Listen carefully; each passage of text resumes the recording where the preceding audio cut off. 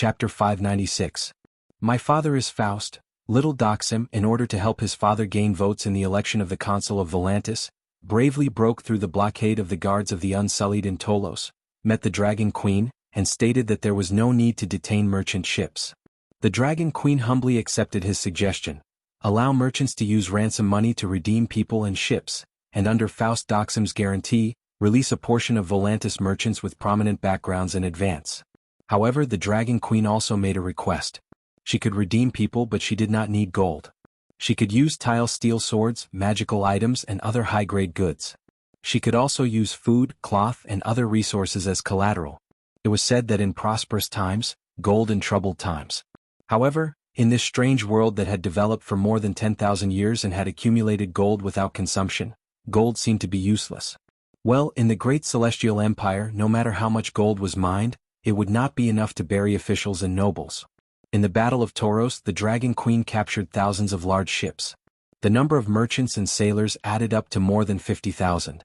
Some of these captives were sent to Free Maiden Island to build New York Town, some were sent to Astapor to plant sweet potatoes, and some were sent to the new frontier outpost, Old Guys.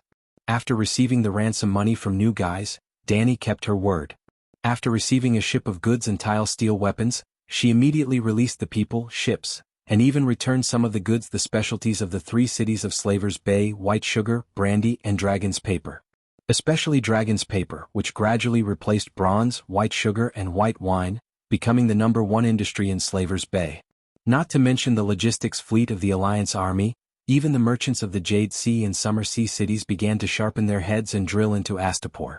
When Astapor announced that it would enter a state of war readiness and close the city, they turned to the VIP customers, who gradually became second-rate merchants. They were the small merchants led by Faust Doxim, who served the Guy's coalition army back then and were captured by the Dragon Queen in the Battle of Poplar Slope. Well, they stood at the dragon's butt, and took off. More than 1,000 ships, tens of thousands of people and full of goods, entered New Guys in an endless stream, causing the port that was once bombed by General Wildfire to prosper again. Now they were no longer afraid of General Wildfire. Although the regretful guest had failed miserably, allowing the Wildfire General and Prince Aegon to escape with their lives, New Gith was now guarded by the Winged Dragon Legion. A total of 20 troops mixed shadow and swamp dragons, and 2,000 dragon-slaying crossbows to form a terrifying crossbow formation. Even if the Dragon Queen came herself to come personally. Without a doubt, Daenerys has already given up on the Southern Expedition. Demon Tail Hatter's general of the Southern Expedition is a huge joke. More than a month after Aegon's assassination, New Guys, which had been peaceful for nearly 2 months, once again held a general assembly. The maiden to the fleet city, to patrol guards bay to protect patrol maidens to protect, fortresses not to us to defend bays, twos s to divides guard, the maidens guards maiden to patrols maiden is to attack, maidens to guards maiden. It is not, s is to the s to s. Everyone nodded their heads in agreement. The news was true. They had even sent people to infiltrate the Old Guys' sentry tower to check it out. They had truly infiltrated, unlike the Blunder, where they had observed it from a few kilometers away. Old Guys was not expanded, and it was only maintained as a small fishing village. This meant that the Dragon Queen had given up on her plan to attack New Guys directly. "What do you think, General Graz, Dan?" Zero asked. Everyone looked at him with anticipation and respect. Recently, after suffering several setbacks, the war gods had gradually taken root. Dani Rise doesn't have the energy and time to attack New Guys, War God Yuan Kai said in a low voice. The Alliance's 100,000-foot cavalry has already left Mat Aris, and a light cavalry vanguard has even entered Borash, which is only 600 kilometers away from Meereen. It is foreseeable that Meereen's battle will begin within 3 months. Moreover, a few cavalry generals and I are ready to ride the winged dragons to Toros, Dothraki Sea and Black Hills Town in Raza tonight. 3 armies, sea, land, air and river, besieging Meereen in 4 ways. Dani Rise has to go all out and there is no time to waste on New Guys. Other things aside, how will she defend New Guys if we take it? That makes sense. New Guys will have nothing to worry about now. Zero nodded and sighed regretfully. He then said something else. There is news that Aegon and General Wildfire are not dead. Why aren't they dead? Did the regretful assassins miss their targets? Chuegu cried out. No, Zaro shook his head. Both of them were stabbed, but only Aegon was poisoned, and Danny Rise knew the antidote. What the hell? Chui Gu slammed the table in dissatisfaction and cursed. As a large assassin organization with a 1,000-year-old legacy, they don't even have a secret poison. Isn't that embarrassing? Don't worry, don't panic. If there is a first time, there will be a second time. A large wave of assassins is on their way to Astapor, Second Fleet Captain Zanetti comforted. But after Queers, will the assassins still dare to make a move? Zaro doubted. The Dragon Queen's revenge terrified all the large assassin organizations. But many assassins are alone. To them, the word, poor, is 100,000 times scarier than the Megalosaurus. As long as you can afford it, they will even assassinate the Grim Reaper. Those outlaws need money and we have it. As long as we find the right way and use the money well, the effect will not be worse than the Megalosaurus, Zanetti sneered. Reasonable, reasonable. Everyone sighed and smiled. These people had a good plan, but it was a pity that things did not develop as they had expected. The more dangerous the situation was, the more determined Danny was to take down New Guys. The reason was simple. Before the Allied forces could surround Meereen, she had to do her best to weaken the Allied forces.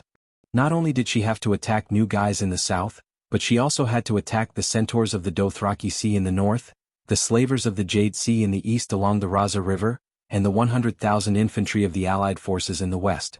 If she did not take advantage of the encirclement to destroy them one by one, was she a masochist? Would she deliberately move according to the enemy's pace and wait for them to attack from the sea, land, air, and river? In fact, on the second night after Warlord Yuan Kai left, Danny decided to use the cargo ship strategy. It was the cargo ship version of the Trojan horse stratagem. Tyrion wanted to save young Commander Jack, so Danny pushed the boat with the current, making Jack unknowingly her spy. The son of the VIP client Fat Doxum wanted to save the captured sea merchants, so Danny beat him at his own game. She hid 2,000 Mother of Dragons guards, among the 40 to 50,000 sailors and more than 1,000 ships. New Guys was about 8 kilometers long and 2 kilometers wide. It was a very narrow island, so the number of docks in the harbor was limited, and there were few berths for ships to dock. As the main logistics hub of the Allied forces, thousands of ships from hundreds of cities in the world gathered here. Fortunately, the large Jean Island in the north was like a crab, stretching out 2 large pincers to protect the small island of New Guys in the center. The sea near the harbor was very calm and wide enough to allow thousands of ships to hover in it. Danny had passed by New Guys on her way from Karst to Slavers Bay and had docked in the bay outside the harbor for a while. At that time, there were only a few hundred ships docked in the bay, but she was already shocked by the development of sea trade in this world. Tonight, the dark sea that reflected the sparkling moonlight stretched more than 10 kilometers, and there were more than 2,000 ships. Under the walls of New Guys, the poor lived in a low, old tiled house. In the bedroom on the left wing, 2 guards in mail armor wearing ordinary gray clothes had lost their ability to move and were paralyzed at the door. A man and a woman knelt on the violet-patterned mirror carpet beside the bed. Danny C. held a small crossbow in her right hand and played with the steel short sword in her left hand. She said in a hoarse voice, "Don't worry, your guards are not dead. But if you don't behave, you will definitely die." She was wearing a black hood, making it impossible to see her face clearly, and her voice had changed. Yes, the Dragon Queen had asked the little assassin to hide her identity as much as possible. The fear and doubt in Chuiji's eyes were as clear as the hot sweat on his cheeks, clearly visible under the dim candlelight. "How did you find this place?" he asked dryly. This residence was simple on the outside, but luxurious on the inside. It was a residence that he had specially prepared to avoid the bombardment of the wildfire general. He had 7 or 8 similar residences and he changed them almost every day. Although there were very few guards around him, they were hidden and safe. But now Dragon Queen's assassin had silently snuck in. "Your wife brought me in." Facing her husband's furious and incredulous gaze, Linnes, who was naked, immediately shook her head and denied, "I didn't, this is the first time I saw him." "You shop crazily every day in the shops of New Guys. As long as I follow you, I will naturally find this place." Danny C. lied. The shapeshifter had already figured out the location of every dragon-slaying crossbow in the city and the residence of every high-ranking member of the Alliance army. There was no need to follow them. But Prince Chui Gu believed her without hesitation, because his wife was such a person. He glared at the shopaholic prodigal woman and said helplessly, "You didn't kill me immediately. What do you want?" "The Queen needs your loyalty." "My loyalty?" Gu opened his mouth wide and said in disbelief, I am a slave owner. Surrender or die. Danny C said coldly. Gu lowered his head and said with flickering eyes, I surrender. Swear. Gu raised his hand and swore to the gods. Danny C picked up a ribbon from the bed and threw it on the ground, saying, Tie your wife up. Linnies covered the big white rabbit in front of her chest and said in horror, What are you doing? I know you. Even if you are wearing a hood, I can still recognize you. You are Tyrion the Kinslayer, the only dwarf under Dragon Queen's command. Who are you trying to hide it from? I also know what you want to do to me, but let me tell you, my father is… Shut up.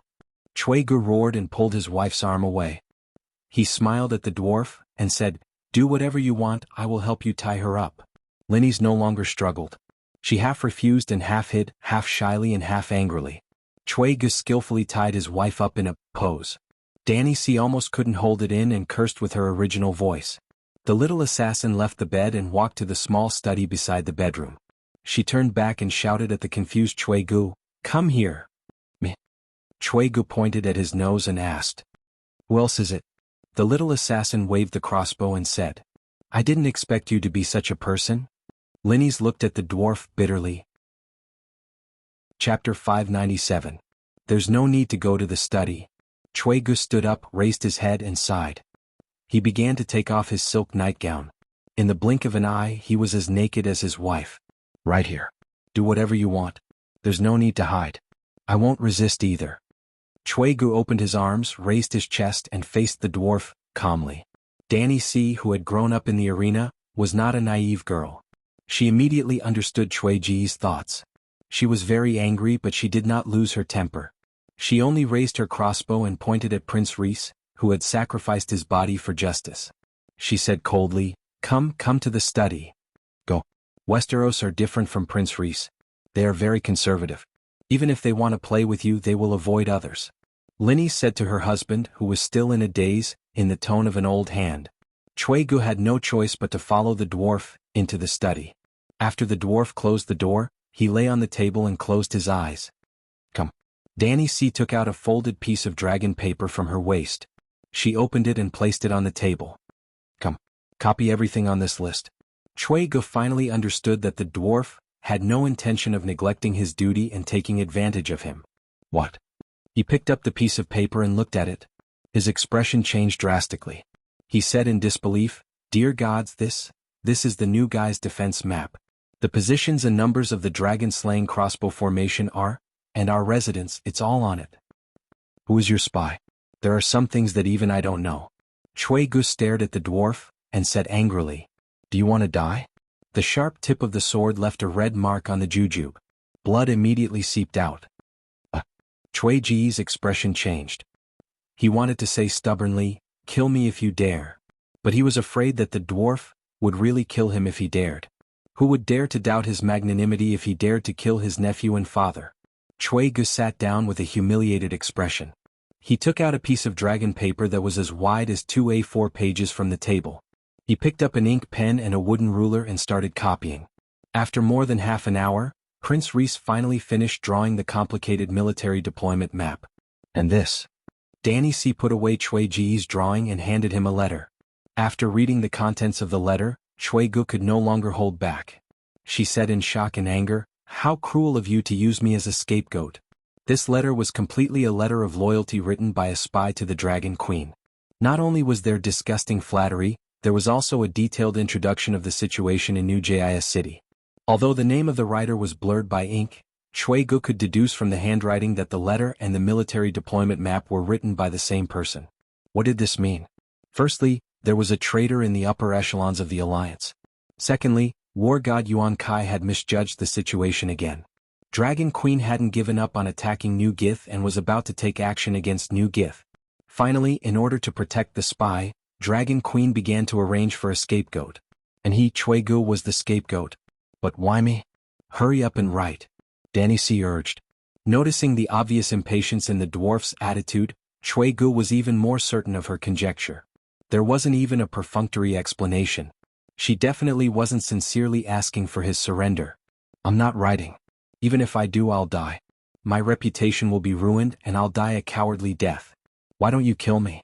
At least you can keep your reputation, And you won't let that despicable person who betrayed the Alliance get away with it?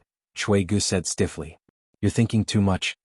Danny C finally gave him a perfunctory reply. Hee. Cui Gu laughed coldly. Danny C raised her crossbow and pointed it at Cui Ji's forehead. She said in a low, muffled voice, if you write, you won't necessarily die. If you don't, you'll definitely die tonight. The cold smile on Cui Ji's face froze. After a long while, he smiled bitterly and picked up the pen. He copied the letter obediently. Without the assassin's request, he signed his name obediently.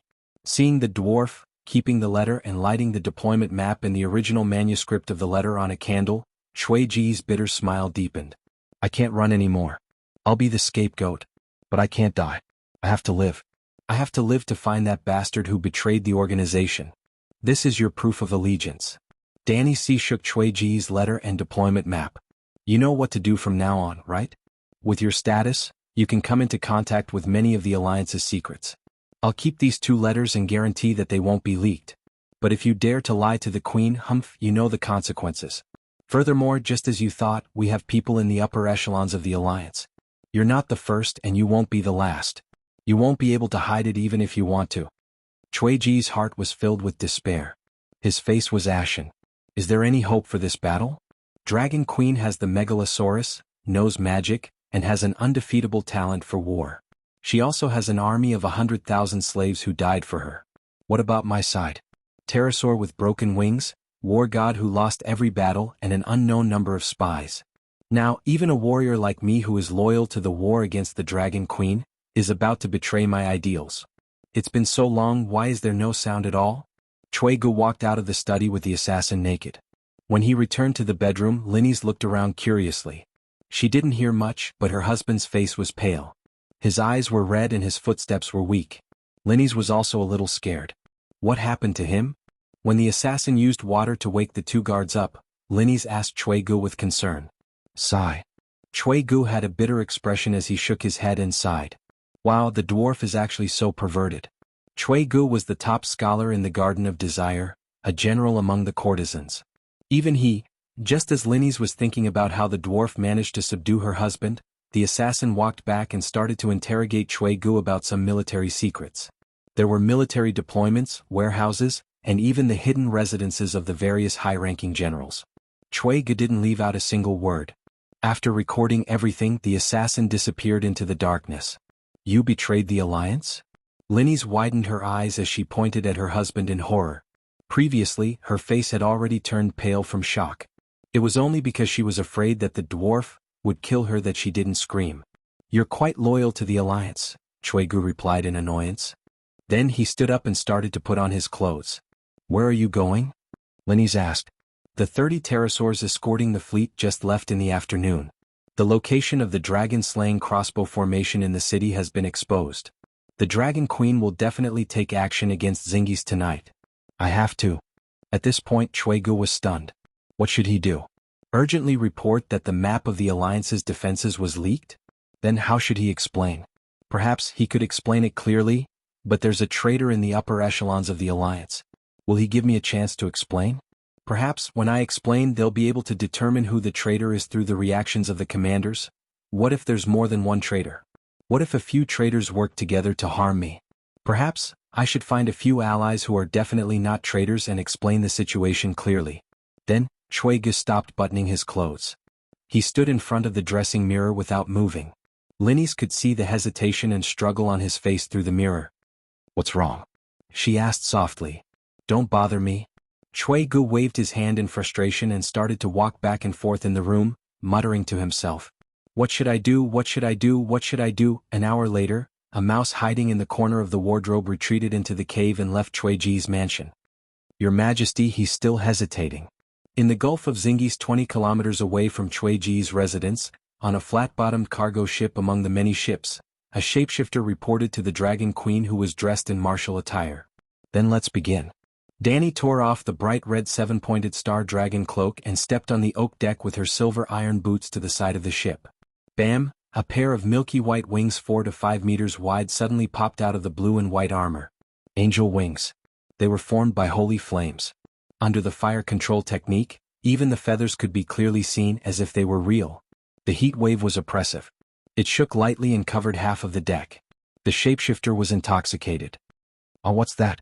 Wow, a birdman. Look, a harpy, that's a harpy. Only by blending in with the enemy can one be a spy. Danny's ship was hidden among the merchant ships of the Alliance army. The crew of the surrounding ships were not blind. Naturally, they saw the huge light wings on the deck of the cargo ship next to them.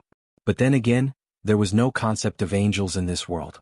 Instead, there were many who knew about the winged women, the harpies. This was Zingi's port. The harpies were the main gods of the Guji's empire. This act of pretentiousness made her an idiot. Danny's face was expressionless. She crouched down and suddenly jumped up. Whoosh whoosh whoosh. The angel wings formed by holy flames flapped quickly. The Dragon Queen was like a salute, shooting into the sky with a whoosh. She was 7 to 8 meters tall. When she slowly floated down like a feather. Boom. There seemed to be a torpedo explosion on the surface of the sea. In the splashing water, a black shadow shot into the sky. Hissed, the Megalosaurus roared. Its roar was like thunder. The sound shook the bay and shocked the entire city. Coincidentally, the Dragon Queen with the huge light wings behind her landed on the back of the Megalosaurus that had just emerged from the sea. Dragon, Megalosaurus, Dragon Queen. The Dragon Queen is here. The Megalosaurus is attacking Zingi's. The serene bay that was like the nursery rhymes of old grandmothers before they went to bed was instantly filled with commotion. It was like a bowl of cold water being poured into a pot of boiling oil. It exploded. Blackie's dragon roar was announcing the arrival of the Dragon Queen. It was also a signal that the battle had begun. Almost at the same time that the bay was alarmed, the dragons that had been hiding in the night started their attack. Under the lead of Little White and Little Green, the 15 pterosaurs split into two groups. One group went from south to north while the other went from north to south. They followed the map and bombarded Zingi's city below. Kill, kill, kill. Suddenly the sound of drums, horns and warriors' battle cries could be heard from the 2,000 ships drifting in the bay. It was as if the 2,000 ships serving the Allied army had collectively betrayed them and helped the Dragon Queen besiege Zingi's city. The bay had not been baptized by dragon flames and kerosene bombs, but it became even more chaotic than Zingi's city. Hiss. When Danny flew to the sky above the city, the other pterosaur team had also emerged from the thick mountain caves and leaped into the sky. A bloody battle between dragons was about to begin. Danny had 15 pterosaurs and 3 megalosaurus on her side. Zingi's had 20 pterosaurs that were one size smaller. The older pterosaurs had all been used up in the first and second wave. Instead, the pterosaurs that Danny had captured were older and larger than the pterosaurs that Jenny had recruited in the third wave. If the 30 pterosaurs that were escorting them had not left this afternoon, and if the location of the dragon-slaying crossbow formation had not been exposed, Zingi's would have been evenly matched. But now. Chapter 598. What do you mean Aegon ran away? Where did he go?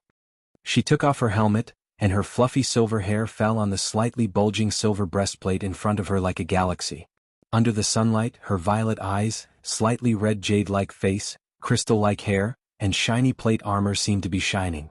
Yimont was not in the mood to admire the queen's jade-like phoenix talent. He sighed and said, Aegon took the pterosaurs and returned to the Westeros with Tyrion. At this time, half a month had passed since the Battle of New Gith. A third of New Githa's dragon-slaying crossbow array was destroyed. It was dark and it was difficult to aim at the target. Dragon Queen had the absolute advantage in the dragon battle. She only controlled Big Black, spat out dragon flames, slashed with her greatsword and sharp claws, and killed 3 pterosaurs and 5 pterosaur knights. The dragon's roar resounded for more than 10 miles.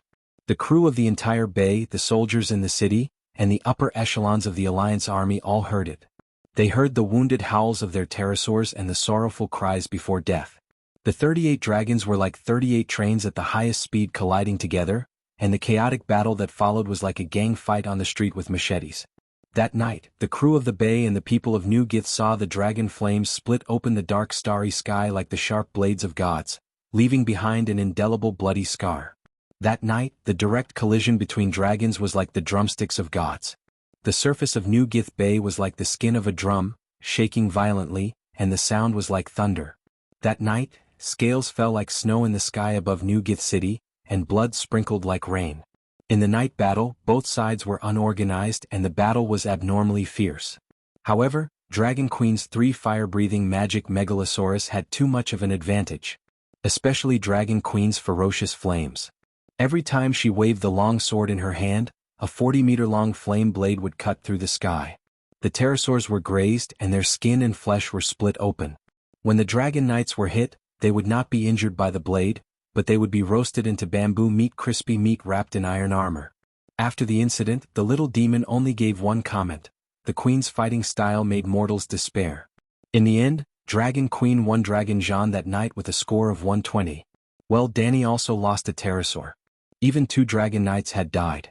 One of the pterosaur died in battle, and the dragon knight fell to his death in the city square, creating a large pool of blood.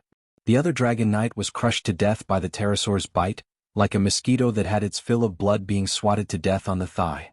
The enemy had lost 14 dragons, while Dragon Queen had only captured 6. It was truly tragic. Long Jean obtained a complete victory, and Danny obtained complete control of the air. The 17 dragons bombarded without restraint. In the early morning of the next day, 2,000 elite soldiers hidden in the cargo ships disarmed the new Gith dock, and the troop transport ships from the old Gith town began to disembark. By noon, Zingis, the courtyard that connected the western continent to the eastern Jade Sea, had already fallen into the hands of the Dragon Queen. The gold and silver they plundered was worth tens of millions of gold royals, and the grain and military supplies exceeded 500,000 tons. They also captured the 2nd and 3rd companies of the Iron Army Regiment infantry, and a dozen or so mercenary groups, totaling more than 20,000 people. There were even 9 steel swords.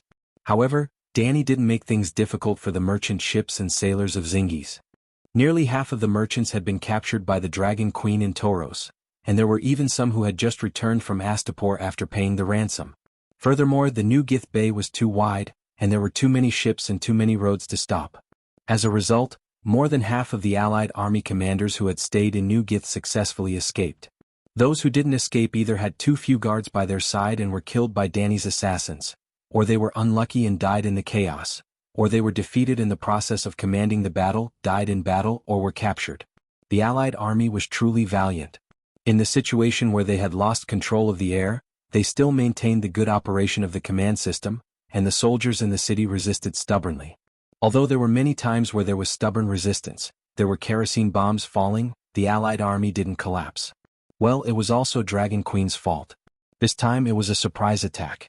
She brought very few troops to New Gith, only 4,000 people, which gave the Allied army a chance to fight in the streets. Taking down New Gith wasn't the end, but the beginning of a series of conflicts. New Gith City was just a lone island. The real foundation of New Gith was Jean Island, which was more than 20,000 square kilometers in area. China's Taiwan province was only 36,000 square kilometers. Originally, the Allied army's first fleet was fast near Jean Island. That night, a large number of ships escaped to the next island.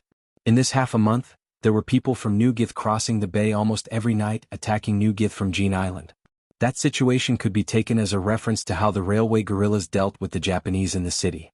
Gith guerrillas versus true dragon Japanese. Actually, Danny's strength looked like a Japanese invading the village, but her goal was very much like the guerrillas. That was because she didn't take over New Gith to rule, but to destroy the Allied army's control of the Summer Sea route. Dragon Queen's strategic goal was the same as the railway guerrillas: to destroy the enemy's transportation hub and increase the enemy's cost of transporting supplies to the front lines. This scene was like the railway guerrillas taking down a crossroad in the 9 provinces. Not only did they want to blow up the railway, but they also wanted to defend that road. The railway guerrillas definitely wanted to defend a certain section of the railway and completely cut off the Japanese's transportation line, but they didn't have the strength. But Danny did. She only left 2,000 Wings of Liberty there. With the help of the Gith's fortifications, 2,000 people turned the 16-square-kilometer island into a sea fortress. Destruction was always easier than construction. She was a destroyer destroying the Summer Sea route. In this half a month, the 1st and 3rd fleets of the Allied army took turns to bombard New Gith indiscriminately, using catapults and ballistae. The 2,000 defenders didn't care. They only shrank their forces and placed them in the Great Pyramid and the city's tunnels. Because the wildfire general burned the city with oil bombs, the people of New Gith had dug many underground tunnels and underground fortresses.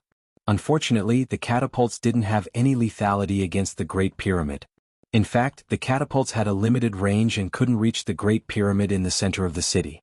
In other words, other than landing on the beach, the Allied army couldn't threaten the Wings of Liberty in New Gith. But did the Allied army dare to land on the beach? They had tried. It wasn't easy to take down the pier and climb up the city wall. The Megalosaurus had already rushed over from Estapo.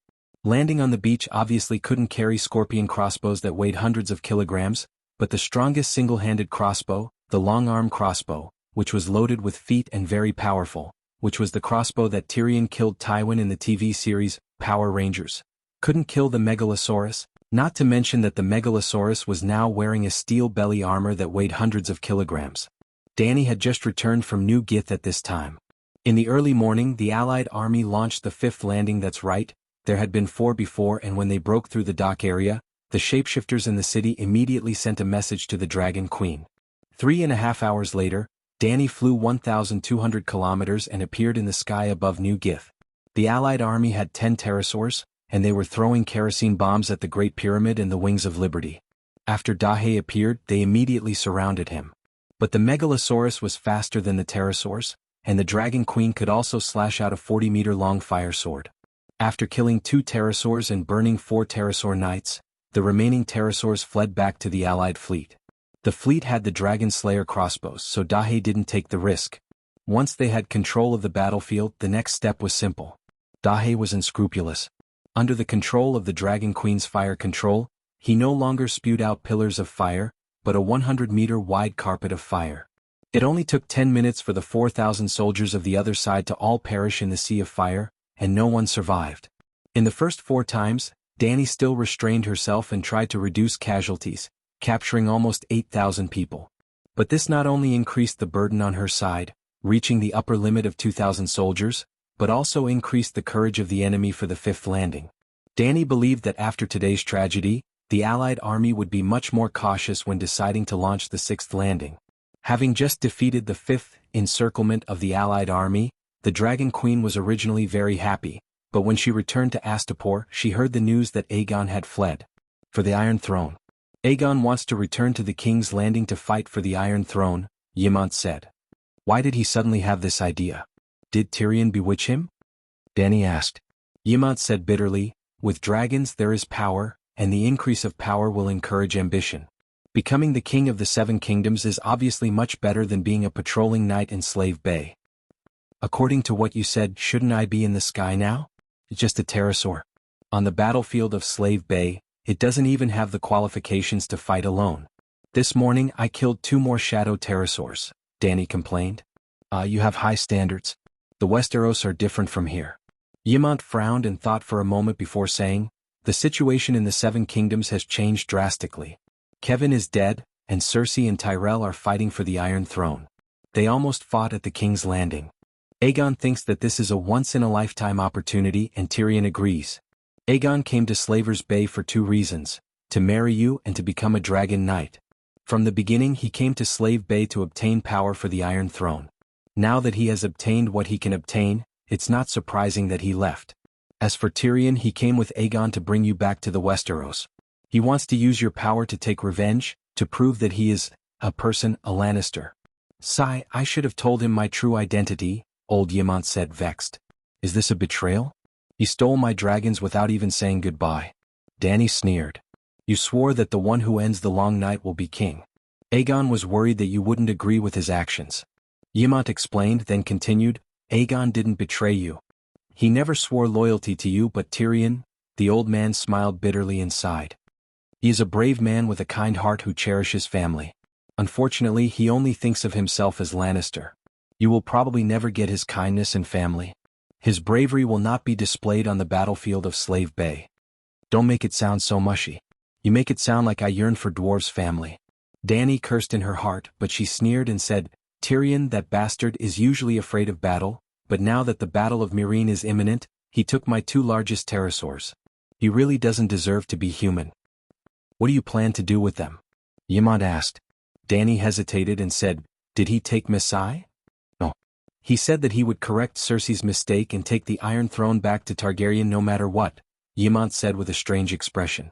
Whether or not Tyrion took Messai determined the nature of his escape, this time. Your Majesty, I'm sorry. I couldn't stop the prince. Dany was thinking about how to deal with the defector duo when John Clinton hurried over to her with a guilty look on his face. Knight, you didn't leave? Danny asked in surprise. I'm your military advisor. How can I leave on the eve of the battle? The old man said seriously. Chapter 599. Your Majesty, even if you want to leave, you have to wait until you defeat the Alliance army and win the Battle of Meereen, Old Awkward said in a low voice. Look, this is a knight, a true knight. Only this kind of person is worthy of trust. What is Aegon thinking? You didn't go with him, so how can he obtain the loyalty of the nobles of the Seven Kingdoms? Danny asked doubtfully. The fight for the Iron Throne was not over just by taking down the King's Landing. You could ignore the wishes of the people, but you had to obtain the approval of the nobles, because the foundation of the king's rule was the nobles. Aegon, a prince who had been dead for 18 years in name, found it very difficult to even enter Riga and Ilya's household register, let alone obtain the loyalty of the nobles. If Clinton helped him, he might be able to rope in some of the nobles. Clinton's reputation in the Seven Kingdoms might not be as good as Barristan's, but he was still a well-known figure. Among the knights of the Seven Kingdoms, he was also publicly recognized as a righteous and honorable true knight. Without a doubt, Tyrion was more capable than Clinton, but his reputation was already rotten to the ground, and following Aegon would only drag him down. He has the support of the Golden Core, the dragon, and your approval, Clinton said with a complicated expression. Danny was also confused by the situation. Just based on Aegon's 50-meter-long pterosaur, the entire Seven Kingdoms would be sure of one thing. Whether or not Aegon was Lei Jiazi, the Dragon Queen would definitely think that he was. Otherwise, even if she did not cut off his head, she would not give him the pterosaur. This was also one of the reasons why Illyrio and Varys had sent Aegon to Slave Bay from so far away. Tell me, what should we do?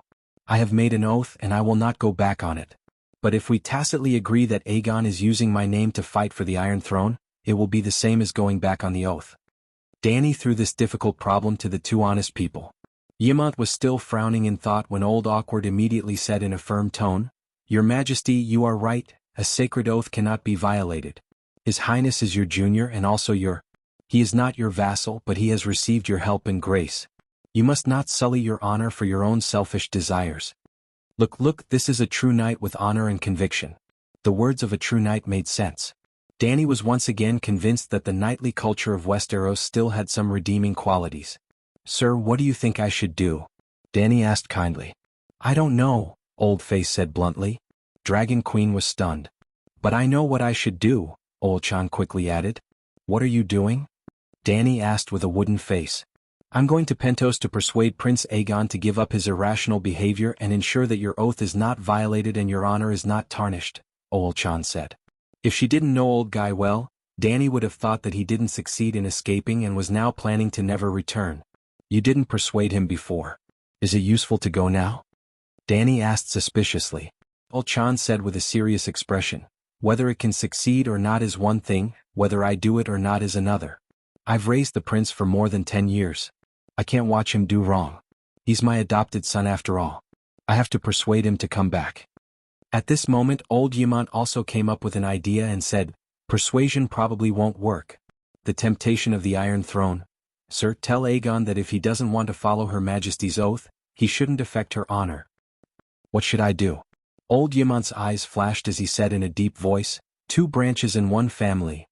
2 branches in one family? Old Chan exclaimed.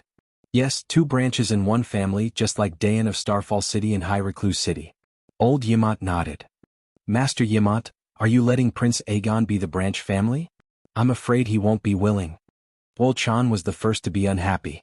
He didn't agree with Aegon's actions, but he didn't want the Silver Prince to become a second-class Targaryen for no reason. Indeed, the lords of Starfall City and High Recluse City were both called Dayan. But for thousands of years, High Recluse City had always been a vassal of Starfall City. In fact, there was a more direct example than Dayan. The King of the North, Stark, and Khal of Karhold City, Stark. It was obvious that Oel Chan didn't want Riga to become Riga Targaryen. There's no main branch family, just like for Sway of River Bend, Ymont said. For Sway of River Bend was another example. There was no distinction between the 2 families. One was a red apple, the other a green apple. It was more like the Red Dragon and Black Dragon of Targaryen. Well, after Aegon ran away, Ymont completely treated him as a black dragon. Whether Aegon was a descendant of Blackfire or not, Ymont decided to treat him as a black dragon from now on. I'll try my best to persuade the prince to come back. Ol Chan reluctantly agreed to Ymont's suggestion. If the family was split into two, the Dragon Queen naturally wouldn't have to take responsibility for Aegon's actions. Aegon could also do whatever he wanted. But this would do more harm than good to Aegon. He was fighting for the Iron Throne, but it didn't mean that he had secured it. Now he still needed the support of the Dragon Queen. At the very least he needed the Dragon Queen's tiger skin. Right now Olchan could only hope that his adopted son would be smart and follow him back to Slaver's Bay to be a glorious winged dragon knight. While Dany was discussing Tyrion's betrayal, Tyrion was also tormented by his own actions. After the day of patricide, the pure and happy little devil was gone forever. If there really was an Avicii hell, he would have been wandering around in it. During the day, sounds, colors, touch and smells could be intoxicating. At night, in his dreams, all his emotions would surface clearly from the depths of his soul. A person living in regret would buy himself a drink, but would never be willing to sleep sober. Your Majesty, the Queen, no, don't take away my Tessa. I beg you, I can help you match the wildfire, I can go to the rainforest, the old dragon knows the way, I can even help you. The dwarf knelt before the Queen and begged bitterly. The dragon is mine. You betrayed me, so I want to take back Tessa. The Dragon Queen's expression was cold. She lifted her leg and kicked. Like kicking a rubber ball, she kicked the dwarf until he rolled back a few times. The dwarf struggled to get up and wiped away the blood on his forehead. When he looked up again, he saw his father staring at him with a stern gaze. He had a golden lion helmet on his head and a golden plate armor made of dark red porcelain on his body. His breastplate and gloves were decorated with complicated golden spiral decorations, while his gauntlets were made of golden sunlight. A pair of golden lionesses lay on his shoulders, dragging along a thick and heavy cloak made of pure golden silk. It was majestic and luxurious. But when he looked down, he saw that Duke Tywin's lower body was bare. His dick was covered in blood and there was a crossbow bolt stuck in it. Father, I'm sorry. The dwarf's tears flowed down his face as he started to cry. You're a bastard, but I shouldn't have killed you. Tywin only looked at him with his cold blue eyes, his thin lips tightly pursed. Tyrion, you killed me. The dwarf wiped his tears and looked, only to see Uncle Kevin looking at him in place of his father. Uncle was wearing a gorgeous dark red velvet suit with golden lions embroidered on it. He had a crown on his head and sat on an iron throne full of sharp blades. His neck was empty, and his head was tucked under his left armpit. His eyes were full of resentment, and his mouth opened and closed as he spoke. Tyrion, you said that you are a Lannister. You said that you would seek a better future for the Lannister of Casterly Rock. I believed you and paid with my life for it. But here you are regretting it. What's in Slaver's Bay? Do you want to free the slaves? Ah. No, I don't regret it. I want to return to King's Landing. I want to correct Cersei's mistake.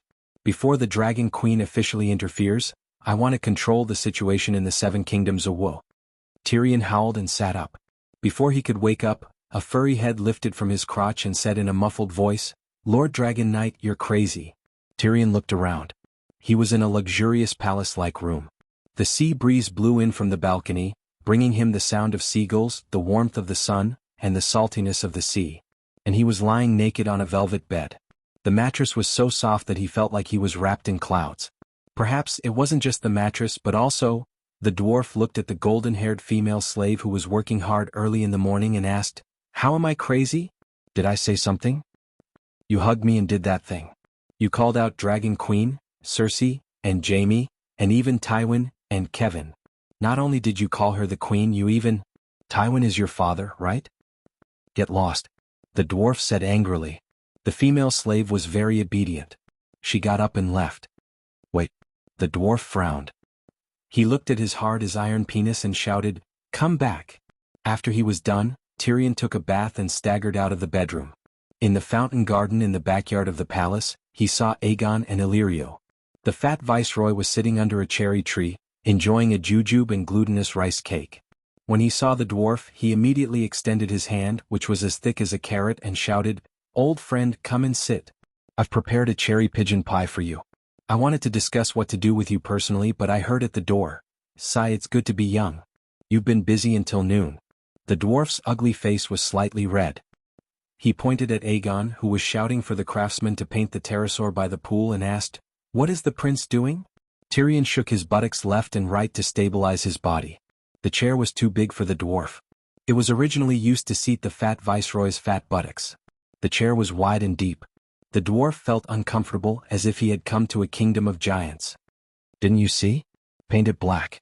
The fat viceroy stroked the tip of his oiled yellow beard. "I saw it. But why paint it?" The dwarf moved his buttocks to the side of the armrest and sat on the chair like a soft couch. The fat viceroy frowned and then relaxed. He sighed and said, "The pterosaur sounds a few grades lower than the megalosaurus. Fortunately, Prince Aegon's Balerion is big enough and intimidating. But its scales are like the seaweed in a smelly lake. Think about it. Don't the Westeros commoners and nobles have more feelings for the black dragon?" The fat viceroy chuckled. "So, even the name was changed?" The dwarf lifted the tightly sealed bronze pot lid, picked up the pigeon pie inside and chewed. The fat viceroy narrowed his eyes and inadvertently glanced at the stone sculpture in the middle of the pool. He said, "Obviously, Elia is far less fated than Balerion." There was a naked young swordsman sculpture in the middle of the marble pool. His body was lithe and his movements were agile. It was the fat viceroy when he was young. Yes, the current Roshan had a youthful period where he could rely on his looks to make a living. The dwarf chewed on the meat pie and muttered, "But Elia is obviously more favored by Uncle Dwayne. You called the prince back in advance and did not even inform the Dragon Queen in person. You have already greatly offended her. If you lose Dwayne's support..." Chapter 600. That's right, Illyrio and Varys changed their plans again. The first time their plan was simple. They wanted Robert to work hard until he became fat and weak and lost his ability to fight. They wanted the Seven Kingdoms to empty their treasuries and lose their strength. In the end, Littlefinger came in and killed the best foster father of the Seven Kingdoms, Jon Arryn. He exposed the secret that Robert's 3 children were not his own and started a war between lions and wolves.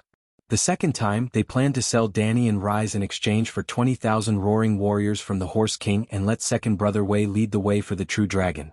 In the end, Second Brother Way killed himself and Dany and Rhys killed the Horse King. The third time, they planned to let the true dragon Aegon go to Slaver's Bay to find the Dragon Queen, marry her, tame the dragon and return home together. In the end, the Dragon Queen did not care about them at all. The fourth time, they realized that the chess piece had become the player. Their plan was to follow the Dragon Queen's plan. Aegon tamed Blackie and survived the long winter while the Dragon Queen led thousands of troops to help her nephew seize the Iron Throne. In the end, Aegon tamed a pterosaur. Illyrio cursed in his heart, "Fuck, 10,000 times, and child, why are you so impatient, 100,000 times." If that was all, Illyrio and Varys would have just accepted it and continued to wait. However, 2 pieces of news came from Slaver's Bay and King's Landing, forcing them to change their plans. The first piece of news: Kevan and Pycelle were dead. Lannister and Tyrell, who were allies, turned against each other for the Iron Throne. King's Landing fell into chaos. The second piece of news: Aegon participated in the Battle of the New Gith Dragons. The death rate of the Pterosaur Knights in that battle was 215. It was terrifying. After the Battle of the Dragons, Prince Aegon also took on the task of patrolling the 3 cities of Slaver's Bay. Because the other side wanted revenge, there were even aerial battles in Meereen and Cayuan.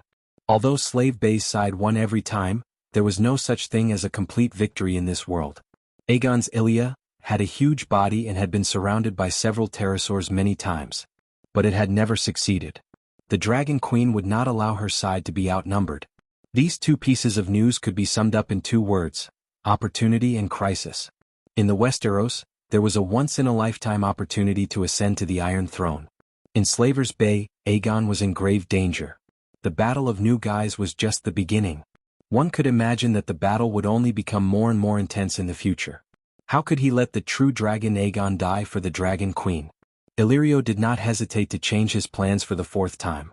"We've got everything we can get from Dany Rhys. If we continue to stay in Slaves Bay, there will be assassins inside and enemies outside. The disadvantages outweigh the advantages." Varys also dragged his stump to express his agreement. Oh, Kevan's death was sudden and inexplicable.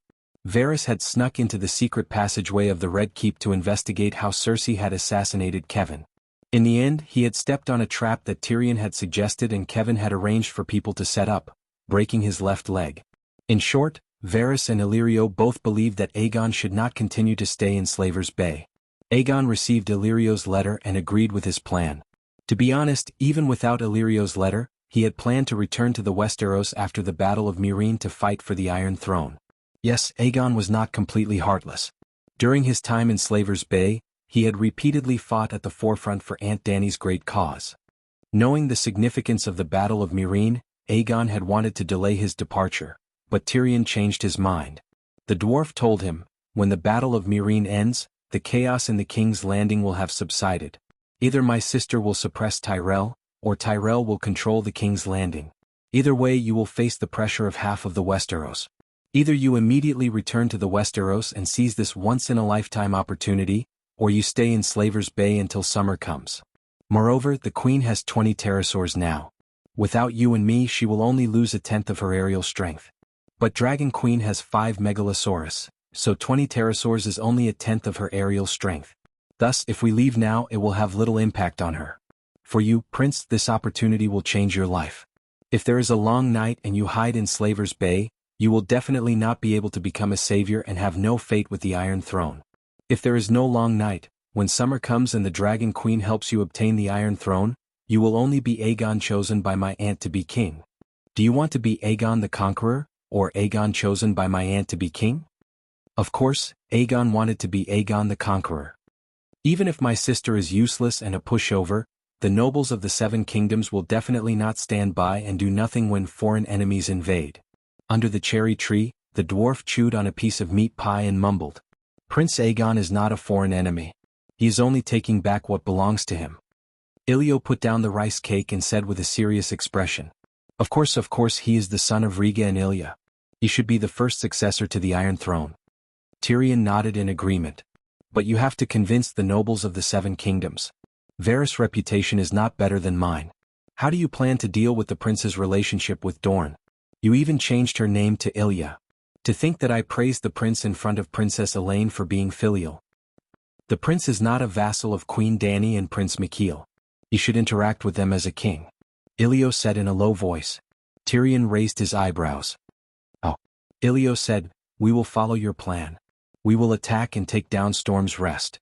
The prince will announce his identity and use his status as the rightful successor to the Iron Throne to summon the loyalty of the Storm Lords. After becoming the Duke of a kingdom, Prince Aegon will have the capital to form an alliance with Dorne. Then we will combine our forces and head north to King's Landing to seize the Iron Throne. This plan was indeed first proposed by the dwarf. A long time ago when they had just arrived at Slaver's Bay. With the Golden Regiment as the backbone? Is it reliable? Tyrion frowned. The Golden Regiment is absolutely trustworthy, the fat governor said with certainty. That day Tyrion rode Tessa and Aegon rode the Black Reaper Balerion. They brought the spice merchants and flew south to Myr. By the time the old man found Myr, the Golden Regiment had already begun to board the ship. They boarded the ship and left Myr, crossed the narrow sea and headed straight for Storm's Rest. Harry, your contract with Myr has been terminated? Clinton found the commander of the Golden Regiment, Sir Harry Strickland, known as Homeless Harry, who was directing soldiers to transport the giant elephant onto the ship. Whoa! Harry saw the black pterosaur landing beside him and whistled. He said in surprise, I didn't expect you to become a dragon knight. Where is His Highness? Clinton learned about Aegon from butler Ilio and flew to Myr. Before he landed, he saw a dense group of marching troops at the docks. Before he looked for Harry, he circled the city and did not find any traces of the pterosaur. They went to Queen's Corner. Harry laughed and went over to give his old friend a big hug. Clinton had served in the Golden Regiment before and was an old friend and comrade with Harry for many years. If Varys had not entrusted little Aegon to him, Clinton would have been the commander of the Golden Regiment. You're fat and old. Clinton hugged his old friend's bloated and loose body and sighed. Harry looked at the old man and touched his sparse hair. He sighed. You're bald too, but you're still full of energy. Your arms are so strong that they hurt my ribs. Hee. Clinton laughed heartily and greeted the commanders of the Golden Regiment who had rushed over after hearing the news. He then pulled Harry to the side and frowned. Is the prince with Ilio? What else? Harry was confused. It was that guy who encouraged the prince to leave Slave Bay. Clinton frowned. John. Although I'm unhappy with his repeated changes in plans, I really don't think Ilio is wrong this time, Harry said. The prince's actions went against Her Majesty's oath, Clinton said. That's not our queen. John, you're loyal to Prince Aegon. Harry said meaningfully. Clinton knew that the Golden Regiment had never belonged to the Dragon Queen, so he did not argue with him. Why did the prince go to Queen's Corner? To seek help. Queen's Corner has tens of thousands of barbarians and hundreds of warships. In this special period of the Narrow Sea, it's almost the strongest force, Harry said. Old Guy could not believe it. They just left Slave Bay without saying a word, almost betraying us, and now they're going to ask the Queen for help? The prince is always the Dragon Queen's nephew, Harry said matter-of-factly. Old Guy shook his head. You're taking things for granted. You're not taking the Dragon Queen seriously. I've seen her before. She's a skinny little girl who looks good, but, Harry recalled. That day she was sitting in the corner with her head down. She didn't say a word. She was a very shy and weak child. At that time, I would never have thought that she would have the fame and achievements she has today. Sigh. A sigh filled with complicated emotions. The mercenary leader continued. If you think that I don't take the world-shaking Dragon Queen seriously because of her weakness when she was young, then you're wrong. You can only be strong if you have no desires. The Dragon Queen agreed to help Prince Aegon, saving us time and effort. The Dragon Queen insisted on her illusory honor, so we'll work harder. Harry stretched out his wet fat hand and made a grabbing motion. He said confidently, the current Wind's Rest Fort is like a red persimmon on a tree branch in autumn. With a light touch it can be picked and eaten. If that's the case, why did the prince go to Queen's Corner? Old Guy asked with a wooden face. Harry shrugged and said, the dwarf insisted. At least the Queen has the royal fleet to send us to Wind's Rest Fort. Although the people of Mill agreed to terminate the contract, they were also willing to arrange ships to send us away. But the number was too small. The warships were all sent to Slave Bay to participate in the World War. The people of Mill are so generous? Not only did they agree to terminate the contract, they even provided ships. Don't tell me you agreed to some treaty that's disadvantageous to the Queen? Old Guy asked suspiciously. What can they do if they don't agree? Mill relies on the Golden Regiment to defend against foreign enemies. Today we can protect Mill from being attacked. Tomorrow we can also turn into bandits and rob this city. Of course we're the Golden Regiment. We won't be so unprincipled. But the Golden Regiment is also a mercenary regiment. Any rational leader of a city shouldn't believe in the moral integrity of mercenaries. So, providing ships and food to send us out of the country is the best choice. Old Guy was stupefied. Chapter 601. Tyrion proposed going to Queen's Corner for two reasons. First, as Harry had said, to seek help. However, Tyrion did not expect the Dragon Queen to send barbarians and warships to help Aegon land at Storm's End Keep. He only wanted 1 or 2 barbarian shapeshifters. The imp had been a slave for almost a year and had participated in more than a dozen wars. He deeply understood how terrifying an absolute information advantage was on the battlefield. It was no exaggeration to say that if he was given a shapeshifter as a follower, he would not lose to war god Robb in the War of the Four Kings. In addition to shapeshifters, the Dragon Queen's Royal Navy, which dominated the Stone Steppes archipelago, was also the dwarf's target. It was almost 1,000 kilometers from Mill to Storm's End Keep. The Golden Regiment had 10,000 warriors, thousands of horses, hundreds of elephants, and countless military equipment and provisions. It was impossible to transport them all at once. In the original plot, the Golden Regiment used the Stone Steppes archipelago as a springboard to land at Storm's Corner, 500 kilometers to the south of Storm's End Keep, the territory of the Onion Knight. The Onion Knight's castle was most likely raided. They first took down Eagle's Nest Castle and rested for a long time at Old Awkward's house before reorganizing their 10,000 men and attacking Storm's End Keep. In addition to seeking help, Tyrion had a second goal, to obtain the Dragon Queen's forgiveness. The day before yesterday he had run away without telling the Dragon Queen, mainly because he was afraid that the Queen would take away their dragons.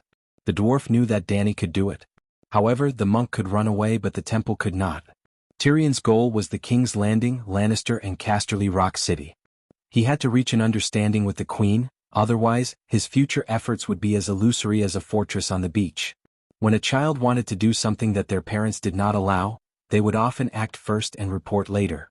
When the deed was done, the parents would scold and whip the child, but they would still help the child do what they did not want to do. Aegon was not the Dragon Queen's child, so he would not receive such treatment. There was a 99% chance that the Dragon Queen would not comply with her orders, but she would not treat them as enemies either. Tyrion was very realistic. He had never asked for the Dragon Queen's protection. As long as she did not treat him as an enemy, he would be satisfied. At the end of the day, Tyrion's goal had always been clear. He had committed an unforgivable crime, but he had to protect Casterly Rock from the coming storm. He didn't care about personal honor or loss at all. How should I put it? Tyrion had achieved half of his goal. Old Boar did not hesitate to reject Aegon's request to rent the shapeshifter and the ship, but he did not announce that he would deprive them of their dragons. Tyrion had watched the Magic Mirror livestream a few times and knew that Dragon Queen could definitely communicate with Barristan remotely. There was no doubt that the old knight's attitude basically expressed the Dragon Queen's will. Tyrion was a little disappointed that he did not receive help. He did not hear the Dragon Queen's scolding. While he breathed a sigh of relief, he also felt an inexplicable sense of loss. It seemed that his relationship with the Queen would never return to how it used to be. Their relationship could not be said to be good, but when he faced her, he was open and had no desires. He was neither servile nor overbearing. But now, when he met John Clinton at Mears Docks, Tyrion was still a little distracted. "Ah, sir, you're here too. Very good, we have the hand of the king." Illyrio's exaggerated laughter woke the dwarf up. "The hand of the king? Let the other ghosts bite off this fat merchant's mouth." When he and Aegon had just flown from Slave Bay to Pentos the day before yesterday, the fat viceroy had promised that he, Tyrion, would be the greatest hand of the king. But before Tyrion could mock him, he heard Clinton say solemnly, "I'm here to bring Prince Aegon back." "Back where?" Tyrion slid down from Tessa's fleshy wings and asked in confusion. "Back to Astapor." The old man looked straight into Aegon's drifting eyes and said word by word, "Prince, do you know how much criticism your actions will bring to the queen? She made an oath and now you are using her name to break her oath. No righteous king would do such a thing." Illyrio used his hands full of sparkling rings to straighten his robes that were wrinkled from riding the dragon as he shouted. "This is a rare opportunity. The queen is the queen of Slave Bay, and the prince is the king of the Seven Kingdoms. It's the best of both worlds, so why not? Besides, when she made the oath, she did not know that Prince Aegon was still alive. That was then and this is now. An oath is an oath. A knight will stake his life to protect his oath. The queen is a true knight, the Night King." The old man shook his head. "I'm also a knight." Aegon pursed his lips, no longer avoiding his gaze. He looked at his foster father and said, "I will take responsibility for my own actions. I will not use her name to do things. She cannot represent me. My actions have nothing to do with her, and her oath has nothing to do with me. Once I take down Windrest Castle, I will announce this to the nobles of the Seven Kingdoms." "One family, two branches?" Tyrion raised his eyebrows. "One family, two branches." Aegon frowned and thought for a moment, then nodded. "Yes, one family, two branches. She is my aunt and this will never change.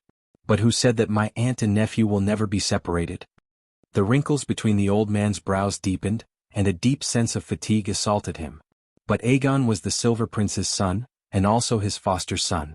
No matter how tired he was, he had to force himself to stay alert.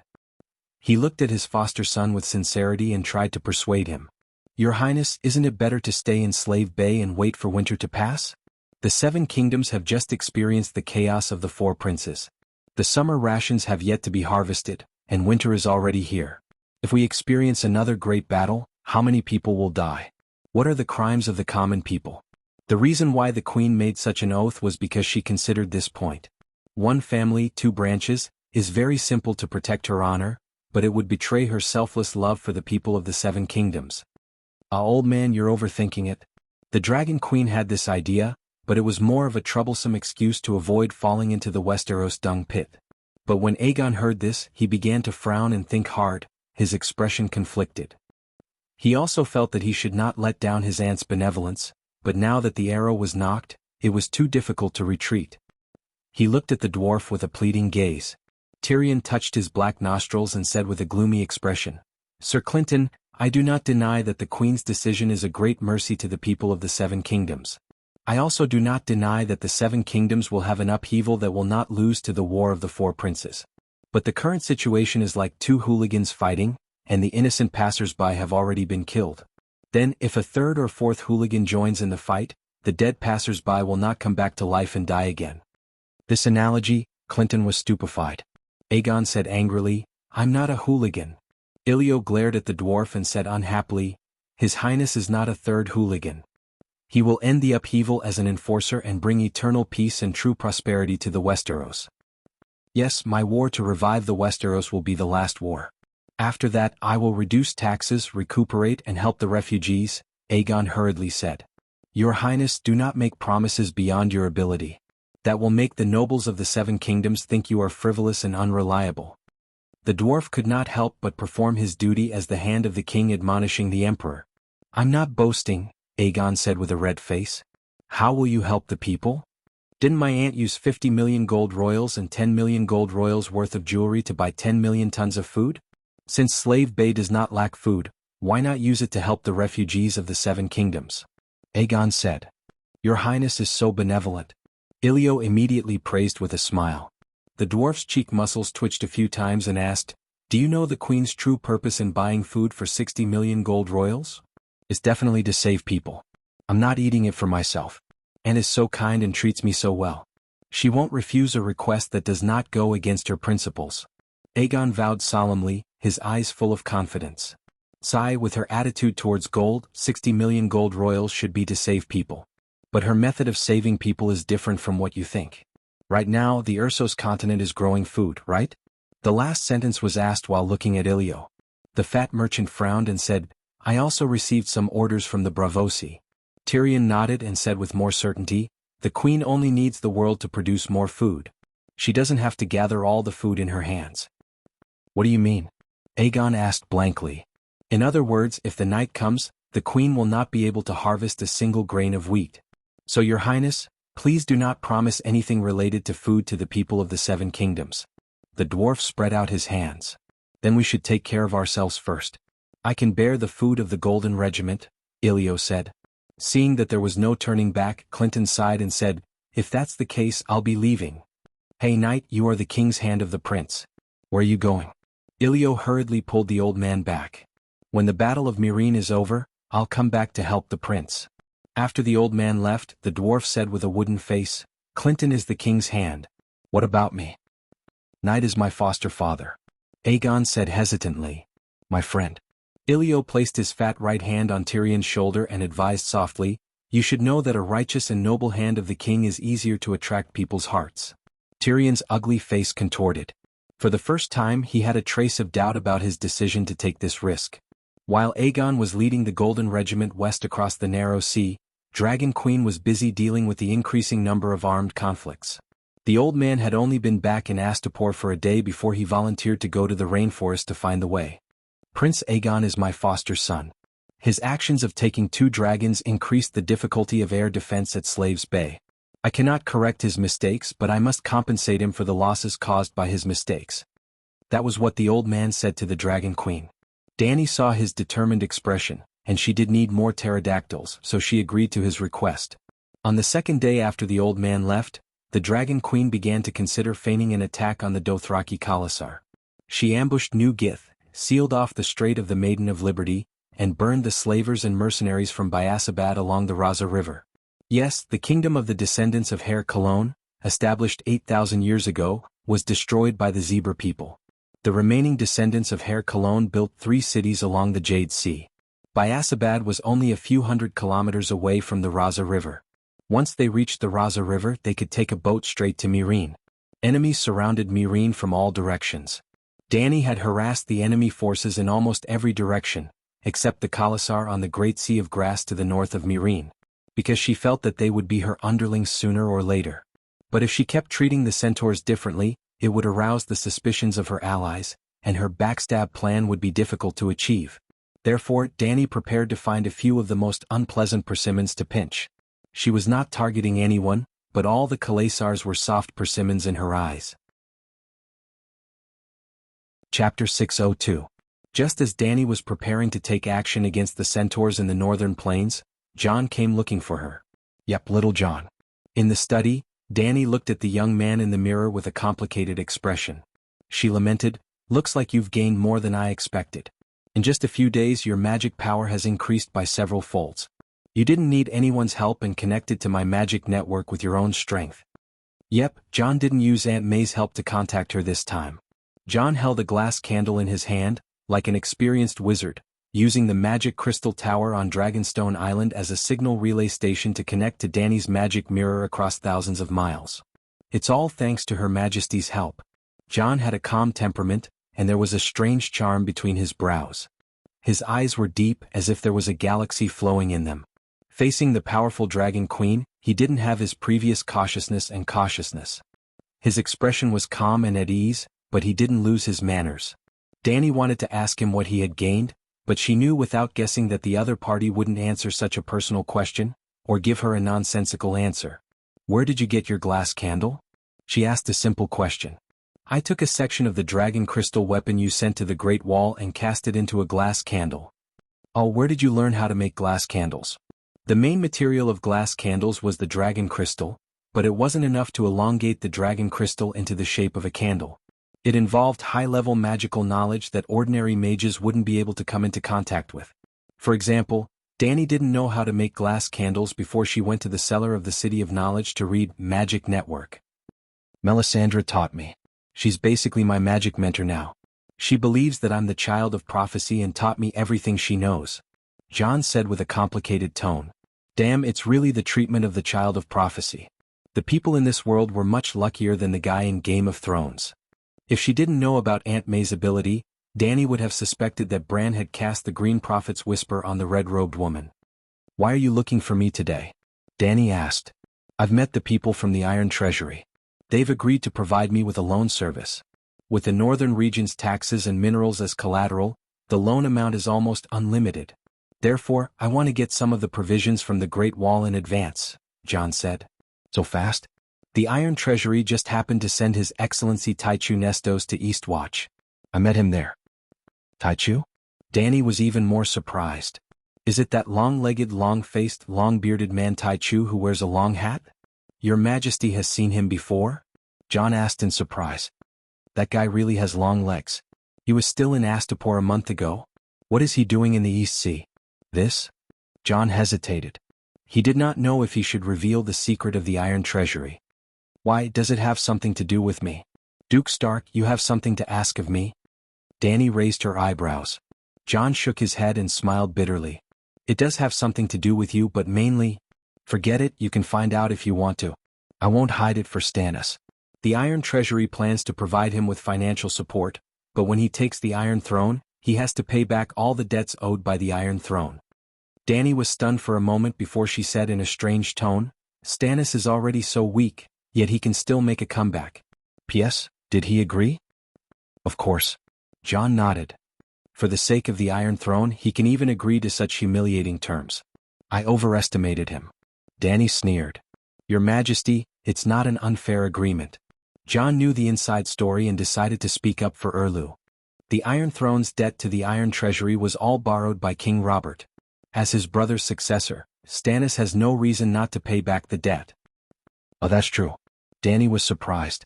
During the Mad King's reign, the Iron Throne was profitable with Tywin's help.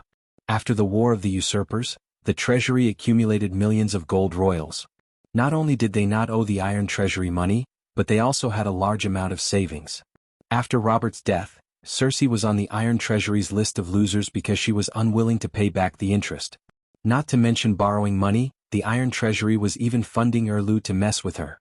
So the Iron Throne's debt was Robert's fault. If Erlu wanted to inherit his brother's throne, he had to fill the hole he left behind. But, in the end, the wool came from the sheep. The king only knew how to cut the wool of others. If Erlu really took the Iron Throne in the future, the people of the Seven Kingdoms would be the ones to pay back the debt. "Has the new commander-in-chief been chosen?" "I said at the wall that as long as the commander-in-chief agrees, I will have no objections," Danny said. "The commander-in-chief is Sir Alliser Thorne." At this moment, John's pale face twisted slightly. His tone had a strange mixture of disgust and frustration. "He said that he will listen to everything you say. If you say he will lend it, he will lend it. If you don't, the Night Watchman will never lend it to you." Danny's mouth began to twitch. "I said that the commander-in-chief of the Night Watchman is a very important position. You don't have to care about my face." The position of commander-in-chief of the Night Watchman was very important, but it was difficult to get anything out of it. Even if a trusted member of the Dragon family was chosen as the commander-in-chief, it would only make it easier for the Dragon Queen to ask for money and food. John's pale face twisted even more. "He was chosen based on his qualifications. It has nothing to do with you." Isn't he very foul-mouthed and disliked by the Night Watchman?" Danny was puzzled. "Sigh, he joined the Suicide Squad, hunted down the Deviants, and even stopped the Weeper's attack on Eastwatch. He helped tens of thousands of savages leave the Great Wall. John's expression was helpless. When the Dragon Queen was at the wall, in order to show that she was fair and just, every time there was an adventure mission she would definitely choose a trusted member of the Dragon faction. After escaping death several times, Sir Alistair suddenly realized, holy shit, I've done so much?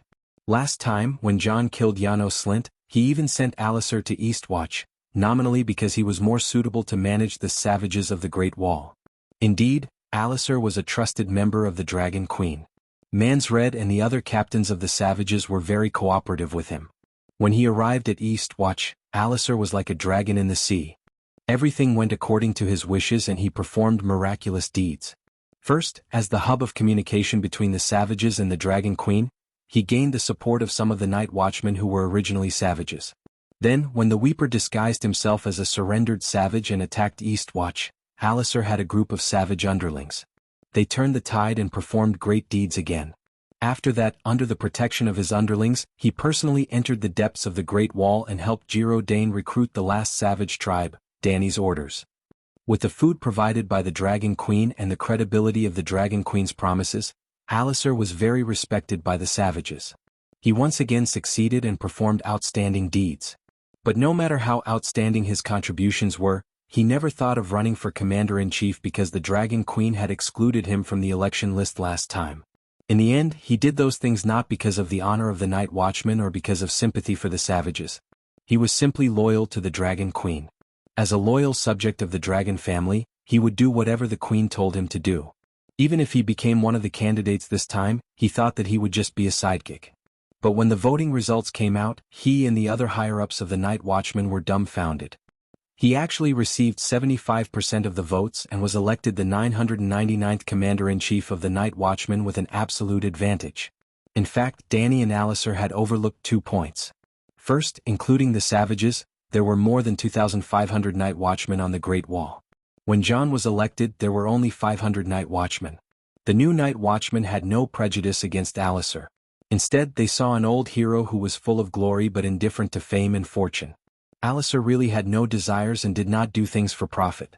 Secondly, the impact of John's breaking of the oath was too great.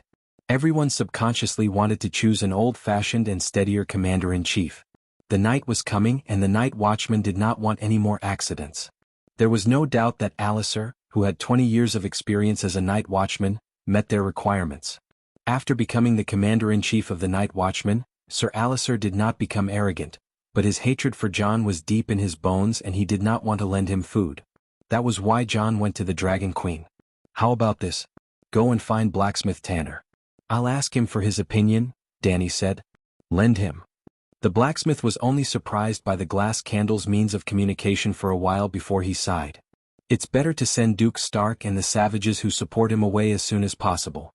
It'll be better for the stability of the Great Wall. John's face flushed red and he felt very awkward. He had actually become the existence that destroyed the stability of the Night Watchmen. After that, Danny called old Yimont over and talked to the 2 old friends. Yimont had a lot of emotions when talking to Blacksmith Tanner and told him a lot about his experience in Slave Bay. Facing John Stark, complicated emotions spread in their hearts like seaweed, but they were speechless. John had failed to live up to Yimont's expectations and became a failed Night Watchman. But Yimont had also left the Great Wall and went to Slave Bay to burn his body for Targaryen. What right did he have to criticize John who had broken his oath for Stark? New Jith had fallen into Danny's hands and the Alliance's supplies were severely threatened. The army from Mat Eris could not help but speed up their march. The Alliance hoped to start the siege of Meereen before their food ran out. At this time, there were already more than 80,000 Alliance troops stationed in Borash. Borash was the bridgehead for the attack on Meereen and was only 600 to 700 kilometers away. As such, Danny became even busier.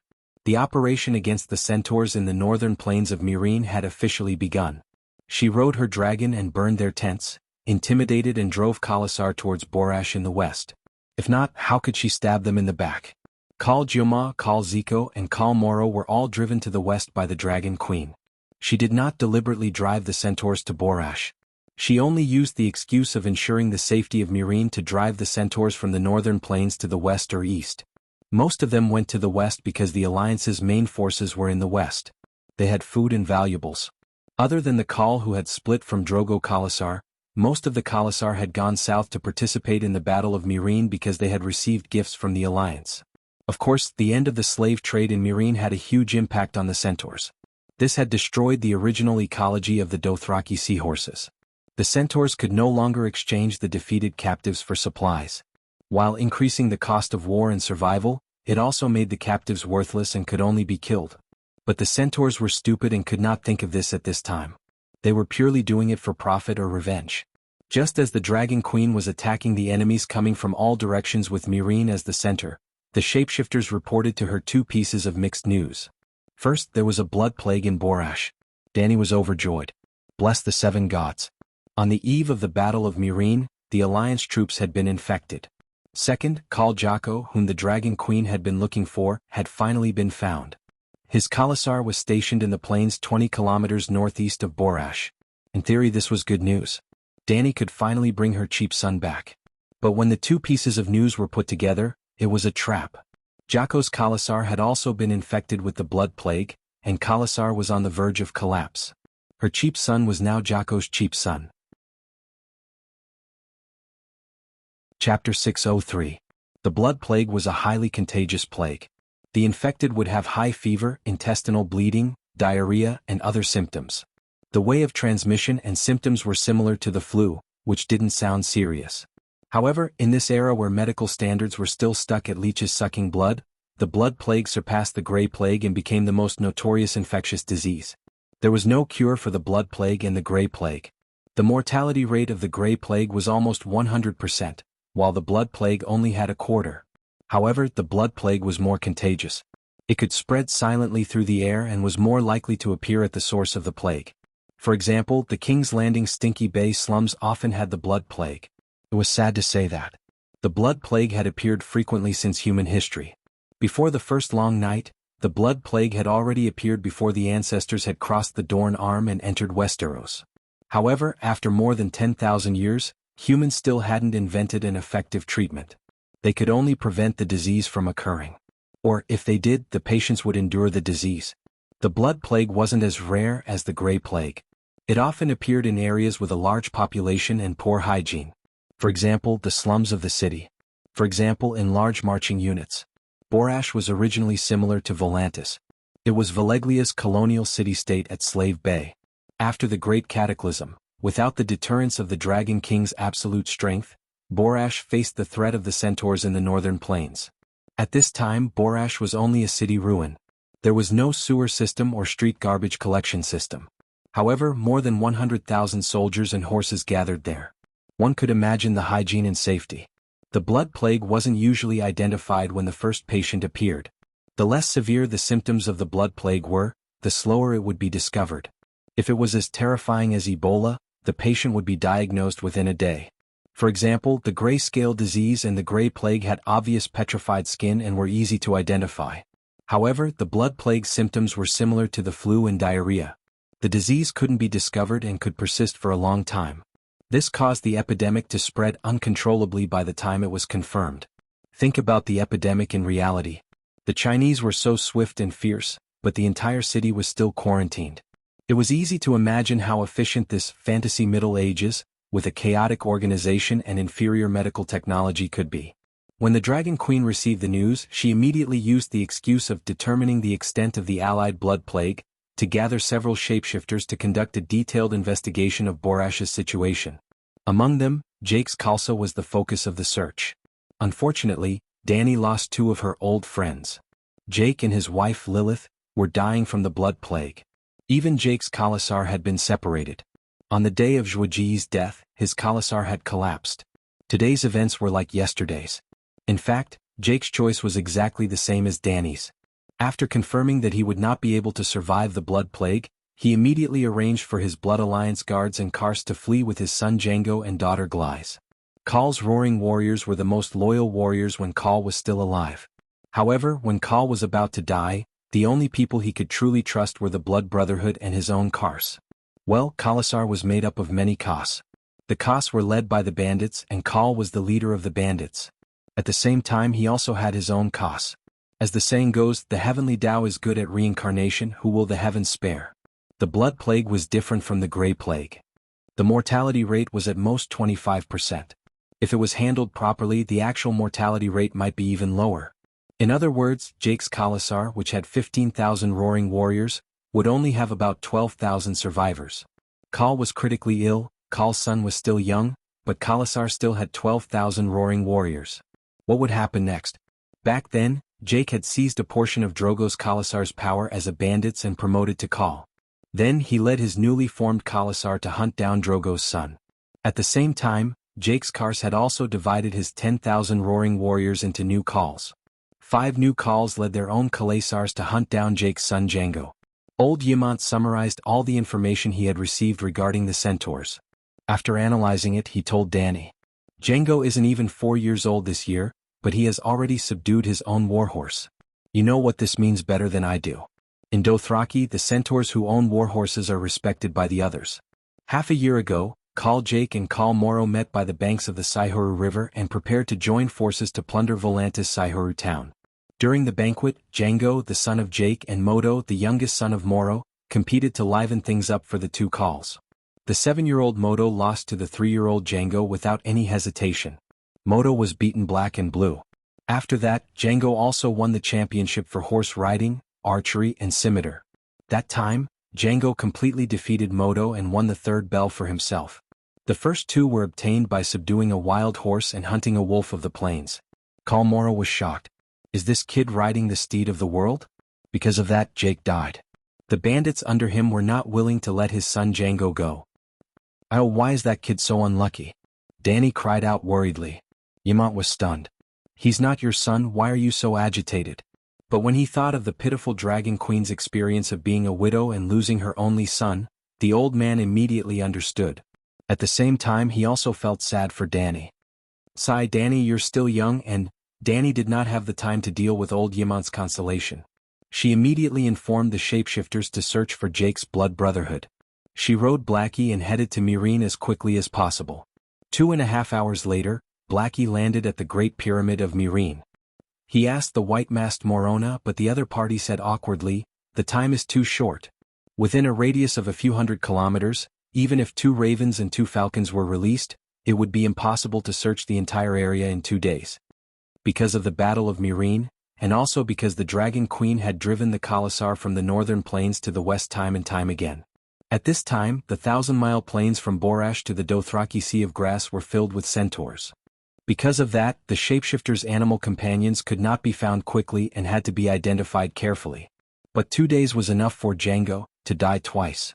Last time in the Red Wasteland, Kaholo Zhuji's blood brotherhood escorted Leg to Horse King City and was killed in 1 day. After all, Kaholo was leading the 500 strongest roaring warriors under Zhuji's command.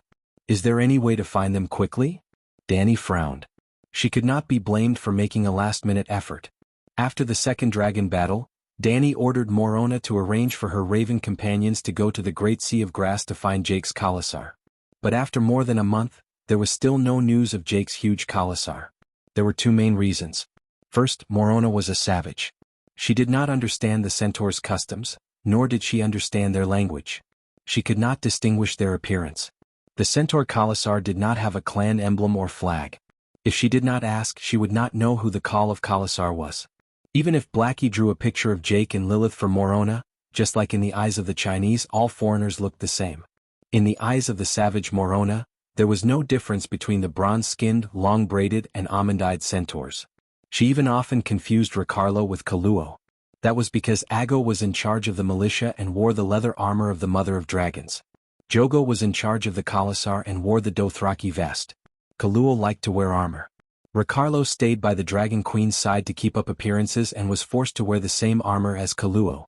In order to obtain information from the centaurs' conversations, Morona, who was almost a grandmother, had to work hard to learn the centaur language. In fact, the biggest problem with Transfiguration spies was their language and writing. Morona's Transfiguration talent was the strongest, but the Dragon Queen only arranged for her to patrol Meereen and let the least talented goat Gisela go to Astapor Crow's Nest as a spy. What? Because White Mask, Morona, and Wild Boar, Polo didn't understand the Valeglia language. Morona could speak the ancient language, while Polo could only speak the common language of Westeros. On the other hand, Goat, Gisela often used goats to haul goods and trade with Bravosi merchants. She learned arithmetic, writing and Bravosi language, the local Valeglia language, just like Mandarin with a Sichuan accent. In order to make the Transfiguration spies more effective, Danny even arranged for scholars to organize a literacy training class. That was off topic.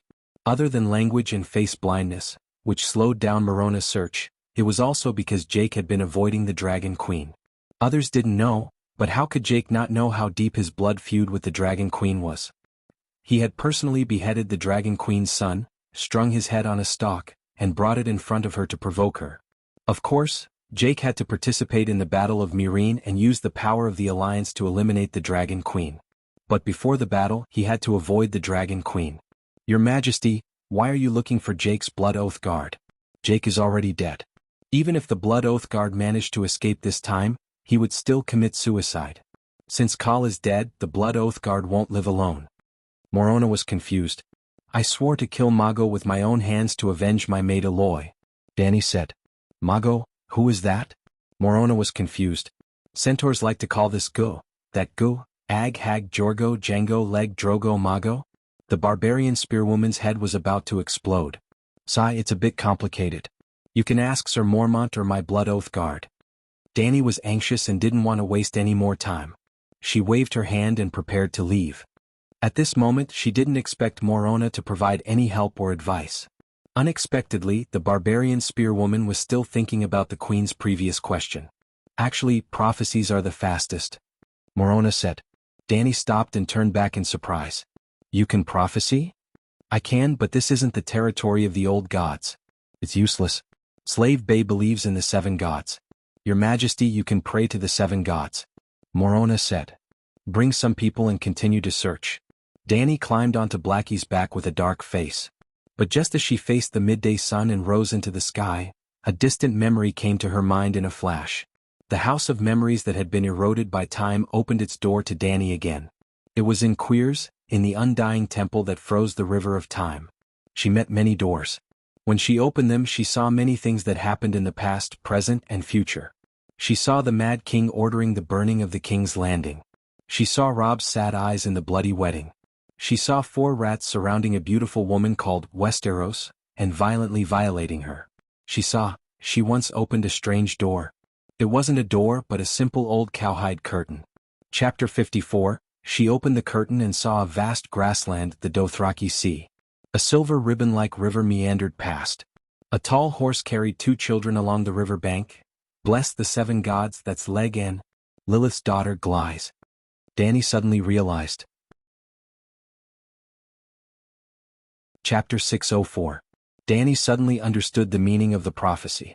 Shit, do you have to be so dramatic? I'm a transmigrator, how can a prophecy work on me? Danny was pleasantly surprised but also a little shocked. But after complaining, she was faced with another problem. She was not familiar with the location mentioned in the prophecy.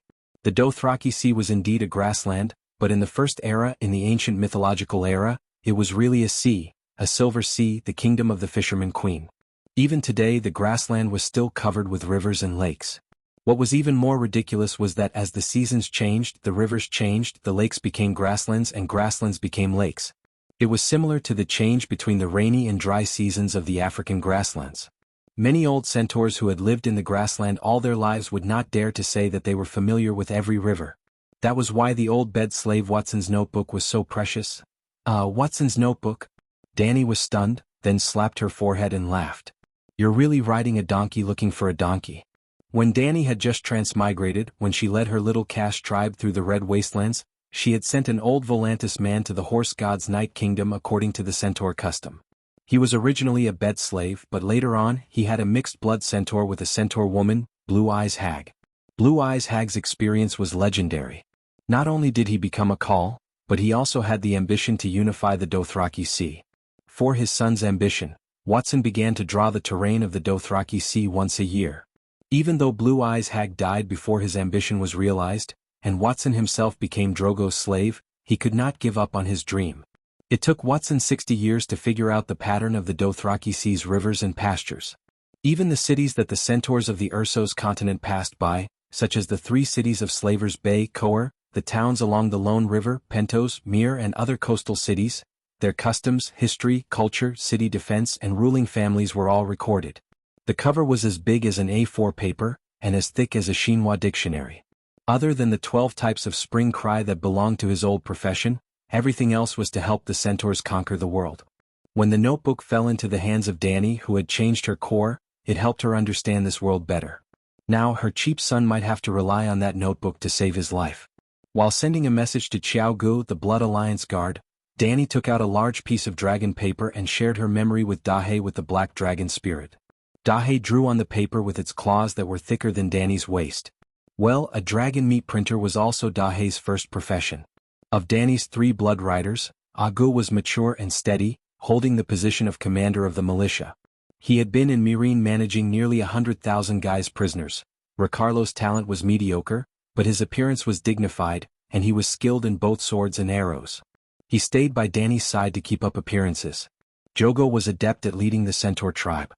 He had once led the centaurs to roam between Mirin and Borash. Now that he had returned to Mirin, the centaurs under his command attacked the spies infiltrating Mirin in the form of roaming cavalry. Summoned by Khaleesi, Jianghu quickly rushed to the top garden of the Great Pyramid. At this time, Dahe's sketch was not completed yet. "Khaleesi, you were looking for me?" Seeing that he was wearing a brown Dothraki vest, Danny could not help but frown, saying, "Why aren't you wearing chainmail?" "Khaleesi, I don't need to go out of the city to patrol today. I'll stay in Mirin," Jogo said. John Bolton and the Wildfire General did not leave the city either. Weren't they also assassinated? "From now on, you can't take off your armor when you eat or sleep," Danny said sternly. Knowing that Jogo did not like to wear plate armor, she had specially asked the blacksmith Tobu to forge a set of tile steel chainmail for him. Because it was made of tile steel, the steel wires used to weave the chainmail were very thin and sparse. It was only 25 kilograms in total, very light. Perhaps it could not withstand crushing damage, but it was almost immune to ordinary arrows and sword slashes. "Okay." Jogo nodded in agreement. At this time, Dahe had drawn most of the river. There were no characters, only the river, grassland, hills and other landscapes under the wide-angle lens. "Look, do you know where it is?" Danny pointed to the ground with her mouth. The part of the map of the Dothraki Sea in Watson's diary was mainly studied by Jogo, because he needed to lead thousands of roaring warriors to roam outside. With just a glance, Jogo immediately nodded, saying, "I've never been there, but I've seen this place on the map. It's about 800 kilometers northwest of Mirin." 3 hours later, Danny saw the river in the prophecy. Jogo's eyesight and memory were very good. That place was exactly the same as the scene Danny saw in the Immortal Palace 3 years ago. The sun set in the west, and the open grassland was bathed in a layer of golden-red mist. The river water tinkled, and the brocade-like surface of the river undulated with a layer of slight ripples, like the bright eyes of a naughty child. Slap! Jogo slapped the nth bug that landed on his face and asked for the nth time, "Khaleesi, what are we doing?" Dahe walked through the golden-red sunset, and Danny sat cross-legged on the grass beside the river, her eyes slightly narrowed and her expression calm. "Wait, it's not dark yet, it's not time yet." Danny looked as calm as an old dog, but her heart was beating like a drum. She did not see anyone, and for a moment she suspected that she had overthought and misunderstood the prophecy. But inexplicably, she felt that she could wait for the person she wanted to see here. This feeling had also appeared in the Immortal Palace. At that time she had an impulse to lift the cowhide curtain. She decided to trust her intuition. Of course, Danny was not someone who would resign herself to fate. She meditated in the clear river green, but Dahe was flying in the sky, searching for traces of centaurs in the direction of Borash. The last rays of the sun fell below the western horizon, and a waning moon cast a faint silver glow on the river. Danny, who had her eyes closed, finally opened her eyes and smiled. Mago was a typical centaur, cruel, brave, bloodthirsty, unafraid of death, loyal and fearless. He was about the same age as Jogo and Ricardo, and had similar life experiences at least the first half of their lives. They had all been subordinates of other Khalasar, and King Drogo had defeated their Khalasar. He had chosen brave youths and healthy girls from the captives to supplement his Khalasar, and the rest of the centaurs had either been reduced to slaves or bought into slave bay. Jogo, Ricardo, Jiki, Iri and the other youths had easily accepted their fates. They did not hold a grudge against Drogo for destroying their Khalasar, or the current Khalasar. This was a centaur custom and everyone knew it. It was a rule of the Dothraki Sea, as natural as the seasons. But Jogo, Quero and the others had followed Khaleesi, becoming her Kars. Ma Gu had been assigned to Jianghu's cars. Their fates had diverged in that moment. After taking down the town of the shepherds, Ma Gu had captured a beautiful young shepherdess, and he had ridden her happily. Then Khaleesi had come. She had taken the spoils from him. This was a great insult to the centaurs. Everyone knew that even the Khal could not take a centaur's spoils of war. After the Khal's death, Ma Gu finally had a chance for revenge. He had fought bravely, following Jianghu's call to intercept and take away Kaholo, who was riding the world's steed. He had dealt the final blow to Bloodguard Kaholo. Because of his bravery, Jianghu had promoted him to Bloodguard, and he had reached the pinnacle of his life. He had made a bet with his Khal that the cowardly women of the Sunset Kingdom would cry at the sight of a child's head on a stalk. He had lost the bet. But he had taken back his spoils from the woman. Now, he could not even remember what the young shepherdess looked like, but he would not forget the pleasure of riding her again until the moment of his death. He still wanted to see the woman's enraged expression, and call for her companions to ride with her. Unfortunately, the woman did not get angry. She only swore softly that she would take his head one day. Ma Gu found it rather boring. The threats from the woman's mouth were like a breeze on the plains. Many years had passed, and Ma Gu heard more and more news about the woman. He was anxious but not afraid. He swore that even if her demonic dragon used its mouth to bite his skull, he would not tremble or beg for mercy. On the contrary, Ma Gu was looking forward to meeting her again. Next time he would use his curved sword to make her suffer. Only her tears and blood could wash away the humiliation of his spoils of war. Even the Khal could not take his things, so what right did Khaleesi have? When Jianghu finally agreed to Wizard Kaholo's request and led the Khalasar towards Borash, Ma Gu happily pulled over the 2 female slaves and rode in front of everyone. Unfortunately, the horse god did not look after them. The pale mare, another name for the blood plague, took away the Khal's life and unfulfilled ambitions. His Khalasar split into 5 smaller Khalasars in a way that everyone knew. Then, everyone knew that the new Khal would kill the original Khal's son and bring his wife to Horse King City to become a Dash Kalan. Lilith and Khaleesi were also dead. The new Khal only had one goal left: to kill Jianghu, who rode the world's steed. That woman's actions inspired Jianghu. Before he died, he also wanted to send his only son to Horse King City. Ma Gu was a blood guard and would carry out any orders from the Khal, even if it meant suicide. Thus, before Jianghu completely died, he chose 300 elite knights from Kal's army and led Jianghu and Glyze to leave the camp under the cover of the night. It was almost exactly the same as that woman back then. However, Jianghu was just as terrifying as Leg back then. They were both so outstanding that the Dash Kalan called them riding the world's steeds. Ma Gu suspected that riding the world's steeds was not a blessing but a curse. Otherwise, why would they all end up in such a miserable state? They cursed their parents, cursed themselves. Yes, Jianghu was about to die.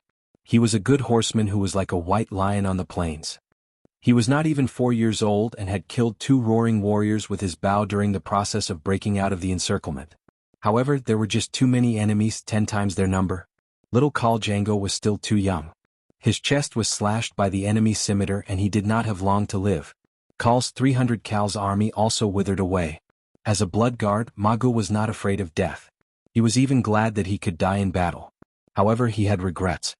He regretted that he could not complete the Khal's last wish. He regretted that the little Khal would be like Leg, having his head chopped off and hung on a bamboo pole. He also regretted that he could not raise his scimitar and charge at the Megalosaurus. In order to slay a dragon, he had even practiced using grass-stuffed cloth many times. Chapter 605. The night sky of the grassland was as clear as water. The river of stars could be seen clearly, moving slowly and silently without stopping. The earth was empty and desolate. The brilliant stars were like the lights on the dome. They extended from one end of the horizon to the other end of the horizon, illuminating the ancient and boundless grassland with dim silver light. Rub, rub, rub.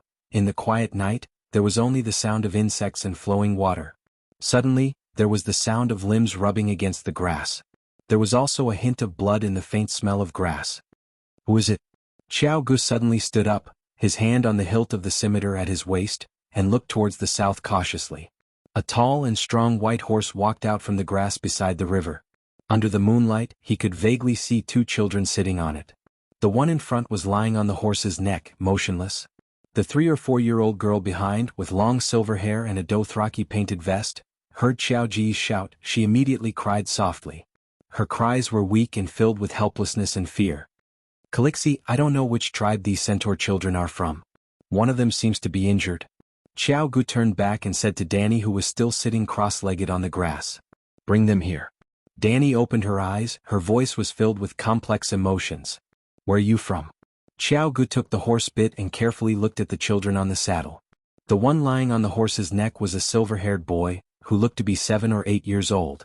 The wound seemed to be on his chest, and the blood that flowed out dyed the horse's stomach red. Hearing the sound, the girl could only cry. The boy slowly raised his head, revealing a pale face and dim purple eyes. Jianghu noticed that the boy was still holding a small scimitar in his hand, and his right hand was holding the scimitar tightly. Who are you? The boy's eyes were as alert as an injured lone wolf. Good boy. Xiaoji's eyes lit up and praised with a smile. Calixi, this little wolf cub is a good centaur.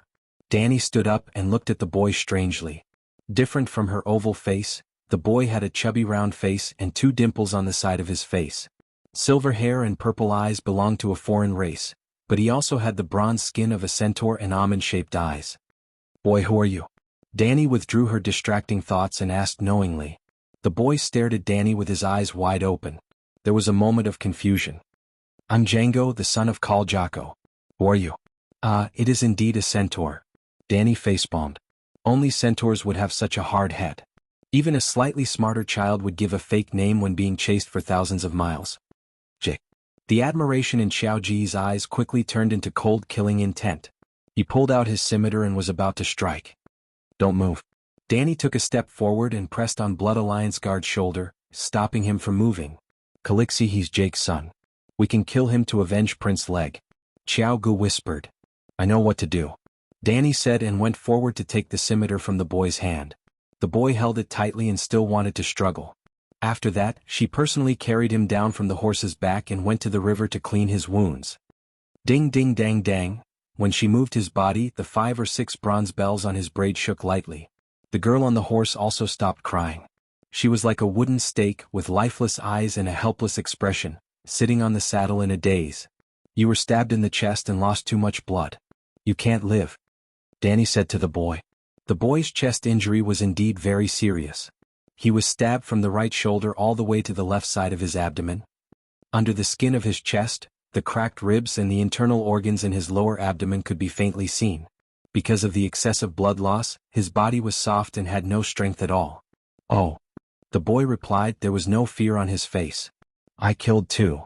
There is no blood on your scimitar. Danny said. I used a bow and arrow and pierced their throats. The boy said. You're going to die. Aren't you afraid? Danny took off the painted vest and silk pants on his body and asked curiously. What is death? The boy asked blankly. You've killed people before. Don't you know what death is? Danny's tone became more and more strange. I don't know, but I'm not afraid. My mother said that I'm riding the steed of the world. There's nothing that can scare me. The boy's face was pale. The pulled wound was so painful that his gums clenched and his body trembled. A pair of large almond-shaped eyes unconsciously flowed with tears. You're crying and you're still saying that you're not afraid? Danny laughed. I'm so cold. I don't know. I'm cold. The boy's voice gradually weakened, and the light in his eyes disappeared bit by bit. Danny sighed and began to extract the thin spiritual essence in the world. She chose a Type B active spiritual essence and merged it with the Holy Mother's divine power to create the holy healing art.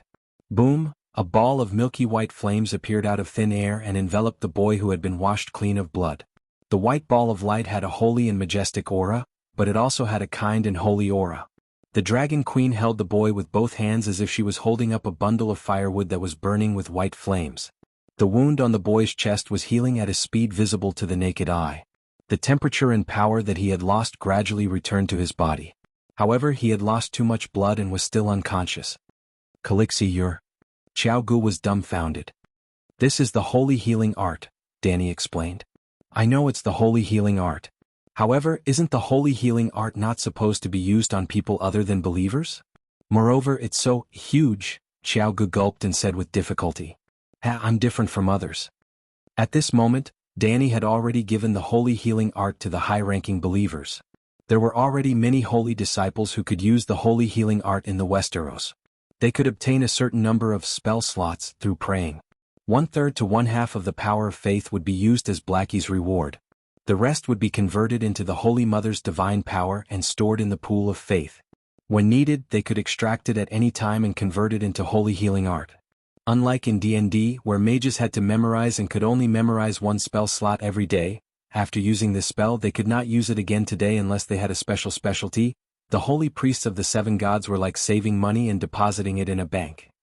For example, Big Sparrow had the highest salary, and could accumulate hundreds of holy healing arts every day. If he could not finish using them, he would continue to accumulate them. Although the interest was 0, after 3 to 5 years of accumulation he could almost support a small war. The only thing was that they could only heal devout believers of the 7 gods. This was a restriction that Danny had added to save costs. Apart from the Holy Mother's divine power, the holy healing art also required spiritual bestowment. Type B spiritual substance would not distort one's will and was safe and harmless. Only when it combined with the Holy Mother's divine power could it produce the miraculous holy healing art. Devout believers were connected to the 7 gods through the channel of faith. They could bestow spiritual substance to the other party through the channel of faith. It was similar to pouring water directly into a bottle through a pipe. The spiritual substance could be used up 100% and there was almost no additional loss. If there was no channel of faith, for example, Danny was healing leg in her arms now. She could only use the crude, outside-in spiritual bestowment method. It was similar to putting a bowl outside the house to catch the rain on a rainy day. When the bowl was full, who knew how much spiritual substance would be wasted? That was why the scene of Danny healing leg was so exaggerated. It was like a downpour. "He's Jake's son," Jogo reminded with a frown. "It's the custom of the Dothraki Sea to take in the children of the defeated Khalasar. From today onwards, these 2 children will join our Khalasar. Oh, someone's coming." Danny placed the boy on the grass beside the river and looked into the distance. Thud thud thud. Rumble. The silence of the grassland was broken. The sound of horse hooves rumbled. It was as if an army of thousands of men and horses was approaching from afar. The earth began to shake. The surface of the river rippled. The stalks of grass that poked out of the river swayed gently. They were getting closer and closer. The galloping of thousands of horses was like thunder, echoing through the vast and desolate starry sky. The neighing of horses, the shouting of battle, the clashing of swords, the wailing of anguish, the maniacal laughter. After crossing a line of low hills, large numbers of torches suddenly appeared in Danny and Jogo's vision. It was as if a wildfire on the grassland was spreading from afar. With the help of the moonlight, Danny could see that in front of the cavalrymen holding torches, there was a small group of knights that was being nibbled away. Swoosh swoosh swoosh. The pursuing cavalrymen stood on their saddles, let go of the reins and drew their bows to shoot arrows. The fleeing cavalrymen in front were not just taking the hits without retaliating. They lay on the backs of their horses and loaded their crossbows. Then they turned around and shot down a few cavalrymen holding torches. There were about 2,500 cavalrymen chasing after more than 50 fleeing centaurs. Jianghu glides. The white horse that the little girl was riding was very eye-catching under the moonlight. She was quickly noticed by the cavalrymen in front. "Horse god, it's you." When they got closer to the white horse, the leading cavalryman in front also saw Dragon Queen standing there with both hands on her sword. He recognized the Dragon Queen. "Ah, Calixi." Danny Glies of the Sea of the Setting Sun. Dragon Queen.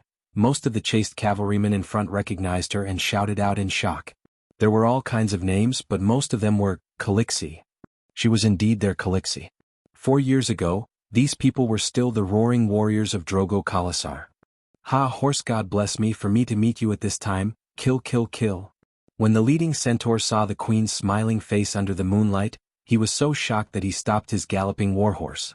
But in an instant he whipped his horse's butt, pulled out his scimitar and charged over. Dragon Queen stuck her sword in front of her, one hand on the hilt and the other pulling down her visor. She did not dodge.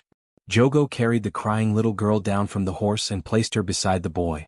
He held up a large oak shield and squatted in front of the 2 children. Kill kill kill. The cavalryman was getting closer and closer. She could even see his blood-stained, twisted face and his red eyes that were shining with madness. Scram. When the cavalryman was within 10 meters of Dragon Queen, she spoke.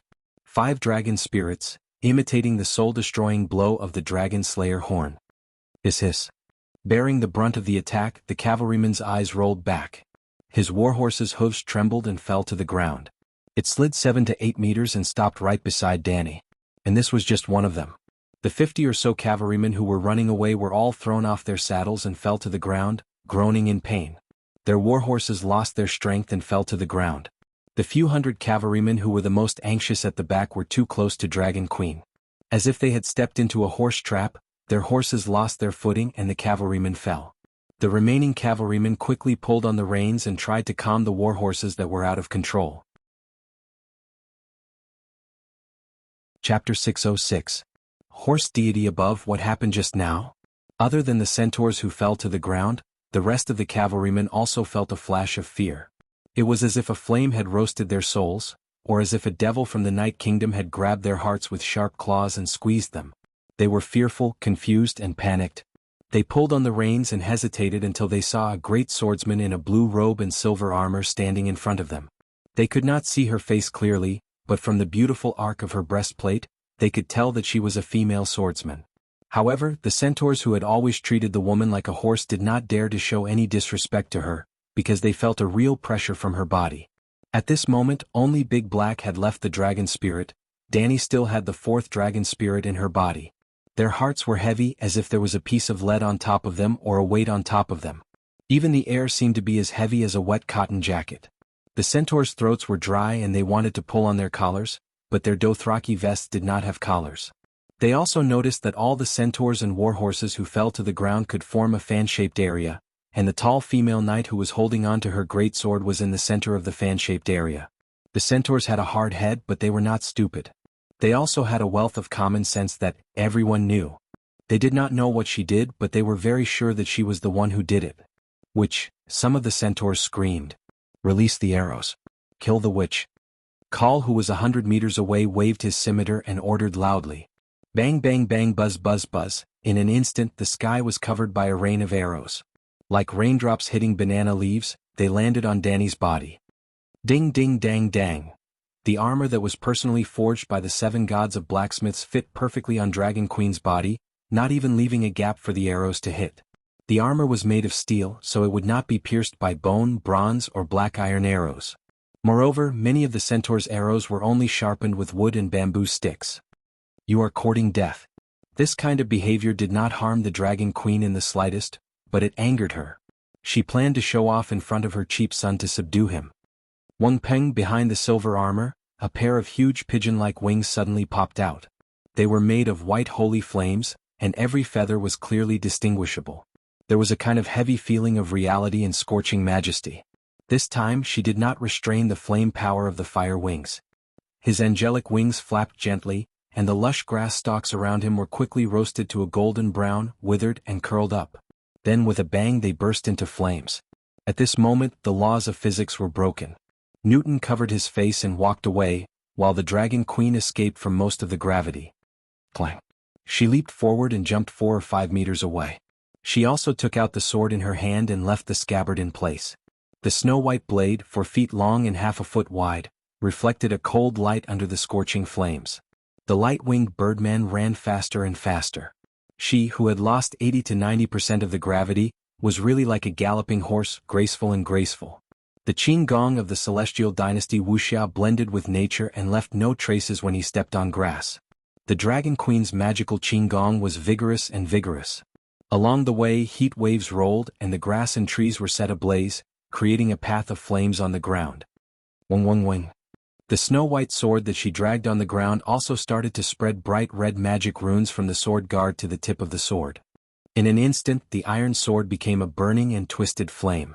It took a long time to describe, but from the moment the Dragon Queen pulled out her sword and charged, to the time when she approached the 2,000 horse cavalry who were still shooting arrows, only 4 or 5 seconds had passed. After 4 or 5 seconds she crossed a distance of 100 meters. The Dragon Queen also accelerated to the maximum. Magic power exploded, and the remaining 10% of the gravity was also turned into an upward force in an instant. Then she leaped up like a real bird, flying 10 meters high and spreading her wings of light to glide 30 to 40 meters. Under the shocked cries of the 2,000 horse cavalry, she landed in the middle of the cavalry. Kill? With the addition of the 5 dragon spirits, the soul-extinguishing strike rippled in all directions like water waves. Boom! The blacksmith's flame god power caused the king's sword to explode with heat, and the air was also distorted. Chi! With a wave of the Dragon Queen's hand, a few horse cavalry within a 3-meter radius were sliced in half. Not a single drop of blood flowed out from their broken bodies, and a ball of orange flame even rose up, igniting their clothes and hair. Hiss hiss hiss, ah! With the Dragon Queen as the center, the people and horses within a 100-meter radius were thrown off their feet. The horses fell over in fear, crying out in grief. The horse cavalry fell to the ground, howling wildly. Danny raised the blazing red king's sword and stood in the middle of the chaos in a daze. This pretentious act, the dragon spirit's soul-extinguishing strike, was already enough to clean up the small fries, and the flame sword had instead become a useless dragon-slaying skill. And this group of horse cavalry was too weak, making her lose interest in acting pretentious. Danny directly called Blackie down. "Ah, demon mother of dragons. Ah, Calixie. It's Calixie from the Sunset Sea." Immediately, the clear-headed horse cavalry recognized the identity of the person who was unparalleled just now. Many people called her Calixie. Jake's Blood Alliance guards and Kars came from Drogo's Khalasar. Many of the horse cavalry who were chasing after them were also Drogo's original subordinates. Back then, these horse cavalry followed Jake and betrayed Drogo. Now, these horse cavalry are still following the new call, chasing after Jake's orphan. You can't blame the horse cavalry for not being loyal. The weak are prey to the strong, and only the fittest survive. Following the strong is the social law of the Dothraki Sea. Who is the call? After Blackie burned a few hundred horse cavalry who were trying to escape, the remaining 2,000+ horse cavalry all surrendered obediently. Dragon Queen raised a dragon flame fireball and looked around. Using the Dothraki language, she shouted, "After Jake's death there are 5 new calls. Stand out." The horse cavalry closest to her was 20 meters away. They all widened their almond-shaped eyes and looked in horror at the fireball that was wantonly releasing light and heat in the air. They looked at the inhuman Calixie under the fireball and the megalosaurus that flitted across their heads like a demonic shadow above the fireball. "Dragon Queen, I am Tripukal. I admit defeat to you." A tall horse cavalry in his 40s had the word "door" painted blue on his face. His braids were half a meter long, and every step he took caused a string of bells to ring. When he was 10 meters away from the Dragon Queen, Tripukal knelt on one knee and pulled out the Arak scimitar at his waist. Sticking to the back of his head, he cut off the greasy black braid and threw it at the Dragon Queen's feet. "You're the only one?" Danny asked. "I am the strongest call after Jake's Khalasar. I have 3,000 roaring warriors. With me chasing after Khal Jake's Blood Alliance guards and son, they will be at ease," Tripukal said. "Where are your Blood Alliance guards?" "Tell them to come out," Danny said. Tripukal was puzzled, but he still waved to the crowd. A young and 2 middle-aged strong horse cavalry walked out. Danny raised her foot and kicked Tripukal's long braid back, causing the bells to ring. Under the shocked, angry and puzzled eyes of the 4 horse cavalry, she said, "I don't want you to admit defeat. I want your Khalasar." "You're not Khal," Tripukal shouted angrily. "I'm not," Danny nodded and said loudly, "I'm riding the steed of the world. I'm the supreme Khaleesi of the Dothraki Sea of Grass. All horse cavalry must submit to me." It sounds a little embarrassing, but Danny didn't want to compete with her cheap son for this embarrassing title. Riding the steed of the world was the original translation, but the real meaning was Heavenly Khan. It could only be said that even if Leg was really riding the steed of the world in the horse cavalry's prophecy, he could only be the second-generation leader. He had to wait for the Dragon Queen to retire. Tripukal was shocked, and then he became furious. He shouted angrily, "You're delusional. You're a woman, and a woman can't ride the steed of the world. Everyone knows that." "Everyone knows." His 3 Blood Alliance guards answered loudly. "Everyone knows." The horse cavalry in a circle also looked at each other, and then there were scattered voices. "Come on, this is Khal's challenge." Danny pointed her sword at Tripukal and said, "I'm Khaleesi, your Khal. We both have a Khalasar, and the winner gets everything. Everyone knows that." "Everyone knows." Her blood guards drew their swords and stood beside her, shouting loudly. Big Black, who was above the starry sky, echoed in a thunderous voice, "Great all-knowing Tao." The horse cavalry in the crowd trembled and looked up at the sky, most of their eyes popping out. "Everyone knows." Black Dragon roared again. "Everyone knows, everyone knows." The horse cavalry also shouted. At first it was sparse, but gradually, everyone shouted together and their voices spread far and wide in the wilderness. Tripukal and his blood guards' faces turned pale, and they looked angry and frightened. This was Kal's Kalasar, easy to come and easy to go. Only strength was eternal. This was the custom of the Dothraki horse. Everyone knew that and no one would violate it. Okay, I'll fight you, but you can't use witchcraft. Terpukal was also tough. He had seen Dany's unparalleled scene, and still had the courage to draw his sword. Okay. Dany nodded and went up to meet him. Terpukal was not weak. The curved sword in his hand seemed to come alive, and his body was light and agile. A series of sparks flew in front of Dany's chest, shoulders and back belt. These attacks were almost useless, except for making a few bean-sized cuts on his curved sword. They did not even forcibly reduce Dany's HP. The Dragon Queen's swordsmanship was grand and imposing. She had strength and speed, and after a stalemate of 7 or 8 seconds, she slashed the horse cavalry's shoulder with her sword. Like a worker chopping a tree with an axe, the horse cavalry was cut in half from the left shoulder to the right chest. He did not even wear leather armor, only a Dothraki vest made of sheepskin. Dany's steps were also very light. She calmly took 2 steps back to avoid the spurting blood. The whole place was silent. The roaring warriors were silent. Jianghu was calm and the 3 blood guards' eyes were red. After that, Dany killed another blood guard and Jianghu, who was wearing steel mail armor, killed the remaining 2. Khaleesi ride the steed of the world. More than 2,200 roaring warriors uniformly knelt on one knee, bowed their heads, and offered their horsewhips to Dany. This meant that they acknowledged the result of the Khal tournament, and officially submitted to Dany. Dany smiled. She walked past the newly recruited horse cavalry and found Magu, who was paralyzed on the ground and dizzy. This blood guard named Jake also noticed the Dragon Queen. He stared with his almond-shaped eyes, tilted his head and shouted, "Call your dragon over, eat me and burn me to death with dragon flames." "Do you still remember the name of that girl?" Dany asked. This question came out of nowhere, but Magu, who had always remembered the grudge between him and the Dragon Queen, immediately understood who the girl was. "I never knew her name. I even forgot what she looked like. I only remember that she was a very old goat woman, haha." Chapter 607. During the high-speed charge, Mago and his mount were hit by a soul annihilation strike. The warhorse's soul shattered, and it died with blood flowing out of its 7 orifices. Mago had a strong will and didn't turn into an idiot under the soul annihilation strike, but he was thrown off the horse and broke his spine. His alveoli were also pierced by the broken ribs. In just a few words, dark blood was flowing out of the corner of his mouth. "Her name is Eloy, a 15-year-old shepherd girl. She's my maid." After Dany finished speaking, she raised her sword and stabbed at his crotch. She pressed down hard, it broke at the root. "No, she's mine. You stole my spoils of war, Auga." Mago's body shook a few times like a sieve. He howled and spat out large chunks of black blood. His neck tilted and he died. After that, Jianghu ordered the newly recruited centaur subordinates to gather the nearby human and horse corpses together. He called Blackie to come down and burn them all. Yes, Terpukal and his Blood Alliance guards, even Jake's Blood Alliance guard Mago, all had their own special crematorium. Their warhorses and weapons from when they were alive also entered the Night Kingdom with them in the fire. "You saw it all?" Dany walked to the river and asked Leg, who was staring at the fire-breathing dragon with wide eyes. "I saw it. It's so big." The boy nodded. The lip-like wound on Leg's chest had already healed, leaving only a pink mark. But he still lost a lot of blood and holy healing couldn't replenish it. At this moment, his head was dizzy and his face was pale. Dany laughed and shook her head. "I defeated Terpkal's 2,500 roaring warriors and killed him and his Blood Alliance guards in the Khal tournament.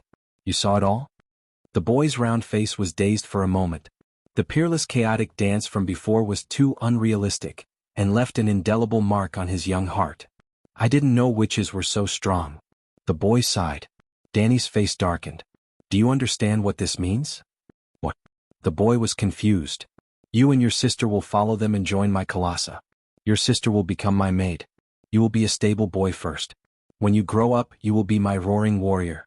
You will fight for me everywhere." "Oh." The boy was stunned for a moment, but he quickly nodded in agreement. "Now tell me, who are you?"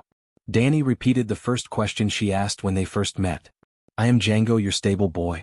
"Who am I?" "You are my Khaleesi." "Very good." Dany nodded in satisfaction. It's not that centaur children are easy to trick, but centaurs are simple and honest. For example, Jiki, Iri, Ricardo, Jogo, Ago, and Quiro, Danny's 6 most loyal centaurs, were all prisoners of war that Drogo had plundered from the other Khalasars. Most of their parents had died at the hands of Drogo and his roaring warriors.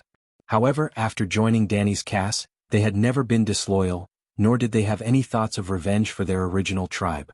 This was the ecological environment of the Dothraki Sea. If not for this, Danny would have eaten too much. Would she be unparalleled in front of a mere 2,000 centaurs?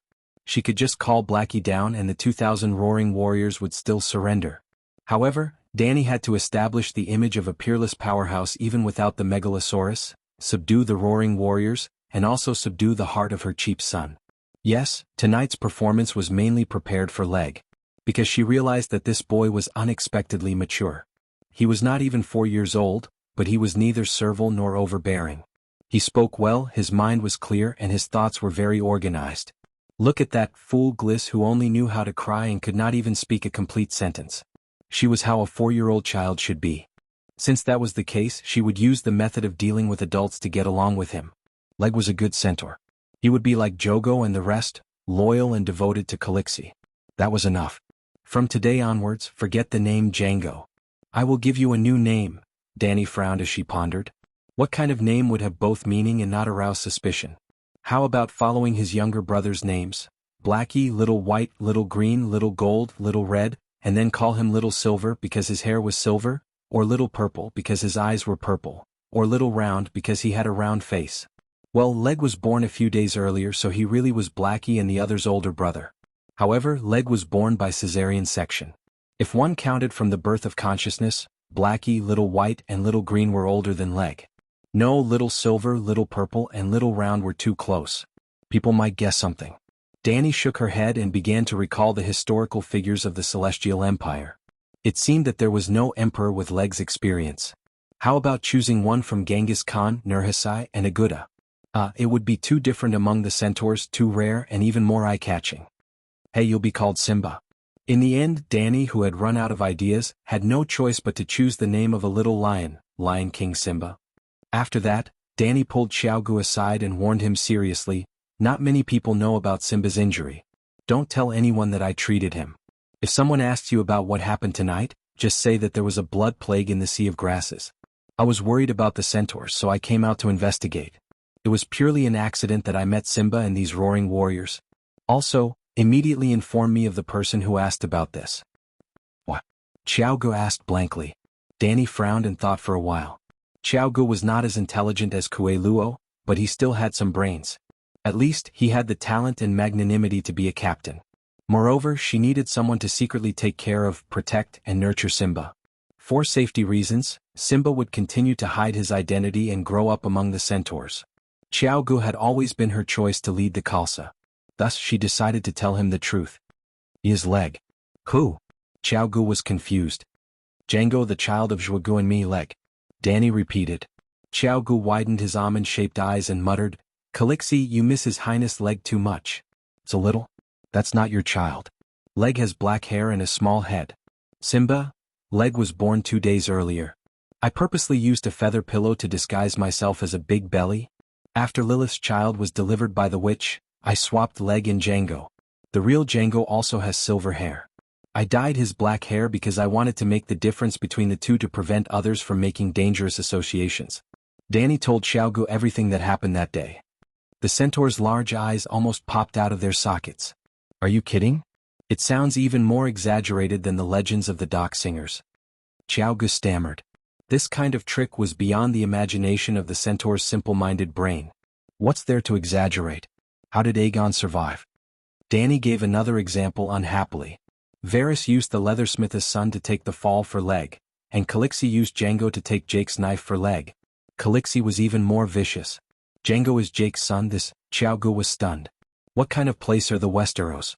Why are they so? Jianghu immediately retracted his disrespectful thoughts towards Calixi and said thoughtfully, Calixi, do you think it's possible that Prince Aegon is also a fake? Varys used his relative's child to take over Prince Aegon's identity and usurp the Iron Throne? Centaur Jianghu now felt that everyone was fake. It's good that you can think so deeply. Calixi praised her little brother sincerely and said, it doesn't matter if Aegon is real or fake. I don't care about the Iron Throne at all. But I am now the enemy of the whole world, and the world also views me as an enemy that must be killed. Look at General Wildfire and Aegon. Didn't they get assassinated the last time? I'm not afraid of those rascals, but Simba is too young and overprotected. It's like a flower in a greenhouse, which is not conducive to his growth. Let my enemies think that I only have Aegon as a relative. My enemies hate me so they can only attack Aegon. Aegon is a target, but also a magnet that draws out my enemies, just like the regretful guest of Queer's last time. And Simba can be like an ordinary person, under the sun, in the rain, and without any worries. He can grow up without any psychological trauma. Calixi, you are so cunning. Jianghu also praised sincerely. Calixi was not angry and only sighed, "Don't blame me for being cunning, but the world is too difficult." Following that she said, "Now that you know Simba's identity, you have to nurture him well. Teach him archery, riding, using the scimitar, leading the roaring warriors, managing the Kala Lassa. Don't be too obvious. Choose a batch of outstanding centaur youths and let them grow together. They will be his future companions and also his cover. Don't worry, I will definitely teach His Highness Leg well and protect him well." Jianghu suddenly had a holy and great sense of mission. His fighting spirit was high as he said excitedly, "Centaurs are simple. When you were in the Kala Lassa, you took special care of Simba, and the centaurs did not find it strange. But when facing others, the people in the city are cunning and have many tricks up their sleeves. You have to be careful. If you don't know how to lie, try to be taciturn. If you don't know how to hide your expression, just keep a straight face." Calixi instructed the Blood Alliance guard earnestly. The excitement on Xiao Ji's face immediately disappeared. He said woodenly, "Got it. Also, don't tell anyone about this. Don't tell Agu, Luo or Ricardo." Danny reminded again. Jianghu had just revealed a doubtful expression when he seemed to have thought of something. He immediately put on a straight face and asked woodenly, "Why?" "Sai, you are all my blood. You are worth entrusting your lives to. Of course I trust you. But the three-eyed crow of the Westeros is too terrifying. He can silently steal secrets from people's minds. The night is coming. I will definitely go to the Westeros to deal with the deviant ghosts. The secrets you know will immediately be known by him. So you will always stay in Slaver's Bay. In the future, only Agu and the others will follow me to the Westeros." Danny did not hide her truest thoughts from her Blood Alliance guard. She absolutely believed that the centaurs would not betray her. They had never betrayed Khal's Blood Alliance guard. As for the White Knight, Deshiong Baristan, and the others were also trustworthy in the matter of Leg. After all, Leg was the successor of the Dragon Queen. The White Knight had no reason to harm him. But just as she said, one day the night would come. She would not let Slaver's Bay fill up the huge cesspool of the Westeros. But she would definitely lead the White Knight and Blood Alliance guard to guard Dragonstone Island. "I understand," Jianghu said woodenly. Chapter 608. Simba had lost a lot of blood. Danny was a little worried that if he was allowed to slowly recover through food, it might damage the foundation of his body due to his young age. Even when Aegon was stabbed, she could think of secretly transfusing blood for him. Danny would not be stingy with her care for Simba. The dead centaurs were sent to the Night Kingdom. When it was almost 11 at night, the remaining centaurs did not return to their original campsite. Instead, they set up camp by the river and prepared to spend the night here. When they confirmed that Simba had lost a lot of blood, Danny and Mirine's little green dragon spirit had asked Little Green to secretly tell Yamant to pack up the witchcraft lens and blood transfusion equipment in her study. Only Yamant knew that the Dragon Queen had invented the blood transfusion technology, and only he knew where the equipment was hidden. When the simple animal skin tent was set up, Little Green also carried the things Danny needed and landed by the river. In the 10-square-meter tent, Idiot Glyza's face was red as she slept soundly. Jogu guarded the tent door while Danny conducted a blood test in the candlelight. Oh, Simba really was her child. His bloodline was 10 times purer than Tyrion's. In other words, judging by bloodline, Liga, Aerys, and Danny belonged to a completely different race. Tyrion had Aerys's direct bloodline, and his true dragon bloodline was already very pure. But Simba was simply, he had the feeling of a child of God. To be more direct, Simba was the most likely person to inherit the legacy of the great wizard Valeglia after Danny. Danny even speculated that he had the talent of a dragon spirit. But in this world there was no blank Megalosaurus and his dragon spirit. Without a dragon spirit, no one knew if he could become a dragon spirit. When Danny hatched the dragons, every dragon had already had a dragon spirit with her before they were born. Unless she died, those 5 dragons would not have a dragon spirit with anyone else, and there would not be a second dragon knight who was willingly accepted by the Megalosaurus. Simba was not born at the right time. Of course, Mother Dragon's 5 dragons might give birth to dragon eggs in the future. At that time, the dragon mother talent would no longer be needed to hatch the dragon eggs. The live dragon eggs could naturally mature and hatch. If Simba really did have the dragon spirit talent, as long as he lived long enough, he might be able to compete with the new second-generation Megalosaurus. Perhaps, Simba and his descendants could develop a dragon and magic civilization, based on the Targaryen bloodline. The only question was, could Dany's 5 dragons lay eggs? This would take time to verify. At this moment, after testing Simba's blood type, Dany was surprised to find that his blood type was exactly the same as hers. Previously, she was prepared to choose a blood donor from the 2,000 roaring warriors.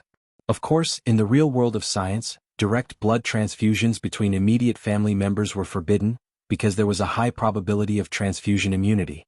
Well, the plot that often appeared in TV dramas, which one of you is the child's parent? Prepare to do a blood test and give him a blood transfusion, was wrong. The TV dramas only wanted to use blood transfusions to lead to a conflict in the plot of The Old Man Next Door, or the hospital changing the baby. Any doctor with a proper academic background would not say that. Dany's medical master's degree was not obtained through the back door. She knew this from the beginning, and from the beginning she had used the witch lens to study possible anti-host diseases. She worried for nothing.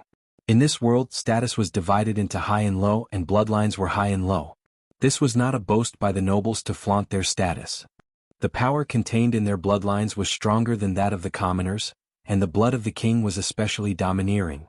Blood transfusion was not without rejection, but it had nothing to do with immune cells such as lymphoids. The attribute and energy level of the magic in the blood were the key. It was very unscientific but very magical. Dany's blood contained powerful and ultra-high energy level magic, and others could not accept it at all. Simba was directly related to her by blood, but unscientifically, there was no rejection. There was even an additional benefit. In just 2 or 3 minutes, his pale and dim round face became rosy and lustrous. He also woke up from the dizziness of low energy, opened his eyes wide, looked curiously at the tube on his right wrist and asked, "Calixi, what are you doing?" Dany raised her right hand that was also inserted with an iron needle, shook it gently at him and asked with a smile, "What do you think?" The blood transfusion tubes between the two were not directly connected, and there was a pressure difference conversion device in the middle. Simba frowned and thought for a moment and said uncertainly, "Calixi is a witch and she is using blood magic on me?" "Well, it's not wrong," Dany nodded and said strangely, "You don't seem to be afraid?" Simba opened his almond-shaped eyes wide, looked at the dark red blood in the light-colored gum tube and murmured, "It's very comfortable, hot and strong, not afraid." Dany rolled her eyes and quietly used the fire-gathering witchcraft in her body. Well, it was like using magic flames to roast herself. She took out a thermometer and inserted it into her armpit, waiting for the temperature to soar to 40 degrees dragon before stopping. "How do you feel now? Is it hot?" "It's hot, not hot." Then Dany replaced the thermometer with an outdoor thermometer, raised the temperature by 5 degrees dragon and asked, "How about now? Is it hot?" "It's not hot." After that, Dany raised the temperature by 3 degrees dragon every time, until it reached 80 degrees, Simba's round face was fiery red, and he was sweating profusely. The true dragon bloodline was resistant to heat. This was not unusual. On the contrary, Simba could only persist to 80 degrees, which made Dany a little disappointed. But then she had a trace of doubt. 80 degrees was already very inhuman. Did Jake and the others not notice any abnormalities? Impossible. "Did anyone else notice the abnormalities in your body?" Dany asked. Simba was at a loss, as if he did not understand what she was asking. "Were you scalded when you were bathing or drinking soup?" Dany asked. "Scalded." Scalded, it meant that he did not have such a high resistance to heat before. Looking at the blood transfusion tube between the two of them, Dany was thoughtful. Perhaps her blood could stimulate her cheap son's fire resistance talent? Simba looked at her blankly with round eyes. Her guess was soon confirmed. After Simba completed the blood transfusion, Dany tested it with hot water and found that he could now withstand a high temperature of 90 degrees dragon. Then Dany did something very crazy. She drew blood from Simba's left hand and transferred it to her right hand, then drew blood from her left hand and transferred it to Simba's right hand. She wanted to help him exchange blood. Scientifically speaking, this behavior was no different from courting death. It could easily confuse the two's immune cells, and the rejection reaction would kill them both.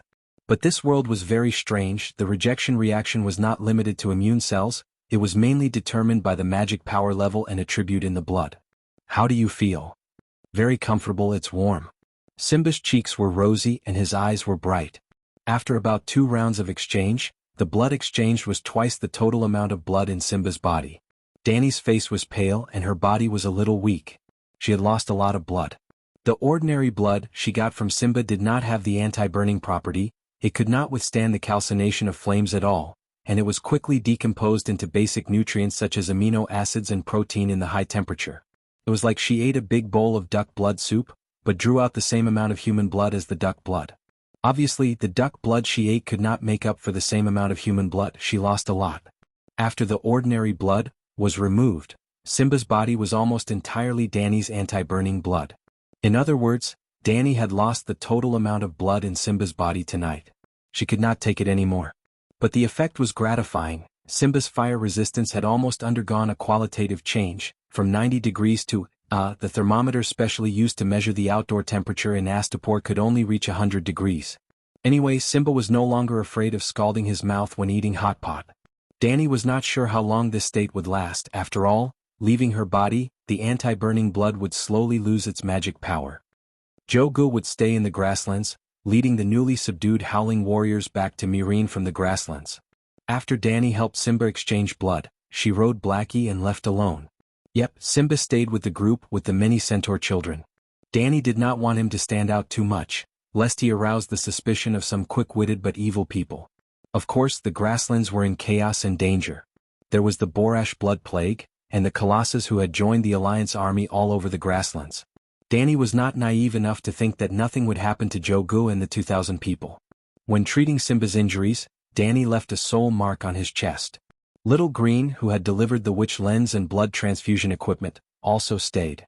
Little Green would hide in the clouds, watching the group enter Mireen. When the sun rose in the east, Danny landed on the top of the Great Pyramid of Mireen. After a tiring night and giving so much blood to Simba, she slept until 2 in the afternoon. When it was time to eat, the centaur maid even brought the spearwoman Morona over. "Your Majesty, did you not find the Blood Oath Guard Mago? Should I continue to search with Hogg and the others?" The spearwoman asked with concern. "No need, I found him." "Then what orders do you have for me?" Morona asked curiously. "Don't bother about the Jade Sea mercenaries at the Raza River in the east. Focus on investigating and monitoring Borash. I need to know how much damage the Blood Plague has done to the Alliance army and the Dothraki Colossus. We also need to prevent those people from secretly sending the plague patients to us." Danny originally only had Borash, Gisela, and Morona, 3 shapeshifters. Later, she borrowed 4 from the Horn of Queen, making a total of 7 shapeshifters. But the 3 cities of Slave Bay had a wide area of air defense, and they also had to monitor the Alliance army. Their military strength was very tight, so they did not discover Jake of Borash early. Now that the blood plague had appeared, Danny had to strengthen the quarantine of the epidemic before she could create an antidote for the blood plague. She also had to prevent the plague patients from falling from the sky. Danny was sure that the slave master with no moral integrity would do such a wicked thing. After arranging work, Danny waved to Morona and called her to her side. She whispered, "Don't tell anyone else about me asking you to find Mago." "Your Majesty, I don't know many people in Mireen. Who should I tell?" "It's best if you don't tell anyone," Danny said.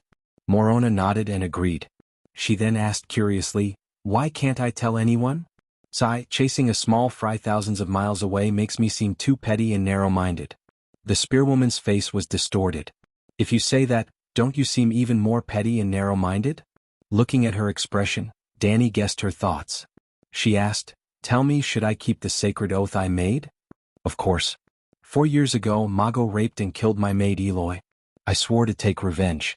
Last night, I used the king's sword to cut off his lower body. What do you think?" Chapter 609. "Your Majesty, you have fulfilled your oath," the spearwoman said hesitantly. "But you are the awe-inspiring Dragon Queen. Your every action is related to the future development of the world. A small character like Mago is not worthy of your oath." Danny loved to hear it, especially when it came from the lips of honest, simple freemen. Mago is not worthy of the Dragon Queen's concern, but he is worthy of the oath of the Calixi who was in distress. The me 4 years ago was completely different from the me now. I didn't have a dragon then and I only had a few dozen centaurs under me. The other party was the Blood Alliance Guard who commanded thousands of roaring warriors. Morona was stunned. Wasn't that the case? Now it seemed that the Dragon Queen's oath to kill a Blood Alliance Guard was a little petty. But at that time, the weak and sickly woman with a bleak future swore to kill a general who controlled millions of troops. How heroic, confident, and brave was that? 4 years later, even though the difference in strength and status between the two of them is huge because Targaryen's words are as heavy as a mountain, the queen risked being misunderstood by others as petty and narrow-minded to carry out her vow even though she was thousands of miles away. This spirit. Thinking of this, Morona looked at Dany with more admiration. Well, when the content was reasonable, Dany's whispers were really powerful. Your Majesty, I understand. I will keep the matter of sending ravens to search for the Blood Alliance Guard Mago in my heart. I will not tell anyone. Dany nodded in satisfaction and said, I went to the Great Plains last night mainly because of the information you provided about the Blood Plague. I was worried about the epidemic in the Great Plains, so when I rode a dragon to check it out, I accidentally met Turpkel's Khalasar. After being offended by Turpkel, I killed him and took his Khalasar. Yes, I understand. Morona was already a few decades old and she used to be in charge of a tribe. She was not stupid. After everyone's confession was agreed upon, Dany immediately began to arrange the epidemic prevention mission. In fact, after the Grey Plague, Slavers Bay already had mature and standardized epidemic prevention measures. Meereen and Yuan-Kai completely shut down all maritime trade. Other than Slavers Bay's own warships and cargo ships, no foreign merchants were allowed to enter. However, Estapo made it easy for those VIP customers. Dany built a fake barbican between the port and the main city. A real barbican should be inscribed, but Dany's commercial city was circumscribed. The small trading city allowed goods to enter and exit at will, but strictly regulated the interactions between merchants and city residents. At this time, it still maintained a flourishing trade. Now Dany simply closed the small barbican. In addition to the epidemic protection, Dany also moved her palanquin from Astapor to Meereen. Old Ymont, the mages and the Minister of State all flew over on the pterosaur. No one knew when the war would end, but in the next 2 months, Meereen was bound to be embroiled in battles both big and small. The final battle of Meereen would also take place within 3 months. 5 days later, the shapeshifters gradually came to understand the situation of Borash's blood plague. They didn't know the source of the infection, but nearly 1/3 of the mercenary groups were infected. But the collapse of the alliance that Dany expected did not come. The mercenaries had experienced too many blood plagues. Some countries had experienced too many influenza epidemics, so they treated similar diseases as common colds. Even if people died every day, they still lived happily and freely. The people of the Celestial Empire found it inconceivable, but they were used to it. Those famous mercenary groups all had decades and centuries of history. Similar to the Second Sons Regiment, they even had thousands of years of history. Even if they were wiped out by the Dragon Queen, a large number of mercenaries immediately rushed to rebuild the Second Sons Regiment. These old mercenary groups fought every year and every month. The number of blood plagues they experienced was really more than the number of colds Dany had in her life. If they collapsed after encountering a blood plague, their mercenary groups wouldn't be able to hold on for more than a few years. How could they create a century-old mercenary group? Therefore, the Borash Alliance, which mainly consisted of mercenary groups, was very calm. They began to treat the patients according to the thousands of years of experience, isolated the areas where the epidemic was concentrated, and then continued to march and fight. The centaurs, on the other hand, were a little panicked. Once, when they encountered the White Cloud City in the Red Wasteland, everyone knew that there were ghosts in the dead city. They couldn't enter as they would be cursed. It was obvious that the centaurs' way of dealing with the plague was to hide. Stay far away. The 7 to 8 colossus that swarmed towards Borash were like frightened birds in the forest. They scattered in all directions and escaped into the sea of grass in the north. This made Dany very disappointed, because her original plan was to let the centaurs eat, drink and use the Alliance's food, and deplete the Alliance's resources. When they reached Meereen City, they would launch a surprise attack into the centaurs' camp and challenge all the cars to a call contest. They would seize control of the colossus, lead 100,000 roaring warriors, and attack the Alliance's waste like a flood. After half a month, they finally managed to drive all the centaurs in the north of Meereen to Borash. In the end, an unexpected blood plague caused all the centaurs to run away. Motherfucker. Danny was cursing motherfucker, but the Alliance was cursing even more viciously, and they were more frustrated than her. On the outskirts of Borash, under the mountains, there was a secret room that was modified from a cave. There was a chandelier with 8 candles, a 30-square-meter cave and an oval-shaped stone table. There were 4 to 5 people sitting around it. At the head of the table was a beautiful young lady. She had long silver blonde hair, a white priestess robe with gold trim, a small face, big blue eyes and a cute and sweet appearance. The few people sitting around her were intimidated by her majestic aura, and did not have any thoughts. Their attitude towards her was respectful and a little fearful. A middle-aged man with a triangular face said, "High Priestess Jenny." Kal Bono was worried that he would be taken away by the pale mare, so he refused to come back. He wanted to go to the Horse King city to pray to the Mother of God. Yes, Danny's guess was right. After Benny died, Jenny personally went to the battlefield. Now she was here. The triangular-faced man was called Sibirio, and he was one of the 3 archons of Volantis. He came from the Tiger Gang, and was proficient in the art of commanding large-scale battles. He had never fought in a real battle, but he had read a basket of military books passed down from his ancestors. According to the Alliance's original plan, there would be 4 armies on land attacking Myrene from the east, west, north and south. The centaurs from the Sea of Grass to the north, the Alliance's main force from the Valeglia Avenue to the west, and the Jade Sea mercenaries and slave hunters from the Lazar River to the east. The south was prepared to take the ancient Silk Road, which was the ancient road that connected the Red Wasteland to Queers, White Cloud City and Myrene. Later, because the Red Purgatory was too hot and lacked water, the plan to take the south was abandoned, leaving only the west, north and east. Sibirio was the commander of the west, and the Yuan-Kai war god Grez, Dan was the commander of the east. The north was made up of centaurs, led by the strongest horse king in the Sea of Grass, Bono.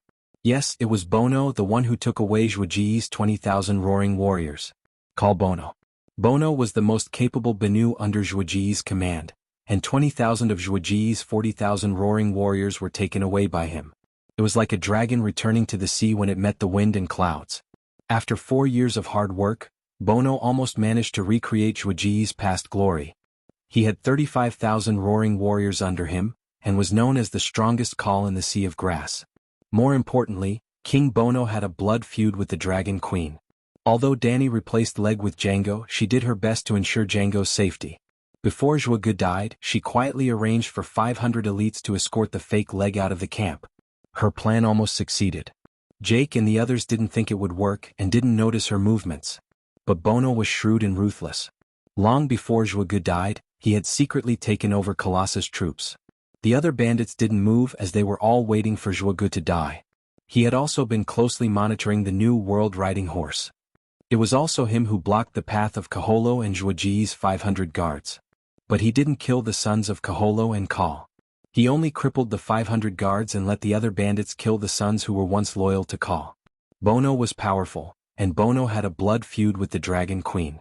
Bono was chosen as the commander of the North. Now the leader of the North had run away. High Priestess Jenny, Bono betrayed us. Can we teach him a lesson? A bald and short fat man asked. The fat man had a pink sarcoma the size of a plum on the tip of his nose. He was known as the Long-Nosed King.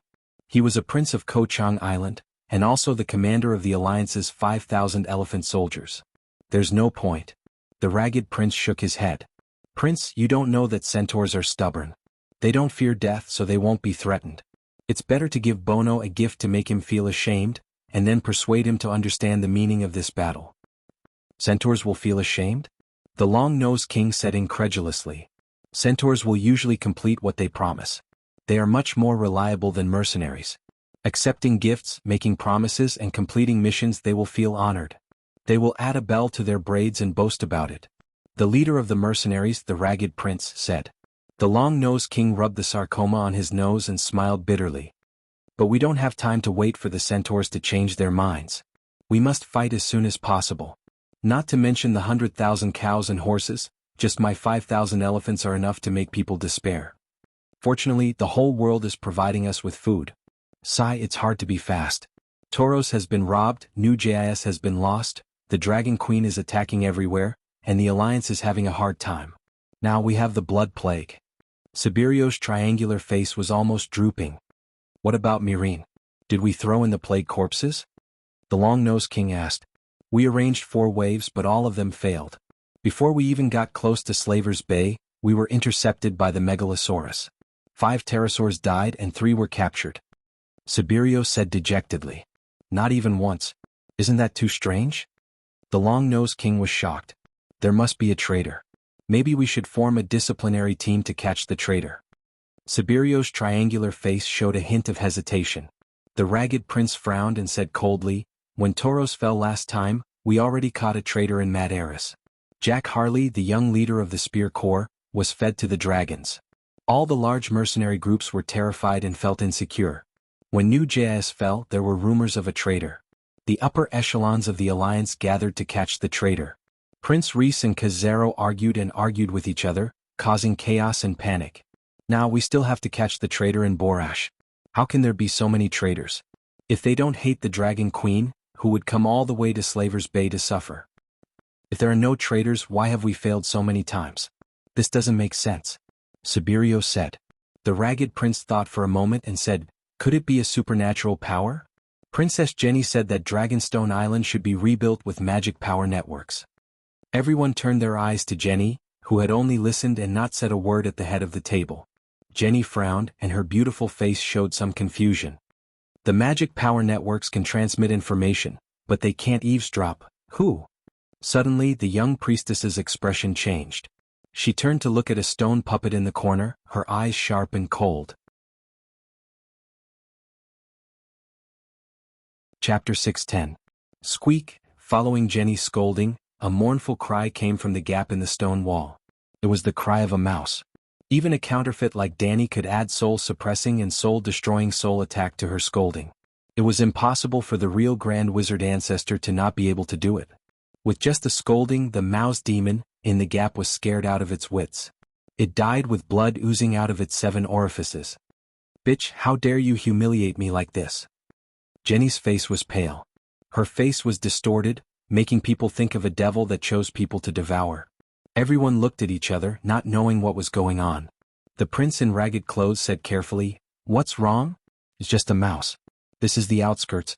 It's normal for there to be mice in the cave. That's a shapeshifter. Jenny suddenly stood up and walked out of the cave with quick steps. She climbed to the top of the hill and faced Borash's direction. She opened her mouth wide and her blue eyes flashed with countless gold, purple, blue old man, young man and woman's pupils.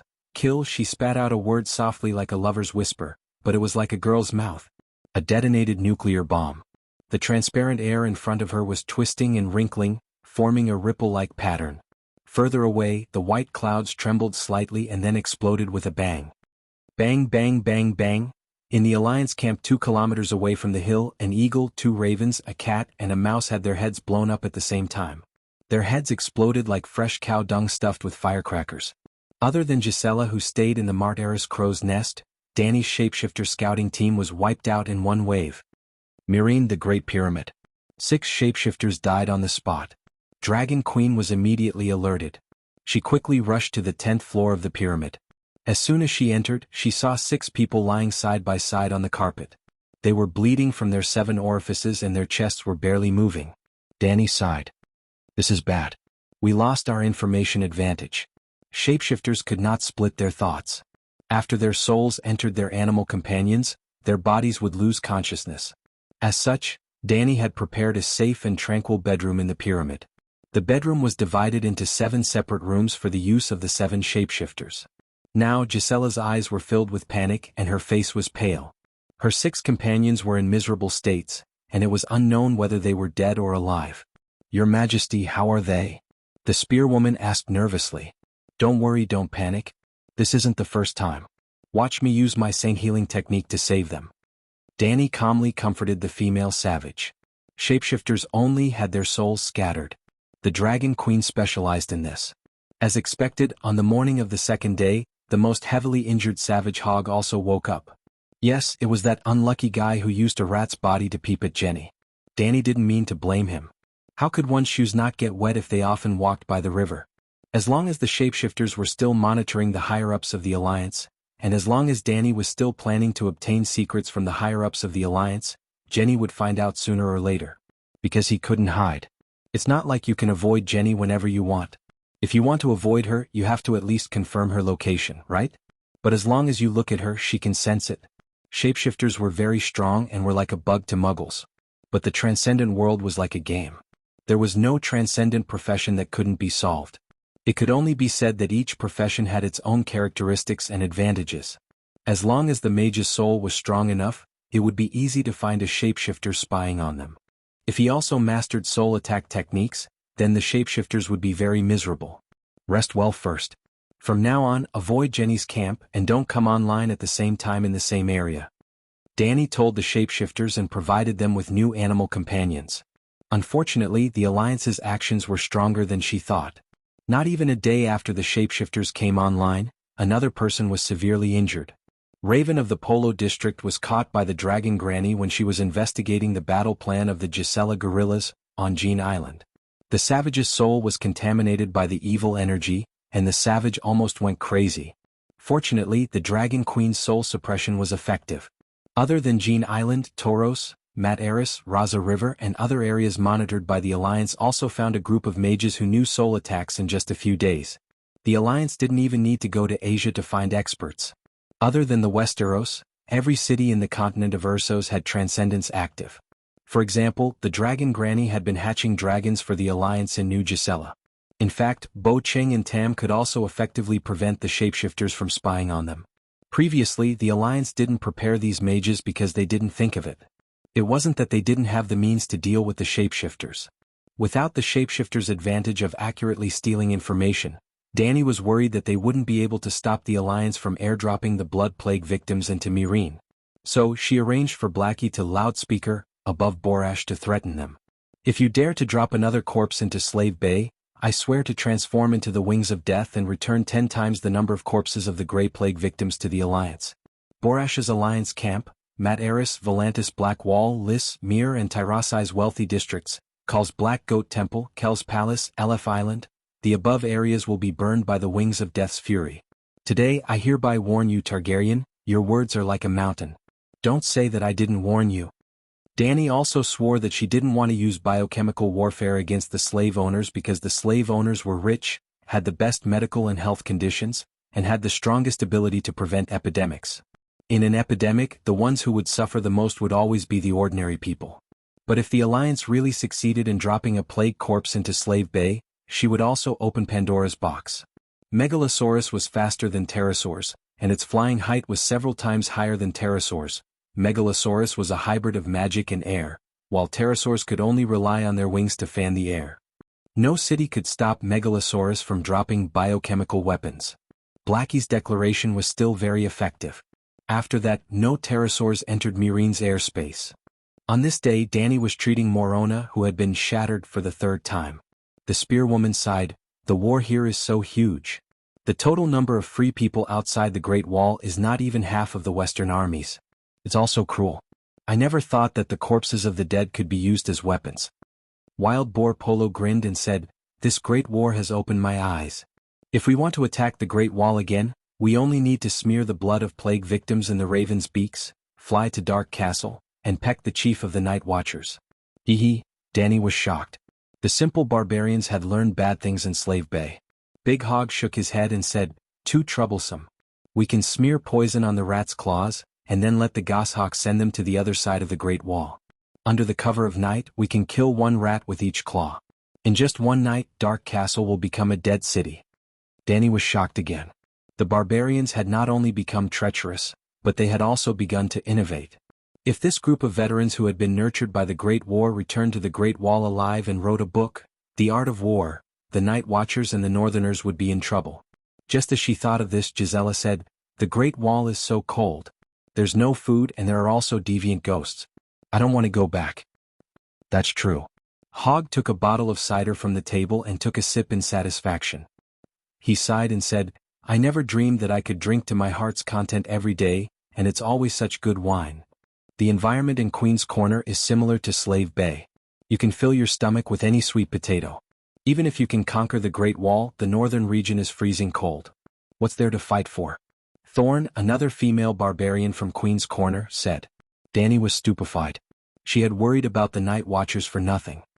Screech, woo. As they were talking, the loud howl of the megalosaurus came from outside the house, followed by a long and sonorous horn. After many days, Little Green finally returned. The Colosseum behind the Great Pyramid of Murine had also been transformed into a dragon cave. Danny's megalosaurus and the others' pterosaurs would often eat a cow or sheep in the dragon cave. The megalosaurus lived at the top of the Great Pyramid, while the pterosaurs lived in the dragon cave. However, during the day the two little dragons, Little Gold and Little Red, would conduct flight training in the spacious Colosseum. They would throw missiles vertically, throw missiles in the air, dodge arrows and fly in armor. Even the three big brothers, Blackie, Little White and Little Green, would often fly 2 laps in the Colosseum. They needed to get used to flying in heavy armor and how to fight with the pterosaurs while wearing underwear. Therefore, Cuello's Megalosaurus guards did not disband. Instead, they expanded from the initial 10 to 100. They were all centaurs. Other than the official members, there were also mini, auxiliary police. They were the teenagers in Danny's Colossar. They were 8 or 9 years old, 11 or 12 years old. They were talented and had outstanding martial arts skills. However, because they were too young, they could not become roaring warriors, so they joined the Megalosaurus guards as trainees. Yes, the Megalosaurus guards were treated well. They had dragon essence to eat, which strengthened their bodies and made them smart. Cuello's nickname in Colossar. Ignoring the dragon essence, the Megalosaurus guards were also considered the Emperor's personal guards. Being in close contact with the Megalosaurus and the Dragon Queen was a very good job. At this moment, a round-faced centaur who looked 7 or 8 years old was holding a mop to bathe Little Gold, who was the size of a wild bull. Under the sunlight, the soap bubbles on Little Gold's body reflected colorful light. The centaur was tired and hot. His round face was red and he was sweating, but his expression was serious and he did not slack off. On the high wall walkway, Danny and Yimon held onto the railing and looked at the centaur working hard below. "You have been in contact with Simba for 2 days. How do you feel?" Danny asked with a smile. Dragon Queen was a woman of her word. If she said that she wanted Simba to be her stable boy, she would definitely do it. However, Dragon Queen's horse was the steed that rides the world, Megalosaurus. "It's very complicated," Yimon said with a complicated expression. "What do you mean?" "Simba is a good child. He is hardworking, honest, smart, and is especially talented in riding and archery. His silver hair also makes me feel close to him. However, when I think of his identity..." Sigh. Yimon shook his head and sighed. "Old man, I want you to open a bachelor's class. Choose the most knowledgeable people from the scholars under me. Literature, mathematics, history, politics, and economics." The first batch of students for the class were the most talented centaurs in Colossar. Simba was one of them. The others were all cover but not really cover. They were all Simba's future subordinates. "Your main goal is to nurture Simba. You have to do it quietly and not arouse anyone's suspicion," Danny said with a smile. Yimon was not stupid. Danny had already made it so clear. If he did not understand, he would be letting down his 100 years of experience. "Who is Simba?" He widened his eyes and asked in surprise. Danny had a faint look of satisfaction on her face. She said faintly, Leg Targaryen." "Targaryen?" Yimon frowned and thought for a while before he found the name Leg in the corner of his memory. Then he thought of Varys secretly swapping little Aegon. 7 gods above. Yimon's face turned red. He trembled and turned his head to look at Danny. He asked in disbelief and anticipation, "Your son?" "Like?" Danny nodded slightly. "Holy Mother." The old man's eyelids rolled and he fell back. He was too excited and fainted. Chapter 6:11. Yimon had always been in good health. He only fainted for a while before waking up. There were no aftereffects and he was even more energetic than before. However, while he was pleasantly surprised that Targaryen had a successor, his attitude towards Danny had changed a little. It was a kind of reverence towards a monarch. The old man had lived for more than 100 years and had experienced too many people and things. However, the act of the Dragon Queen swapping sons with the enemy still made him feel incredulous and shocked. After all, she was only 15 years old at that time. And under those conditions, the old man began to recall what the Targaryen ancestors were doing when they were 15 years old. They were either fooling around with women or playing with wildfire. If they were in Danny's position, what would they do? Perhaps only someone with such shrewdness and scheming could succeed. The Targaryens were truly fortunate. Previously, they were on the brink of extinction. In less than 20 years, they were thriving and were about to ascend the throne of the world's greatest royal family. Or, as the Westeros proverb went, every time a Targaryen was born, the gods would flip a coin to decide whether he was great or mad. How mad the Mad King was, how irrational Legor was. For the sake of balance, how great would Dany be? After that, old Ymont began to devote all his efforts to Simba. He had already made grooming Simba his main task for the rest of his life. Simba had Jogo's guidance and one had Ymont's nurturing. Dany was completely at ease and focused all her energy on the upcoming battle in Meereen. On the third day of Simba's arrival in Meereen, news came from Dragonstone Island. A week ago, Aegon Targaryen rode the Black Reaper Balerion in a surprise attack and took down Storm's Rest Fortress. Aegon and Tyrion's 2 swamp dragons were Dany's largest pterosaurs. Each of them weighed more than a ton. Aegon's knockoff Black Reaper was 2.5 tons. Because of that, they only needed one wave to lead 20 fully armed knights up the walls of Storm's Rest Fortress. First, use kerosene bombs to clean up the ground, clean up the sentry towers and the external defense forces, then transport 200 knights up the city walls. Aside from the fact that he did not know magic, Aegon's method of conquering Wind's End Fortress was almost exactly the same as how Dany had conquered Dragonstone Island. On the other hand, there were only a little over 100 guards in Windrest Fortress. Because they hadn't received any news from Erlu for a long time, they had lost their fighting spirit and even lost the meaning of guarding the fortress. The number of casualties did not exceed 10, and Aegon took down the Windstop Fort.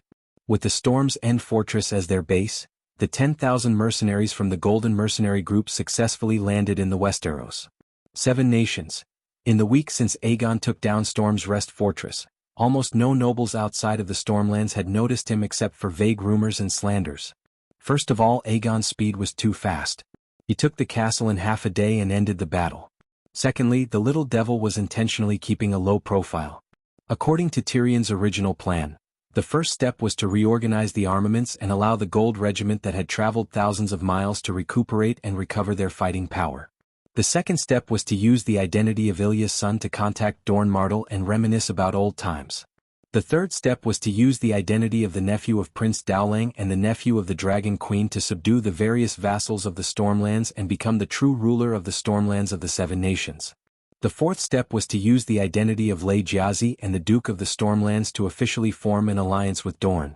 The fifth step was to announce to the nobles of the 7 nations that he had the right to inherit the Iron Throne and rope in the vassals of the 7 nations who had a relationship with Targaryen and a grudge against Lannister. The sixth step was to form an alliance of Dorne, the Stormlands and the Dragon Society. Aegon, as the leader of the alliance, would lead his troops north to the King's Landing and ascend the Iron Throne. In the dwarf's plan, at different stages, Aegon's identity as a guard of honor would be different. This was a step-by-step process. Step by step, he would obtain real strength and use it to stabilize his identity as a true dragon. There was no lack of idiots and fools in this world, but there were definitely smart people. When Aegon said that he was the son of Lei Jiazi and Ilya, Tyrion himself did not believe it. He was not sure if the Dragon Queen really believed it or if she had other motives. Then the Big Crab was suspicious. Big Cousin Quentin did not believe it. Big Cousin Elaine did not believe it either. Why would the nobles of the 7 nations believe it? But when he rode on a pterosaur and led the vassals of the Stormlands and the Golden Regiment to appear in front of the world, regardless of whether he was Lei Jiazi or not, he was still a true dragon. How should he put it? Tyrion's plan was stable and realistic, but the people involved did not accept it. Aegon felt that it was too complicated and a waste of time. Didn't we leave Slave Bay to seize the opportunity when Kevin passed away and the King's Landing is in chaos? If we want stability, we might as well stay in Slave Bay and wait for my aunt to finish her business. Aegon retorted Tyrion. Tyrion was speechless. He could not tell Aegon the deeper meaning of his plan. Whether he was Lei Jiazi or not, he could use his powerful strength to make this a reality. But in Aegon's heart he was, of course, the son of Lei Jiazi and Ilya, the nephew of the Dragon Queen. There was no need for him to doubt it. Aegon's position of his identity was different from Tyrion's. This caused the two of them to have different plans for the future of Aegon VI. Once the Golden Regiment was ready, Aegon would send out letters and announce the fact that Aegon VI had arrived in the Westeros. Then Dragonstone Island would know about it and so would Dany. Of course, Aegon did not completely ignore Tyrion's suggestion. During the week he occupied Storm's Rest Fortress, he sent letters to Uncle Dowlord and the various lords of the Stormlands. The content of the letter was very sincere. I am the son of Lei Jiazi and Ilya. Count Varys saved me by swapping me for someone else. For the past 17 years, I grew up under the care of Sir John Clinton. In the past year, I went to Slave Bay and learned the art of governance by Aunt Dany's side. Dany wanted him to be the magistrate of Meereen, but he did not go. Instead, Ymont taught him the art of governance. When Aunt Dany made the vow, she did not know of my existence. That is why she and I cannot agree on the Iron Throne. But I am also unwilling to break her vow. I only represent myself. Aegon Targaryen and Daenerys Targaryen are blood relatives of two branches. She acknowledges that my right of inheritance is above hers, but she will not take responsibility for my actions. That is why I need the support of my uncle, my lords. I swear that I will bring true peace to the Seven Kingdoms. I swear that if there is a long night, I will be at the front. I swear that I am not vying for the Iron Throne with a vengeful heart. I wish for justice to be served. I will convene the Great Council and use the Great Judgment to settle the grudges of the previous generation. I heard about this from Aunt Dany. Aegon told everyone about his life, his current situation, and his future plans. He was very sincere. When he handed the letter to Tyrion and asked him to help fix it, the dwarf suddenly had a strong wish. He hoped that he had guessed wrong. Varys and Illyrio did not play any tricks. Aegon was the son of Lady Jazi and Ilya, a true dragon. He was not destined to be as great as the Dragon Queen, but he would definitely be a good king. At least, being his subject would be 100 times better than working for the Dragon Queen. Tyrion thought. Oh, the subjects did not wish for their king to be too muddle-headed, but they also did not like an emperor who was too smart. At the very least, they could not be smarter than themselves. Otherwise, how could they fool the emperor? It had to be said that the Westeros nowadays were too bad. Even sincerity had become a rare virtue. Especially for those old foxes who were smart. Tyrion felt Aegon's sincerity and passion and was a little touched. Prince Dowling also acknowledged Aegon's character and was a little touched. He really hoped that Varys did not lie and that Aegon was really Aegon. It was not a loss to have such a nephew. Take a fast ship and go to Storm's End Castle. Help me take a look at that Aegon 6. Dowling said to Elaine. Look at what? Even the Dragon Queen was deceived. I am afraid that I will not be able to tell if he is real or fake. Elaine said. Being real or fake is only one aspect that is not important. Dowling's eyes flashed and he said faintly, what is more important is whether he has the temperament and strength to ascend to the Iron Throne.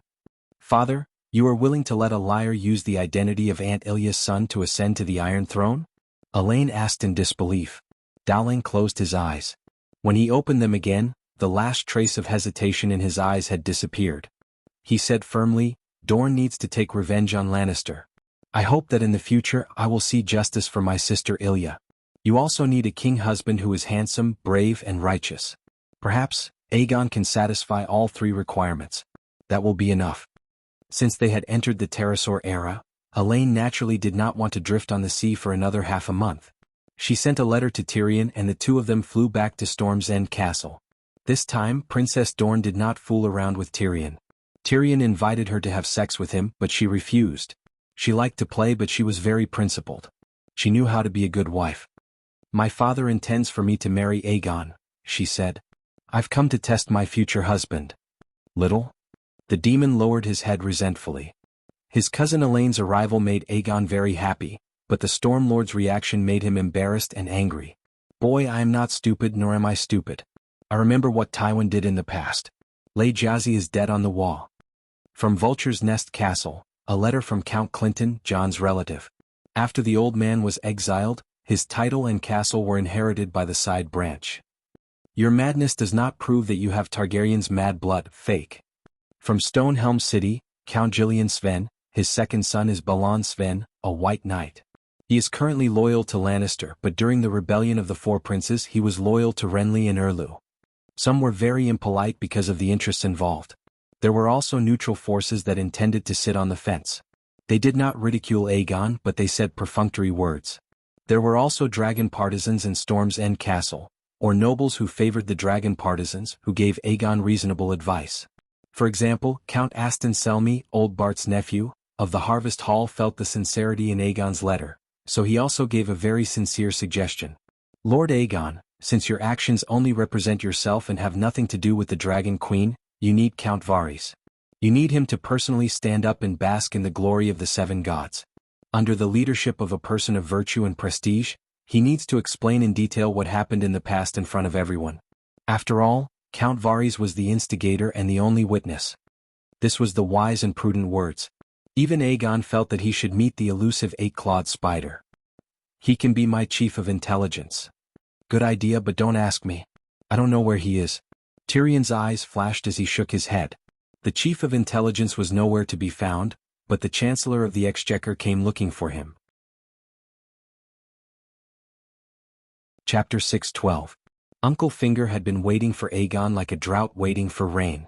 He had been waiting for him for far too long. It was said that the eight-clawed spider controlled the largest intelligence network in the Westeros. Varysman had the support of the royal family and Illyrio had invested a large sum of money into him. He also provided a large number of little birds that could read and write even though their tongues were cut off. However, Uncle Finger's intelligence network was not weak either. In some aspects it was even better. Uncle Finger's intelligence network was made up of three parts: the brothels, the customs officials, and the spies planted in the various families. He was the largest procuress in the Seven Kingdoms.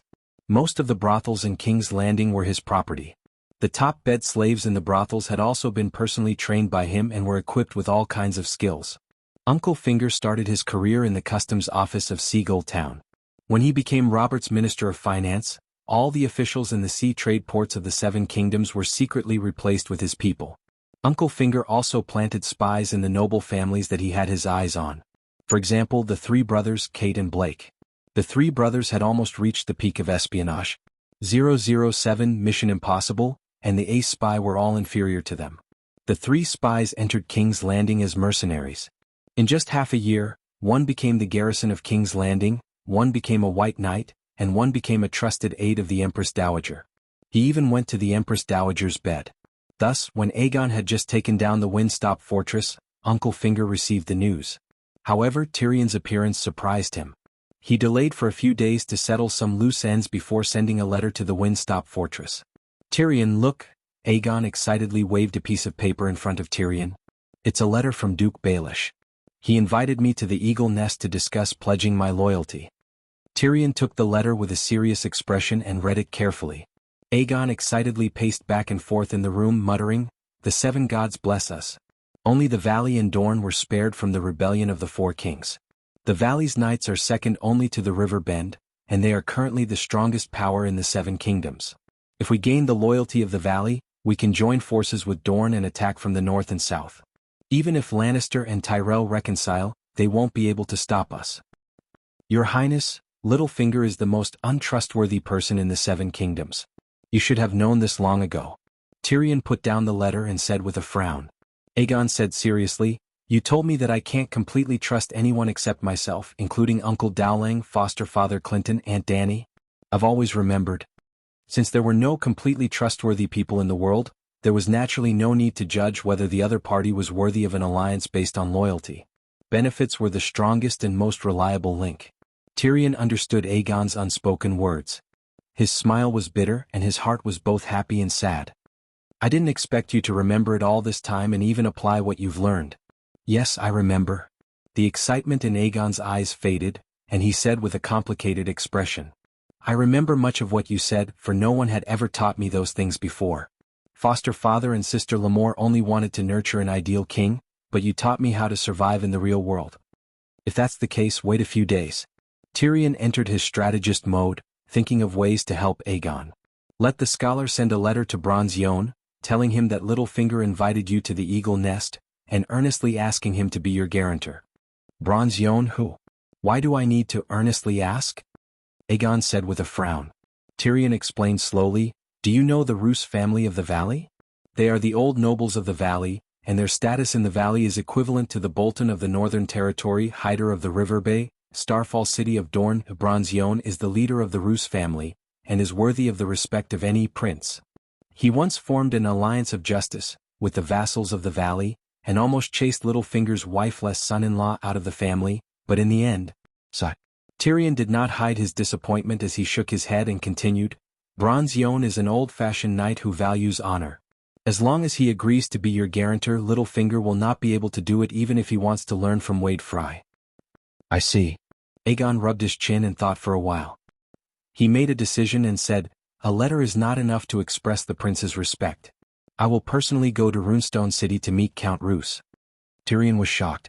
He looked at the determined Aegon in disbelief. He did not expect him to be so bold. Aegon's boldness also shocked Bronze Yohn, Uncle Finger and the vassals of the valley. That day he rode on a dragon and landed in Runestone City. With the most sincere attitude, he told Bronze Yohn about his experience and his request. To be honest, Count Yohn had mixed feelings at that time. He was touched by Prince Aegon's sincerity and how much he valued him, but he also wished that he had never come to him. Because he also suspected Aegon's identity, especially when Aegon told him honestly that even Uncle Dowling and Aunt Dany were kept in the dark about Varys's actions. Looking at Aegon's earnest and sincere eyes, Bronze Yohn wanted to ask, "Your Highness, do you think this is reasonable? If the Dragon Queen rode on the Great Guardian of Light, and landed in his house and personally invited him to be her guarantor, Bronze Yohn would see this as the greatest honor in his life. He would be willing to protect the rights of the Queen's guests with the lives of his entire family. Even if it was not the Dragon Queen, Second Brother Wei would still be able to do it. No matter how crazy Second Brother was, there was no doubt about his true dragon bloodline. But to ask him to be the guarantor of a suspected fake prince. Fortunately, Prince Aegon did not want him to be the guarantor of his true dragon identity. Protecting the guests' rights from being violated was a very righteous and honorable thing in itself. Hence, Bronze Yohn reluctantly agreed even though he felt uncomfortable. When Littlefinger heard about this he was shocked for a moment. Then, he nodded in agreement and handed the safety of the Eagle Nest's Moongate Hall to Bronze Yohn. "My dear, your husband is a brave, smart and magnanimous man. He is a knight." That night, when Littlefinger was working, Littlefinger commented on Sansa's fiancé. When he said this he was very excited. Sansa was also very excited. She had loved listening to stories about legendary knights since she was young. She had always dreamed of marrying the handsome and glorious knight prince in the stories. She had once thought that her Prince Charming was Joffrey. Emperor Joffrey, who loved his people like his own children, had used a hammer to shatter Sansa's pink crystal maiden heart. Then she met the tall and mighty Tyrion. Her already shattered maiden heart was almost crushed into mud.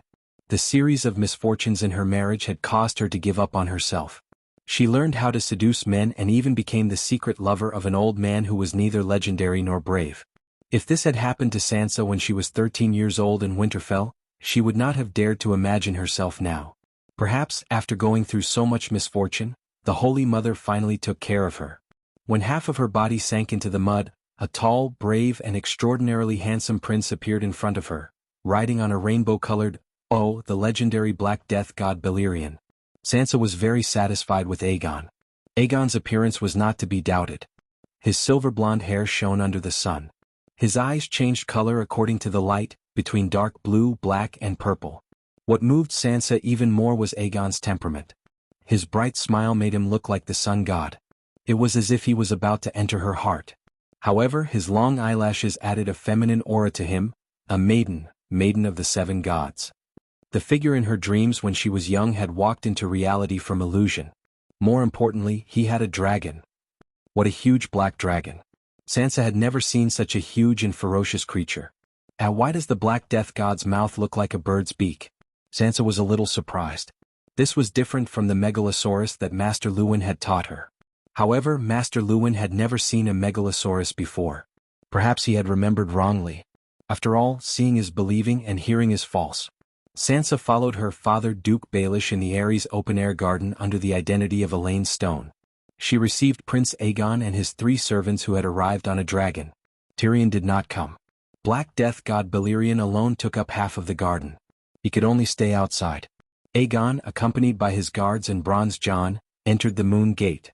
It was located in the main castle of the Aery. It was a hall with a suspended door in the middle of the floor. Yes, it was also the place where Lisa fell to her death. Your Highness, I am relieved to see you. The 7 kingdoms are saved. The people of the 7 kingdoms are blessed. Uncle Finger's smile was gentle and his tone was sincere. Aegon had a good impression of him. My lord, I also have the ambition to change the current situation of the 7 kingdoms. However, I do not have the power to realize my dream. I hope you can help me return the 7 kingdoms to the right track. Aegon smiled humbly and his eyes were confident. Of course. That is the main topic of our discussion today. Uncle Finger's eyes flashed. He had a higher opinion of the young man in front of him. This was Aegon VI, not the Mad King IV. In the hearts of Westeros, Joffrey was the Mad King II and Cersei III. Uncle Finger was such a smart man. Why was he not worried about Aegon's identity when everyone else was suspecting him? He had a spy. The spy on Dragonstone Island did not manage to find out the Dragon Queen's core secrets, but he confirmed one thing: the Dragon Queen completely recognized this nephew of hers. That was enough. Even his aunt did not suspect him. Who was an outsider to poke his nose into other people's business? This is my daughter Aegon Stone. After some pleasantries, Uncle Finger introduced Sansa to Aegon. Sansa was beautiful to begin with.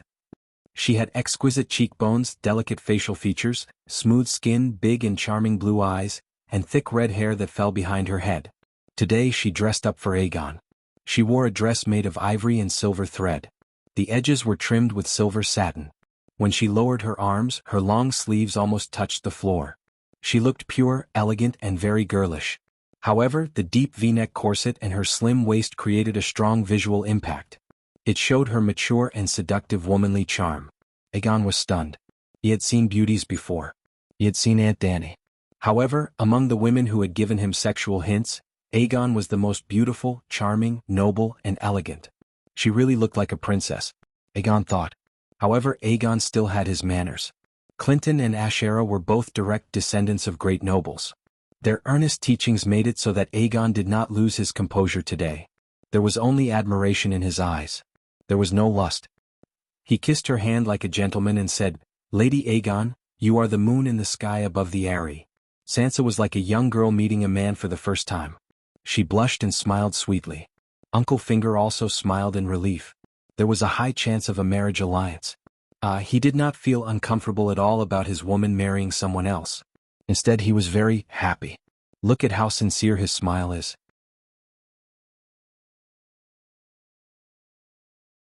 Chapter 6:13. There was a long table in the hall.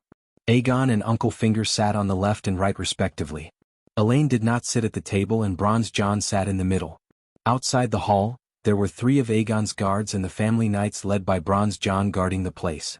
After the greetings, Aegon and Uncle Finger began to get down to business. Well, Bronze John was only a guarantor and would not participate in the negotiations. Uncle Finger went straight to the point and said, "I am only the guardian of Duke Robert Arryn, acting as the guardian of the valley. As for the matter of the valley pledging loyalty to Targaryen, we can only reach a preliminary agreement today. I will not make the final decision for the nobles of the valley." Bronze John nodded in satisfaction. Littlefinger was very sensible and did not consider himself as the master of the valley. "I will not hide my intentions. I need the support of the valley. With your cooperation, I am confident that I can take down the King's Landing within 2 months and completely quell the turmoil of the 7 countries," Aegon said confidently and sincerely. "To be frank, when the news of the Dragon Queen first reached the valley, I discussed the future of the valley with the various vassals. The knights of the valley are not afraid of battle, but meaningless war is not good for us. It will only make the Westeros worse. Winter has arrived and the night is unknown. So, the valley hopes for peace, a peace led by justice." Littlefinger looked at the youth opposite him and said meaningfully.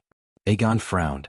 At this moment he suddenly missed Tyrion, who helped him manage the Storm's End fortress. Littlefinger obviously wanted to make a request and negotiate, but he suddenly realized that he could not guess the other party's bottom line and was not used to this kind of conversation. If only everyone were as frank and honest as Aunt Dany. How good it would be. Aegon sighed in his heart and asked tactfully, "Duke Baelish, as the guardian of the valley, what expectations do you have for the future of the 7 countries?" This was to let Uncle Finger make the first request. "I don't dare to have any extravagant hopes for the 7 kingdoms. That is a matter for the king to consider. You are the king of Loina, the Undulls, and the ancestors. As for me, I am Robin, Robert Arryn, Robin is his nickname, as adoptive father. My only hope is that he will be safe and sound, and that he will be able to preserve the legacy of his ancestors in the new dynasty." To put it simply, Uncle Finger's only request for Arryn Vale to join Aegon was for Targaryen to forgive Jon Arryn's crimes in the War of the Usurpers. Bronze Yohn nodded slightly, satisfied with Uncle Finger's performance. On the other hand, Aegon was a little surprised. According to Aunt Dany and Tyrion, Littlefinger was sinister and cunning. He had no bottom line and only wanted to climb up the social ladder. He should not be so selfless and selfless. Aegon trusted Aunt Dany and Tyrion's judgment more. Therefore he believed that Littlefinger was saying beautiful words. As for the grudges of the previous generation, I will not directly announce who to forgive or punish. My aunt recognizes my right to inherit, but she has not given up on the grudges of my father's generation. On the day of the long night. If there is no long night, it will be in the 2nd year of the next summer. She will convene a great council. In the great council, she will openly and fairly judge all the dishonorable things that have happened since my grandfather ascended the throne. For example, my grandfather's atrocity of burning Duke Ricard and his son to death. You all call him the Mad King. My aunt and I will not distort the truth and deny his madness and brutality. My aunt once told me that she will give justice to Duke Ricard in the great trial, regardless of whether Stark is still alive at that time. She can forgive Stark's rebellious actions, let go of Jon Snow and Stannis on the Wall, and will definitely not harm Duke Robert Arryn. Nephew Goo's information is outdated. Dany's aunt received the latest news that Ricard was the source of the War of the Usurpers and deserved to die. However, when the 3 people present heard Aegon's words, their reactions were intense. Sansa was so excited that her eyes turned red and tears almost fell. She no longer had to worry about being eaten by the mystic dragon. Her marriage with Prince Aegon had also removed the biggest obstacle, what she thought. Uncle Finger pretended to show an obvious expression of relief, joy and respect. Bronze John praised sincerely, the Queen's magnanimity shames all the men of the 7 kingdoms. She was the only one who wantonly provided relief during the war in Hedgian. 7 gods above, even Duke Tully has never provided relief to the commoners of Hedgian. Not only Duke Tully, but all the nobles in the Westeros did not have the concept of providing relief to the commoners. Little Rose Marjorie was almost praised by the commoners of King's Landing as the Holy Mother. This was mainly because Gao Ting used her name to transport cheap food for King's Landing. The Queen's love bread, that Marjorie sent to the streets every few days, was free. However, the food provided to King's Landing was not free. If it was free, how could brown soup survive? Let the 500,000 commoners of King's Landing eat and drink for free? Even the Dragon Queen could not do that. I have lived for decades and seen many people, but I have never seen a ruler who is more just and benevolent than her. If she fights for the Iron Throne, cough. My aunt admits that my right of inheritance is above hers. Aegon reminded him again. Mention Aunt Dany more when you communicate with the nobles of the 7 kingdoms. This was the brilliant plan that Tyrion gave to Aegon. The reason that Tyrion gave to Aegon was that the Dragon Queen's reputation was resounding. Mentioning her would make your words more convincing. Actually, the dwarf's real goal was to confirm the fact that Aegon was the Dragon Queen's nephew. You kept saying Aunt Dany is so, and Aunt Dany is with me. You kept showing your close relationship with Aunt Dany. Anyone who had doubts in their heart would swallow them down.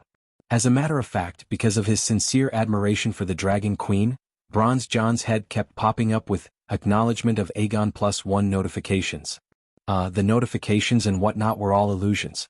However, the way he looked at Aegon was really more cordial than before. Duke Robert Arryn is not guilty. If he can pledge his loyalty to me and help Targaryen restore the kingdom, his title and fief will naturally be under my protection. Aegon gave such a promise. Bronze John happily announced that today's meeting had come to an end. Both sides reached a consensus on the grudge between House Arryn and House Targaryen. It could be considered as clearing the first obstacle on the road to cooperation. However, whether the alliance would succeed in the end depended on the outcome of the meeting between the Arryn vassals. Aegon was very dissatisfied with this outcome. He felt that Littlefinger had played him. He clearly had no right to make a decision on the Arryn Valley's matters, but he invited him to the Eyrie to talk about an alliance. If he could make the vassals in the valley take the initiative to pledge their allegiance, then what was the point of talking to Littlefinger? As if guessing Aegon's thoughts, when Bronze John proposed to invite the prince to a banquet, Uncle Finger said, "Count, the matter between the valley and the prince is over. I still have some private matters to discuss with the prince alone. Can you go prepare the banquet?" "What is it?" Bronze John was a little dissatisfied. He suspected that Littlefinger was up to something. Littlefinger smiled and glanced between Aegon and Elaine. He said meaningfully, "It has nothing to do with the valley. It's about my daughter's marriage." Aegon was stunned. Elaine lowered her head shyly. Her pretty face was as beautiful as a flower. Bronze John's face turned red with anger.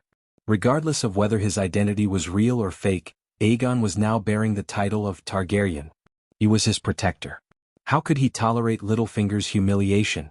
Well, in Bronze John's opinion, the intention of marrying an illegitimate daughter to a reserve king was an insult to the king. The Baelish family's foundation was shallow to begin with, and an illegitimate daughter. Littlefinger's ancestors were mercenaries. Similar to Bron's experience, mercenaries were promoted to lords because of their contributions. If Aegon was really the son of Lei Jiazi, then Littlefinger's daughter was only fit to be his lover. On the other hand, the daughter of the Royce family was barely qualified to be married to Aegon. Duke, you are now the guardian of the valley.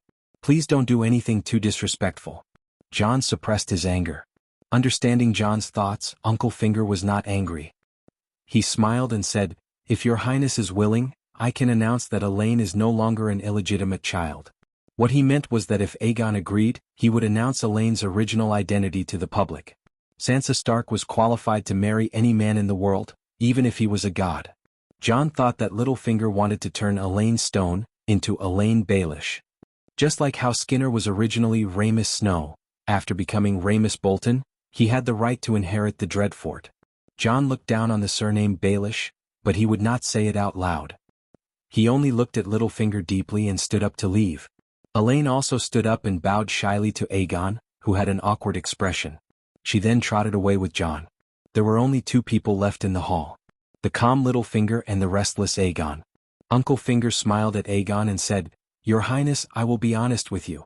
I do want to make a marriage between you and Elaine. However, I am not so arrogant as to think that Baelish's illegitimate daughter is worthy of the king. Elaine is not my daughter. Her real name is Sansa Stark, the eldest daughter of Eddard Stark and Catelyn Tully. She is the only heir to the north." Aegon was stunned. Dany had guessed that Elaine Stone was Sansa, but she did not tell anyone. This matter had nothing to do with her, but the last time Marvin reported that Littlefinger had sent people to Dragonstone Island to pledge their loyalty to her, old Kate and Blake, Dany asked about Elaine's situation and did not have the chance to think of this person after that. Therefore Aegon was really shocked. "Duke Baelish, are you joking?" "I swear," Uncle Finger said seriously. Then he began to paint a picture of Aegon. "Your Highness, I am not Sansa's biological father, but I am her adoptive father. Sansa is also Duke Robert's cousin, the rightful heir to the King of the North. The King of the North, Rob's territory is not only the North, but also Hajien. In other words, if you marry Sansa, you will gain the allegiance of the North, Hajien and Valley kingdoms. A sacred betrothal is more secure than any oath." Aegon's expression was uncertain. "Losing the North and Hajien are just burdens to me." Littlefinger was delighted. He did not refuse immediately, which meant that he was tempted. Sansa looked pitiful. She had nothing and could not even go back to her home. However, the truth was that Tywin and Old Rose were very fond of her identity. "Your Highness, do you want to be the King of King's Landing or the King of the Seven Kingdoms?" Littlefinger asked. "What do you mean?" "The King of King's Landing only needs to take over King's Landing and only control King's Landing. The King of the Seven Kingdoms is like your ancestors, the King of the Undulls, Loinars and the Ancients, the protector of the realm." "Of course I am the King of the Seven Kingdoms," Aegon said. Littlefinger stopped smiling and said seriously, "Then you must solve the problem of the North and Hajien."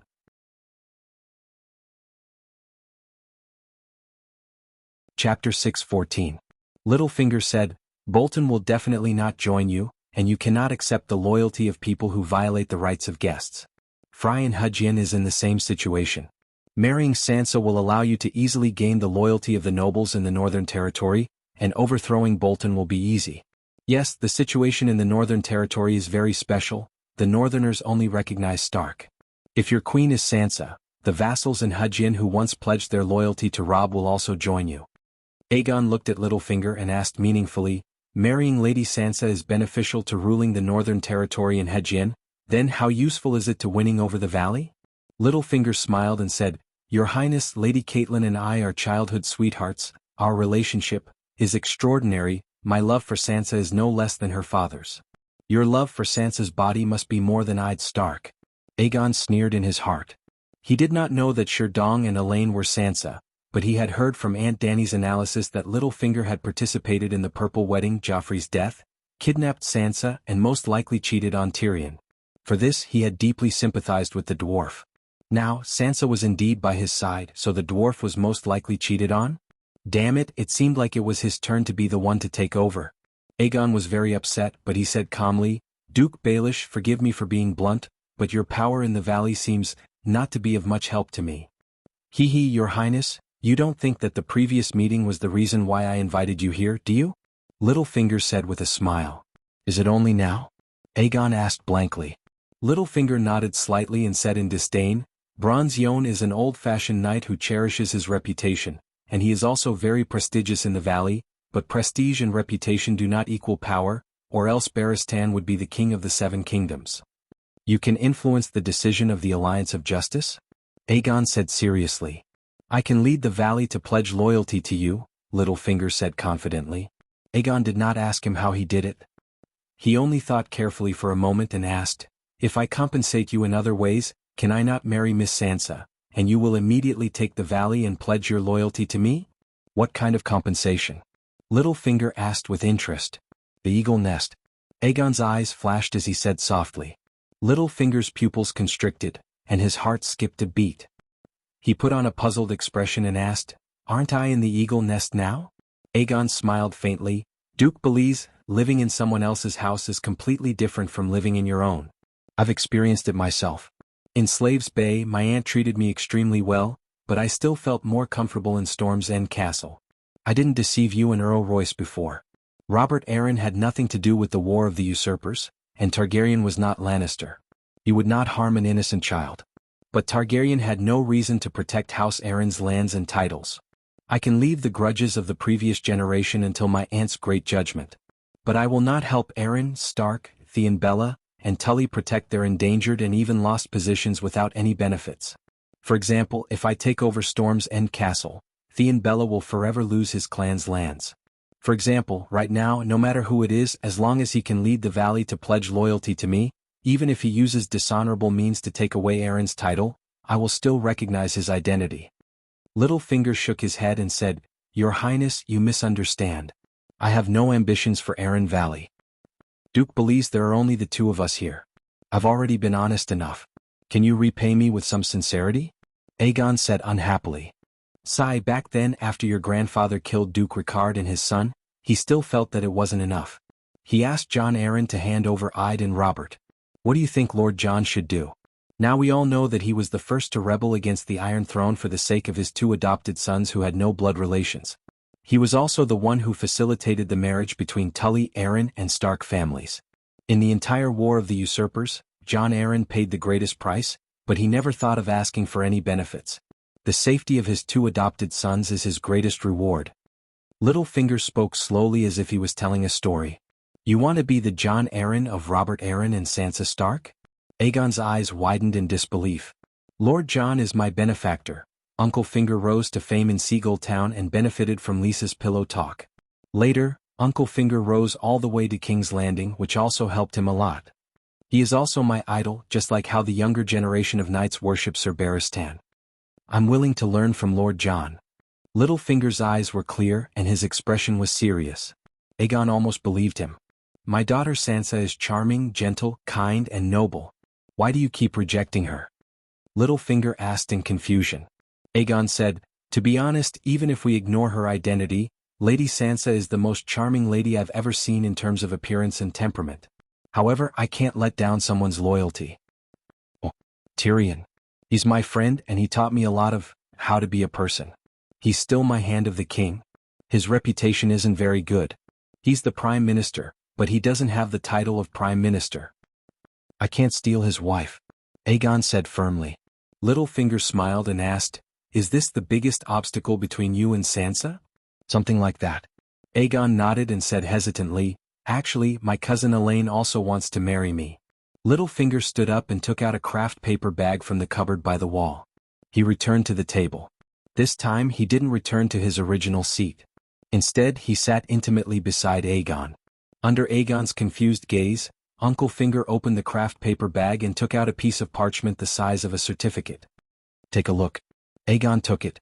The first thing he saw was a bright red 7-pointed star seal on the top left corner of the snow-white parchment. This was a contract written by a Seven Gods cultivator.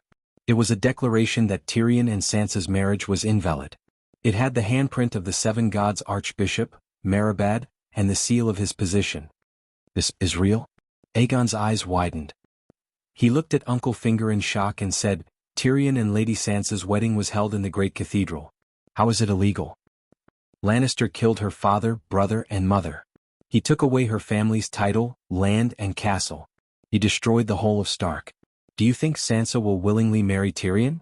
Uncle Finger asked.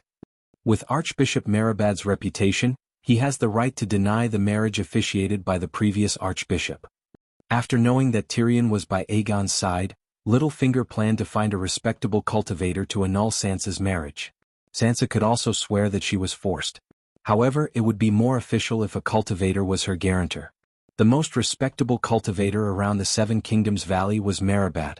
The old cultivator was organizing refugees on the Crabclaw Peninsula to help Dragon Queen build a castle, which was the third line of defense.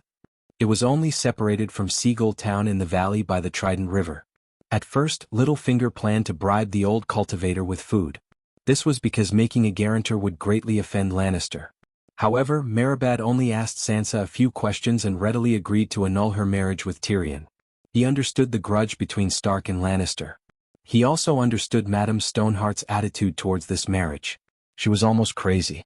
Therefore, he could represent the seven gods to annul this unjust marriage with a clear conscience. The little demon still did not know. Who is that Meribad? What right does he have to annul the marriage officiated by the archbishop? Aegon asked. Among the cultivators of the Seven Kingdoms, he only knew the Big Sparrow. Do you know about Dragon Queen's disaster relief activities in the Three Rivers Valley? Aegon suddenly realized. So it's him. I heard from my aunt that Meribad rode a donkey to help the poor. He was persistent for decades. He is a true cultivator. Littlefinger nodded with a complicated expression.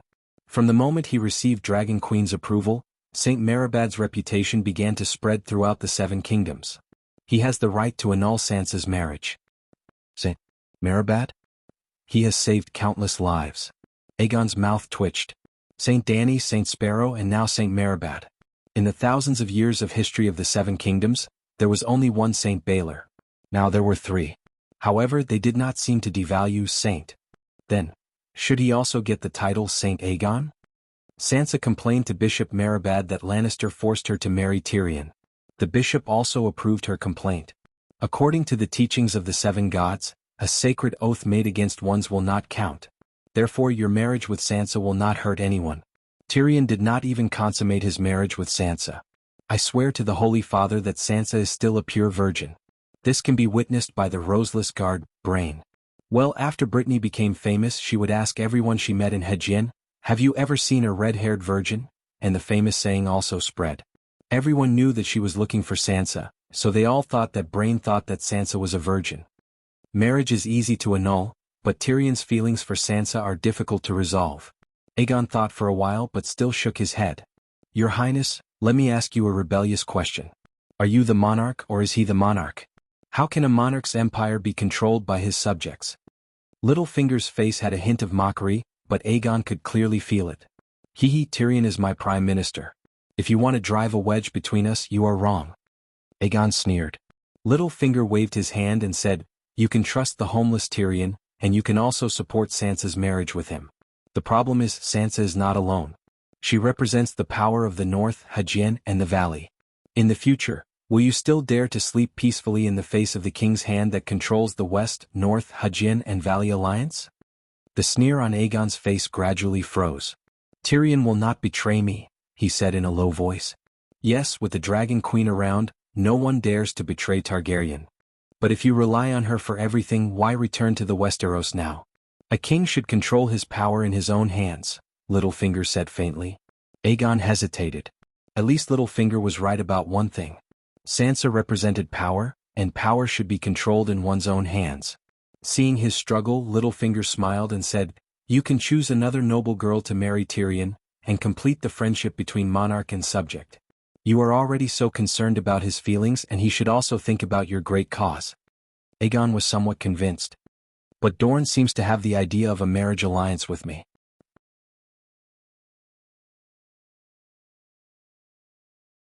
Chapter 6:15. Your Highness, do you have a marriage contract with Elaine? Binky asked. We're still discussing it. Aegon replied. Actually, they were just inspecting him. Elaine was inspecting Aegon to confirm his identity and determine his chances of seizing the Iron Throne. Littlefinger smiled and said, Your Highness, this is actually a very simple multiple-choice question. What do you mean? Let's say a knight wants to hunt a shadow lynx in the mountains. At this time he only has a valiant attendant and an experienced mercenary.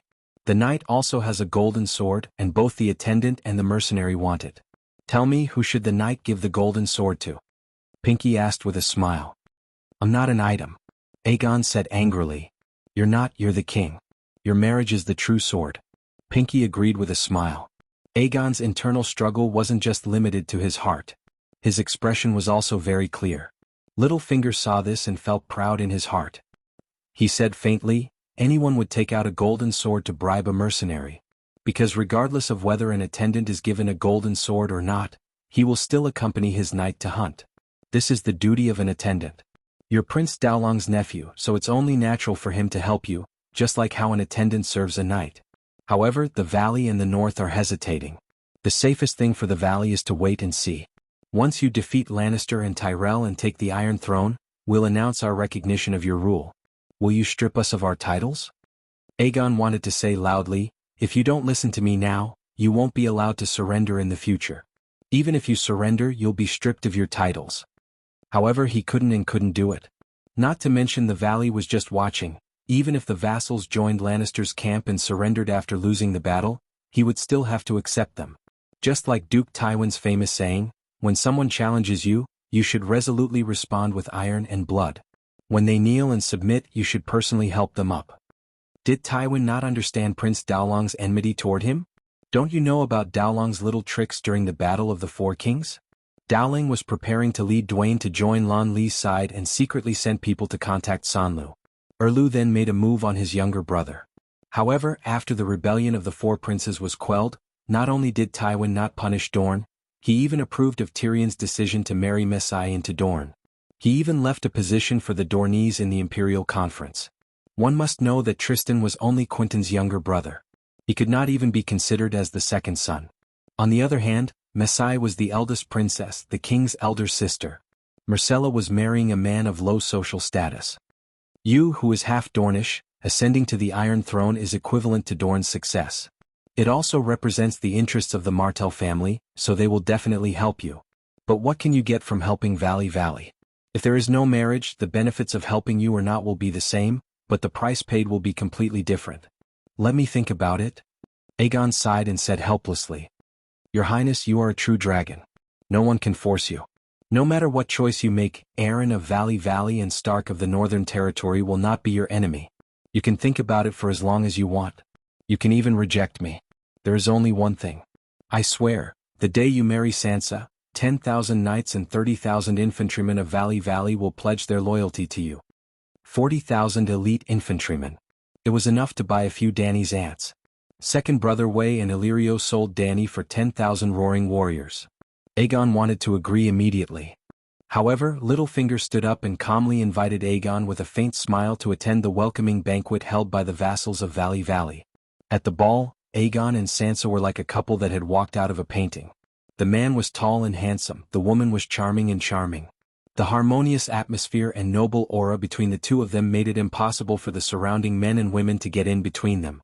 As their ears rubbed against each other, he smelled her virgin fragrance, touched her tender and smooth skin, and was intoxicated by her charming smile, which was either naive, innocent, or seductive. Aegon suddenly realized that his heart was thumping.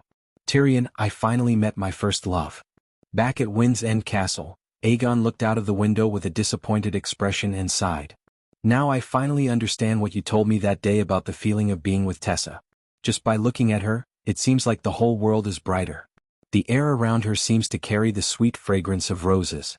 Other than her, everyone else's image is fading and blurring. That's a good thing. If a person doesn't meet a girl who moves his heart in this lifetime, it's like a quarter of his life has dimmed. Tyrion was very happy for his little brother. But she... Aegon's face was filled with guilt. But she's Sansa. You're right, Sansa is really charming. Tyrion's face contorted. After a while, he gritted his teeth and said, Where did you meet Sansa? And Dany guessed right. Littlefinger kidnapped Sansa and went to the Eagle Nest with him under the identity of Elaine Stone. Aegon did not hide anything. He told the dwarf everything that happened in the Hall of the Moongate yesterday. My betrothal has been annulled again. Tyrion muttered in a daze. Should I agree to Littlefinger's marriage proposal? Aegon asked carefully.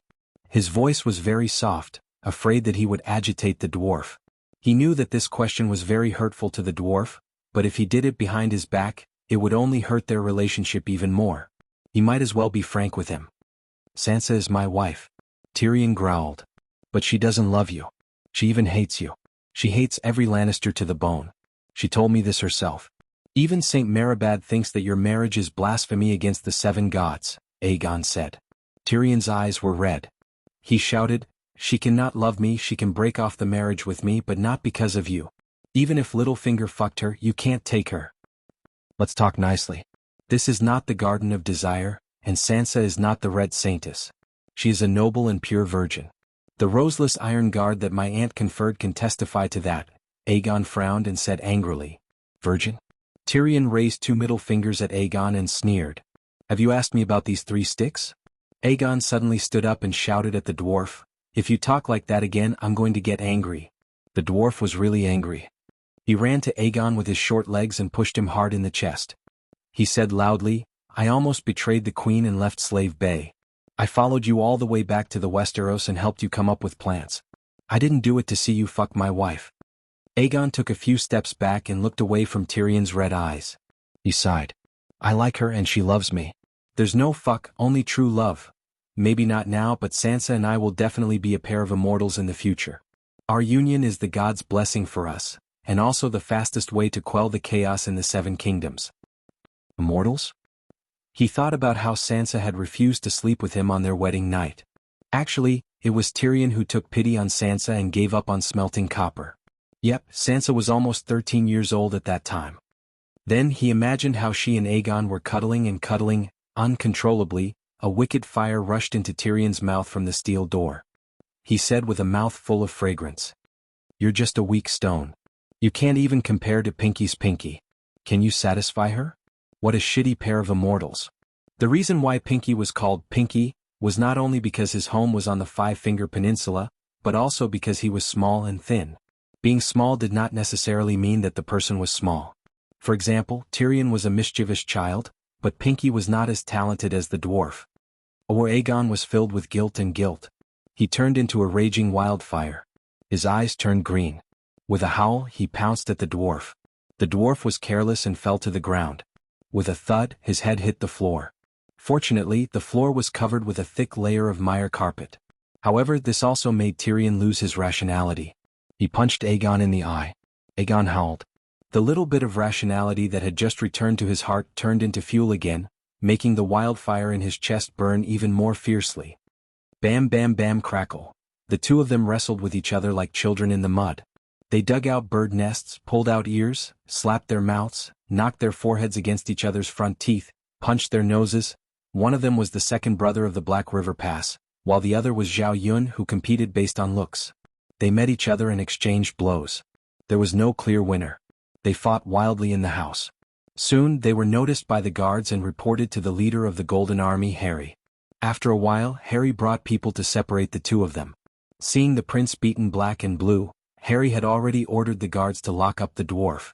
However, Aegon got up from the ground and stopped him. Coldly looking at Tyrion, who was looking at him coldly, Aegon rode the Black Death God and left the Wind's End fortress. That's it. Dragonstone Island, the Magic Net Crystal Tower. A dejected Aegon was complaining to Aunt Dany about the grievances in his heart. Dany was in a good mood after eating a big melon. She did not show any displeasure to her nephew and spoke in a calm tone. "So, why did you come looking for me?" Well, this was the first time the two of them had spoken since Aegon left. "Aunt Dany, what do you think I should do?" Aegon sighed. "Kill Tyrion." In ancient times, when an emperor wanted to take his minister's wife, he would first arrange a suicide mission for his minister. Dany held back her laughter. Aegon shook his head and said, "But he didn't do anything wrong. If it were me, I would also be very angry. Any man would be very angry." "Then restrain your lust. It's not because of her beauty." A hint of awkwardness flashed across Aegon's bruised face. "Marrying Sansa is equivalent to controlling the Northern Territory. I can also subdue the nobles in the valley and Hedgian. This won't do, that won't do. Think of a way yourself." Dragon Queen turned off the magic mirror communication. Aegon was in a daze in front of the light blue magic crystal ball for a while. He only came back to his senses when the big crab, Bronn, and the others came over to greet him. Where's Tyrion? Why isn't he here? After exchanging some pleasantries, Bronn asked curiously. Aegon hesitated for a moment and said, he's helping me manage the Wind's End fortress. He doesn't have time to come. Bronn saw the wounds on Aegon's face, but would never have thought that it was caused by Tyrion. So he started chatting with the prince about the dwarf. When I first heard that he killed Tywin, I was as shocked as everyone else. But after thinking about what Tywin did to him, I could understand. Tyrion is a good person, but when he's pushed to the limit, he can do all sorts of crazy things, Bronn rambled on. Aegon was stunned for a moment. Then he suddenly stood up and left.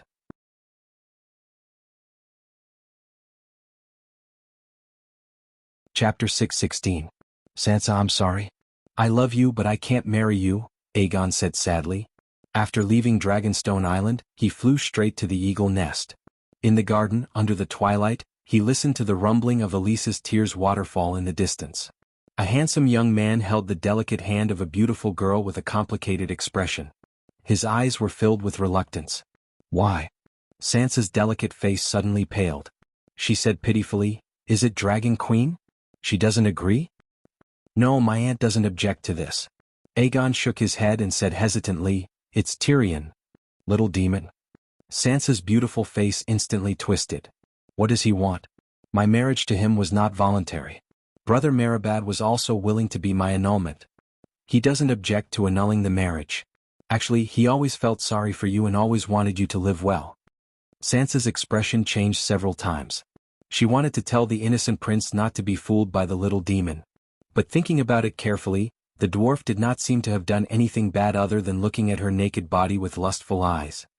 Then what does he want? She asked in a muffled voice. He can tolerate you marrying someone else, but the person marrying you cannot be me, Aegon said bitterly. Why?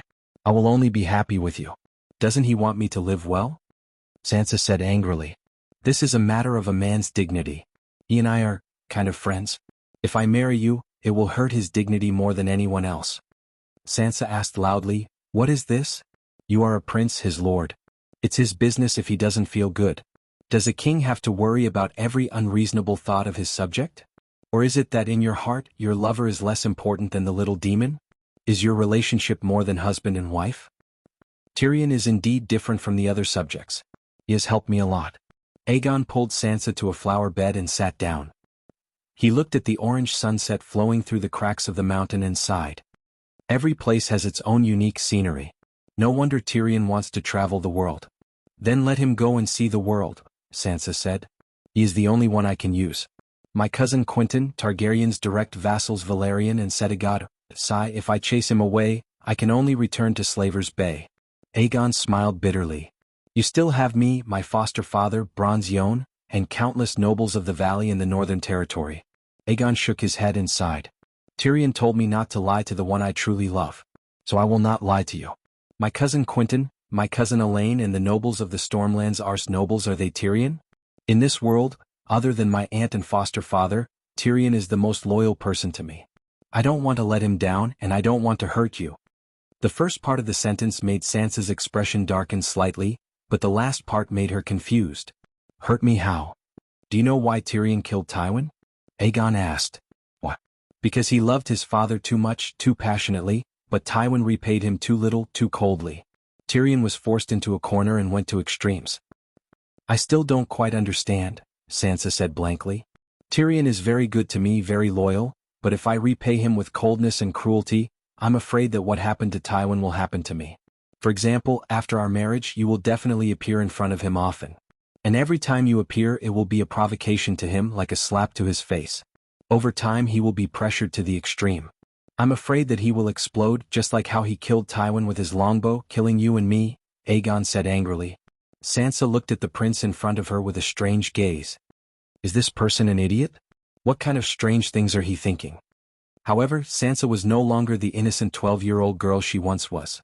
Although she was still young, she had experienced a lot in her life. When she saw Aegon, an honest and sincere young man, especially when he was as handsome as the Prince Charming that she had dreamed of when she was a young girl, Sansa was touched. She felt as if she was a 30-year-old prostitute who had met an innocent young man. Prince Aegon was not stupid. The reason he acted stupid in front of her was because he liked her. It was not uncommon for people in love to be stupid. She thought of herself. Back then when she faced Joffrey, that scoundrel, did she not stupidly open her heart to him? At the same time that she felt sad, Sansa suddenly felt some true feelings for the young man.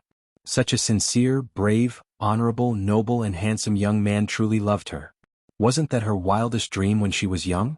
She did not expect that after her dream was killed by Joffrey, the imp and Pinky, and thrown into a cesspool, her dream could be revived like a sparrow. Perhaps her meeting with Prince Aegon was the blessing of the Virgin Mary. You think too much. Time will only fade everything. My feelings for him are not as deep as you think. At this moment, Sansa's tone was exceptionally gentle and full of affection. It was enough to melt any man's heart. He is Lannister. Lannister, he has a strong memory.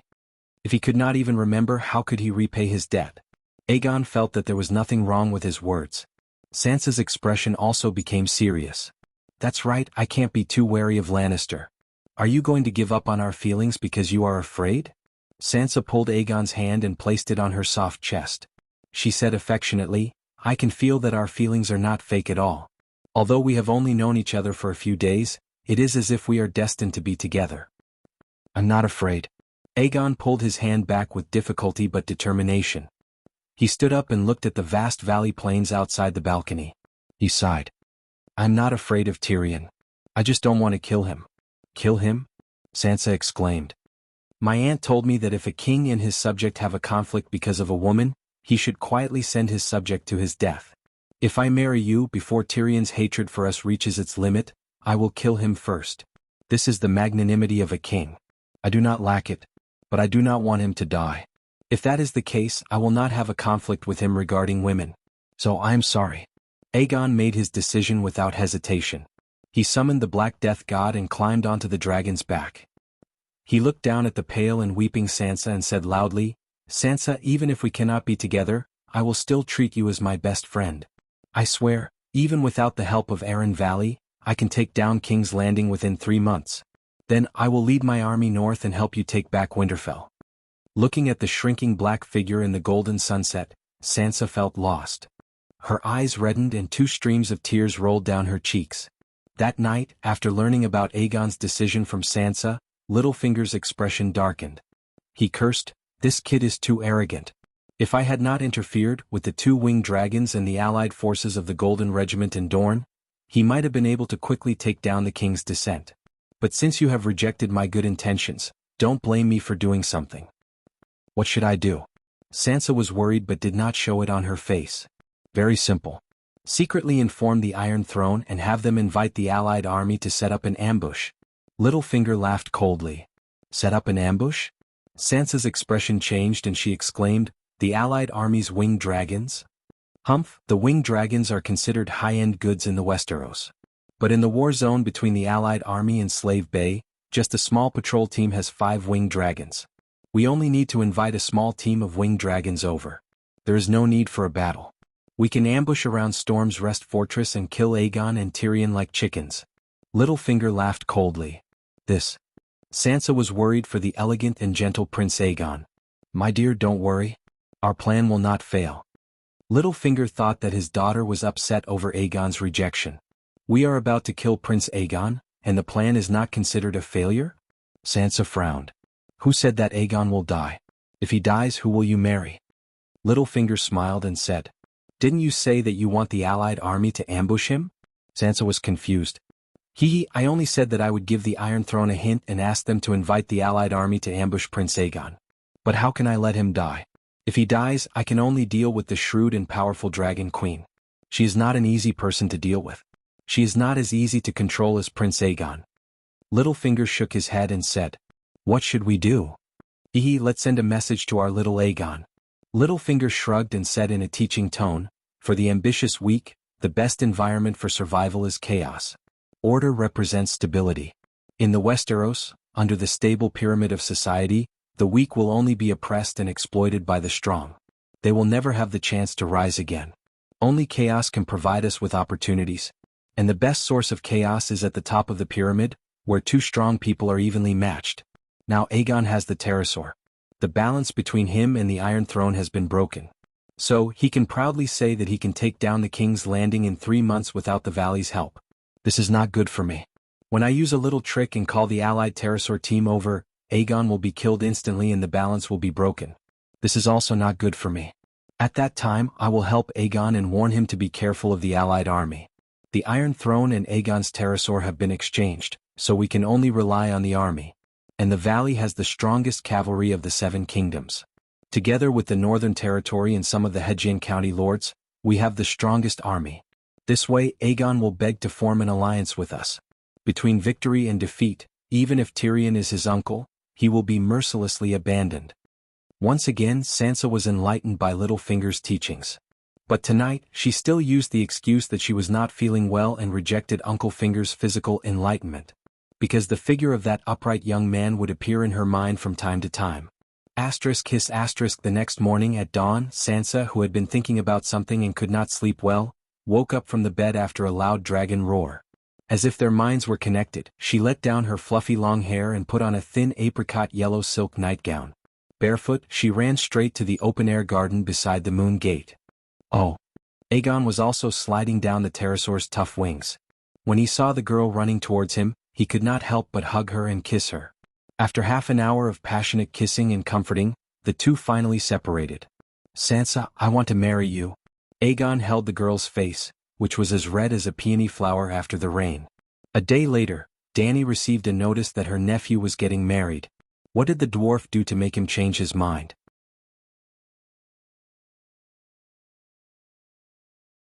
Chapter 6:17.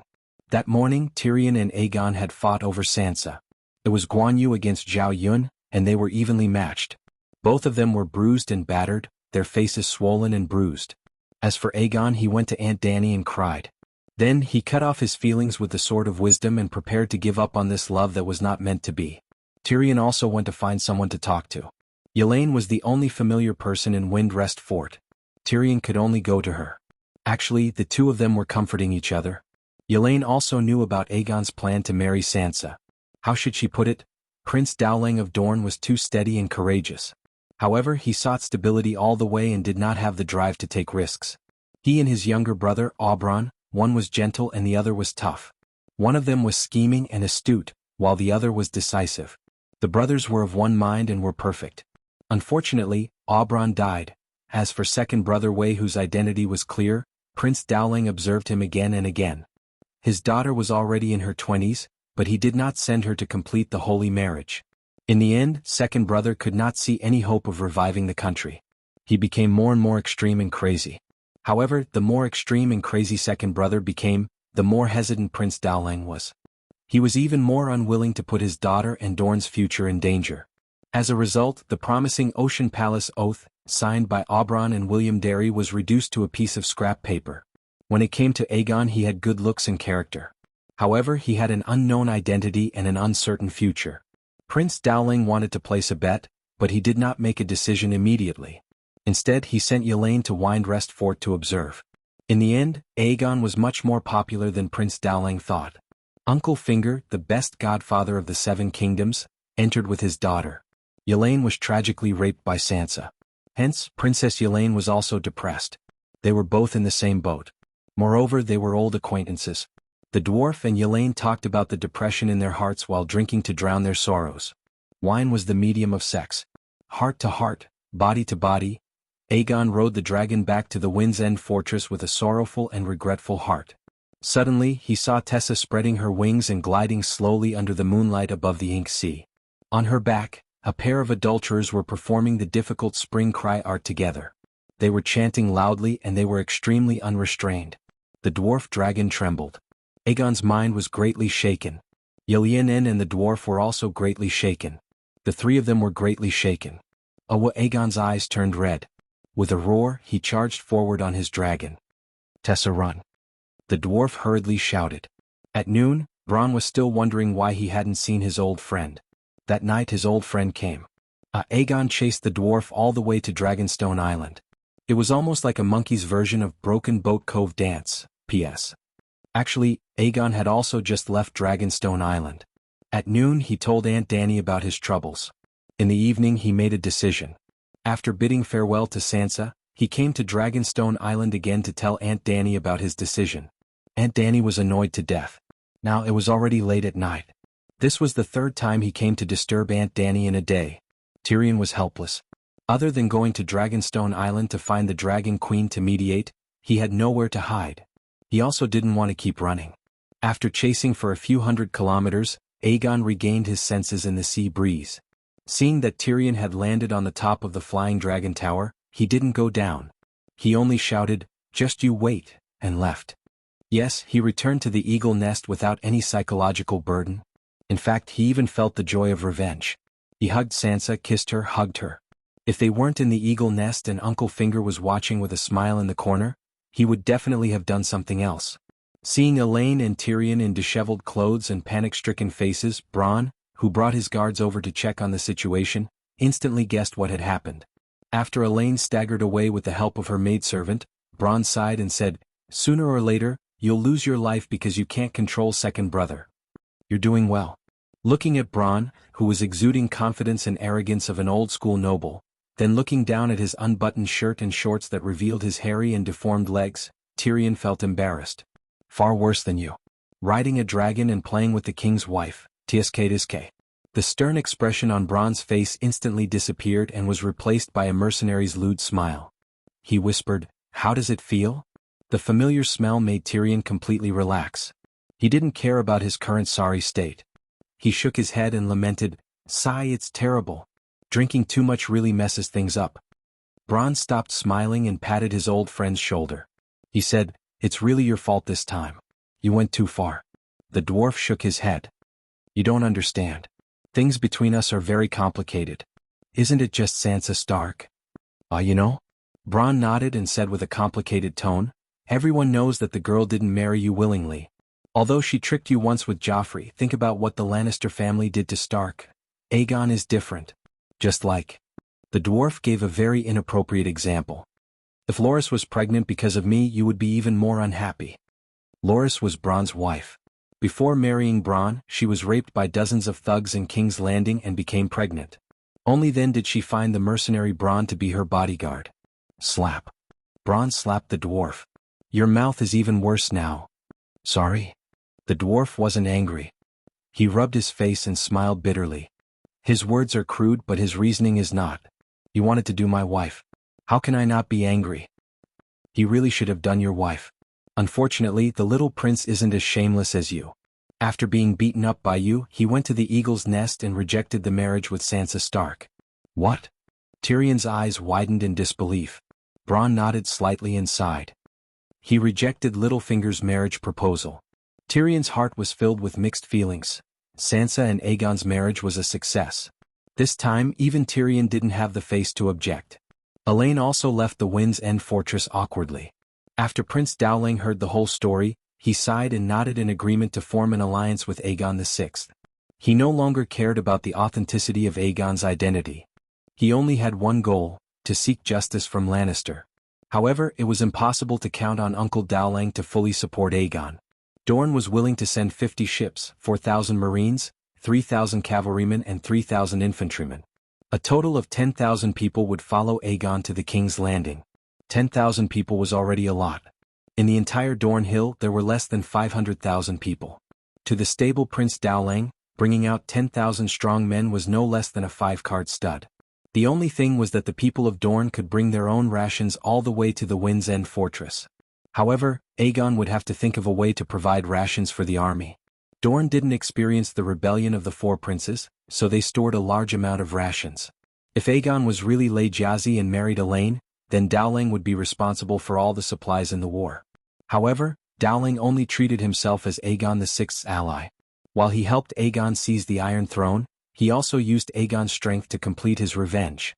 It was fair and just, and the goods and money were cleared. Aegon was very dissatisfied with this. "Isn't it natural for an uncle to help his nephew?" Tyrion stopped him.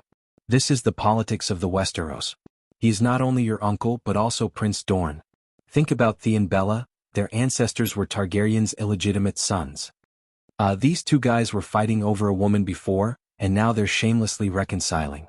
Prince Dowling's support for you has already surpassed Dorne's support for Targaryen during Aerys' time. Because of the matter with Lyanna, Dorne was very dissatisfied with Legger. In the early stages of the War of the Usurpers, they only watched from the side and did not participate. Why was Danny and second brother Wei able to escape from the War of the Usurpers, but Leger's child died in the King's Landing? Although the Mad King was crazy, he was not stupid. After the Battle of the Bell, he saw that the situation was not right. The first thing he did was to send his pregnant wife and second son to Dragonstone Island. However, he kept Princess Elia of Dorne and her children as hostages to force Dorne to send troops to deal with Robert. Darling, come and save me. Otherwise, when the King's Landing falls, your sister, nephew and niece will be killed by the rebels.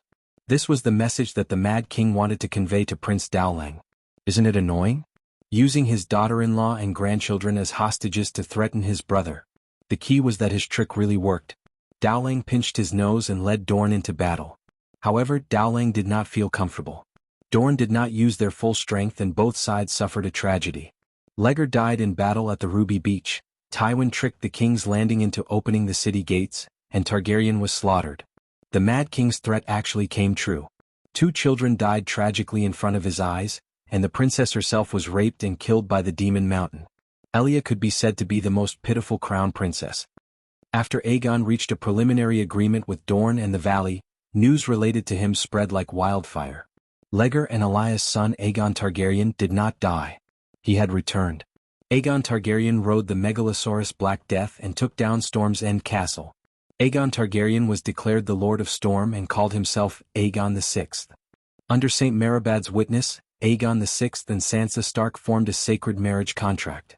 Aegon VI announced that Tommen I was a false king. Aegon VI announced the formation of the True Dragon Alliance, and issued a declaration. Since the War of the Usurpers, the people of the 7 kingdoms have withered, music has collapsed, etiquette has deteriorated, and people have become beasts. Following the will of the universe, we raise the banner of justice, purge the evildoers, restore the glory of the 7 kingdoms, and establish Targaryen as the rightful ruler. Dorne responded to Aegon's call and announced that they had joined the True Dragon Alliance. On the next day, Sansa Stark announced that she was the only successor of the King of the North, Robb. At the Eagle Nest's Moon Gate, she was crowned as the Queen of the North. She would lead the nobles of the North and Hajin who were willing to pledge their loyalty to the Queen of the North to join the alliance.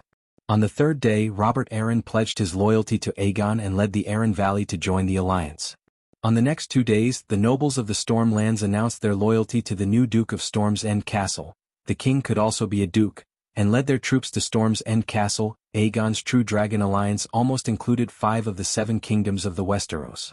Dorne, the Stormlands, Hajin, the North and the Valley. Even the king's domain had nobles who were secretly siding with Aegon. It could be said that the marriage arranged by Uncle Finger for Aegon was much better than Tyrion's previous plan of using power to suppress others and confirm his identity. When Aegon had the full support of the North and the Valley, Taoist Lang did not care about his identity. With the support of the North, the Valley, and Dorne, the nobles of the 7 kingdoms did not care about whether he was a true dragon or a false dragon. At this point, Aegon's influence was like the sun in the sky. The 7 kingdoms were terrified. My ass. The people of the 7 kingdoms were shocked by an even more terrifying news. Yu Luin is fierce and the roses wither. Chapter 6:18. Tyrion was a smart man. How could he not know that when the clan fought, the fishermen would reap the benefits? According to his original plan, the alliance between Aegon and Aegon, as well as the sacred marriage between Aegon and Sansa, were all top-secret information. His strategy was to keep a low profile, quietly gather allies and accumulate military strength. In other words, he was building a high wall and slowly claiming the throne. This was because the conflict between Lannister and Tyrell had not reached its climax. Tyrion did not expect a war between Cersei and the High Court to break out when Aegon had appeared.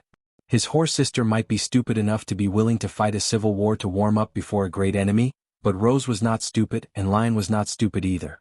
Yes, in terms of family prosperity and talents, Lyon's family could look down on the sum of the 5 kingdoms outside of High Court. The great nobles of River Bend were all descendants of Green Hand Garth, and Beast Garth alone reproduced a kingdom. Lyon Tywin, Kevin, Lyon Tyrion, and Tiger Jaime were well known, but Lannister was not weak, but not famous, only not famous among readers but also famous in Westeros.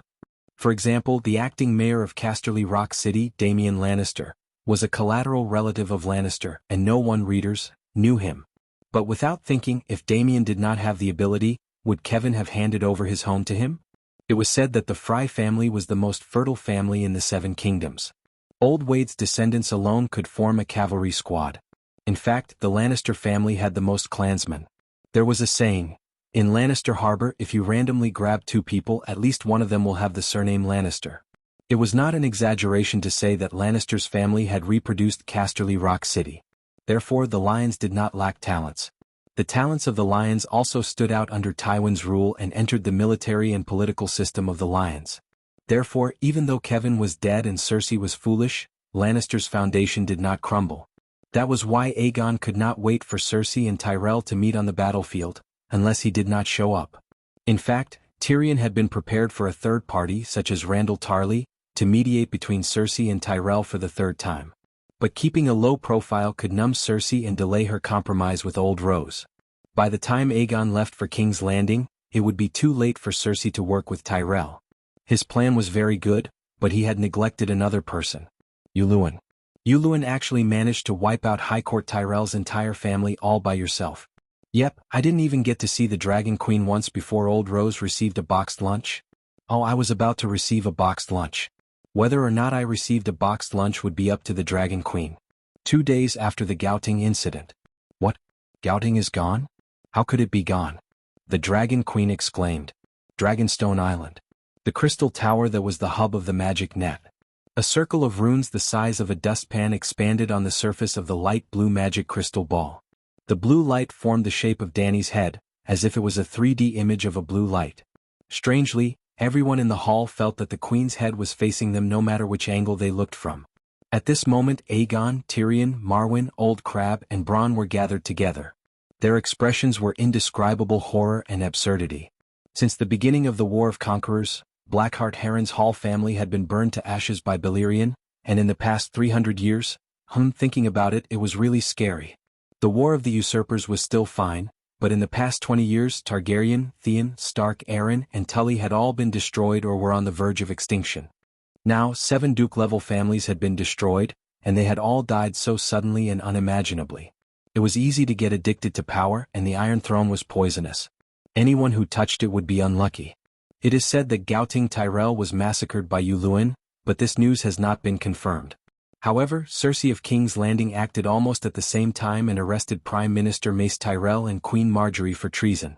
If the rumors are true, then other than Loras, who is receiving treatment at the Great Cathedral, no one in the Tyrell family with thousands of years of history has escaped. Even though it had been a few hours since he received the news, Marwyn was still in disbelief when he spoke of this matter. His voice trembled with fear. How did Yuluen do it? Dany asked in surprise. Marwyn turned his gaze to Tyrion and Aegon and said, Gouting is still sealed by Yuluen, so I am not sure what exactly happened. Dragonstone Island only received a few messenger crows from River Ben's vassals, saying that there was a huge change in Gouting, and that they were not even sure if Gouting had fallen. However, Varys knows more than we do.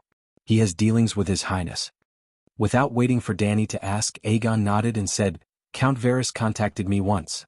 The change in River Bend first occurred at the Shield Islands, and the Green Pavilion Island fleet was completely wiped out. Perhaps Gouting is only trapped now and has not completely fallen. Varys told me to be wary of Yuluen's sea monsters and evil sorcery. Before the situation is clear, it is best to hide in Dragonstone Island. Even sea monsters came out? Tyrion had a complicated expression as he said, Varys said that it was a red octopus. Its tentacles reached out of the sea and were even taller than the mast. It suddenly came out of the sea and wrapped around Count Redwind's ship with a dozen tentacles, a huge warship with 400 oars. It was as simple as a clumsy servant breaking a baguette. Those were Varys' words. Unfortunately, Villa Tyrell was also on that ship at the time, and Gouting lost its heir. Unbelievable. I always thought that sea monsters were just legends, Bronn said in shock. Marwyn shook his head and said, after the queen hatched the Megalosaurus, the magic tide surged and the legendary creatures became active. Since 3 years ago, sea monsters have appeared in the narrow sea from time to time. Every time they appeared, a ship would be dragged to the bottom of the sea. However, no one thought that someone could control them. Sigh, with the Megalosaurus in the sky and sea monsters in the water, how can ordinary people live? The dwarf sighed. He also recalled that during the War of the Four Kings, when he was the hand of the king at King's Landing, he had received a report from a customs official that there were sea monsters destroying ships on the Five-Finger Peninsula. At that time he had even ridiculed the official. There are still sailors in Lannister Port who have seen mermaids. Why don't you go catch a few and make Emperor Joe happy? My family has an ancestral horn. It is said that it can control sea monsters, the old crab said hesitantly. You're not even sure about your family's horn? Tyrion said in surprise. I haven't seen any sea monsters for hundreds of years. Also, blowing the horn requires a special talent. The old crab looked at the Dragon Queen.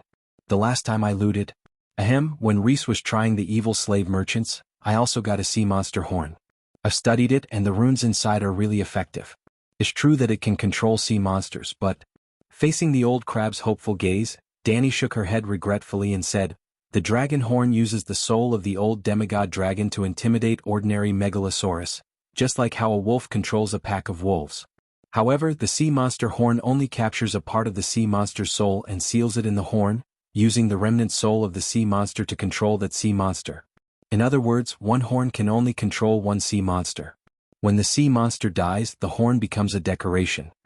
Tyrion gave an unusually flattering smile and said humbly, then, Your Majesty, can you create a new horn? Snatch Luwin's sea monster. Yep, this was the first time he met the Dragon Queen after the betrayal of the revolution, slave liberation. Sea monsters are useless to me, Dany said calmly.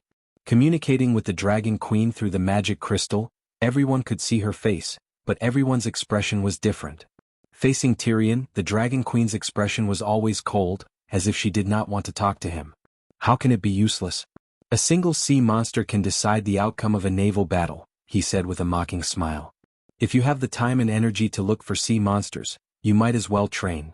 The sea was vast and deep. How difficult would it be to find a single sea monster? What kind of magic can deal with sea monsters? Aegon asked. The Megalosaurus feeds on sea monsters and dared to use the same method to deal with Qingting Island's fleet against Her Majesty. Her Majesty can easily teach you Luwin a lesson. The old crab said proudly. What about the pterosaur? Aegon hurriedly asked. Why don't you try? The old crab said uncertainly. Try with your life. If you fail you won't be able to come back. Aegon was stupefied. Actually, it's easy to deal with sea monsters, Dany said with a smile. When the sea monsters break the ship like a towel, let the pterosaur descend from the sky and throw down a few cans of wildfire bombs. I guarantee the effect will be excellent. Even if there's no pterosaur, store a few 100 pounds of wildfire and a few dozen bags of flour in the cabin. When the sea monsters attack, throw the flour all over the cabin and ignite the wildfire. TSK. In this fantasy world, even the Megalosaurus was not invincible, let alone the sea monsters. Tyrion thought for a while and said, it's worth a try. Aunt Dany, Luwin still has evil witchcraft. Do you have any way to counter it? I can't hide on Dragonstone Island forever, Aegon said anxiously. The Storm's End castle was built by the city builder Brandon. It's one of the only 2 evil-suppressing castles in the Westeros. You're neglecting the essentials by coming to Dragonstone Island to seek refuge. Oh, remember to guard the sewers. Don't let the wizards sneak into the inner castle from the bay, Dany reminded warmly. There were so many aristocrats in the Westeros. Every aristocrat had a castle, but only Winterfell and the Storm's End castle were protected by spells to prevent magic from entering the castle. The Storm's End castle was built to resist the divine punishment of the sea god and storm god. Wasn't Dragonstone Island built with Veleglia's stone? It can't defend against evil witchcraft? Tyrion asked in surprise. Everyone has their own specialization. Dragonstone Island is impregnable, but its ability to suppress evil is far inferior to that of the Storm's End castle. Of course, now that there's a magic net hub, I'll let whoever dares to cast blood witchcraft around Dragonstone Island know what it means to reap what you sow. Do you have a protective talisman? I have to get married and I have to lead the army to war. I can't stay in the Storm's End castle forever, Aegon asked. Dragon Queen thought for a moment and said, on the day of your wedding, I'll get someone to send you a set of enchanted steel armor. Actually, it's easy to defend against blood witchcraft. Prepare more alert hunting dogs and equip the guards with steel weapons. Before his cheap son grew up, Aegon had to protect his shield well. And Aegon was extremely touched. He made a promise and said, after I take over King's Landing, I'll bring Sansa to visit you personally. Dany glanced at the dwarf. She thought to herself, you should bring Sansa to visit your uncle. Your Majesty, you see.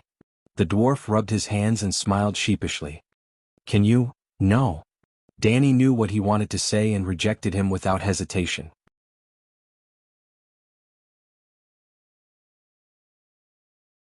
Chapter 6:19. Surprisingly, on the second day after Aegon informed them of the rebellion at High Court, Dragonstone Island received a letter asking for help from Old Rose. High Court was not massacred. It was still defending and had not fallen. Old Rose requested the Dragon Queen to quickly reinforce High Court. She would repay her with absolute loyalty. River Bend declined. Qingting Island's fleet was massacred by Iron Seed. From the beginning, Yuluan's goal was clear: the Iron Throne. Balan never had the ambition to conquer the Seven Kingdoms. He was satisfied with restoring the ancient path, wearing the crown and being a king. Hence, Yuluan and Balan had different strategies. During the rebellion of the Four Princes, the Iron Throne's royal navy was buried in Blackwater River. Qingting Island's fleet was besieging Dragonstone Island. Lonlister Harbor was empty. This caused the Iron Islands fleet to become the strongest force in the Sea of the Setting Sun on the west coast of Westeros. To the north, Tywin occupied Deepwood Castle in the Northern Territory, pillaged the coastal towns, occupied Carlin Bay, and sealed off the passage between the Northern Territory and the Southern Kingdom. Balan recognized himself as the king of the Northern Territory.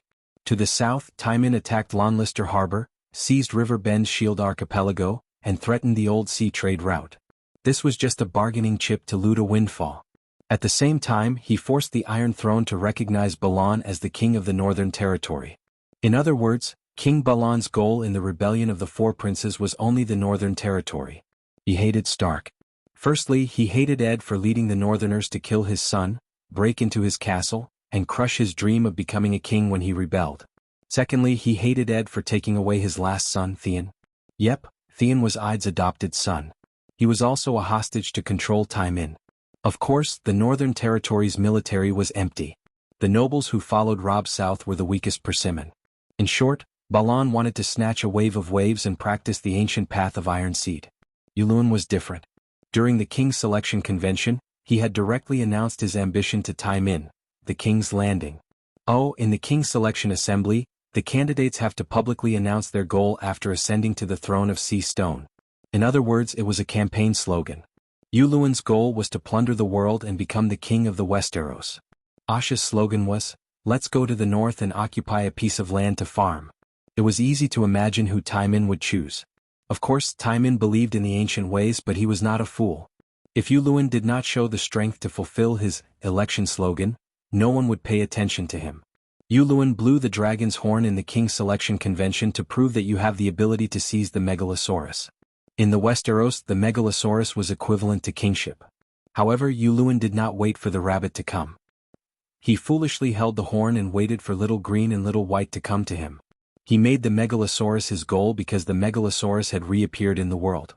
Without the Megalosaurus, he was confident that he could ascend the Iron Throne. Balan's legacy, Carlin Bay and the Shield Islands, became his most important bargaining chip. Carlin Bay blocked Bolton's return to the north, and Erlu intended to make a comeback in the north. The Iron Throne was anxious. The Shield Islands were like a shield blocking the estuary of the Mander River, and High Court was built behind the estuary. In fact, just from the name, one could understand the significance of the Shield Islands to High Court and River Bend. It was really like a shield blocking the storm from the sea, the storm of nature, the storm of slaughter brought about by the Iron Seed. After the Shield Islands fell, the Iron Seed could follow the Mander River and plunder the villages and towns on both sides. That was the fief directly under the Tyrell family. Dany participated in the Honey Wine River tournament in Old Town to recruit warriors to deal with the increasingly rampant Iron Seed pirates.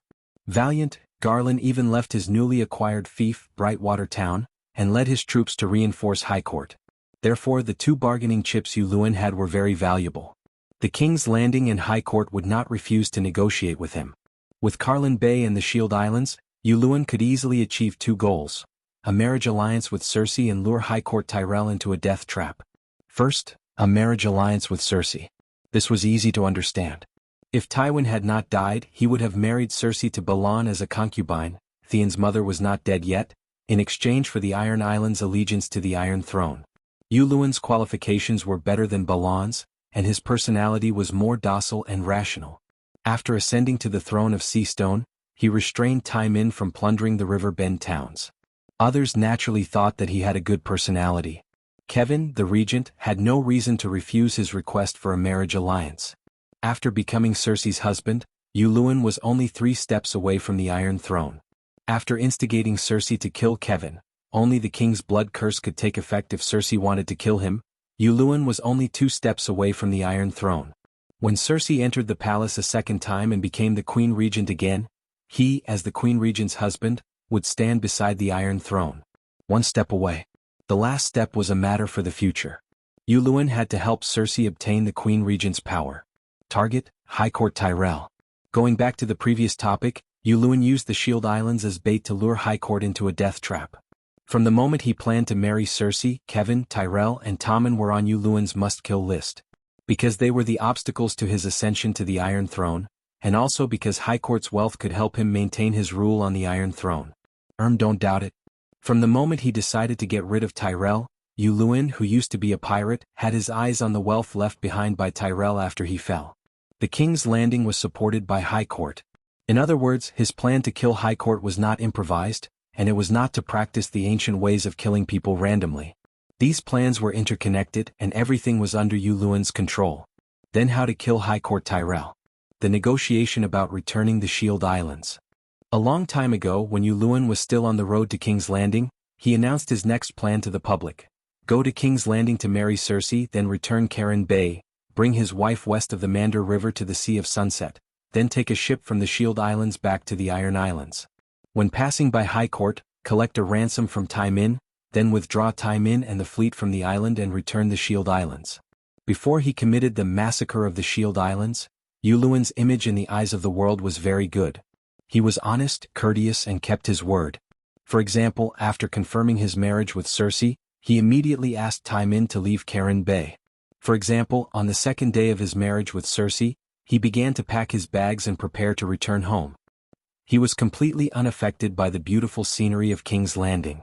In the eyes of others, if Kevin had not been killed by the #1 villain of the Seven Kingdoms, Tyrion, he would have taken his new wife and returned home with the couple. In the eyes of the people, Yuluen seemed to be at a loss of what to do after the nephew killed his uncle incident in the family. Especially his foolish wife, who changed her mind at the last minute. Not only was she unwilling to leave King's Landing, but she also planned to fight for the regency with Tyrell. One had to know that he and Tyrell had agreed to a long time ago for a negotiation. Yuluen went to Prime Minister Mace. Like a cowardly husband who could not control his crazy wife, Yuluen spoke to him in a helpless but sincere tone. My wife is King Tommen's mother. She may be qualified to be the king's guardian. But I know my place. Greyjoy and the Iron Islands will not be involved in this matter. I cannot control Cersei, but, Greyjoy, your words are like gold. I will definitely fulfill my promise and return the Shield Islands occupied by Tywin. As for the next step, it will depend on the situation at King's Landing. If Cersei becomes the Queen Regent, I will be happy to return to King's Landing and be the Queen Regent's husband. If Cersei fails, I will take her away. She will still be the Duchess of the Iron Islands. Sir Inflatable Fish was very satisfied with Yuluen's self-awareness.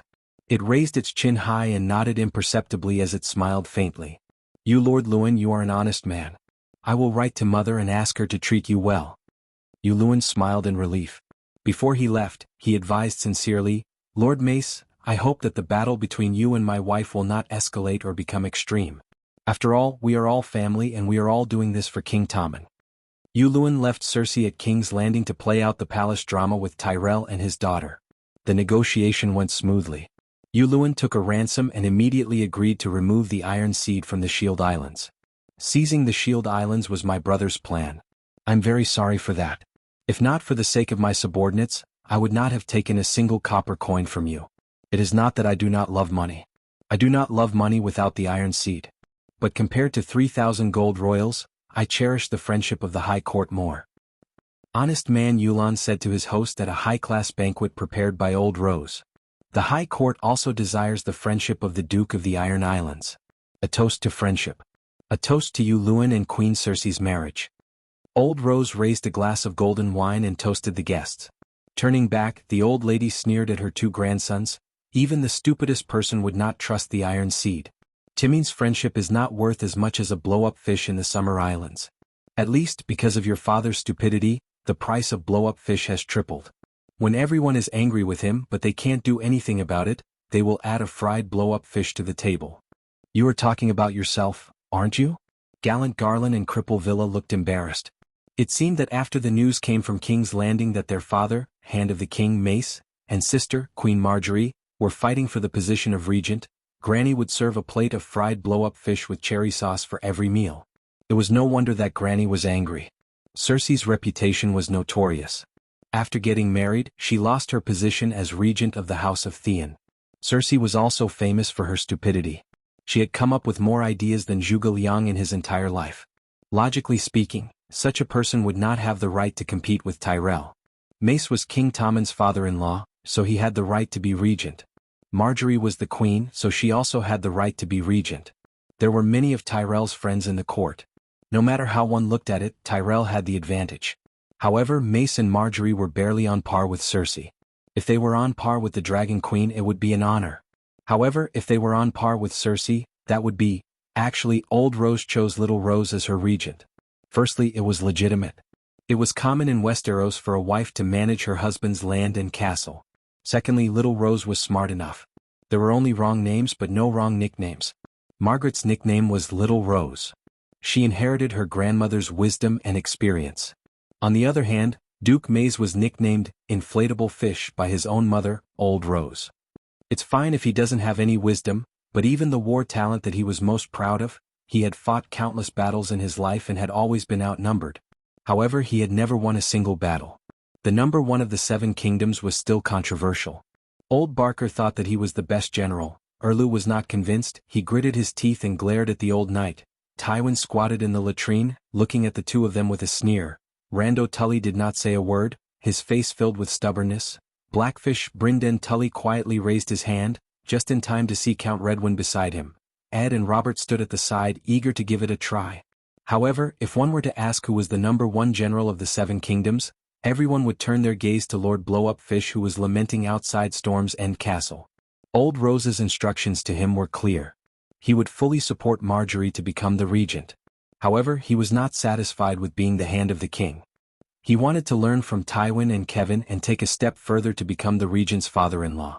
Sir Inflatable Fish was an example of someone who didn't have the ability but wanted to be a big shot. No matter how good Yu Luin was at talking, Old Rose did not trust him. At this moment, Cersei was fighting with Tai Min for the regency. She was worried that Tai Min would cause trouble, so she arranged for her strongest forces to take over the Shield Islands. Count Redwyn's Green Pavilion Island fleet and Garan Tyrell's High Court knights. They went to the Shield Islands together and fell into Yu Luin's trap. They were all wiped out.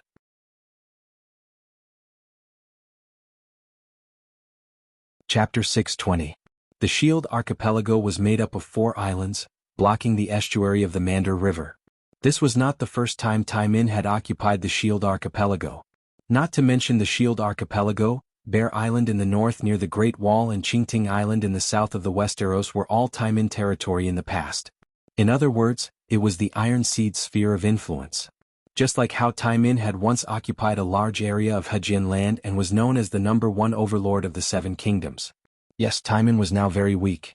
The total area of the Iron Archipelago was not even comparable to a powerful count's territory, but their ancestors were indeed very rich.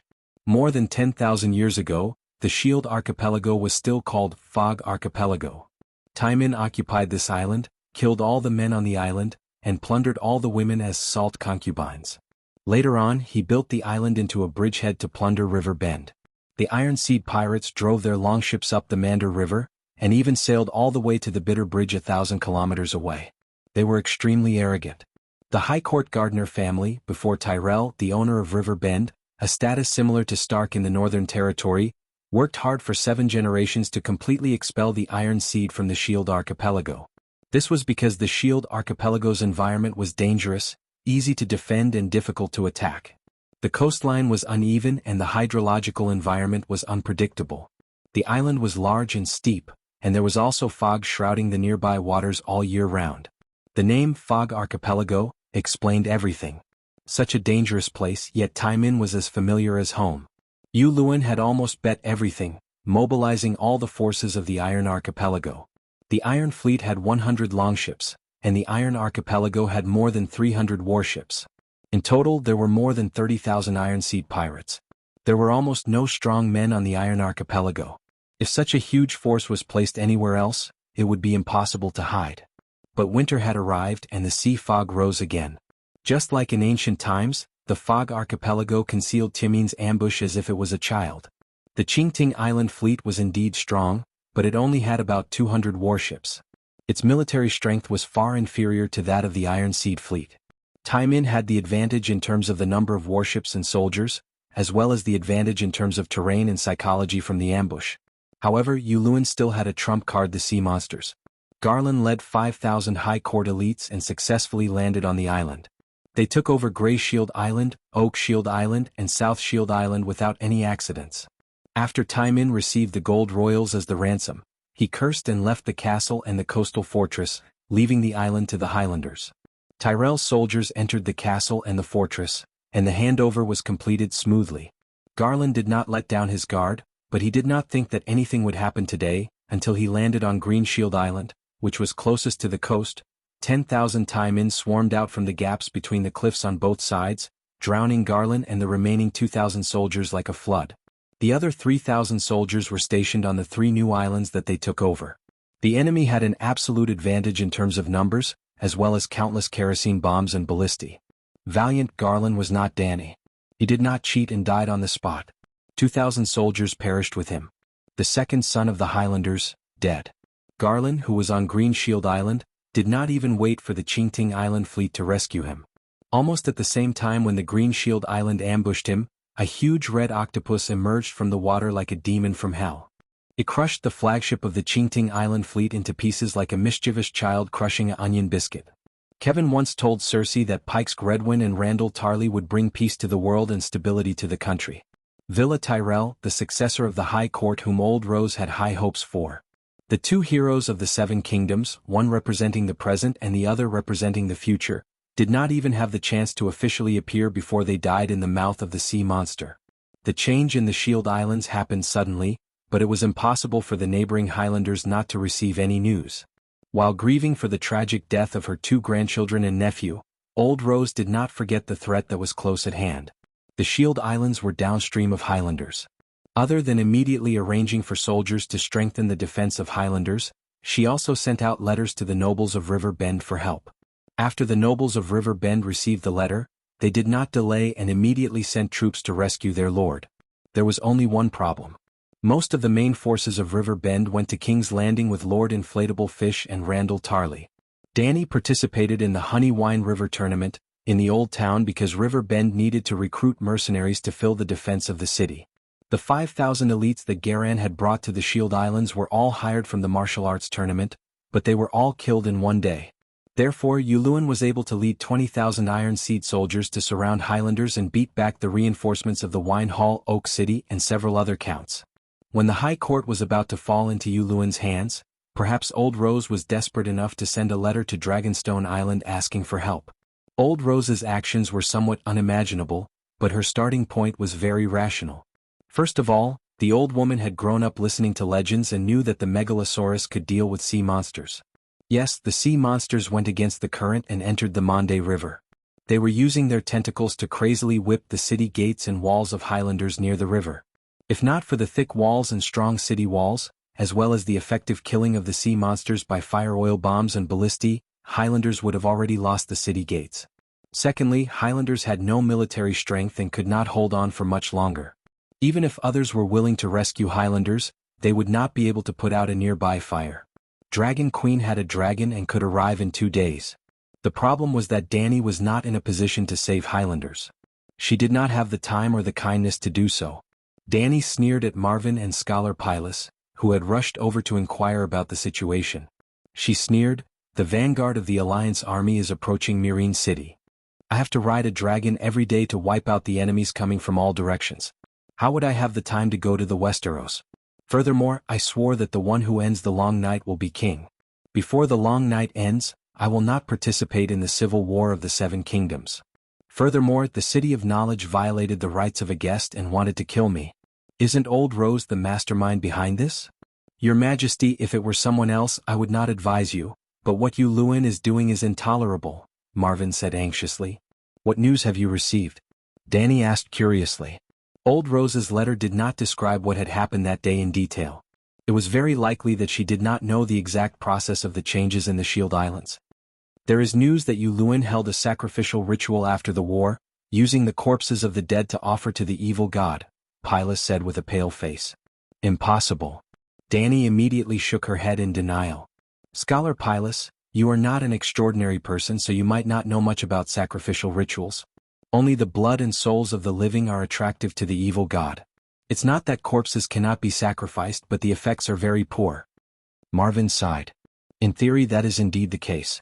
But after Yulun completed the sacrificial ritual, he did receive huge returns. His sea monster nearly doubled in size.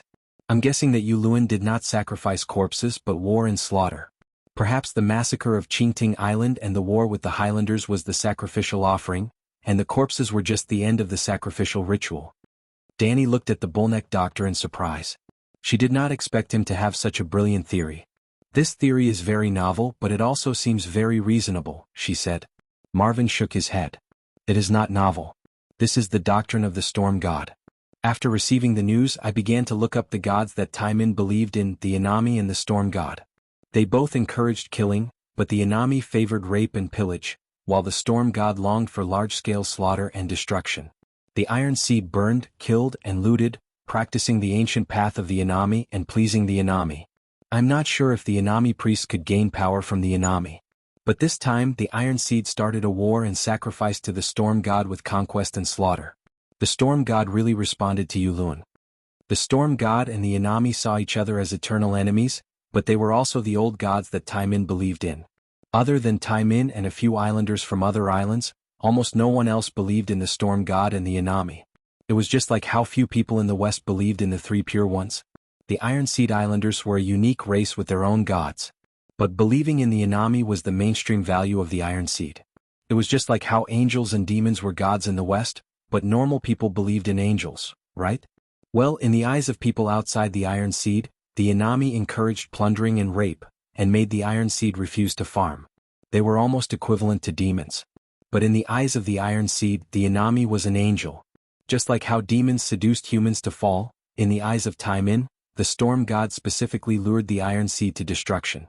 The Inami was like God.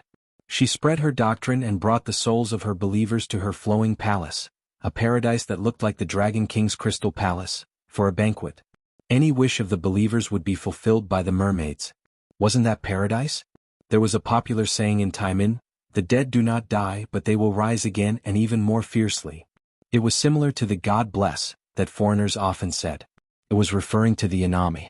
Normal Taimin could believe in the storm god. Just like in American universities, there were many demon worshippers societies as seen in the movies. But Yulun believed in the storm god, so he was a rebel. The reason was simple. The Pope of the Vatican personally crowned you as the Emperor of Europe, but you believed in the devil. That guy hid it so well. Everyone was fooled by him. In total, there are two people, Scholar Pylus said with a complicated expression. The two scholars of Dragonstone Island were filled with emotions, but Danny did not feel anything. She was now against the Alliance, against Beleriand, against the Green Prophet, against many evil gods, against fate, and even against Lalo, against the heavens, the earth, and the gods. She was no longer afraid or shocked. A mere storm god, a mere Yulun could only leave a ripple in her heart. That's it? Dragon Queen's expression was calm. It was like Marvin looking at his wife's spending bill for the month. Marvin said anxiously, Your Majesty, Yulun's sea monster was originally blood red, and its tentacles were 20 meters long.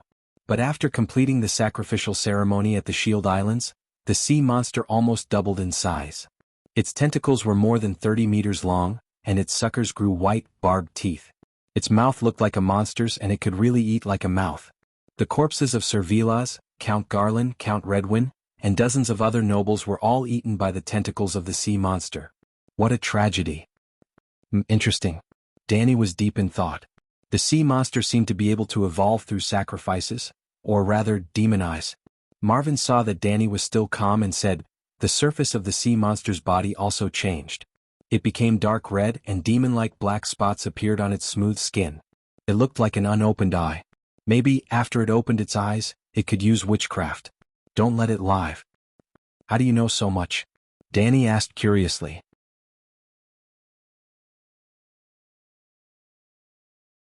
Chapter 621. Yesterday, when Marvin and Aegon came to report to her about the changes in the Shield Islands, Marvin did not know anything and relied on Aegon, who had been informed by Varys to explain the situation. In just one day, it was as if he had personally visited Yulun's military camp and revealed many secrets that even Old Rose did not know. Scholar Kelvin told me. Marvin was stunned and said, he was originally a scholar of the Chester family on Green Shield Island. After Earl Chester was killed by Iron Seed, Scholar Kelvin began to serve Yulun. Dany glanced at Scholar Pylus and did not know what to say. Dragonstone Island had changed 3 masters in a short period of time, and only Scholar Pylus remained in the Crow's Nest Tower.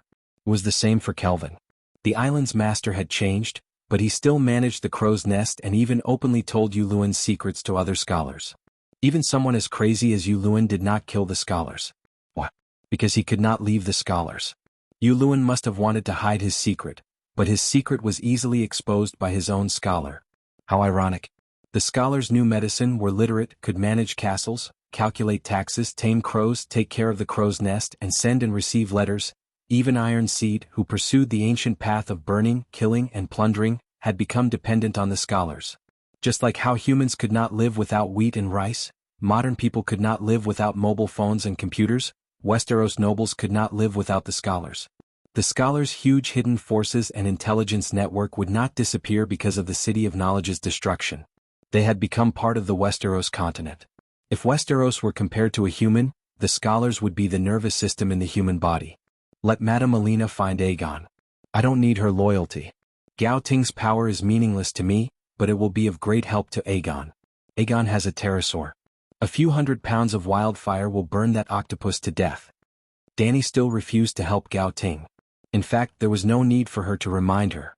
Old Rose had already sent a letter to Storm's End Castle. In other words, other than Dany on Dragonstone Island, Aegon on Wind's End Castle, Randall Tarley on King's Landing, and Littlefinger on Arryn Valley had all received Old Rose's request for help.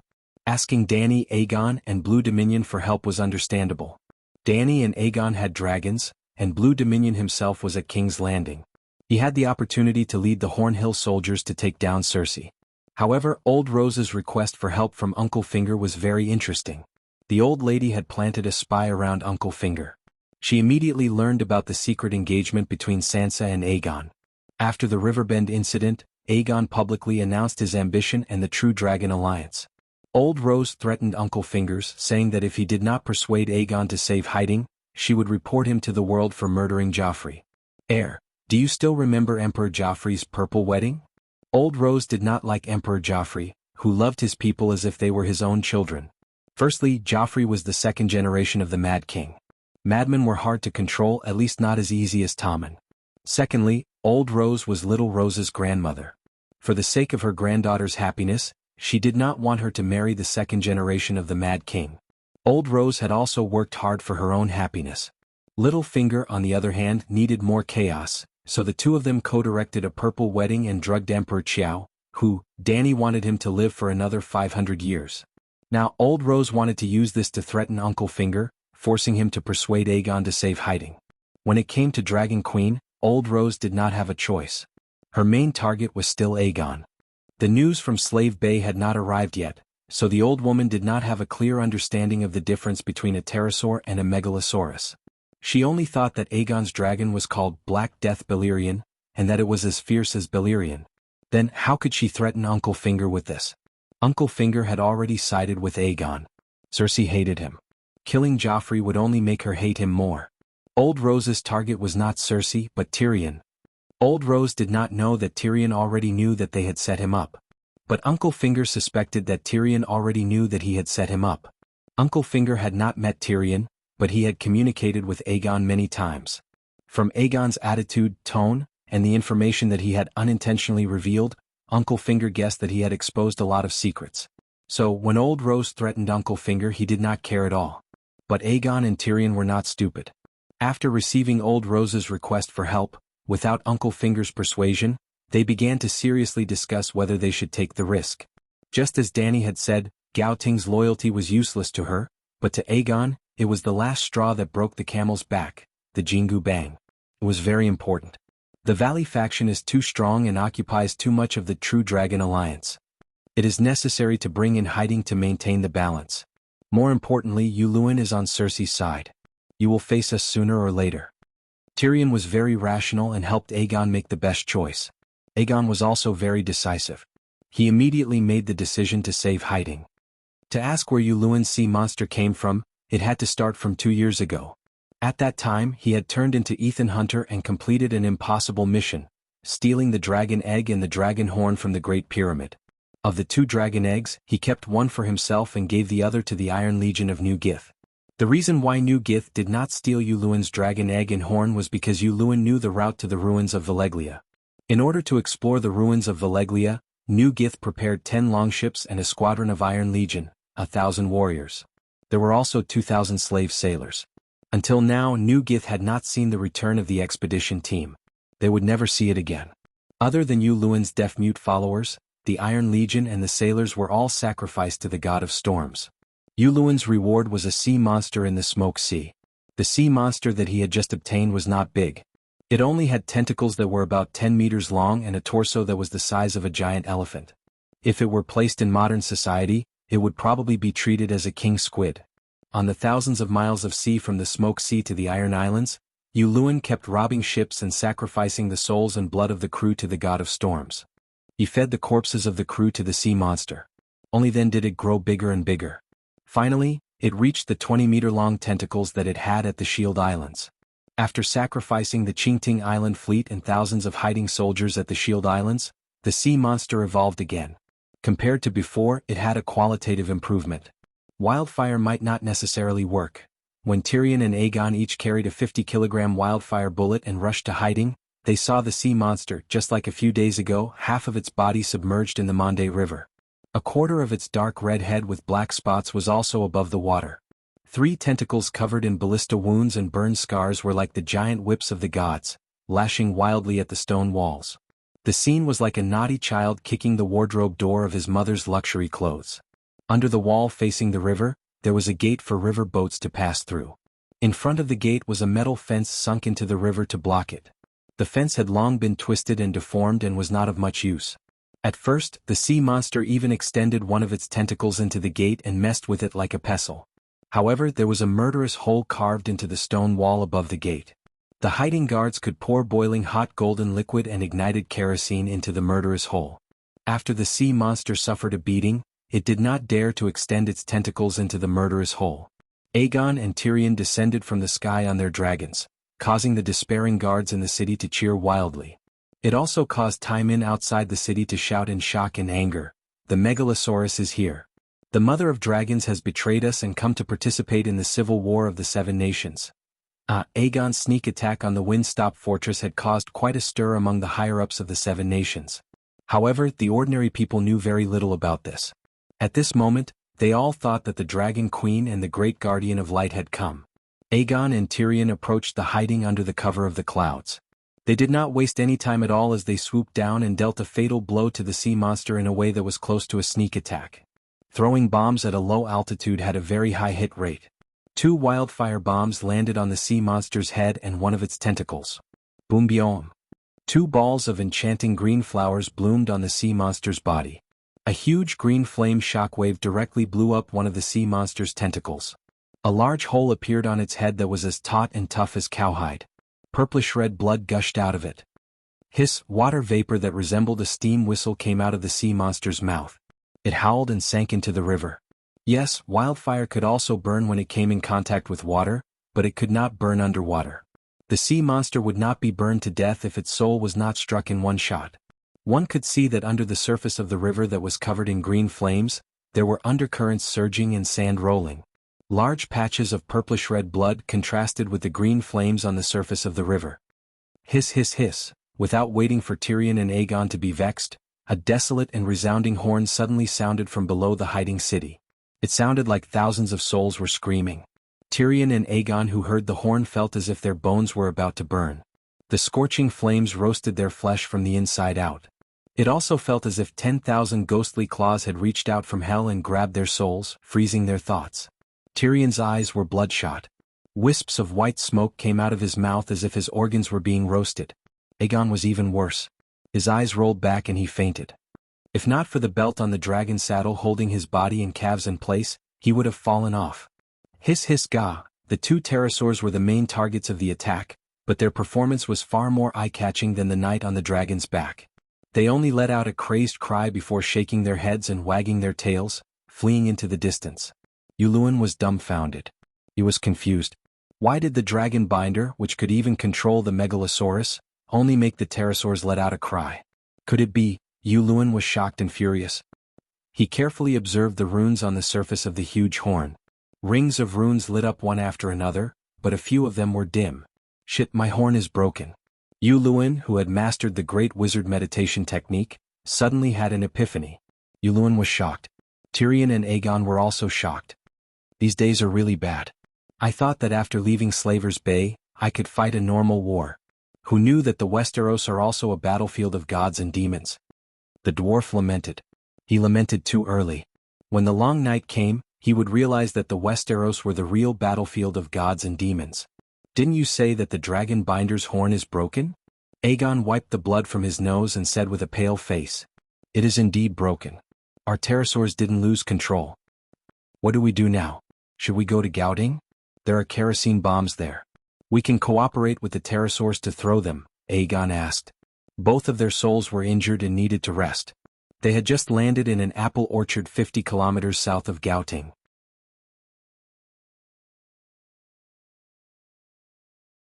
Chapter 622.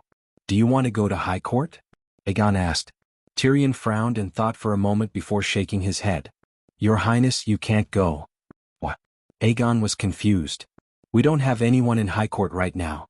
It will be dangerous for you to go. Lady Alina clearly said in the letter that as long as I come to save High Court, she will lead the Tyrell family to pledge their loyalty to me, Aegon said. Tyrion smiled bitterly. You forgot that Marjorie and Mace Tyrell are in my sister's hands. The game of power in the Westeros is different from the slave war in Slaver's Bay. There is no jumping back and forth in the slave war. Everyone will be loyal to their ideals. They will either maintain slavery or oppose slavery. Otherwise they will not participate in that war. The game of power is different. There are no absolute allies or enemies here. If Luwin is willing to use Marjorie, Mace, Loras and High Court's future in exchange for our lives, Old Rose will not hesitate at all. This shouldn't be right. Luwin killed her 2 grandsons. Aegon was doubtful. I've taught you before. Don't trust anyone except yourself. Tyrion looked deeply at the young man and said in a deep voice, if Villa, Mace and Garland are not dead, Old Rose is more trustworthy. Because that means that High Court has an heir other than Marjorie and Loras. But if Cersei kills Marjorie, Mace and Loras, Lady Alina will not have any direct blood relatives left. What is the point of her working with us? What's the point of fighting when there is no more wood? Aegon was stunned. He suddenly said, are you saying that you will make the same choice when faced with a similar situation? Tyrion was stunned. After a while, he looked down and said in a low voice, I will not let myself fall into that situation. That is why I left Slaver's Bay with you. Aegon's eyes flashed. He understood Tyrion's choice. The dwarf told Aegon not to go to Gouting, but he did not give up on rescuing Gouting. He went on his own. My sister would definitely be willing to exchange 10 Margallis for my life, if she had 10 Margallis in her hands. But I know this, but Old Rose doesn't. Even if my sister suggested an exchange, she wouldn't believe it. Before leaving, he said to Aegon with a smile. Unfortunately, after 3 hours, when Tyrion once again flew above the High Court, the battle had already spread from outside the city to within the city. The city gate was lost, and the 20,000 iron seed was like mold from hell, spreading into the garden city full of sunshine, roses and grapevines. Black smoke billowed from the exquisite houses, and cries and wails could be heard from every corner of the streets. Evil acts of killing and strengthening were constantly being played out in the palace city. Under the golden, warm sun, there was nothing but cold death and dark evil. How is it so fast? Tyrion was shocked. Suddenly, the dwarf on the dragon's back narrowed his eyes and shuddered. Luwin could have taken down Gouting long ago. He was waiting for them, waiting for the pterosaur. It had been 5 days since the change in the Shield Archipelago. Luwin had a 20,000-man army and a sea monster with tentacles long enough to wrap around the city walls, but they still could not take down the defenseless Gouting after 4 days. Was this normal? Before seeing the sea monster on the ground that was even taller than the city walls, Tyrion thought that Gouting's city walls were sturdy, But now, Yu Luan, who had the dragon's horn, was waiting for them to come knocking on his door. The dwarf broke out in a cold sweat. He no longer dared to take the risk to rescue Old Rose. He turned around and flew toward Wind's End Fortress. He did not guess wrongly. Yu Luan was waiting for their pterosaur. The Dragon Queen had sworn that she would not interfere in the war between the 7 countries before the end of the long night. If she did not break her oath, she would not have come to Gaoting. The only one who could save Gaoting was the pterosaur. Shouldn't the dragon's horn control the pterosaur easily? Well, man proposes but God disposes. The pterosaur came and the horn was blown, but the horn was broken. After realizing that the horn's dragon-controlling ability had failed, Yu Luan was furious. This time he had gone for wool and come home shorn he had severely injured his sea monster. The horn was blown again under the city walls. The guards on the city walls lost their souls and fell to the ground in a daze. Under Yu Luan's command, the injured sea monster came out of the water again. It was no longer a brat kicking down the door. The sea monster climbed up the city walls directly. Its 7 tentacles whipped wildly, like an adult wearing leather shoes stepping on caterpillars on the ground. It crushed all the soldiers on the city walls into a bloody pulp. At the same time the horn was blown, 500 strong men with silver juice poured into their ears stepped forward. They built a spiral ladder, climbed up the city walls and opened the city gates. This was a completely asymmetrical battle. There were sea monsters and magic horns. How were the high court knights in summer supposed to fight? Sigh, this godforsaken world is becoming more and more unfriendly to normal people, the dwarf said bitterly to Aegon after returning to the Wind's End castle. Luckily we aren't normal people either. We have dragons. Aegon found some comfort in his helplessness. Now he kinda missed Aunt Dany. Back in Tauros, Benny's dragon slayer's horn was even more terrifying. All living creatures within a 3-kilometer radius had entered a soul-stealing state, but Aunt Dany's clear whistle had immediately woken them up. Get Illyrio to recruit another batch of fire mages. If 200 pounds of wildfire can't kill that monster, then 2,000 pounds, 4,000 pounds. Tyrion said fiercely. Sigh, Count Varys only sent us a one-sided letter but we can't find him. Otherwise, let him move around and see if he can smuggle a batch of wildfire from the Alchemist Guild in King's Landing. You said that there are dozens of tons of wildfire buried there, right? Aegon asked. Not just dozens of tons, I suspect that there are hundreds to thousands of tons. The Mad King. Oh, your grandfather was prepared to burn down King's Landing back then. How big is King's Landing? 500,000 people. How can it be enough without a few hundred tons? Tyrion pondered. Aegon frowned. Who did you hear that from? Burn down King's Landing? That's crazy. Isn't your grandfather the Mad God? Tyrion complained in his mind, then said casually, My brother told me it shouldn't be wrong. Kingslayer. He should have said that my grandfather wanted to destroy the world, and that he killed him to save the world. Aegon's tone was disdainful. Think what you want. Tyrion shrugged nonchalantly and said, Hurry up and tell your aunt about the fall of Highland, then ask if there's any good way to deal with the dragon's horn. Got it. Dragon Queen only said one simple sentence. As for the way to deal with the dragon's horn, take it head on.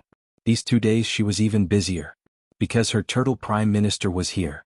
The old turtle swam for more than a month and finally last night he sent Dany's 15 tons of steel ingots to Astapor. At that time, Dany was in Meereen, and the old turtle did not want to expose his identity, so he could only dive to the bottom of the sea and moot at Greenie who was sleeping on the Great Pyramid a cry from the soul.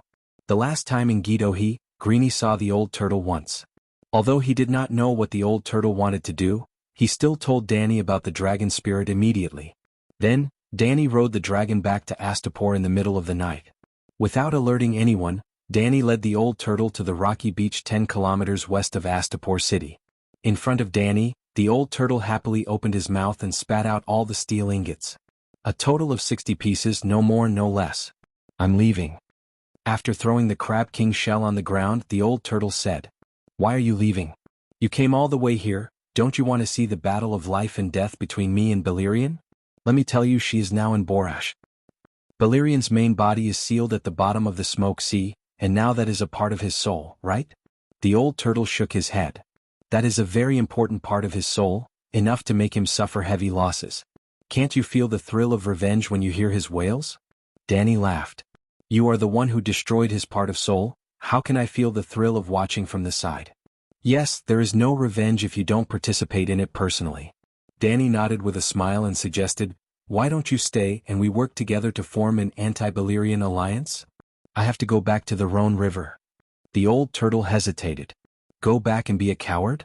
Am I not a coward if I stay? The old turtle was stupefied. What are you afraid of? I will take the lead and you can hide in the sea and cheer. We'll be very safe. I'm not afraid but... The old turtle's head, which was as big as a van, shrunk back unnaturally and muttered, What do you want me to do? It's done. Danny exclaimed in her heart, Oh yeah. Actually, I have always had a big plan but the work is too big and I can't execute it with just manpower. Now that you are here it's perfect. What plan? The old turtle asked curiously. The Heilongjiang River in the upper reaches of Mirin. Danny had just said this when she suddenly remembered something.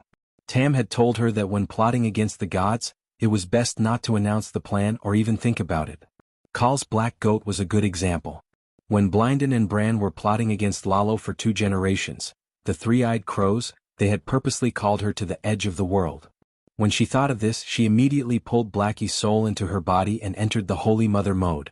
Her divine power rippled, and formed a 7 gods divine domain between her and the old turtle. Mother God, Danny's movements were practiced and relaxed, but the old man in the river beside her was shocked beyond words. Where did you get such vast divine power from? The old turtle did not recognize the 7 gods' disguise. When Danny fought the Crab King in Gidohi, the old turtle was a little far away, and did not sense it as clearly as this time. I picked it up, Danny chuckled. Picked it up. The old turtle's face contorted. No wonder the Crab King fell at your hands. I have a plan and it's almost specially prepared for you. Danny stopped joking and quickly told him about her plan to drown the 7 armies. Anyone who had read The Romance of the 3 Kingdoms would have an impulse when they saw the 1,000-mile-long river beside Mirin. Danny had long had the impulse but she was powerless. There were no 4 seasons here, and the river did not have a rainy season and a dry season. The flow of the water was very calm, and there was neither too much nor too little. It was very awkward. Unless they built a dam to store water. However, there were only slightly more than 1 million people in Slave Bay. It was impossible for them to mobilize millions of civilians to build infrastructure like Yangguang. In this world, it was impossible to build a large project with manpower alone. Fortunately, this world was also very magical. The Dragon Queen only mentioned the basic tactics in the Romance of the 3 Kingdoms, moves that even third-rate generals knew. However, the old turtle was terrified. That's too vicious. Hundreds of thousands of people. He widened his green eyes, which were as big as dustpans and were filled with fear. Danny was unhappy. Back then you flooded the city with your forbidden curse and more than 1 million people in Valeglia died. There were the old, the weak, the women and the children. I only killed enemies on the battlefield. How is that vicious?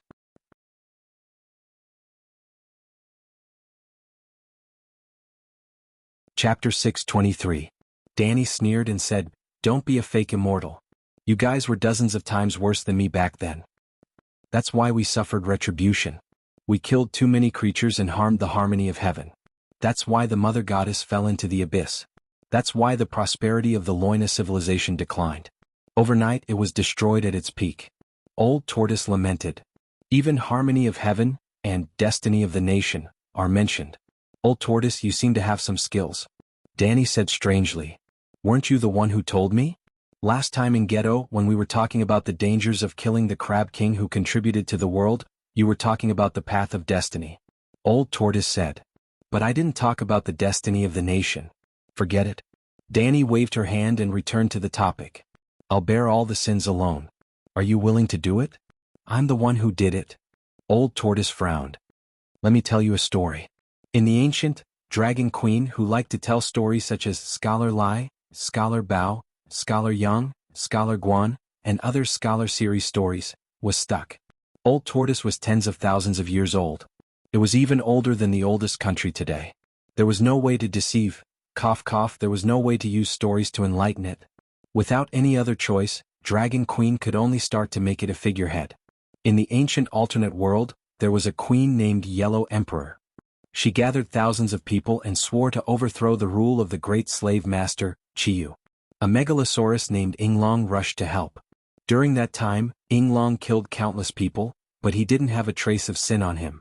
In the end, the Yellow Emperor even gave an imperial decree on behalf of the heavens. Inglong achieved the position of the ancestral dragon with great merits. which made him the main god of the Megalosaurus. In the end, Dragon Queen concluded, participating in a just war, no matter how many people you kill, you're not guilty. Therefore you won't suffer retribution. Instead, you'll have great achievements.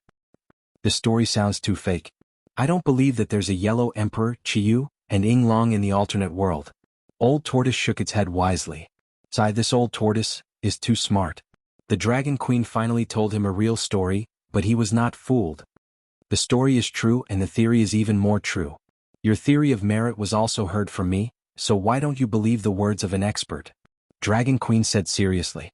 Old Tortoise didn't believe Ying Long's story, but he trusted the expert. Hearing this, he couldn't help but hesitate. Perhaps the Dragon Queen told a fake story, but the theory of merit in it was correct? Participating in a righteous war was also doing righteous things. It was very reasonable for one to gain merit. Thinking of this, Old Tortoise was somewhat tempted. He asked, how can we tell if this is a just war? Last time, Loina fought Valeglia because Valeglia invaded Loina's territory along the Rhone River. It seems like we're the righteous ones. That's not right. Dragon Queen looked up at the sky and sighed. Judging whether a war is just or not is actually very simple. The winner is king, and the king must be righteous. In other words, whoever wins is righteous. Old Turtle, then are you righteous? He asked dryly. Of course. Dragon Queen had a matter-of-fact expression on her face. Along the way I've always won and I've always been righteous. If you're willing to cooperate, there will be no loss in the final battle. There's no one more righteous than me. Old Tortoise was speechless. Other things aside, if he was willing to cooperate with Dragon Queen's plan, she would definitely win. Then should he fight for justice? Old Tortoise hesitated for a moment and nodded. I'm willing to stay, to uphold justice. But is there really merit to be gained from this kind of justice? That's right. Dragon Queen smiled and nodded. She asked in return, if the winner doesn't have merit, can he win? Or rather, a person of merit who is blessed by the heavens, can he fail? This. Old Tortoise's green eyes widened. He was dumbfounded.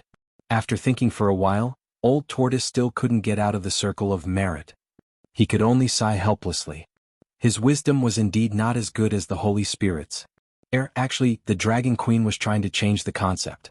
Let's not talk about whether or not there is merit in this world. If a person with great merit were to do something unjust and use up all his merit, he would still fail. A person without merit could also succeed if he did something righteous and accumulated merit. Soon, Danny and Old Tortoise made a sacred oath to each other and formed an alliance to deal with the sheep egg together. Well, they had to make a sacred oath. Otherwise, when Old Tortoise asked her to put down the butcher's knife and repent before it's too late, wouldn't she cry to death? This was also in line with the customs of the Song of Ice and Fire world. Wade Fry and Rob's alliance had also made an oath. Well, this example wasn't good. In the War of the Usurpers, wolves, fish, eagles, and deer also made an oath. After swearing an oath and becoming an ally, Danny had 100% confidence in the future battle of Myrene. She suddenly felt much more relaxed and asked with a smile, other than the old man in the river, do you have a name? No, that's my name, Old Tortoise said. You can call me Danny, but I think it's a bit weird to call you the old man in the river, Danny said. Old man, Old Tortoise, are all fine. You can call me whatever you want, Old Tortoise said. Danny rolled her eyes twice and suggested with a smile, since we're already allies, there should be a primary and secondary relationship in the alliance. I'll be the primary, I'll resist the lightning. You'll be the secondary, you'll help from the side, right? Since ancient times, which alliance didn't have an alliance leader? Well, so. Old Tortoise also agreed with Danny's words. I'm the queen, so I should have the queen's hand. Let's not talk about the queen's hand in politics, but I have another identity, the Witch Queen of the Transcendent World. The Witch Queen should also have the Transcendent Queen's hand. I think you're quite suitable, Danny finished and looked at Old Tortoise with sincere and expectant eyes. Old Tortoise seemed to be moved by her sincerity and nodded gently. With the divine power you have now, you're also qualified to be called the Witch Queen, but we're only allies temporarily. You'll be the temporary queen's hand until the alliance ends and the oath is fulfilled. You can leave at any time. During this period, there's only the two of us in the alliance, so you don't have any responsibilities, Danny said immediately. Old Tortoise thought carefully. It would only take a few months, so it was not a big deal to be called the queen's hand. After all, Dragon Queen was so powerful that she even stewed the Crab King. She was also the main force in the anti-sheep egg alliance, so it was not a disgrace to be under her as the river god of the lone river. Okay, he said. Very well, I'll call you Turtle Prime Minister from now on. Danny said a little eagerly and then sighed with emotion.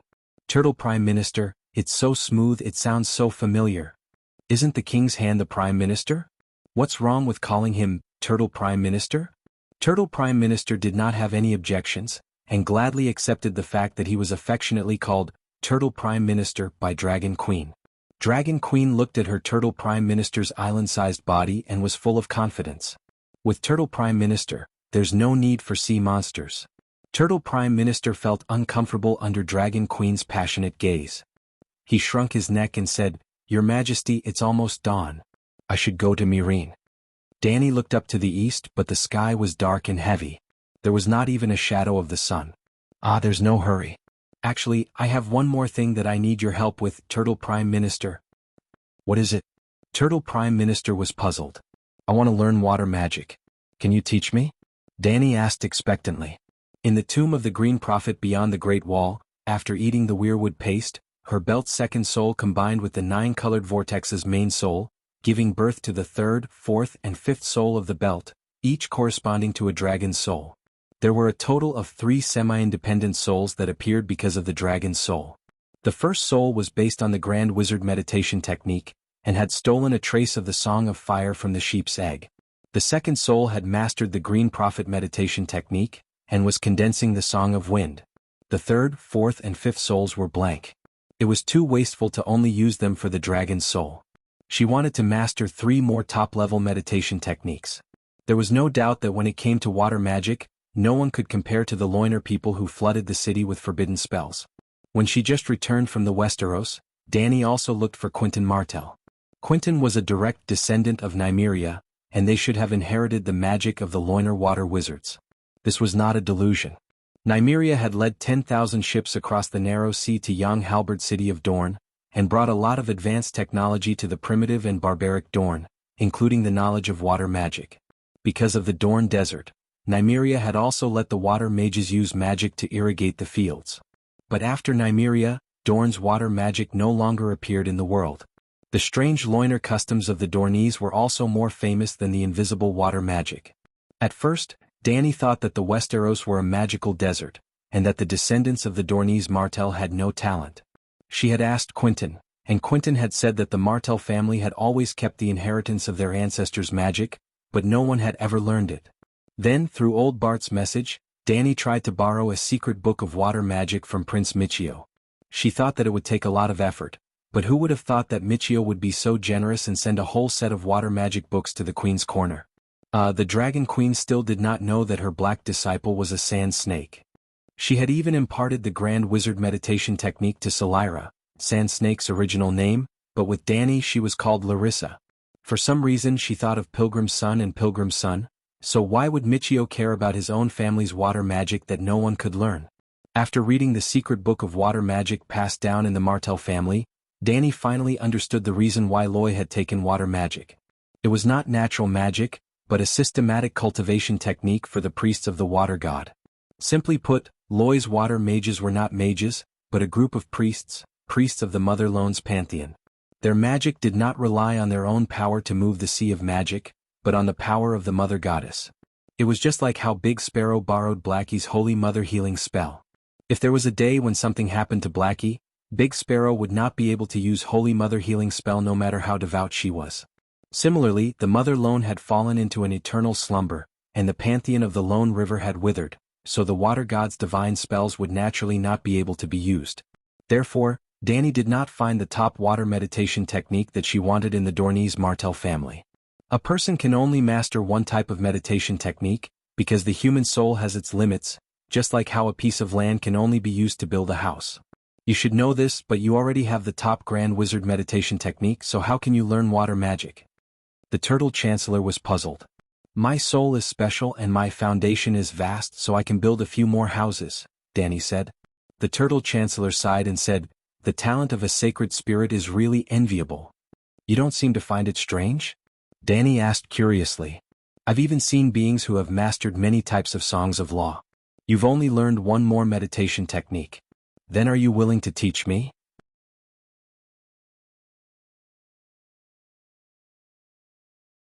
Chapter 6:24.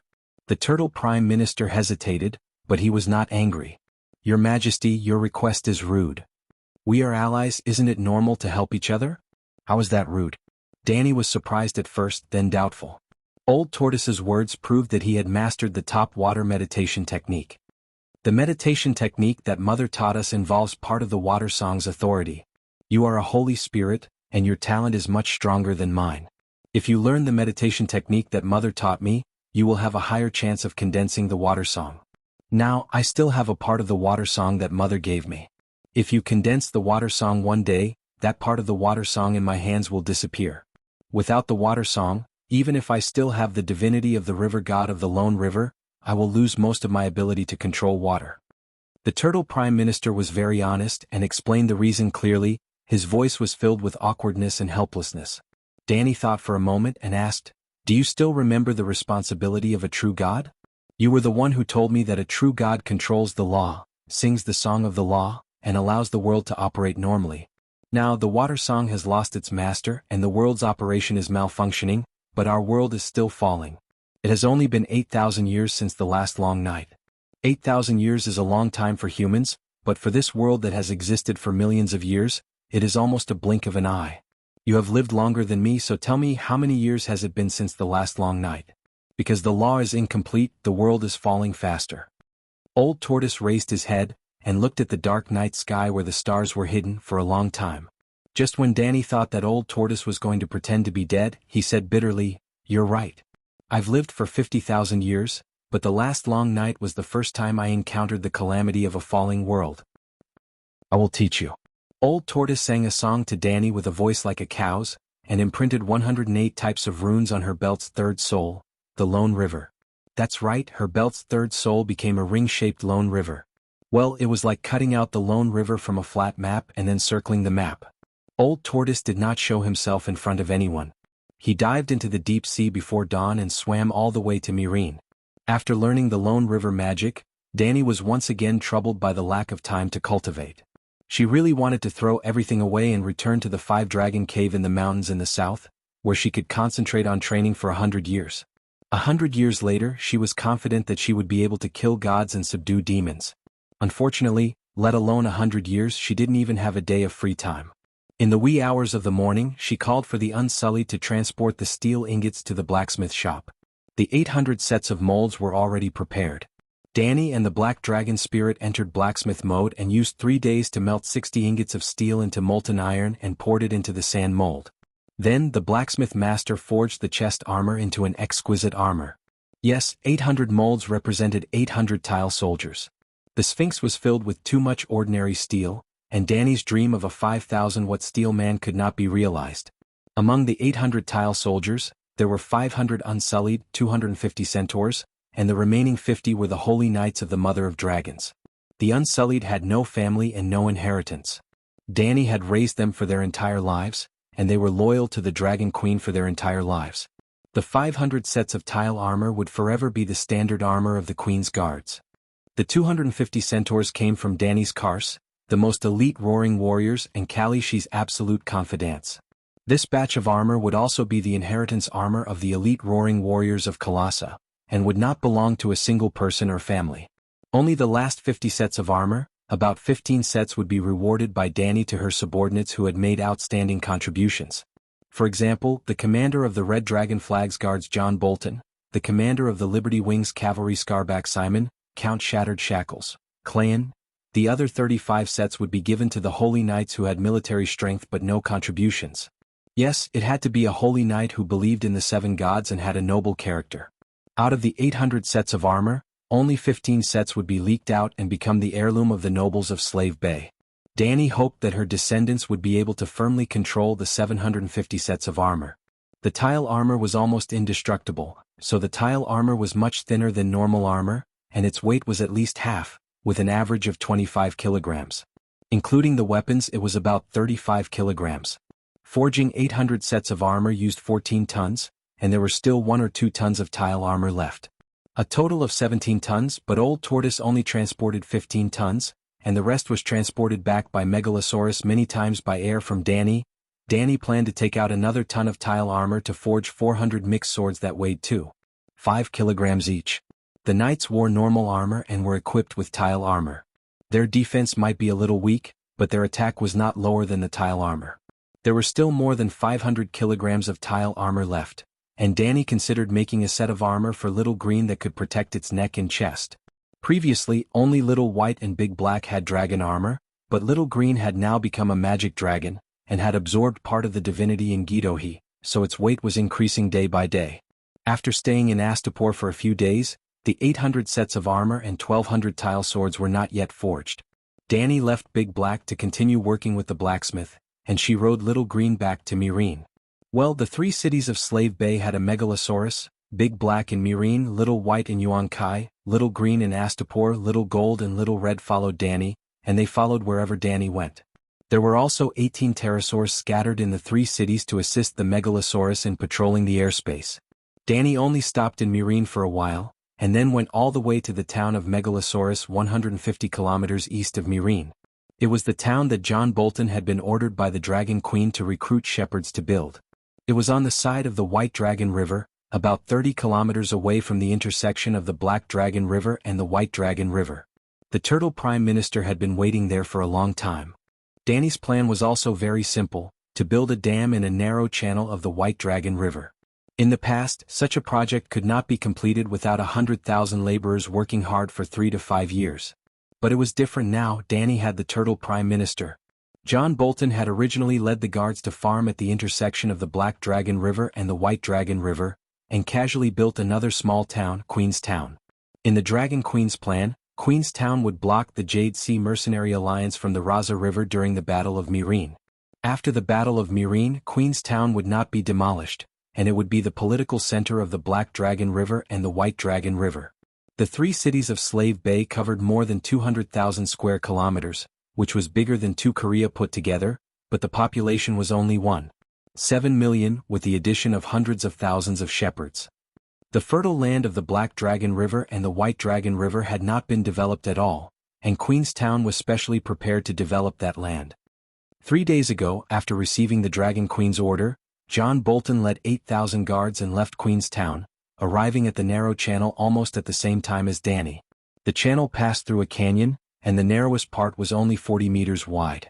The Turtle Prime Minister's body was 45 meters long and 30 meters wide, and it floated on the river like a floating island. "I want to build a dam here and finish it in a week," Danny said to John Bolton. "Your Majesty, we only have 8,000 men, I'm afraid we can't do it," Big Face said bitterly. "If you can't do it, why did I ask you to come here?" Danny smiled faintly and whistled at the river. Rumble. A huge black shadow suddenly rose from the green river, and then water splashed everywhere, revealing a long and ferocious bone spur as thick as a pillar. After that, an island covered in thick seaweed and shells floated to the surface of the water. Moo! The Turtle Prime Minister's nose spurted out 2 thick white water pillars, and its sound was like a bull, like the whistle of a train. "What is this monster?" John Bolton's eyes almost popped out. 7 gods above, what a huge sea monster. "Turtle, that's not a sea monster, it's a turtle." "Holy Mother, it looks like the legendary Old Man of the River." The surrounding guards of the Mother of Dragons also exclaimed, and some of the Loiner soldiers even told the truth. "Turtle Prime Minister, this is Sir John Bolton, who is in charge of building the dam." Danny shouted at Old Turtle and then said to Big Face, who was dumbfounded, "The giant turtle of the river is the Old Man of the River Lone, and now he's my Turtle Prime Minister. From today onwards until the end of the Battle of Myrene, you and the guards have to keep this a secret, and don't tell the shepherds nearby." "I understand." John looked at Old Turtle with awe, and his attitude towards the Dragon Queen was even more reverent. The legendary Old Man of the River was already a legend, and now this legend was the Queen's Prime Minister. What did it mean? Danny opened up a blueprint on the military table and pointed at an arch bridge. "Prime Minister Turtle, if you put your body horizontally, the river will be blocked. You can use his body as the foundation, pile up boulders and sandbags, and build a dam to block the river in the shortest time possible. But this project is huge, and without a reasonable excuse, anyone with half a brain will be suspicious. Therefore we announce to the public that we will be building a bridge across the river here. Your Majesty, you want to flood the alliance." Herman Tauha exclaimed from the side. "You guessed it?" Danny nodded with a smile. John Bolton drew a finger between the dam and Myrene and hesitated. "Should we get closer?" At least within 10 kilometers the effect will be best. This place is at least 200 kilometers away from Mirin, and no matter how much water is stored, there won't be much left when it reaches Mirin. Danny lifted her chin and nodded at the bearded Herman, saying, "When Herman saw the dam, he immediately guessed that I wanted to flood the army. There are so many generals in the alliance and not all of them are stupid. If the pterosaurs saw the dam in the river, would they not be able to guess my goal? But if the distance is too far, the effect won't be very good," Herman said awkwardly. In fact, other than the romance of the Three Kingdoms, the Yellow River and Huai River's levies in real wars were usually not to kill the enemy, but to restrict the enemy's mobility and disrupt the enemy's established strategy. Those who were really washed away by the flood. Perhaps the generals in the future read the Three Kingdoms and would send people to survey the terrain, and would choose to station their troops on high ground. Without Old Turtle, Danny could only soak the enemy's camp in the water if she dug the Mirin Dam, preventing the enemy's elephant soldiers and cavalry from rushing up, but it was almost impossible to drown 100,000 alliance troops. Unless, as Bolton said, they built a dam 10 kilometers away from the enemy's camp to store water. But the enemy had pterosaur knights, and even a blind person would be able to detect the abnormality in the river, right? "Don't worry, we have Prime Minister Turtle, and he knows the water-repelling spell," Danny said to the two knights with a smile. Back then, when the Lorna people used water magic to flood the city of Valeglia, it was not a flood out of thin air, but the water of the flood came from the Lone River. After arranging the matter of the God Turtle Dam, Danny returned to Astapor once again. Herman was back.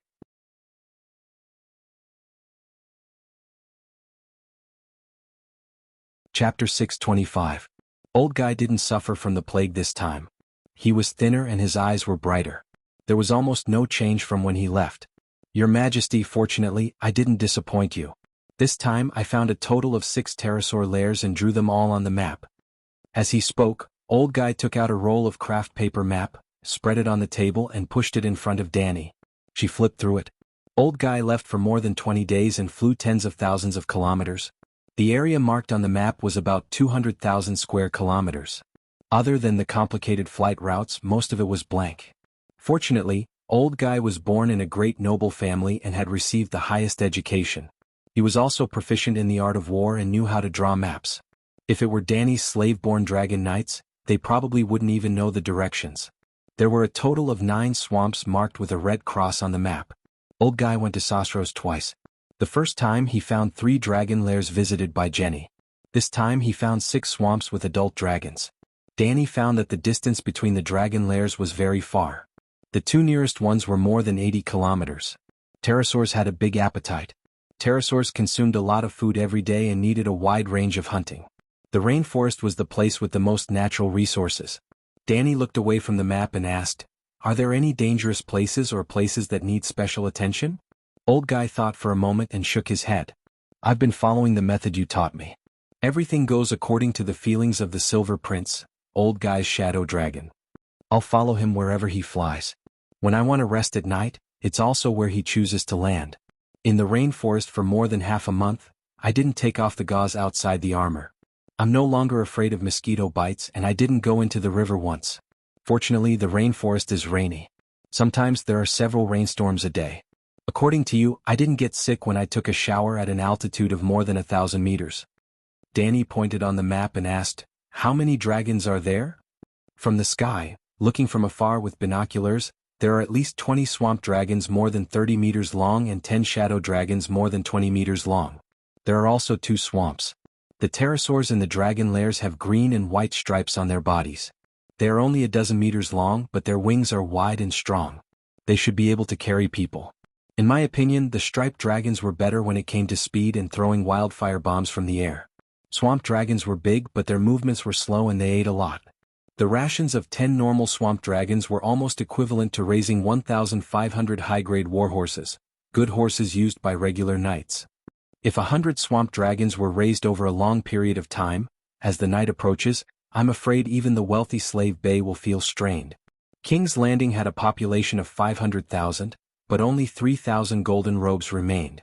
This meant that the Iron Throne could only afford 3,000 regular soldiers. The golden robes' duties included the police, the city guards, the palace guards, and helping the king and the princess to oppress the good, which was often not enough. Take Winterfell as an example.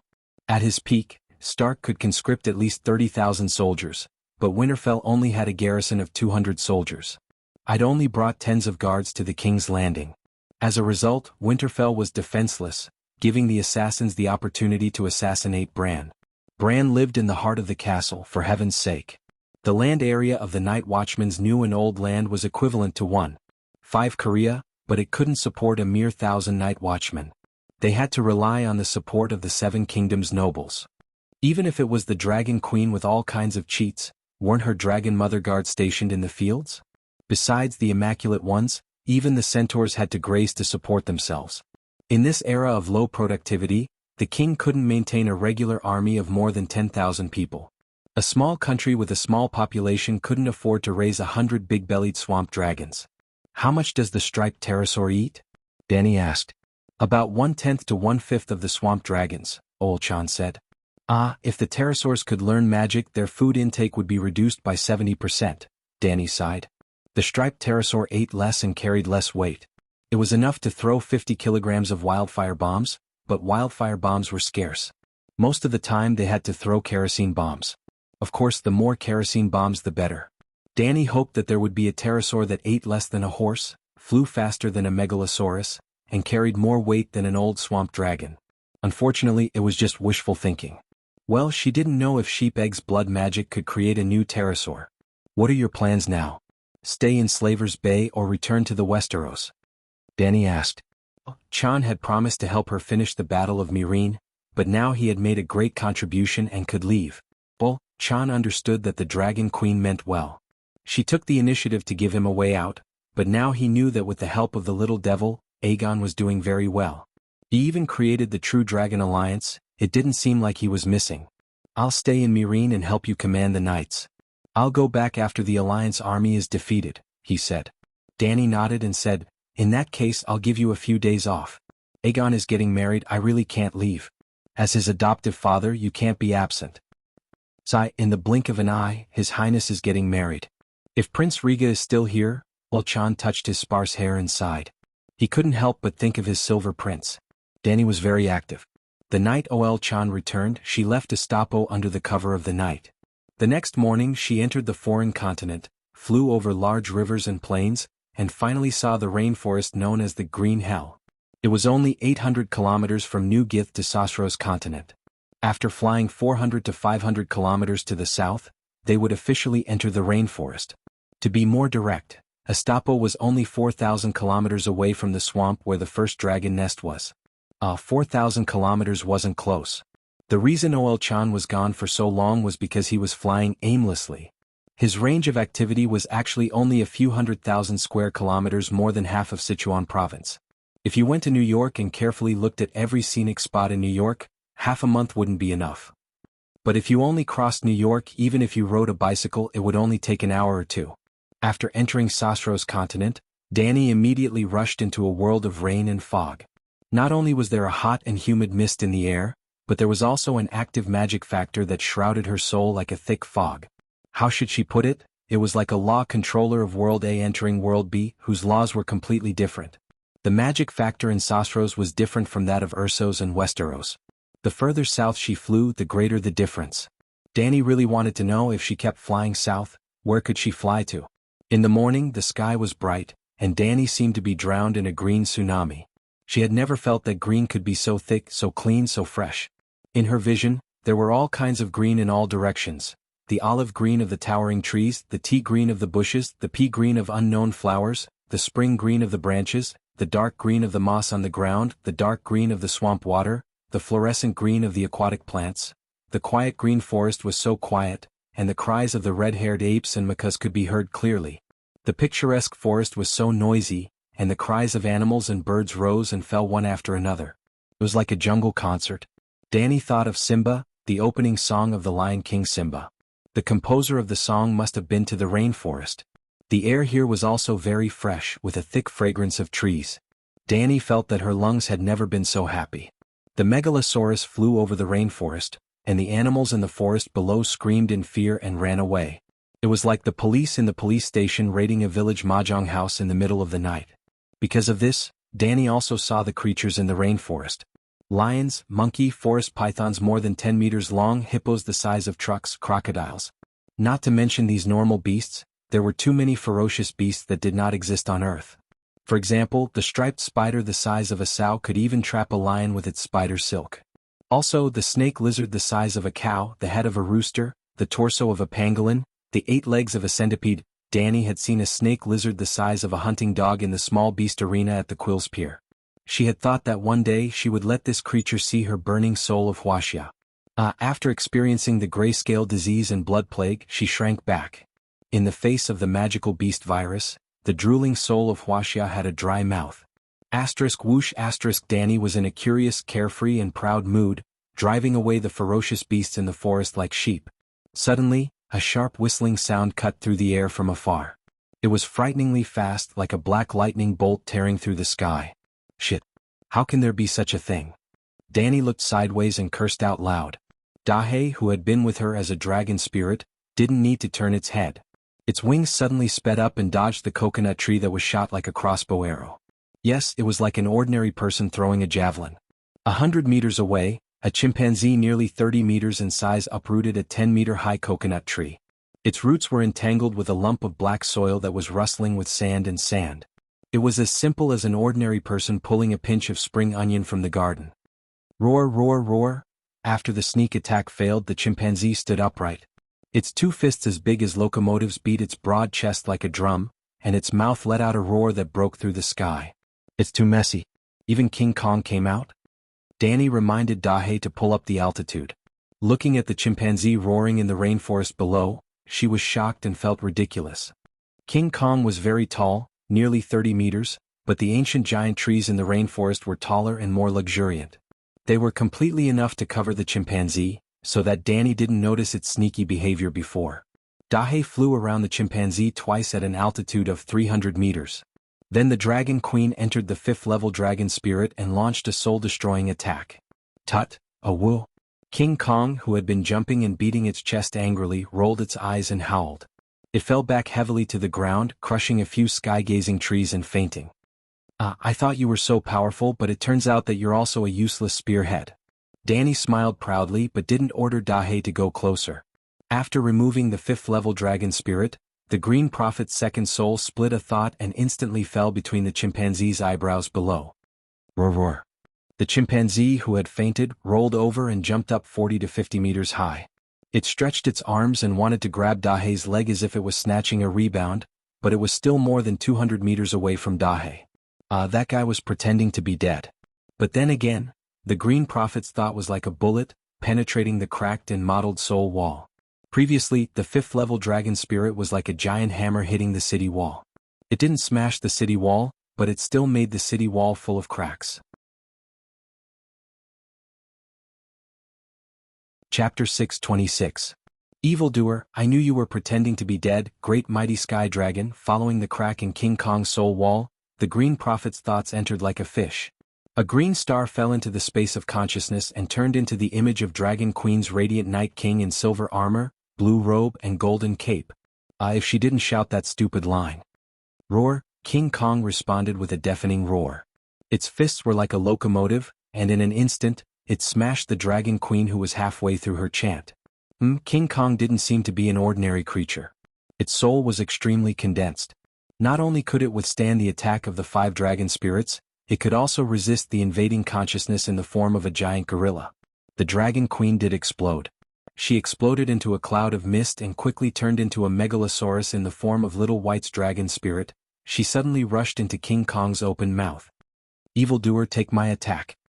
In front of King Kong's door, the soul destruction strike was launched again. The dark green soul space of the gorilla trembled slightly. The gorilla's soul was illusory, and the surface of its body rippled like water. Waves of dizziness appeared in the gorilla's eyes. It was really dizzy. Swoosh, the valiant Night King appeared again. This time she had a blazing long sword in her hand. The silver-white flesh wings closed as the sword hilt. The white dragon opened its mouth into a sword guard, and the dragon's mouth spat out a 50-meter-long flaming sword. This was Little White.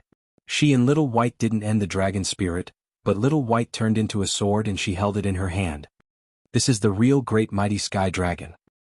Slash, The Night Queen slashed gently, and the 50-meter-long flaming sword cut off the dizzy King Kong's head like a hot knife cutting through butter. Woo, the real soul was torn apart. The gorilla let out a tragic howl. Its hut-sized head was howling, and so was its headless torso. It had nothing to do with the mouth. The howl came from the soul. The Night Queen waved the white dragon sword in her right hand a few times. The flaming sword blade suddenly disappeared, and the white dragon sword hilt was replaced by a black dragon. In just a moment, the Dragon Queen changed mode from little white to big black. It was still the sword hilt with its wings folded and its tail curled. However, the blade of the sword was not made of flames, but Dahe's extended neck. The Night Queen gently swung her hand, and the black dragon sword's blade elongated. The tip of the blade was Blackie's head, as if Blackie's neck had extended infinitely. The ferocious dragon head with its mouth wide open swelled up like a balloon. At the same time, a series of mysterious runes flickering with golden red light formed between the dragon's jaws. In the end, the dragon head at the tip of the sword flew to the side of the gorilla's head and swallowed it in one gulp. Croc croc croc. Like the gears of a machine, the runes in the dragon's mouth quickly rearranged themselves and sealed the gorilla's head into a golden ball of runes. Woo woo woo. Without its head, King Kong's spiritual body cried out even more miserably, and an illusory head gradually appeared on its neck. Walala, like the shaking of a chain, the black dragon sword's blade rapidly shrunk, shrinking from several hundred meters to a normal 1-meter-long sword. Dragon Queen waved her hand, and the black dragon sword disappeared. She looked at the gorilla leisurely and said, "Now you are my summoned beast. Remove your soul defense and let me heal you." Roar roar. King Kong's illusory head roared unyieldingly at her, raised its fists high and hammered down again. "You're courting death." Dragon Queen sneered. Without seeing her move, King Kong, who was pouncing over, suddenly fell down. It held its head and howled at the top of its lungs, as if it was in extreme pain. Dragon Queen only sneered again and again, watching it cry out in pain. After an unknown amount of time, King Kong's eyes no longer had a trace of arrogance in them, but were full of pleading and fear. Dragon Queen then stopped her divine ability. This was only a thought from Danny. In the real world she was not idle. She rode Blackie around the forest, gathering thousands of beasts together. Under the fire control technique, the dragon flame was like a blanket, covering the creatures below. The flames burned in this primitive rainforest that had been undisturbed for thousands of years. Thousands of beasts wailed and died in the fire. She poured spiritual essence into King Kong's sea of consciousness, quickly healing the wounds on its soul. A general success was built on thousands of bones. For this pet, Danny's hands were stained with blood. A long time ago, Danny snatched a sea monster horn from a family of Valeglia descendants in Reese's family. The sea monster was long dead, and the horn had lost its effect. But the runes in the horn itself were extremely valuable. The magic to control sea monsters came from the great wizard, and Danny could master it easily. But all this time she had never met a sea monster and could not use the dragon-slaying technique. Today she met King Kong in the rainforest and planned to leave after defeating it. Although it had ambushed Blackie, Danny was willing to let it go because of her inexplicable feelings for King Kong in her previous life. But it actually knew how to play dead. What did this mean? It meant that it was highly intelligent. Originally, the Dragon Queen did not like this big fool who did not know magic, but it kept showing off its talent to her as if to say, "Look at how great I am, it's a pity not to take you as a follower." The Dragon Queen had no choice but to accept its submission. Even so, she was just trying her best because she was not sure if the seal to control sea monsters would work on King Kong. The result was very gratifying. King Kong's soul was kept in the pool of faith, and with a gentle pinch, King Kong's body was in a worse state than wearing the hoop spell. Sigh, with this body it's an absolute killing machine on the battlefield but across the sea. Danny looked at King Kong, who was obediently squatting in the forest, and sighed helplessly. She waved her hand and said, "Go." Roar roar. Seeing that Danny was really going to leave it behind, King Kong stood up and howled. "What's wrong?" Danny did not understand. King Kong waved at her and then skipped in a direction. There was a muffled rumbling sound from the rainforest, as if there was an earthquake. Danny hesitated. She came to Soros with a mission this time, so she had to go and come back early. She did not have time to explore the rainforest. But King Kong seemed to be very enthusiastic. Seeing that Dahe did not follow, it stopped and waved its hand while howling. Danny decided to go and have a look. "Hurry up, I don't have time to waste." Roar roar. King Kong responded. It used both hands and legs and its speed was really faster. They ran for about 2 hours in the southeast direction, which was 70 or 80 kilometers. Dahe and Danny were bored in the sky, but King Kong was panting and squatting beside a stream in the valley. "I'm telling you, if you don't give me good treasures, you'll be miserable." Danny threatened it fiercely. Roar! King Kong's voice was a little more hesitant. Another half an hour later, King Kong followed the river into a deep valley. Danny flew in the air and saw where it was going first. She was surprised to see a person, a savage. This was a gourd-shaped valley. The valley entrance was narrow and slender, so King Kong could not walk in. It could only climb the mountain walls on both sides of the narrow rocky path. But the belly of the gourd was very big. Hundreds of families lived in it, and there was a bleak wheat field. Danny had known that there were savages on the Soros continent for a long time. It was not a secret. When the Guji's empire built a colonial city on the coast of the Soros Sea, they arrested a group of savages, but the Guji's people thought that they were too stupid to be slaves. As the coastal cities built by Gujis and Valeglia soon disappeared, the residents of the Ursos continent never saw the striped people again. Well, the skin of the Soros people was naturally striped with brown and white. Their nose was also broad and flat like a pig's nose. Danny saw it with her own eyes. The records in the ancient books were right. They had broad bones, strong muscles, long arms, slant foreheads, and a huge square chin that would make Erlu feel ashamed. Without the pig's nose, they looked more like a gorilla. "Seems like a subhuman," Danny muttered. The huts of the striped people were made of mud and straw.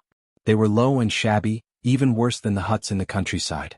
When she saw the cured meat drying in front of the hut, Danny's pupils contracted and her heart raced. It was a human corpse. The stomach was cut open, the organs were taken out, and the body was smoked to dry. It was like the cured meat, chicken, duck, and fish that people in the Celestial Empire used to celebrate the New Year. The head was still there and the scalp was stuck to the skull. The eye sockets were dark and the mouth that was as dry as old tree bark was open. The striped people were cannibals. Whoa, whoa, whoa! The unkempt black-haired striped people also saw the megalosaurus in the sky. Hundreds of savages raised their spears and bone knives and shouted at the sky. Danny could feel that the striped savages were not hostile. Maybe they thought that the megalosaurus was a lone pterosaur just like King Kong. Roar, roar! At this time, King Kong finally climbed through the entrance of the gourd valley. Its left hand was hanging on the stone wall, and its body was hanging in the air. It opened its head and roared at the valley, and used its empty right hand to beat its chest. It seemed to be provoking someone. It was definitely not a savage. Savages were not qualified. Whoa, whoa, whoa! However, when the barbarians saw King Kong, their reaction was very intense. Hundreds of male barbarians wrapped around their crotches with animal skins were holding stone knives, bone spears, bows, and other weapons. They formed a loose formation and approached King Kong with loud voices. Roar, roar! King Kong's response was simple. It took a big step and rushed into the midst of the savages, like a child stepping on ants. Squeak, squeak! She did not know if it could protect the flower, but the savages were indeed crushed into mud.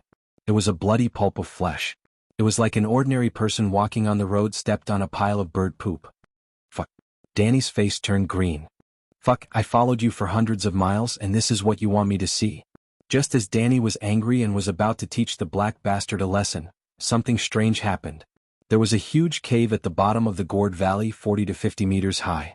At first glance, it looked like a gap between the mountains behind the valley. Outside the cave, the savages piled up stones to build a 3-meter-high stone wall. Strangely, the stone wall had no entrance.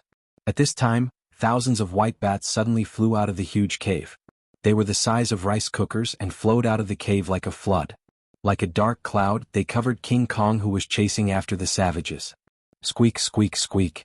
The bats made a shrill sound that sounded like an illusion. She could hear it, but it felt like an illusion.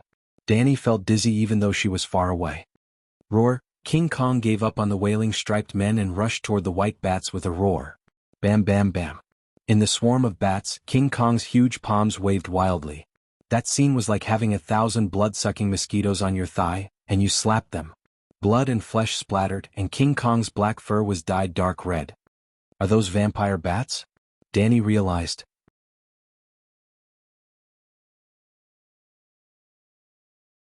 Chapter 627. Squeak, squeak, squeak. The white bats covered the sky like dark clouds. King Kong waved its arms and started a massacre, but there were too many bats. Soon, they landed on its body and covered the surface of its fur. Danny felt goosebumps all over her body when she saw the dense number of bats. The white bats' milky white bellies began to bulge visibly, swelling into dark red balls. They were sucking King Kong's blood and were fast. King Kong went crazy, scratching its body and smashing the white bats' bellies. Blood splattered everywhere. This was a war of attrition. The bats exchanged numbers for King Kong's blood. The bats were endless, covering most of the sky in the valley. King Kong was made of flesh and blood after all. The situation was worse than Danny had guessed. Not only could the white bats suck blood, they could also inject poison into King Kong's body to numb its muscles. Ow ow, King Kong asked the Dragon Queen for help. If you can't find something good in the cave later, you're dead meat. After cursing, Danny entered the level 5 dragon spirit and activated the soul-destroying strike. Squeak, Blackie's body stiffened for a moment. The level 5 dragon spirit was removed and its soul returned to its body. It returned to normal. Bats rained down in the valley below. They fell to the ground like hailstones. What surprised Danny was that only a small portion of the bats died. Most of the bats only swayed as if they were drunk and were still struggling on the ground. These are not ordinary vampire bats. Blackie swooped down and spewed dragon flames. Under the fire control technique, the dragon flames turned from a water column into a fan with a wide range of damage. Crackle, crackle, crackle. The bats that landed by the river exploded like beans in the dragon flame. Spiritual bestowment. Danny was shocked. The bats here were indeed different. Compared to the thousands of beasts that were burned to death earlier, their spiritual density was richer. Moreover, the spiritual rain that fell into the sea of consciousness was mixed with extremely thin divinity. It was as thin as the willow catkins that fluttered in the wind on both sides of the river in spring, but it was indeed divinity. There's an evil god in the cave. Dragon Queen's eyes were shining. A simple sentence explained the reason and determined the other party's nature. Evil god. Evildoer, come out and accept your death. Seeing that there was profit to be made, Dragon Queen was full of enthusiasm. First, she used her level 4 dragon spirit to attack the bat on the ground 3 times in a row. Then she commanded King Kong to rush into the cave. Well, she didn't burn any more bats. The bats landed all over the place. They landed on the savages' huts, in the courtyards, in the wheat fields, on the river. Unless a wildfire burned down the entire valley, it wouldn't be able to burn down the bats that had landed everywhere. However, Danny did not want to destroy the home of the savages. Although the surviving savages were baring their teeth at her and Dahe and waving their weapons, they were eager to fight. Thump, thump, thump. King Kong, whose body was covered in blood and flesh, ran with big strides. It didn't even need Danny's urging. Its original goal seemed to be the cave. Don't kill it. No matter what it is, bring it out. Danny hurriedly ordered King Kong. Roar. King Kong was really smart. When it heard that, it paused at the entrance of the cave. It nodded in the direction of the megalosaurus before going in.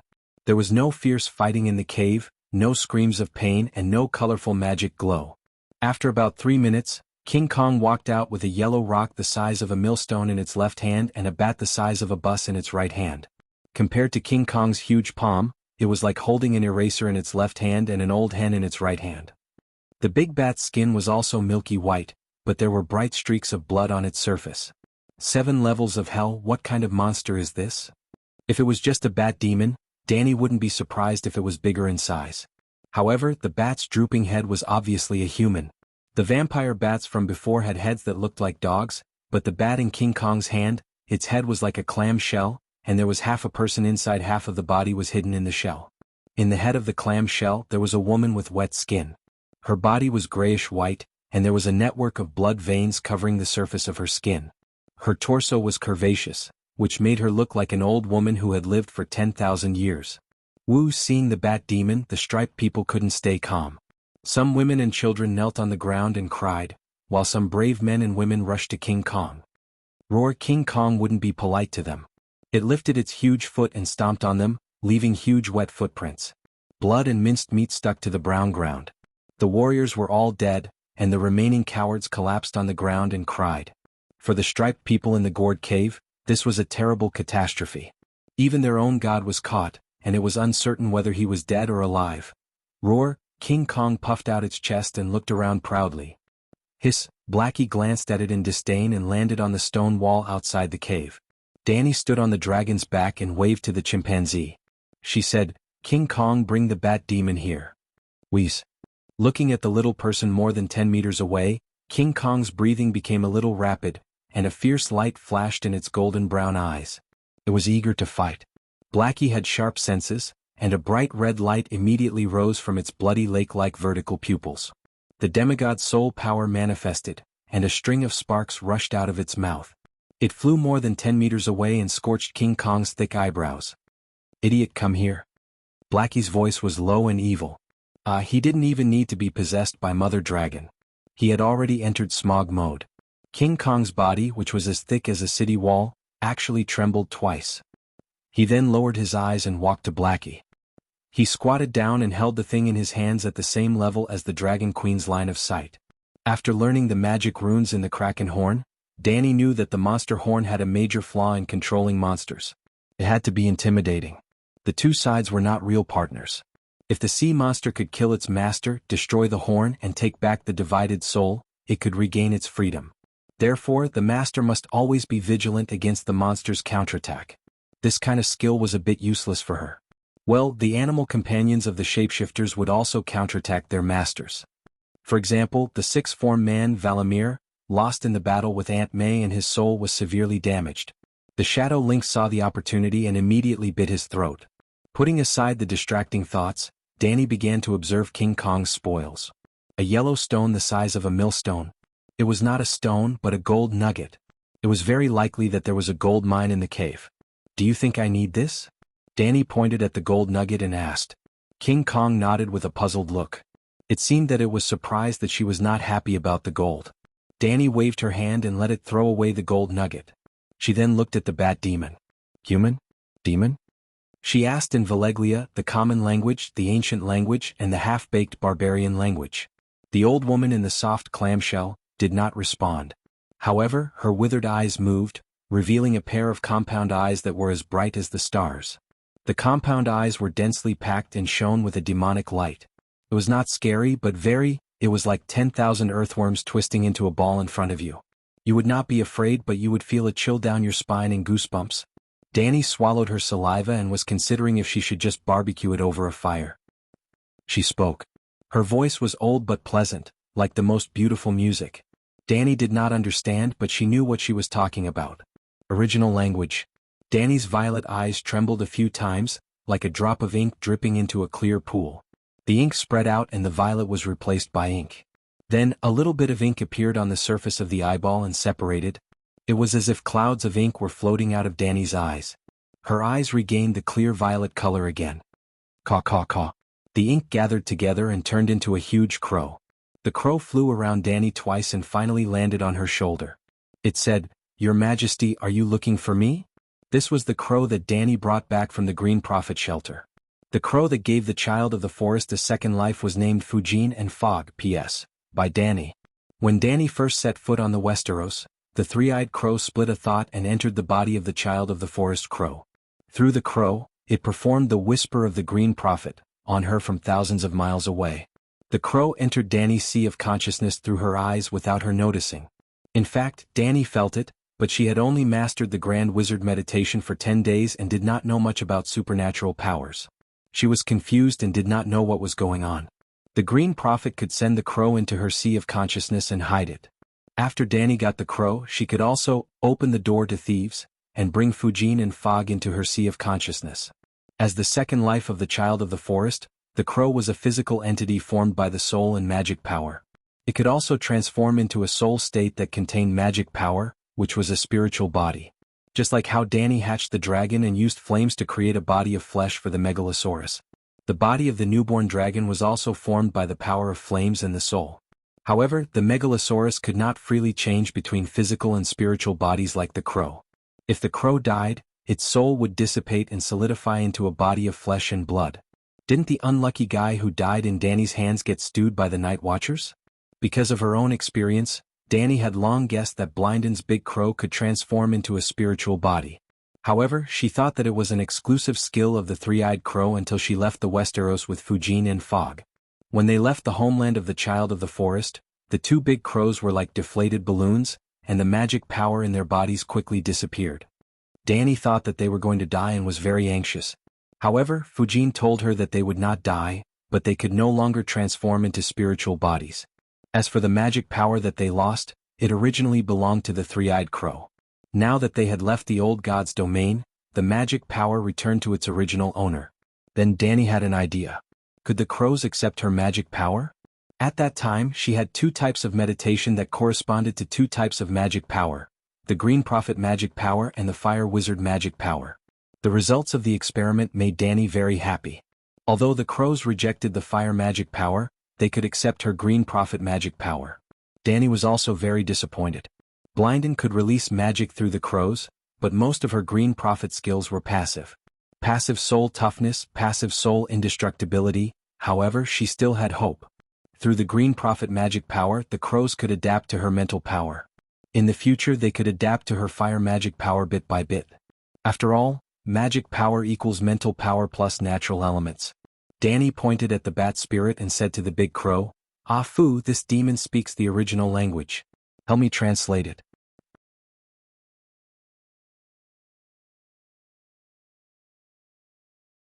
Chapter 628. Caw. Caw. The crow, whose name was Fu Jin and nickname was Fu, cawed at the bat spirit. The bat spirit looked at the crow with its compound eyes for a while before replying. "Your Majesty, it was very surprised to meet the son of the forest here. It also questioned you why you helped the gorilla attack it." Questioned? Danny sneered. "What is it? Why does it know the son of the forest? Also, why is the gorilla targeting it?" A moment later, Fu said, "Before it became a great and glorious immortal god, it had traveled all over the main material world. It had crossed the Dun Arm to the land of sunset and dealt with the sincere and kind son of the forest. The abominable gorilla tried to snatch its cave. Before today, the two sides had fought many times." Danny frowned. Why was Ah Fu's awareness so poor? Why was he biased towards outsiders? "Fu, pay attention to your tone and your position." Fu was stunned for a moment before saying, "I'm just translating according to the source language." "Forget it," Danny sighed helplessly and asked, "It's talking about the main material world?"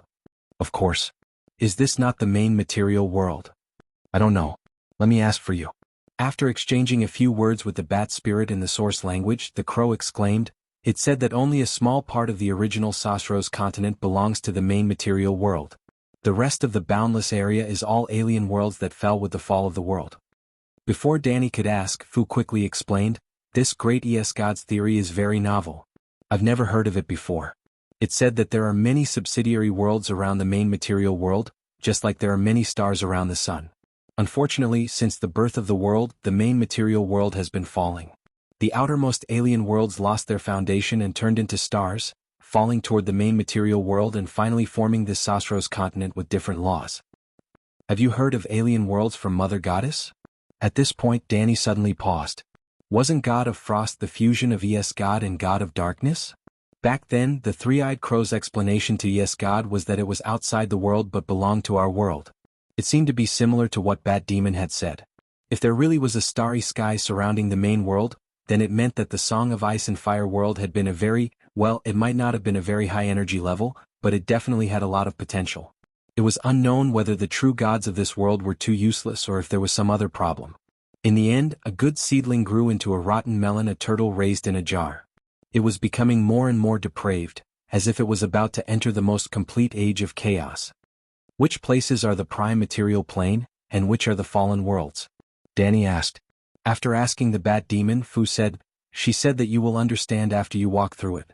Although the other world has fallen into the main material world, you can still distinguish the subtle differences in the laws by sensing the sea of magic power." Danny nodded lightly. That was indeed the case. Ask it what race it was before and why it became like this. It used to be a human. It had milky white skin, long green hair, long and slender limbs, and a face that made the sun pale in comparison. It says that when she was young, you were like a morning glory to a lily. Danny sneered and said, "She was looking for death." Fu hurriedly said, "Your Majesty, it meant no harm." Well, in the grammar of the original language, it was just a praise for its own appearance. But the common language has too strong a distinction between right and wrong, just like you humans who are used to dividing your own kind into good and evil, which made my translation a little difficult. Danny frowned and thought for a while. She still did not quite understand Fu's words, but she nodded and let it go. "Continue. What's her name?" Her name is the third rhyme in the dance of the butterfly through the green forest and the colorful sea of flowers. What? Danny's expression changed into one of embarrassment. That's the original language, Fu said. Danny sighed. Her violet eyes were shrouded in black mist, and a series of dreamy black bubbles emerged from her eyeballs and spread in front of her. Caw-caw. Another big crow formed from the bubbles and landed on her empty left shoulder. Fog, you translate. Fu, you tell her. Your Majesty, this fairy is called Sai. She was born 500,000 years ago. Her race has the skin of the milk people of Quills, the delicate appearance of the Valeglia people, the green hair of the Tarosai people, and the tall and muscular bodies of the Unduls people. In the eyes of humans, she is a very elegant and noble race. However, humans cannot speak the original language. She should be like the children of the forest, an ancient race. Many years before Tsai was born, the other world she lived in had already fallen. This valley and the cave behind it are the last shelter of her people. The reason she'd become like this was because she'd learnt some knowledge of blood magic during her travels in the prime material plane. She needed great power to protect her people, and that's why she became like this. Danny nodded in satisfaction. Fog's translation skills were much better than Fu's. This fairy is clearly not a striped person. How did she become the ancestor of the striped people? She asked. Fog called out to the bat demon. The expression of the old woman in the shell's head suddenly became ferocious. The melodious original language changed from a sweet song to a venomous curse. Fog said, "The striped people are pests on the Soros continent. They ate almost all the lost people from the other world. Her race was also destroyed by the striped people, so she wants revenge. For hundreds of thousands of years, she has been driving the striped people in the valley to fight with the nearby striped people. There used to be more than 10,000 striped people in the hundreds of miles around, but now there are only a few hundred people left in the valley. If not for the fact that she needs the power of faith to sustain her life, she would have slaughtered everyone here. A revenge that lasted hundreds of thousands of years only destroyed the barbarians in the hundreds of miles around. This efficiency."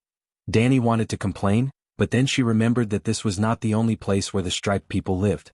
Perhaps there were tribes from other regions who had migrated here in the past hundreds of thousands of years. "That's enough." Danny waved her hand at the gorilla. "Let it go." She urgently needed divinity and spirituality to raise the dragon. That was true, but she did not lose her own principles. Evil gods and demons must be destroyed, but the bat demon was smart and pitiful. It only harmed the surrounding barbarians and did not want to provoke others. This time, King Kong was the one who started the conflict. "Roar." King Kong shook its head and refused. "You are the one who wants to occupy other people's land. How can you be reasonable?" Danny shouted angrily and pinched King Kong's head. Ouch! The gorilla immediately threw Bat Demon away and rolled on the ground, wailing. Once Bat Demon was free, it immediately bowed to Danny and thanked her. "Roar." After King Kong recovered, it stood up and cried to Danny. Then it roared at Bat Demon and ran back to the cave. Danny thought that the black servant was going to force himself on her and would not leave, so she wanted to teach it a lesson. King Kong seemed to sense it and stopped at the entrance of the cave. It waved at Danny and kept roaring. "What's in the cave?" Danny was puzzled. "Roar." King Kong became more and more anxious and roared at her. Danny glanced at Bat Demon's wrinkled face thoughtfully and said, "Ah Fu, go to the cave and have a look." As soon as she said that, Dahei's sense of crisis suddenly fluctuated violently. Danny, who was with his dragon spirit, noticed it immediately. But before she could do anything, the clamshell head on Bat Demon's neck suddenly opened, revealing its naked body. Boom! The clamshell's internal chi exploded. The milky white mist quickly swept toward Danny and Dahei with the airflow. Roar. Dahei was not a pushover. Almost at the same time, Dahei sprayed a water column of dragon flame at Bat Demon. The dragon flame burned a passage in the white mist and directly covered the open clamshell on Bat Demon's neck. Danny also subconsciously used the soul-destroying blow in the state of the fourfold dragon spirit. "You, how dare you?" Lin Luoran was shrouded in the white mist before she could finish her sentence. The soul-destroying strike works, but the soul-destroying strike is aimed at the bat monster. The range of the soul-destroying strike is cone-shaped. In the cone-shaped soul sound wave, the molecules of the white fog explode one after another, and then they are annihilated and eliminated. However, the white mist covered a large area. Danny was surrounded by the mist on her left and right sides, under her feet, over her head and behind her. Just like the previous vampire bats, it was spreading toward her. When the white mist touched her skin, Danny felt something was wrong. Something was obviously drilling into her skin, entering her muscles and blood vessels, and quickly spreading all over her body. Her physical strength and blood were rapidly draining, and she began to be in a trance. What the hell? Danny was shocked but not panicked. In the next moment, her purple eyes flashed red. Raging flames came from inside, burning every cell in her body and boiling every drop of blood in her blood vessels. At the same time, she also pulled Dahe into her ocean of consciousness. The fourfold dragon spirit launched the soul-suppressing blow on her body. The soul sound wave was like clear water, cleansing the soul and body. Dragon Queen was like a light bulb that had been lit, and the power was getting stronger and stronger. Her body emitted a golden red light from inside out, and flames spewed out of her 7 orifices. Caw caw caw. 2 crows flapped their wings and fled. Kill it. The enlarged Dahe's soul returned to her body, and Danny ordered angrily. After taking Danny's soul-destroying blow head-on and being washed by Dahe's soul-destroying blow, the bat demon that had shot up into the sky was now bathed in flames and fell down shakily. Roar boom boom boom. Dahe roared and pounced forward. It opened its mouth and bit the bat demon's shell head. The blacksmith's glazed red dragon flame turned the canyon red. Squeak! The bat demon's head was locked, but its burning torso and wings struggled and flapped wildly. A miserable cry came from its soul. But soon the sound weakened and disappeared. Only the smell of burning and the anger of the Dragon Queen filled the bottom of the canyon. Caw caw, your majesty, save me. Caw caw, your majesty, I feel so uncomfortable. The 2 crows were also affected. Like morning glory that had been sprayed with herbicide, their feathers fell off, revealing rotten blood-red chicken skin. They fell on the wall with a plop. Sigh, it's hopeless. Give up the crow body. Danny sat cross-legged on the dragon's back and said helplessly. She was not in a good state at the moment. The fire burned her body, and her underwear, inner shirt and outer robe were all burned. Her body was empty and her face was black. She was in a sorry state. What was more serious was that the bat demon had spewed out miasma that contained parasites. The miasma itself contained all kinds of viruses. She should have learned from Fahai and destroyed all demons. However, she remembered that source language could not lie. How could the bat demon use source language to deceive her?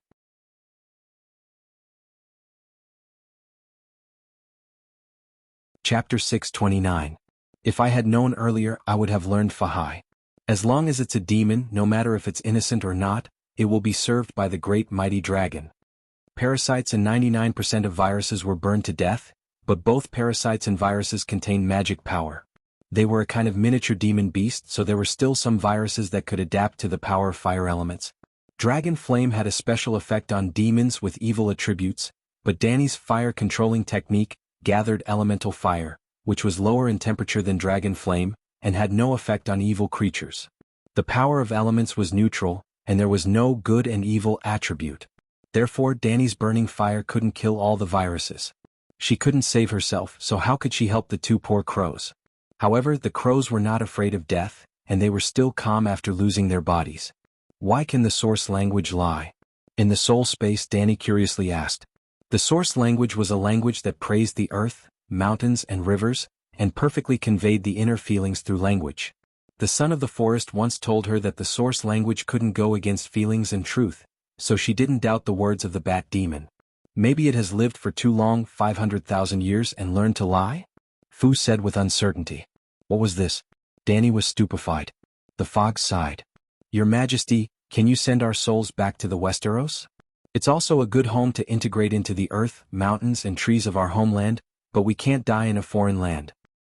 Okay, you go to the pool of faith first. You will be fine even if I die. Danny opened the soul wall and accepted the 2 emerald green crows. After completely giving up the crow's body, they showed the soul of crows. Well, the son of the forest had a second life in the body of a crow, so it was a crow. Danny's second soul of the green prophet split a thought and turned into a small boat for the 2 crows to ride. The main soul entered Dahe's body and the dragon spirit, and opened the path of faith. The thought boat flowed down and entered a vast world of milky white fog, the pool of faith of the 7 gods. In the real world, the bodies of the crows that had lost their souls were rotting into 2 pools of foul blood at a speed visible to the naked eye. It was terrible. Danny shuddered. She controlled the great black dragon flame and burned the blood into ashes. Snore snore. A strange sound came from the entrance of the cave not far away. Danny raised her head and saw that it was King Kong, that black bastard who was laughing at her misfortune. When it noticed that she was looking at it, King Kong hurriedly shut its mouth. Unfortunately, its muscles were smiling, and it couldn't change it into a serious face for the time being. Instead, it put on the classic smile of Prince D'Angelo, the obscene smile of a black boxer. Brr, brr. Sensing that Dragon Queen's gaze was getting more and more dangerous, King Kong stopped smiling awkwardly and hurriedly ran into the cave. As he ran, he roared and waved at Danny. Although she was not feeling well, Danny was really curious. What was in the cave that made the bat spirit struggle so desperately? She asked Dahe to stay at the entrance of the cave. She lifted a dragon flame fireball and followed King Kong into the cave. The entrance of the cave was already 40 to 50 meters high and 30 meters wide. However, after entering the cave, he realized that the cave was even wider. It was almost big enough to build a small airport. There were stone pillars standing on the ground. There were also huge stone temples with collapsed houses and only altars left. Behind the temples, there was a gurgling stream flowing, and there were strange plants among the rocks. Walking past the stone pillars, temples, across the stream, over the rocks that were taller than Danny, and through the strange flowers and plants. After walking for about a kilometer and turning a corner, Danny immediately understood the reason for the matter. Countless gigantic skeletons were stacked together in an orderly manner. The shortest one was 7 or 8 meters and the tallest one was 40 or 50 meters, all of which were the same size as King Kong. There were hundreds of skeletons, all of which belonged to gorillas. This was King Kong's home. Ah wow, King Kong lowered its head and howled mournfully to Danny. Okay, I'll give this place back to you. Danny waved her hand. Then she smiled bitterly. I don't know how much truth and how many lies that bat demon told. After that, Danny went back the way she came. She called Blackie in and boiled the water in the stream with dragon flames. She soaked in the boiling water and cleaned off the black and burnt clothes on her body. Her whole body was refreshed. She began to think about the plague virus in her body. The problem was actually very easy to solve. She only needed to guide the dragon flames into her body, and it could burn everything that was impure. A long time ago, Danny had hoped that her fire resistance would slowly increase, and one day she would be immune to dragon flames. Yes, she could resist normal flames, but she would be burned by dragon flames. When she was a young dragon, Little White and Little Green had left red blisters on her face and hands many times. As she burned herself with fire every now and then, and gradually mastered the fire wizard power, her body became more and more accustomed to fire. However, her dragons were also growing. They grew from small dragons to small dragons, learned magic, and one of them was promoted to a half-divine dragon. The growth of her body's fire resistance could not keep up with the growth of the dragon flames. Now that she could control fire, she would not be accidentally hurt by dragon flames. However, if she used her body to withstand the dragon flames, especially Blackie's dragon flames, the result would be worse than a few years ago. Whoosh! Danny climbed out of the stream naked. Her wet silver hair stuck to her round breasts. Water droplets slid down her jade-white skin into lines, flowing past her four firm abdominal muscles. Sitting cross-legged on a smooth giant rock by the stream, Danny propped up her chin and started to think. Should she take a risk and refine fine gold with fire? She was the Holy Mother, the Dragon Queen who could bestow spirits. More importantly, she had just eaten fishwood seed paste outside the Great Wall. Fishwood seed could not increase her talent, but it could completely awaken her talent. Blinden had once said that the fishwood seed paste could save her 1,000 years of cultivation. Until now, Danny did not know what the limit of her talent was. It was like a pony crossing a river. If one did not go into the river personally, one would never know how deep the river was. King Kong, go! Danny looked back only to see King Kong, the black servant, staring at her body with a lustful look. Idiot, go to the valley and gather the vampire bats' bodies together, she scolded angrily. Roar! King Kong's expression was blank. It was intelligent, but it could not understand complicated orders. Blackie, leave a ball of dragon flames and then you go out and teach it what to do, Danny said helplessly. Soon, Blackie flew out of the cave and the gorilla trotted out. Danny was left with only the gurgling stream and a bright red fireball. The 9-colored vortex rotated rapidly, and the fire control skill was activated. The smoky dragon flames separated from the fireball, seeped into Danny's skin and blood vessels through her pores, and entered her organs and bone marrow through her 7 orifices. Gradually, Danny's whole body was covered by red clouds of fire. Her skin began to turn red, like a steamed crab shell. It was extremely red, and her delicate and smooth skin began to wither, lose its color, decay, and dry like a rose in an oven.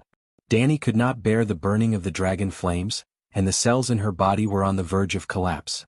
Then she cheated and opened the pool of faith. A huge amount of spiritual essence washed out and divided into two.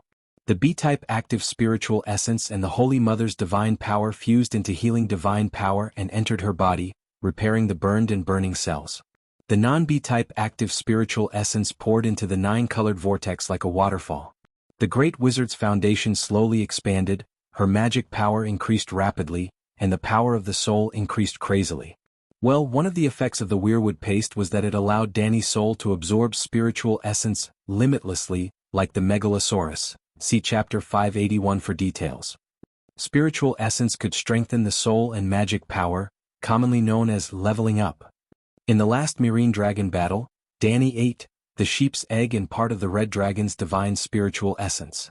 In addition to increasing the Song of Fire's attributes in her meditation technique, it also increased her wizard power tenfold, and she was close to the demigod realm. It was also because of the increase in her power that she dared to go to the battle, alone, and meet Blinden outside the Great Wall. It was also because of the increase in her power in a short period of time. Even after eating the weirwood paste, she did not immediately break through the last checkpoint of the demigod realm. But now she was about to lose her life, so she did not care about the perfect foundation anymore. So what if the foundation was unstable? At least she was still alive. After some time, the spiritual essence of the bat demons collected in the pool of faith was exhausted. But Danny still could not complete the fire-refining golden body. The dragon spirit informed Blackie to burn the vampire bats' corpses. There were tens of thousands of bats that flew out of the cave to attack King Kong. The small ones were the size of a palm, and the big ones were almost the size of the lid of a rice cooker. Not only was the spiritual essence rich, but it also contained a faint divine power. It would be a pity to throw them away, so Danny asked King Kong to pick up the corpses. It would definitely not be able to pick up tens of thousands of bats. It was mainly the bats' corpses in the savages' residential area. Blackie's dragon flame was not to be trifled with. It could burn the ground of the valley. But Danny still did not want to burn down the savage's house. Although the thatched house was shabby, it was still the wealth of the striped man's lifetime of hard work. It would be too much to burn someone's house without even paying the demolition fee. Hiss! After receiving Danny's order, Blackie roared. The savage was so scared that he closed the door and did not come out. King Kong took a few steps back. Only then did the dragon flame, like spring water, wash away the mountain of bat corpses. It flew into the sky and began to wantonly release flames in the gourd cave. The spiritual essence was like a torrential rain, nourishing Danny's dried-up soul and body. The white light of the holy healing art and the red flame of the dragon flame complemented each other. Her skin was shining brightly, and her eyes were shining brightly. It made Danny look like a holy deity. Gurgle gurgle. Her blood was boiling. The faint sound of flowing water came from her blood vessels and bone marrow. Gradually, Danny's body adapted to the dragon flame. The plague virus in her body melted instantly like ice in a steel furnace. But she still did not break through to demigod. She did not know what would happen after she became a demigod, but she was sure that she had not undergone any qualitative change. She needed to continue to level up. The bat demon reminded her that the inheritance of the great wizard was not invincible. She was not invincible before she became a demigod. The lamb's egg was not a side dish in her imagination. If she was not confident about the lamb's egg at all, why did she bother to go on an expedition? Danny's mind was clearer than ever. Perhaps it was a good thing that she met the bat demon here. It woke her up from the illusory dream of being invincible. Hiss! Blackie sent a message. Except for the savage's thatched house area, the entire gourd cave had been burned to the ground. There were no more vampire bats. There was no need for him to remind her. The Megalosaurus was burned. She was spiritually endowed and naturally knew that all the bats were burned. King Kong, I need to discuss something with you. Danny walked naked to the entrance of the cave and said to the black gorilla, I want your ancestors' board. What do you think? Living creatures had the richest spiritual essence in their bodies, followed by those who had just died. The higher the degree of decay, the lower the spiritual essence. Skeletons also had spiritual essence, but the amount was thin. But the bones of King Kong's ancestors were thousands. No matter how thin the amount was, the total amount would not be small. Also, judging from King Kong's intelligence and strength, it was most likely a fantasy creature with rich spiritual essence. Roar, roar, roar. After understanding the Dragon Queen's intention, King Kong's eyes widened in anger. was furious. It was really stomping and the cave shook slightly.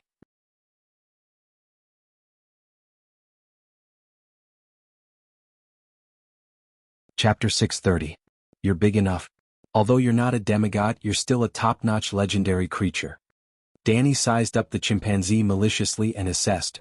With you, you might be able to replace the skeletons in the cave. Hiss, Blackie's eyes glinted fiercely as he glared at King Kong. Awoo, the chimpanzee shrank back and shed 2 bowl-sized tears. Danny's heart softened when such a big creature showed such a pitiful expression. She said warmly, we Targaryens will also be cremated after death. Also, as you can see, the valley is almost filled with skeletons. It's time to clean it up. Besides, there's still ashes after the bones are burned. Go dig a hole in the cave and bury all 18 generations of your ancestors in it. It'll be a joyous occasion for the ancestors and grandchildren to be reunited.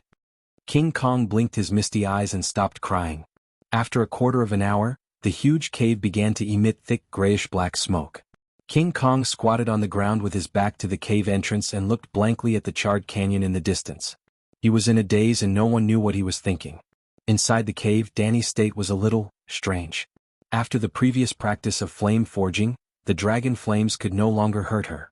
Therefore, she changed to the 3 divine dragon flames of the Great Guardian, the Blacksmith's Flame, and the Holy Mother's Flame. Blackie currently had 3 divine positions. He was originally the Great Guardian of Light, the Blacksmith, and the Holy Mother. The 3 divine positions corresponded to different divine powers, and different divine powers drove different divine dragon flames.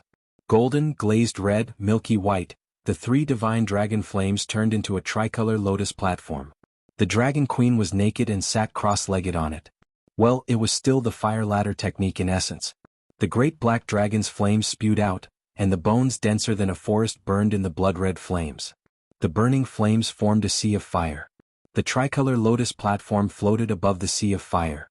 Danny split her thoughts and multitasked. On one hand, she used the fire control technique to gather the lotus throne.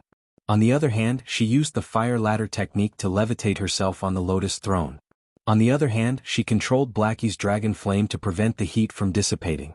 On the other hand, she extracted the spiritual essence from the fire.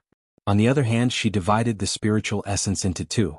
The Type B active spiritual essence was combined with the Holy Mother Spirit to create the holy healing power. The ferocious black dragon crouched on the ground, dragon flames sweeping from its mouth from time to time.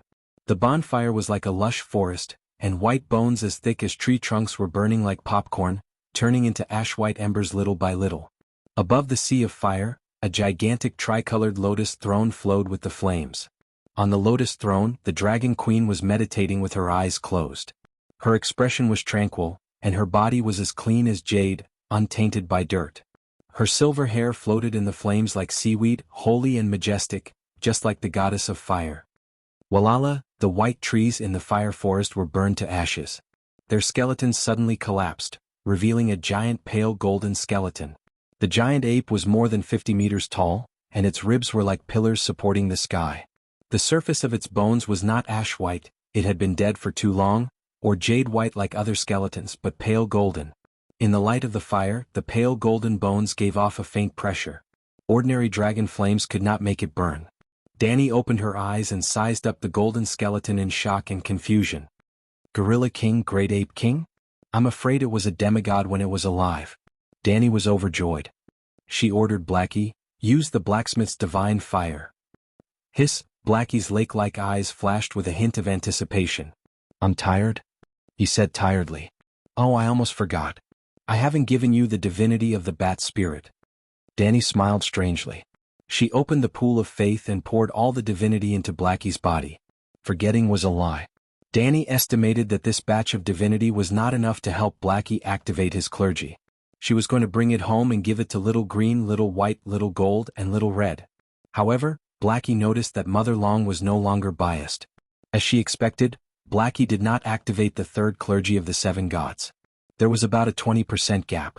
The bat spirit might have lived for hundreds of thousands of years, but its divinity was really weak.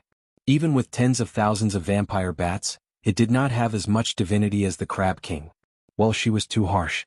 The Crab King was a boss of a public institution. The Lone River God system was at least a railway-level central enterprise. The bat spirit, on the other hand, was a self-employed individual. There was no comparison between the two. With the replenishment of divinity, the tiredness in Blackie's eyes disappeared. It raised its neck valiantly. The blacksmith's glazed red dragon flame spewed out. Danny also used fire control at the same time. She turned the dragon flame into a furnace in the shape of a golden bell. She covered the golden skeleton and burned it. Wow, bless the 7 gods. Ah! The next moment, as expected, the skeleton cracked and burned in the blacksmith's divine fire. The next moment, Danny was overjoyed. Sure enough, there was a kind of strange divinity scattered into the sea of consciousness. The reason why it was strange was that this divinity could be absorbed by Danny. Although Danny did not waste the divinity every time she killed a god, that was because the Megalosaurus's soul was special. It did not reject anything and absorbed all the divinity like food. Generally, there were only 2 situations in which a god's divinity could be absorbed. The absorber was a demigod, and there was no serious conflict between their own divinity and the absorbed divinity. For example, there was a conflict between good and evil. Or, the absorber was not a demigod, but was extremely compatible with the divinity. For example, during the Myrine Dragon War, Danny absorbed the divinity of the sheep's egg that she got from Benny. Another example was when Danny got the destiny of Yasuo and Ahai, beyond the Great Wall. John was not a demigod, but he could perfectly absorb the divinity. His soul was even replenished and he became a holy spirit. Similarly, the sheep's egg could also absorb Danny, and Yasuo and Ahai could also absorb John.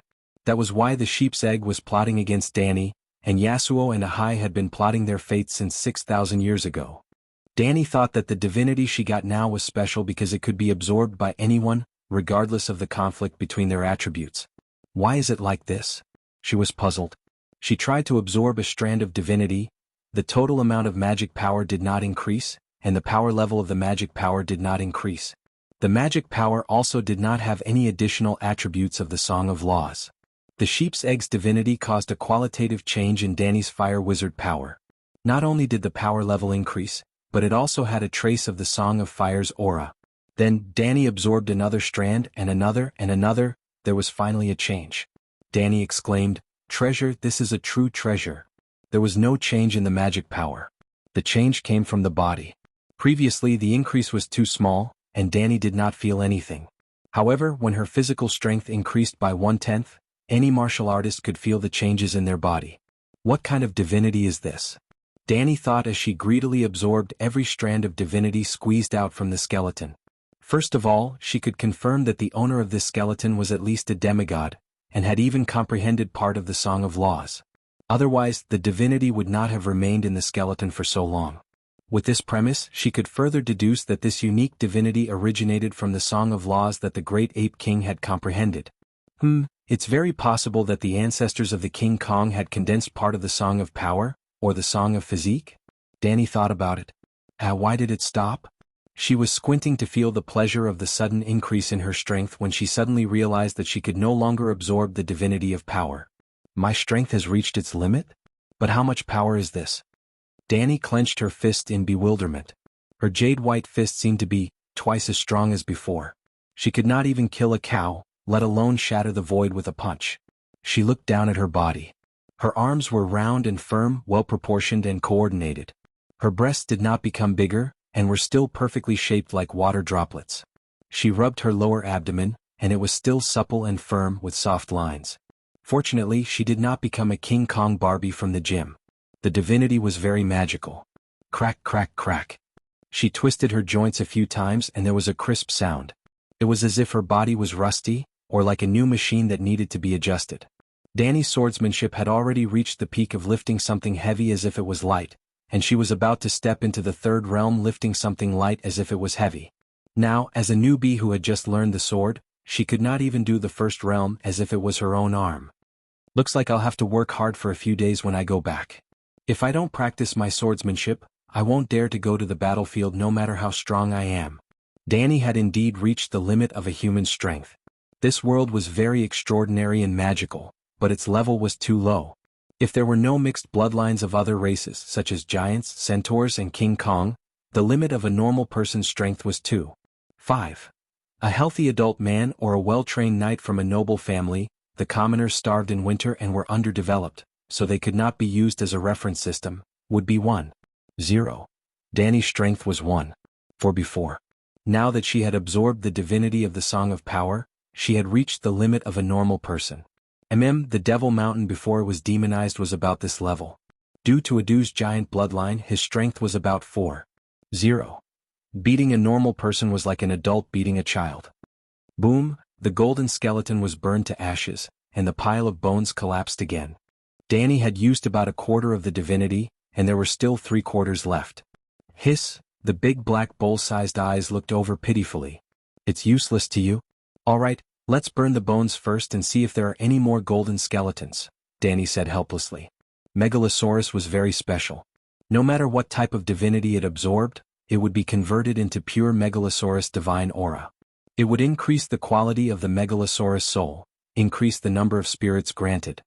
Megalosaurus divine aura also had the side effect of strengthening dragon flame and physique. Giving Blackie a copy of the Song of Power was no different from giving it a copy of any other divinity. It was too wasteful. Roar, roar. King Kong was howling. Its spiritual sense was exceptionally sharp, and it seemed to have noticed the changes in the cave. There were treasures. At this moment, it was using the corner of the cave as a cover to poke its head out. Its furry arms were placed in front of its forehead as it endured the heat waves. Its millstone-sized eyes looked at Danny pitifully. You're really a monkey. Could it be that you're not a gorilla but a big monkey? For some reason, even though they were dozens of meters away, Danny could understand its thoughts from its expression. Hiss, Danny understood, so did Blackie. It roared at King Kong angrily. Danny's heart skipped a beat. She thought of the content she read in the book about Sosros and asked, King Kong, you're a local snake. Do you know where there are demigods? It was said that there were many dark evil gods on this wild continent. King Kong's ancestors and the bat spirit proved this. The flames roared and the bones burned. King Kong didn't hear Danny's words clearly. It just stared with its huge eyes, confused. Blackie. Danny called Blackie's loudspeaker. Big Black stopped breathing fire and repeated Danny's words 20 times in a thunderous voice, gesturing and gesturing. King Kong couldn't understand it. Roar, roar. King Kong nodded repeatedly. I'll pay you when I find it, Danny promised.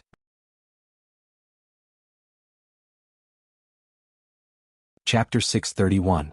The Bat Demon's last attack reminded Danny that the demigods of this world might be killed by knights with steel swords, but it did not mean that they were useless. The Battle of Myrine was coming.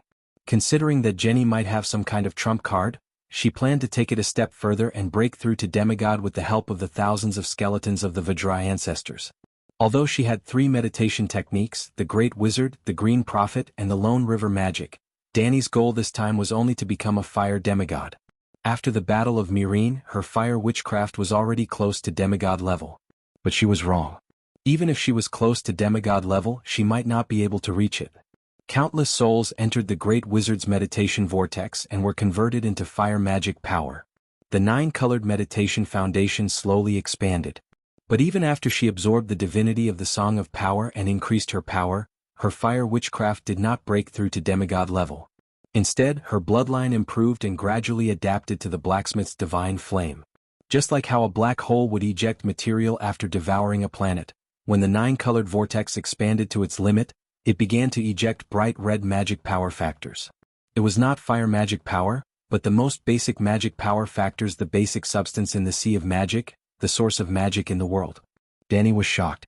But after realizing that she was not injured, she continued to endow the 9-colored vortex with souls. If a person's sea of consciousness was compared to a universe, Danny's 9-colored vortex was like the sea of magic in the real world. The ejection of magic power factors was equivalent to a large-scale surge of magic power. This would cause the magic power level in the universe to increase. And in the universe, there was the Green Prophet meditation technique of the Song of Wind and the Lone River Magic. They would also increase their power level. Well, to put it simply, Danny had 3 meditation techniques in her sea of consciousness.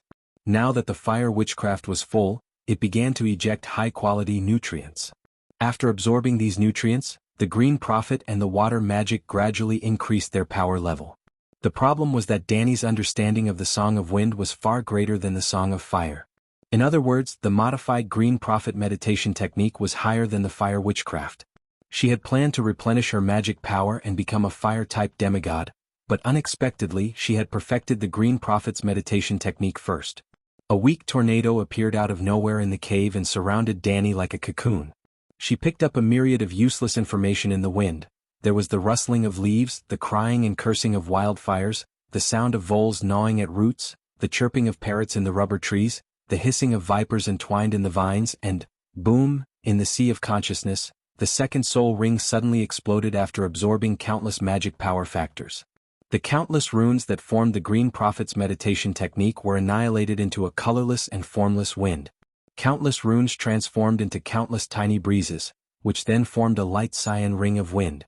The Green Prophet's second soul ring disappeared and was replaced by a ring of wind that flowed endlessly. Almost at the same time in the Black Gate of the Great Wall, the number of tornadoes in the lower level of the Door God's divine realm suddenly decreased by 1/10. In the upper level, the song of wind above the tornadoes dimmed by 1/10, and its aura weakened by 1/10. This day came so slowly. I knew this day would come, but I didn't expect it to come so soon. Danny suddenly woke up. She looked left and right, up and down, but there was nothing but the fire tornado around her. Strange, I think I just heard.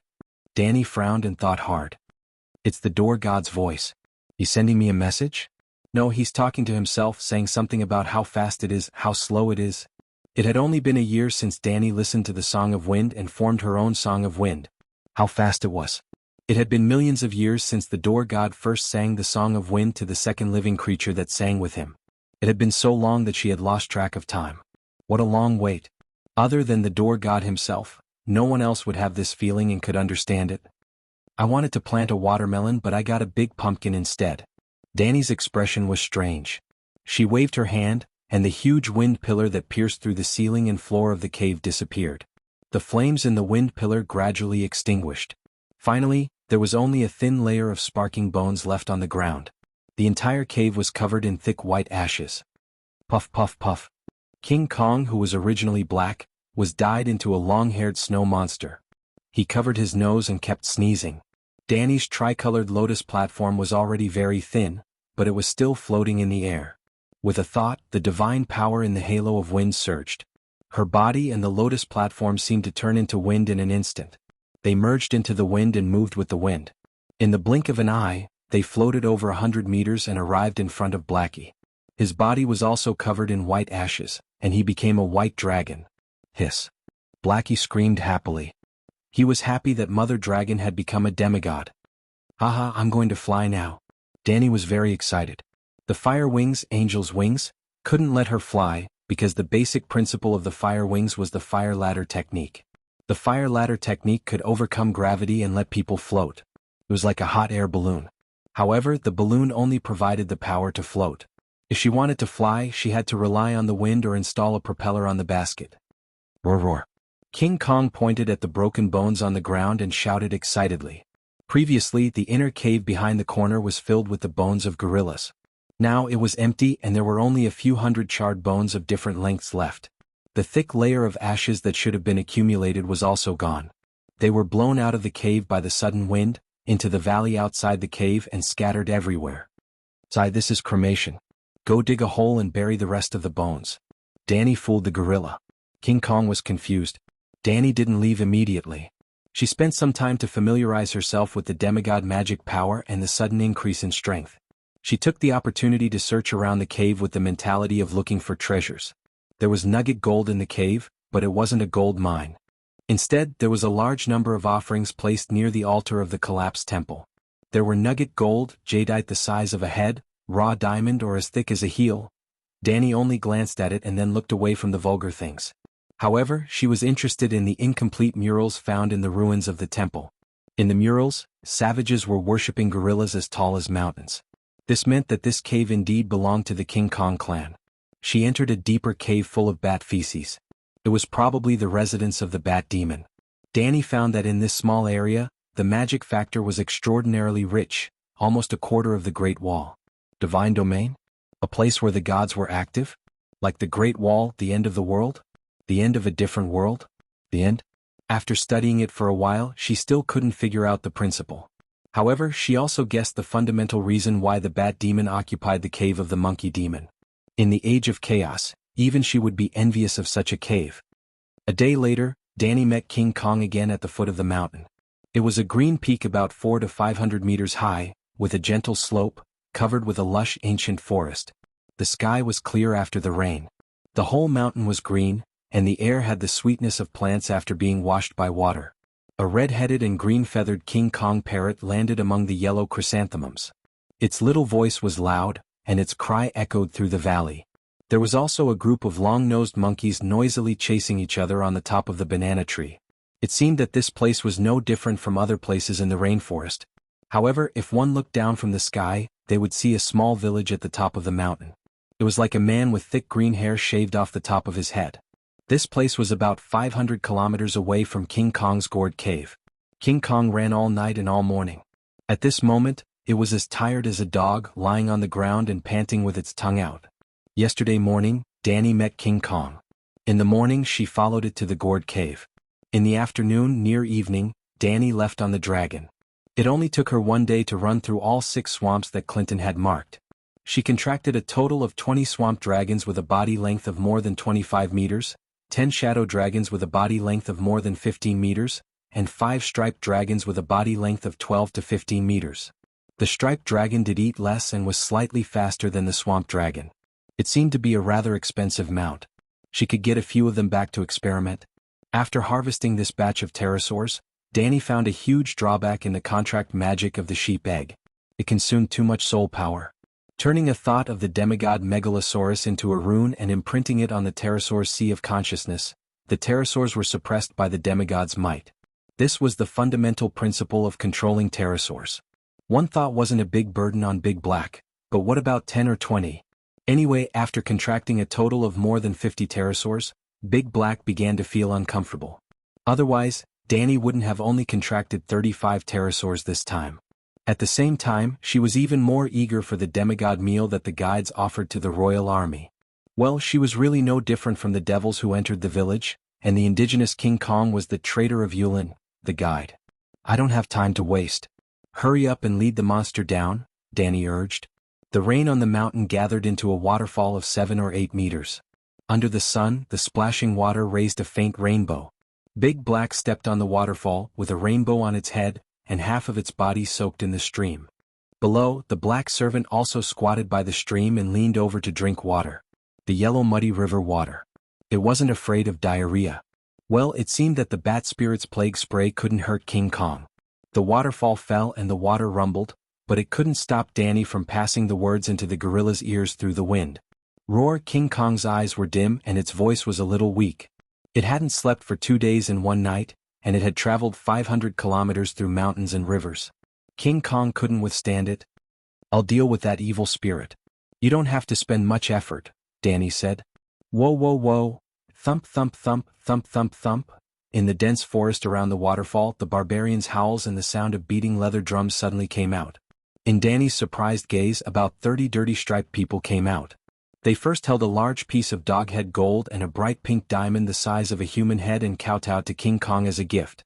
When they saw the devil dragon under the rainbow above and the silver-armored knight on the dragon's back, there was another uproar. A dozen people separated and cut off their left arms at the elbow with stone axes. Blood splashed and the cut was uneven. Danny was inexplicably horrified. The remaining barbarians began to beat the leather drums at their waists rhythmically. An old man with dirty and fluffy white hair came out of the crowd with a solemn look. He tore off the greasy baboon skin pants at his waist, shook the shriveled pickled cucumber thing, and danced a strange dance full of wild power to Danny. 10 barbarians with broken arms endured the pain, raised their broken arms and offered them to Danny and Dahe.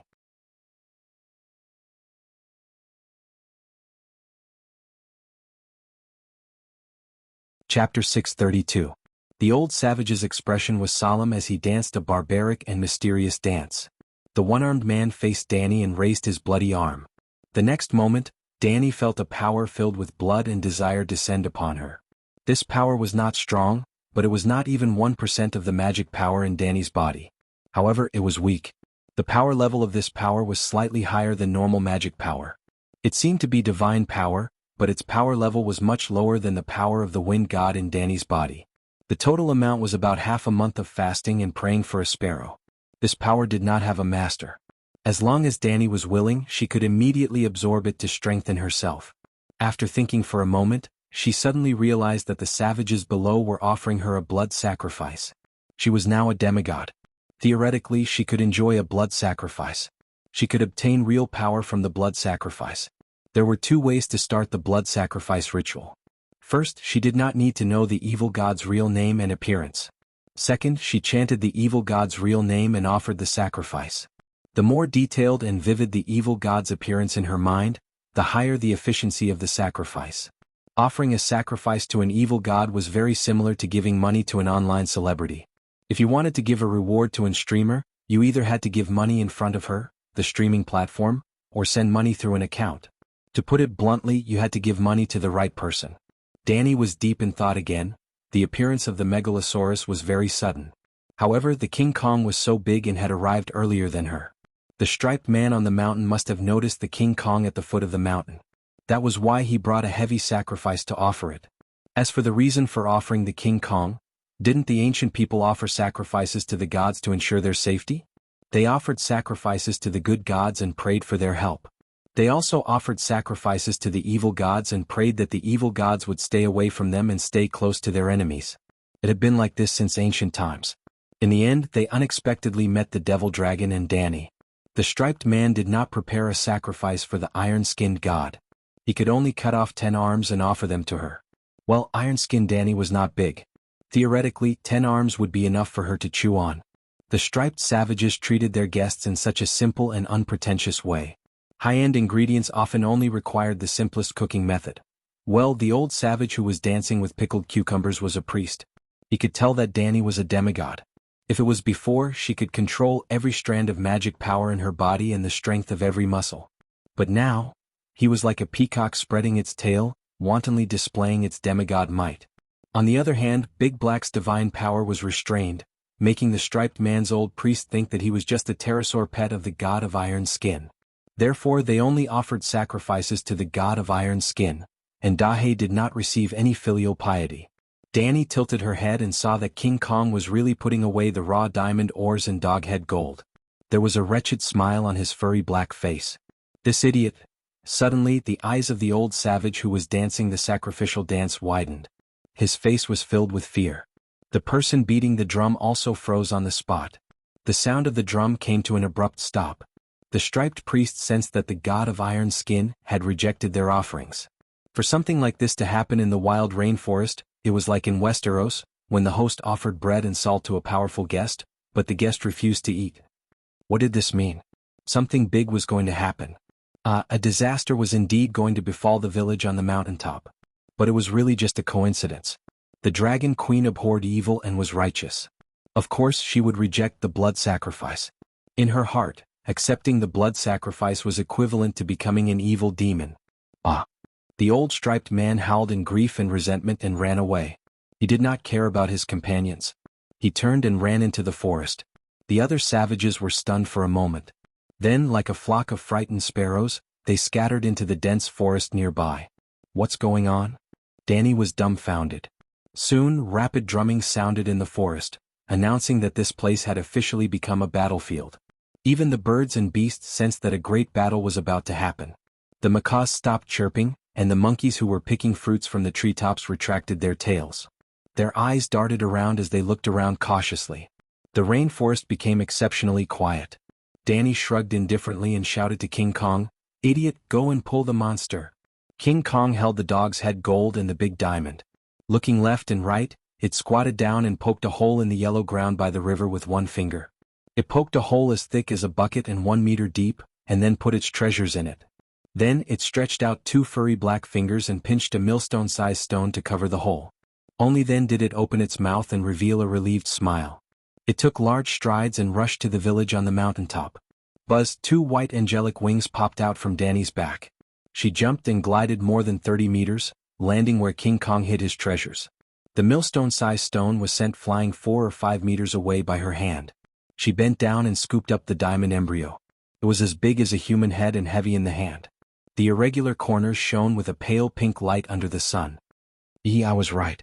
This is a magic diamond. Feeling the divine power twisting in the diamond without any hindrance, Danny beamed with joy. Without even putting the stone back, she jumped and flapped her wings. With the help of the wind, she landed back on Blackie's back like a big bird. She opened the leather bag hanging on Blackie's back and stuffed the diamond in. In the world of the Song of Ice and Fire, dragon crystals were the most common magic conductive material, but not the best magic item. There were also a very small number of natural crystals that were more efficient in storing and conducting magic than dragon crystals. For example, the crystal ball in the magic network hub of Dragonstone Island, which Marvin bought from Mill for 70,000 gold royals. Rarer than magic crystals were magic gems. Danny's Night King set had 2 diamonds the size of pinky fingers embedded in the shoulder blades of the armor, which were the jet holes of the fire wings. Another example was the ruby on Aunt May's neck. When did you see Aunt May use glass candles? Every time you saw that woman, she would put her hands in her sleeves and her red robe fluttered in the wind. When she cast spells, she was calm and seductive. Her leisurely attitude was daunting. And what was even more precious than rubies was, a bigger gemstone. I'm so lucky today. I came here to hunt and picked up such a precious big diamond. Looking at King Kong, who was moving forward with all his might, Danny felt very happy. Well, this was not a coincidence. King Kong had come to this mountain a few times, and every time the pig-nosed striped priest would send him gold and gems. The old priest knew about supernatural powers and specially chose the magic diamond as a gift for his old friend, who knew that his old friend would turn hostile and attack their village after receiving the offerings. In less than half an hour, King Kong rushed from the foot of the mountain to the top. He broke through 4 checkpoints of the pig-nosed striped people and crushed, stomped, and swallowed hundreds of savage warriors. Roar! Thump! Thump! Thump! King Kong stood at the top of the mountain in the middle of the village. He pounded his chest and roared in the direction of the back of the mountain. Danny rode the dragon and looked down from a height of 500 meters. There seemed to be no temples in the village and only a dense banyan forest at the back of the mountain.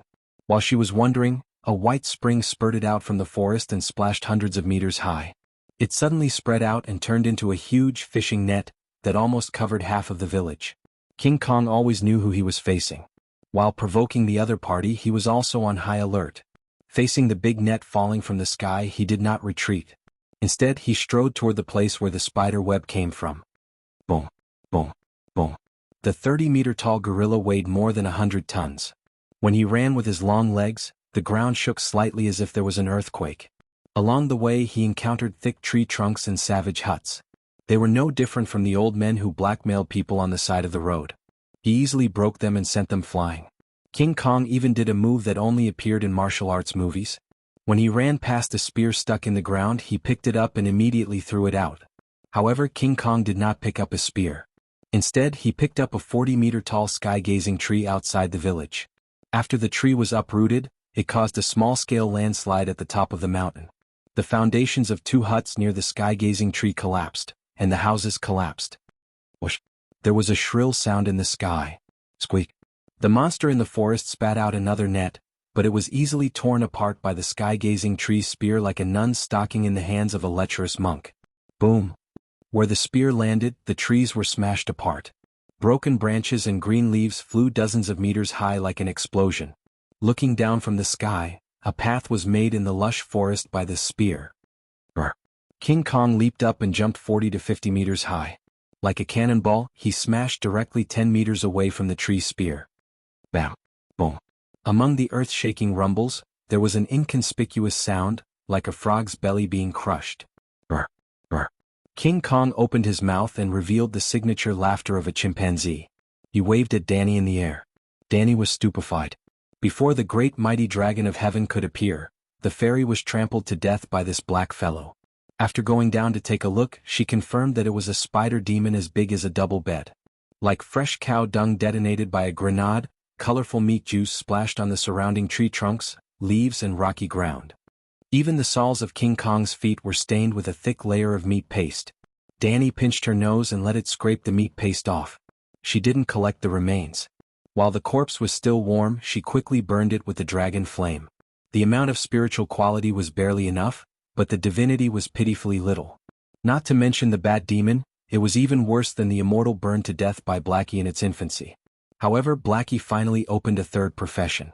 After hesitating for a long time, Danny chose between stranger and warrior. Warrior.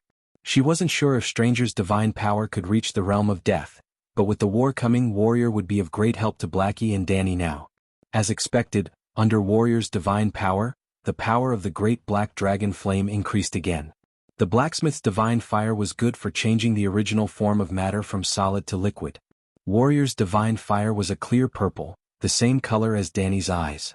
The nature of the divine fire was explosive and destructive. Warrior's divine power also greatly increased Blackie's close combat ability. Danny had a hunch that Blackie's claws and teeth would become harder and sharper if it used Warrior's divine power to nourish its body for a long time, and its physique would also be strengthened. Of course, in addition to transforming special divine power, the clergy would also give Blackie corresponding knowledge, the battle experience of all the devout warriors of the 7 gods in the thousands of years of Westeros history, including the Sword of Dawn of the past. This meant that Danny was only a dick away from the Sword of Dawn. P.S.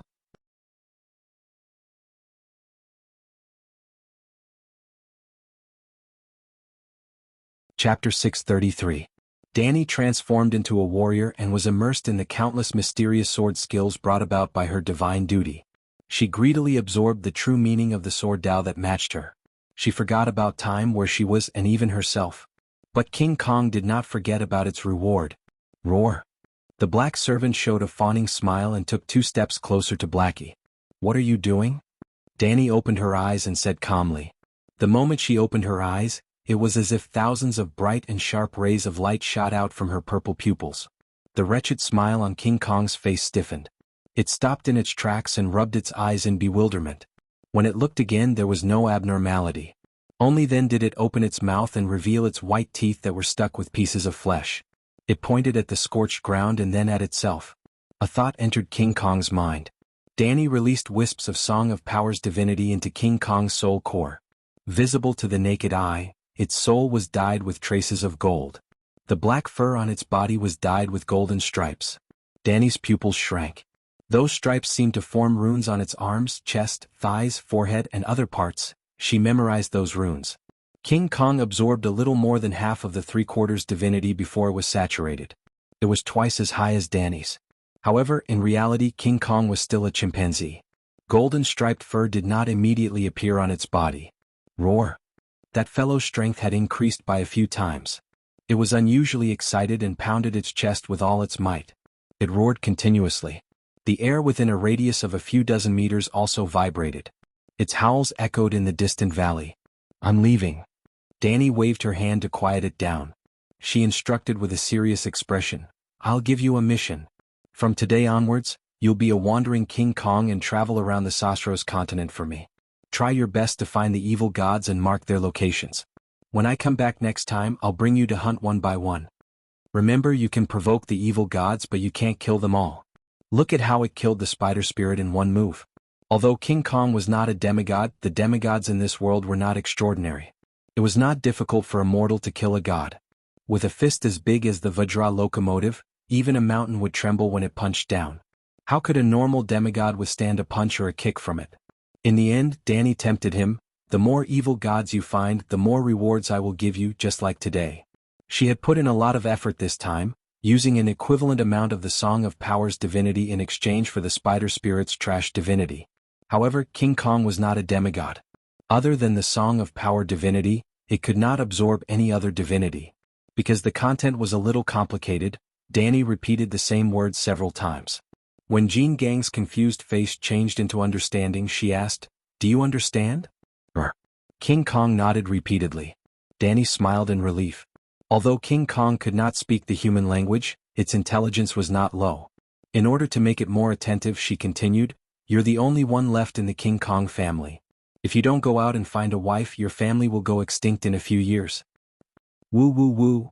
Before she could finish, a sobbing sound was suddenly heard from the side. It was the pig-nosed old priest who had offered the blood sacrifice to Danny. He had brought a group of savages down from the village at the top of the mountain. Ugh. The old priest held a huge wooden tray with both hands. It was filled with precious stones such as doghead gold, agate, amber, and jasper. However, at the top of the precious stones, there was a small bundle of palm-sized tree bark. King Kong's eyes lit up. It walked over and held the entire tray in its right hand. Holding it in front of its eyes, it opened its palm and touched the precious stones with an intoxicated expression. Then it pouted its mouth with a look of disdain. In a breath, it blew away the scattered tree bark. Coincidentally, a piece of old tree bark fell on Blackie's neck. Danny instinctively picked it up and looked. No, she smelled it. There was a faint bitter smell that she was familiar with. After thinking for a while, Danny's pupils shrank and her expression changed drastically. Cinchona tree. This is the bark of a cinchona tree. She did not know how to react to this surprise that fell from the sky.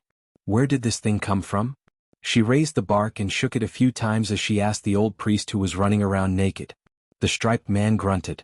His tone was rough and his words were simple. His pig nose made a grand snorting sound. As he spoke, he stood on his tiptoes and pointed in a certain direction with his skinny arm. He did not understand Danny's words, and Danny did not understand his words either. However, both of them understood what each other meant. In other words, the old striped man understood the value of the cinchona tree very well. He also knew that Danny would need it. He offered this treasure to her in order to protect his home. Well, it was still because of the misunderstanding from before. The Dragon Queen had rejected his offer of sacrifice. In Danny's opinion, it was natural because she did not want to learn bad things. However, to the old priest, this was a sign of hostility. After that, King Kong broke into the mountain, killed people, destroyed the fort, and even trampled on their ancestral god. This was proven. However, he did not expect that Danny would only come for the evil god. Now that she was about to leave, he came running over and took out the treasure that the striped man had kept for thousands of years. Just like the cinchona tree on Earth, the natives of this world tried their best to hide this sacred tree of life.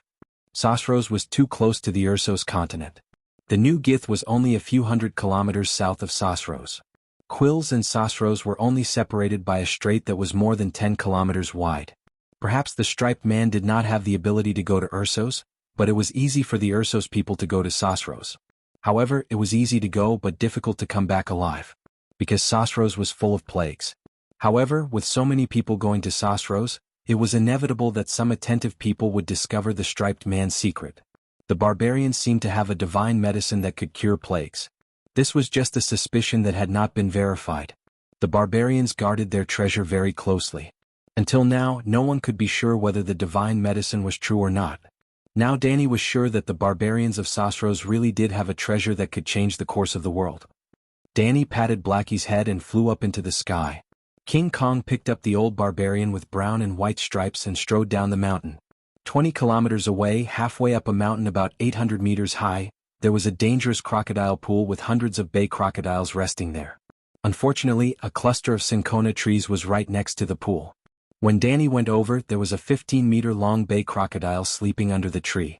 Unfortunately, it was a bay crocodile. King Kong rushed over, picked up a lively bay crocodile, and stuffed it into his mouth like an ordinary person chewing on red sugar cane. There was a crisp crunch sound. The rest of the crocodiles were all scared away. It seems a little different. Danny stood under the tree, frowning and thinking. The leaves were bigger, the size of an adult's palm. The trunk was dark purple, not gray. And the fruit? Why was it so big? It was not an apple. How do I use this? Danny pointed to the tree and asked the old shaman. The old shaman took a few steps forward, stood on tiptoe, broke off a small part of the branch and put it in his mouth to chew. While chewing, he looked at Danny with a fawning smile. Danny's mouth twitched. At least this proved that the cinchona trees in the other world were not poisonous. You can go. Danny climbed back onto the dragon's back and waved to let the old shaman leave. The old striped man only took a dozen steps back and did not go down the mountain. After that, Danny shouted and asked King Kong to dig with his hands. He dug out 3 saplings that were as thick as a bowl, and their roots were still connected to a lump of mud. The 3 trees were tied together with hemp ropes made of banyan bark and hung on Blackie's claws. Danny peeled off a large bundle of bark and decided to leave Sosros. King Kong stood by the pool and watched Danny disappear into the sunset. He turned around and looked at the cinchona trees thoughtfully. Suddenly he walked forward and plucked a dozen or so stalks as if he was plucking scallions. He tied them into a bundle and carried them on his shoulder before leaving with large strides. The old striped man followed behind King Kong and trotted down the mountain. He was afraid of encountering crocodiles on the way. After walking for less than half a mile, King Kong suddenly stopped. He turned around and grabbed the old shaman in his hand and ran back to the village at the top of the mountain. King Kong ran back to the top of the mountain. He looked around and stopped in front of the largest 2-story wooden building. He poked a hole in the roof with his thick finger and threw the old shaman in. Then, like catching chickens, he grabbed the savages who looked at him in horror and stuffed them into the wooden building. The upper and lower floors were crowded with people. Then King Kong pulled the entire wooden building out of the foundation and carried it on his right shoulder. He carried a bundle of cinchona trees in his left hand and strode away. Well, he did not forget the treasure hidden by the waterfall at the bottom of the mountain. Roar, roar, roar, losing the raw diamond made it angry. After 2 days, King Kong returned to the gourd valley and put the wooden building and the cinchona trees aside. Then, with a fierce look, he walked to the savages' huts and picked them up one by one, regardless of gender or age, and stuffed them into his mouth and chewed them raw. Roar, after filling his stomach, King Kong roared at the striped man in the wooden building and pointed at the saplings in the savages' huts. The old shaman immediately understood what King Kong meant. He wanted to keep them in captivity. While the old shaman commanded his people to plant trees, King Kong ran back to the cave happily and lay down in the place with the richest magic factor, sleeping soundly. Wandering King Kong? No way. Danny had a lot of adventures in the next continent and successfully became a demigod. But she only took 3 days to come and go. Carrying a bundle of cinchona trees, Dahe caught up with the pterosaurs near Old Gith. Well, she contracted 35 pterosaurs last night and did not bring them with her. She let them go first. The pterosaurs definitely did not know where Astapor was, but they could just fly north. See, Danny caught up with them before they even reached Slaves Bay. When they were in Old Gith, Danny went to the town below and gave the garrison commander, Morono, 5 cinchona seeds the size of green apples. Try to plant them and see if they can survive. Other than that, she also let the commander of the Wings of Liberty who had followed her for several years choose a pterosaur. Yes, Morono also had the Holy Knight seal. After that, she buried a sapling in the 5-dragon cave in the mountains. When she returned to Astapor, she planted a tree on the Great Pyramid. She would bring the last one to Myrene. In the 4 days that she was gone, the Allied army did not notice anything unusual. Nothing happened at Slaves Bay. There was only one piece of news that made her angry. The Alliance Army's eastern route used by Asabad as their landing point, P.S. Therefore she had sent an envoy to warn the Shangfu. If you dare to help the tyrant in the future you will have your city burned down. At that time she did not have any pterosaurs. The messenger rode a horse and did not send back any news for a long time. She thought that the journey was difficult and that the unlucky guy had died in a foreign land. 2 days ago he finally returned alive, but without little Gigi. Well, the father did not kill the messenger, but castrated him because of his arrogant words. Just as she was thinking about when to teach the descendants of Herr Cologne a lesson, old embarrassment came. Your Majesty, His Highness' armor has been forged, and his wedding will be held in 5 days. I have to leave. Seeing that Danny was unharmed and had returned with the pterosaurs, old embarrassment let out a long sigh of relief. Then he bid farewell to her. He wanted to ask for leave to return to the Westeros to host his adopted son's wedding. The reason why he waited until today, other than worrying about Danny's safety, was that he was also waiting for Aegon's tile steel armor to be forged.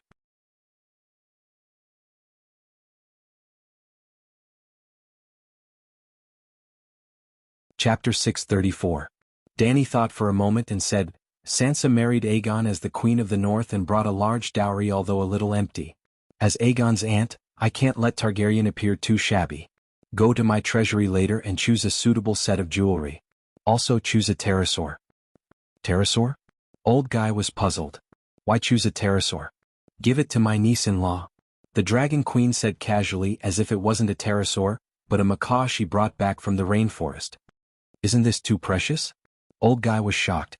Danny walked to the wall and glanced down at the many pterosaurs lying on the pyramid's stone steps, basking in the sun. It was full. She smiled strangely and said, Is it precious? It's almost rotten. Besides, it's a Westeros custom for elders to give their juniors wedding gifts. Only a pterosaur is barely worthy of my status. Old guy said seriously, Your Majesty, the rainforest isn't endless and the pterosaur nests aren't endless. The pterosaur's growth cycle may not be as long as the megalosaurus, but it still takes more than 10 years to mature. With the current rate of pterosaurs consumption, I'm afraid the war will be deadlocked for 4 to 5 years, and the pterosaurs will be on the verge of extinction. Deadlocked for 4 to 5 years? Danny raised her eyebrows and said unhappily, After 5 months, there will be no more fighting in Slavers Bay. Those big good-for-nothing swamp dragons, I want all of them to disarm and return to their fields. Be lenient with your enemies, Your Majesty. Old guy frowned and persuaded. All right, I understand. It's just a pterosaur. After all, Aegon represents Targaryen. We can't lose face. Danny waved her hand. In other words, I'm not in Westeros but I have to act tough well. Give me a pterosaur. When Valeglia married her daughter to the barbarian emperor, the dowry was a megalosaurus. It was impossible for Dany to give him a megalosaurus, but a pterosaur was still acceptable. Seeing the impatience on the queen's face, old helplessness didn't try to persuade her anymore. After all, he couldn't stop an aunt from caring for her nephew. Yep, the Dragon Queen giving Sansa a pterosaur definitely had nothing to do with Stark. It was mainly because of her love for her nephew, and she didn't want him to lose face in front of the Northern Territory Queen's enormous dowry. After this wedding, even Westeros would see how much the Dragon Queen loved her only nephew. How did Miss Sansa obtain the Dragon Knight seal? Let her come to Slave Bay? He asked doubtfully. No need. Let her pray to the great guardian of light herself, or let a respectable cultivator preside over her prayers to the 7 gods. Will that work? Old guy asked doubtfully. Sigh, the Holy Knight seal of contract is to borrow Blackie's divine power to subdue the pterosaur. My Blood Alliance guards prayed to the Pegasus and Dahe, didn't they also contract with the pterosaur? But she seems to believe in the old gods, old guy said again. Dany was stunned. Sansa was clearly a Stark, but she didn't think of her as a Northerner. Why was that? It seems that she changed her faith. Previously, when she broke off her marriage with Tyrion, she looked for cultivators. Dany said hesitantly, give the pterosaur to her first. If she still believes in the old gods, suggest that she give the pterosaur to Brittany. Brittany the Baron Ironguard? Yes, Brittany has always been in the valley. She should be Sansa's trusted guard now. After that, under Dany's recommendation, old guy chose a 14-meter-long striped dragon for Sansa.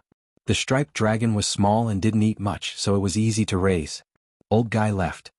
He left Slave Bay with a little pterosaur, a large bag of precious gifts, and Dragon Queen's blessings for the newlyweds to live a long life together and have children soon.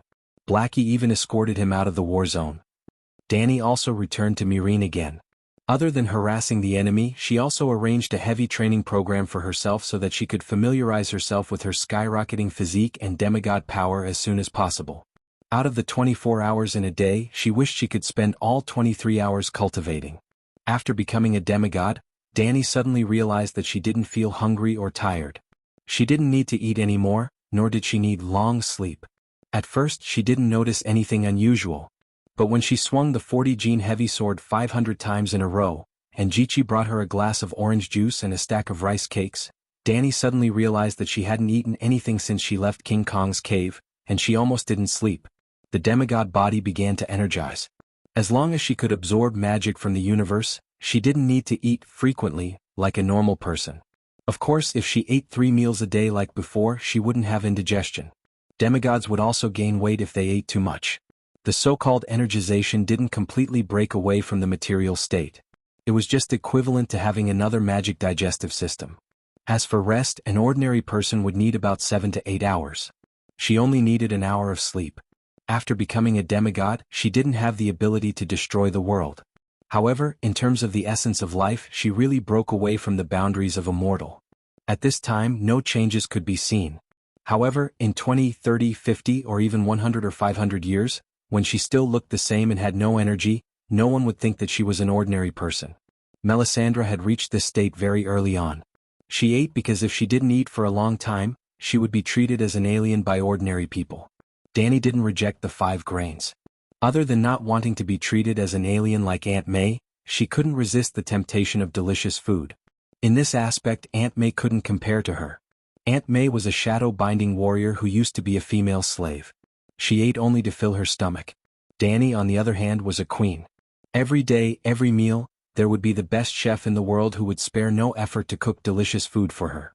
If Dany ate black bread every day, she would be like Aunt May who didn't eat or drink.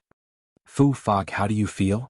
After burning the crows again, Dany asked the 2 unlucky children of the forest with concern. I'm a little tired. I need to rest, Fu said listlessly. I'm fine. Your Majesty, you can burn me again. No, 10 times. Perhaps I'm not afraid of being burned. Fog perked up and spread his wings. Strange. Why is there such a big difference between the attributes of your and Fu's? Dany was puzzled. Every living being has a bias towards attributes, Fu said. But you're both children of the forest, Dany muttered and reached out her right hand.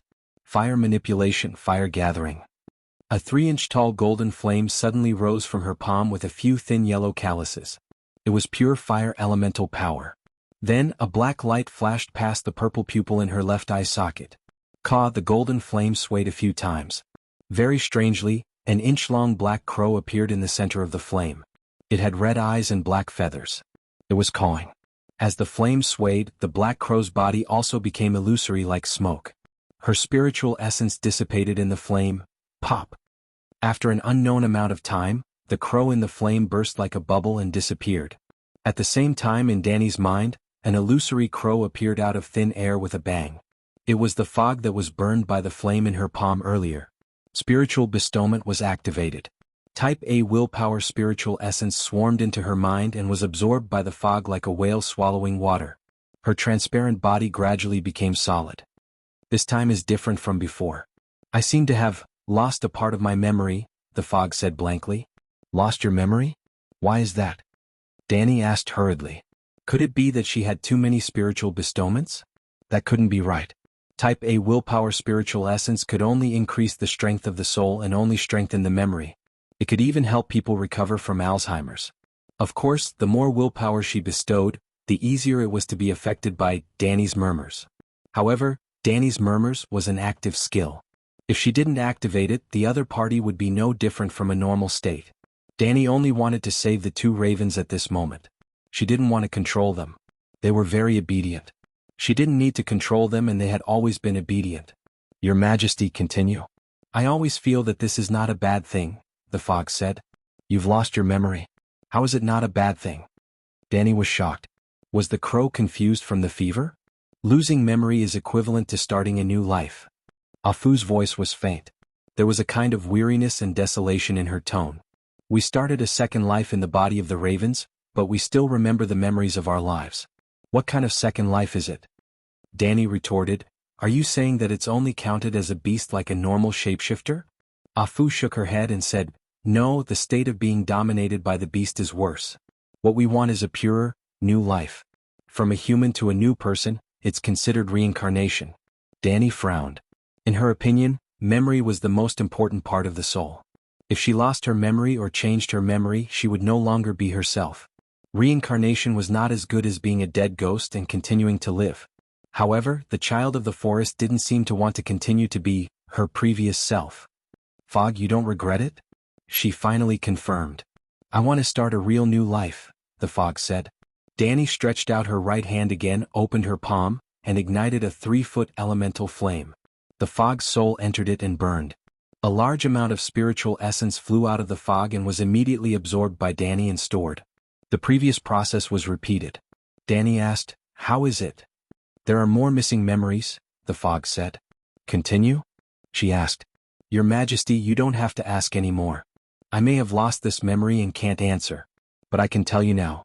Please continue, the fog said. What were they doing now? Danny wanted to resurrect the ravens from the dead according to the theory of life comes from fire. In this world, fire represented life. Fire contained the power of life. Fire could create life. Blackie, Xiaobai, Xiaolu, and Xiaojin were all miracles born from fire. They originally only had the mark of life, but spirit bestowment made the mark of life hatch into a soul dragon soul. The dragon soul absorbed the power of life from the fire, used the fire to create a body, and then was born. The ravens had a soul, so could she also create a body from the fire? The reason for this whimsical idea was because Danny had a special divinity creating life from fire. She was a demigod, so of course she had divinity. From the beginning, Danny's special constitution gave her the ability to absorb the power of life from the fire. The specific manifestation was the ability to hatch a dragon. She was the only one who could directly use fire to create a living dragon. Danny's most common life bestowment skill was absorbing the essence of a soul from the fire. Why did she have to use fire every time she used spirit bestowment? That was the reason. Spirit bestowment was only a branch of the talent creating life from fire. It was this innate talent that made Danny the target of many people and gods. After becoming a demigod, this talent manifested as divinity. If Danny continued to develop this ability and improve this divinity, one day she would be able to turn this divinity into a divine domain. A unique divine domain might even add a new kind of song of law to this world. And this was what the world's consciousness wanted the most. The world gave you talent, you made up for the world's law. You're tuning in to the Han Li's Wuxia Adventures YouTube channel. We're so grateful for your support, and don't forget to subscribe to join us on this incredible journey through captivating stories. Your generosity through donations truly makes a world of difference, as it's the primary source of revenue that allows me to expand and enhance this channel for you. Thank you from the bottom of my heart for being a part of this adventure.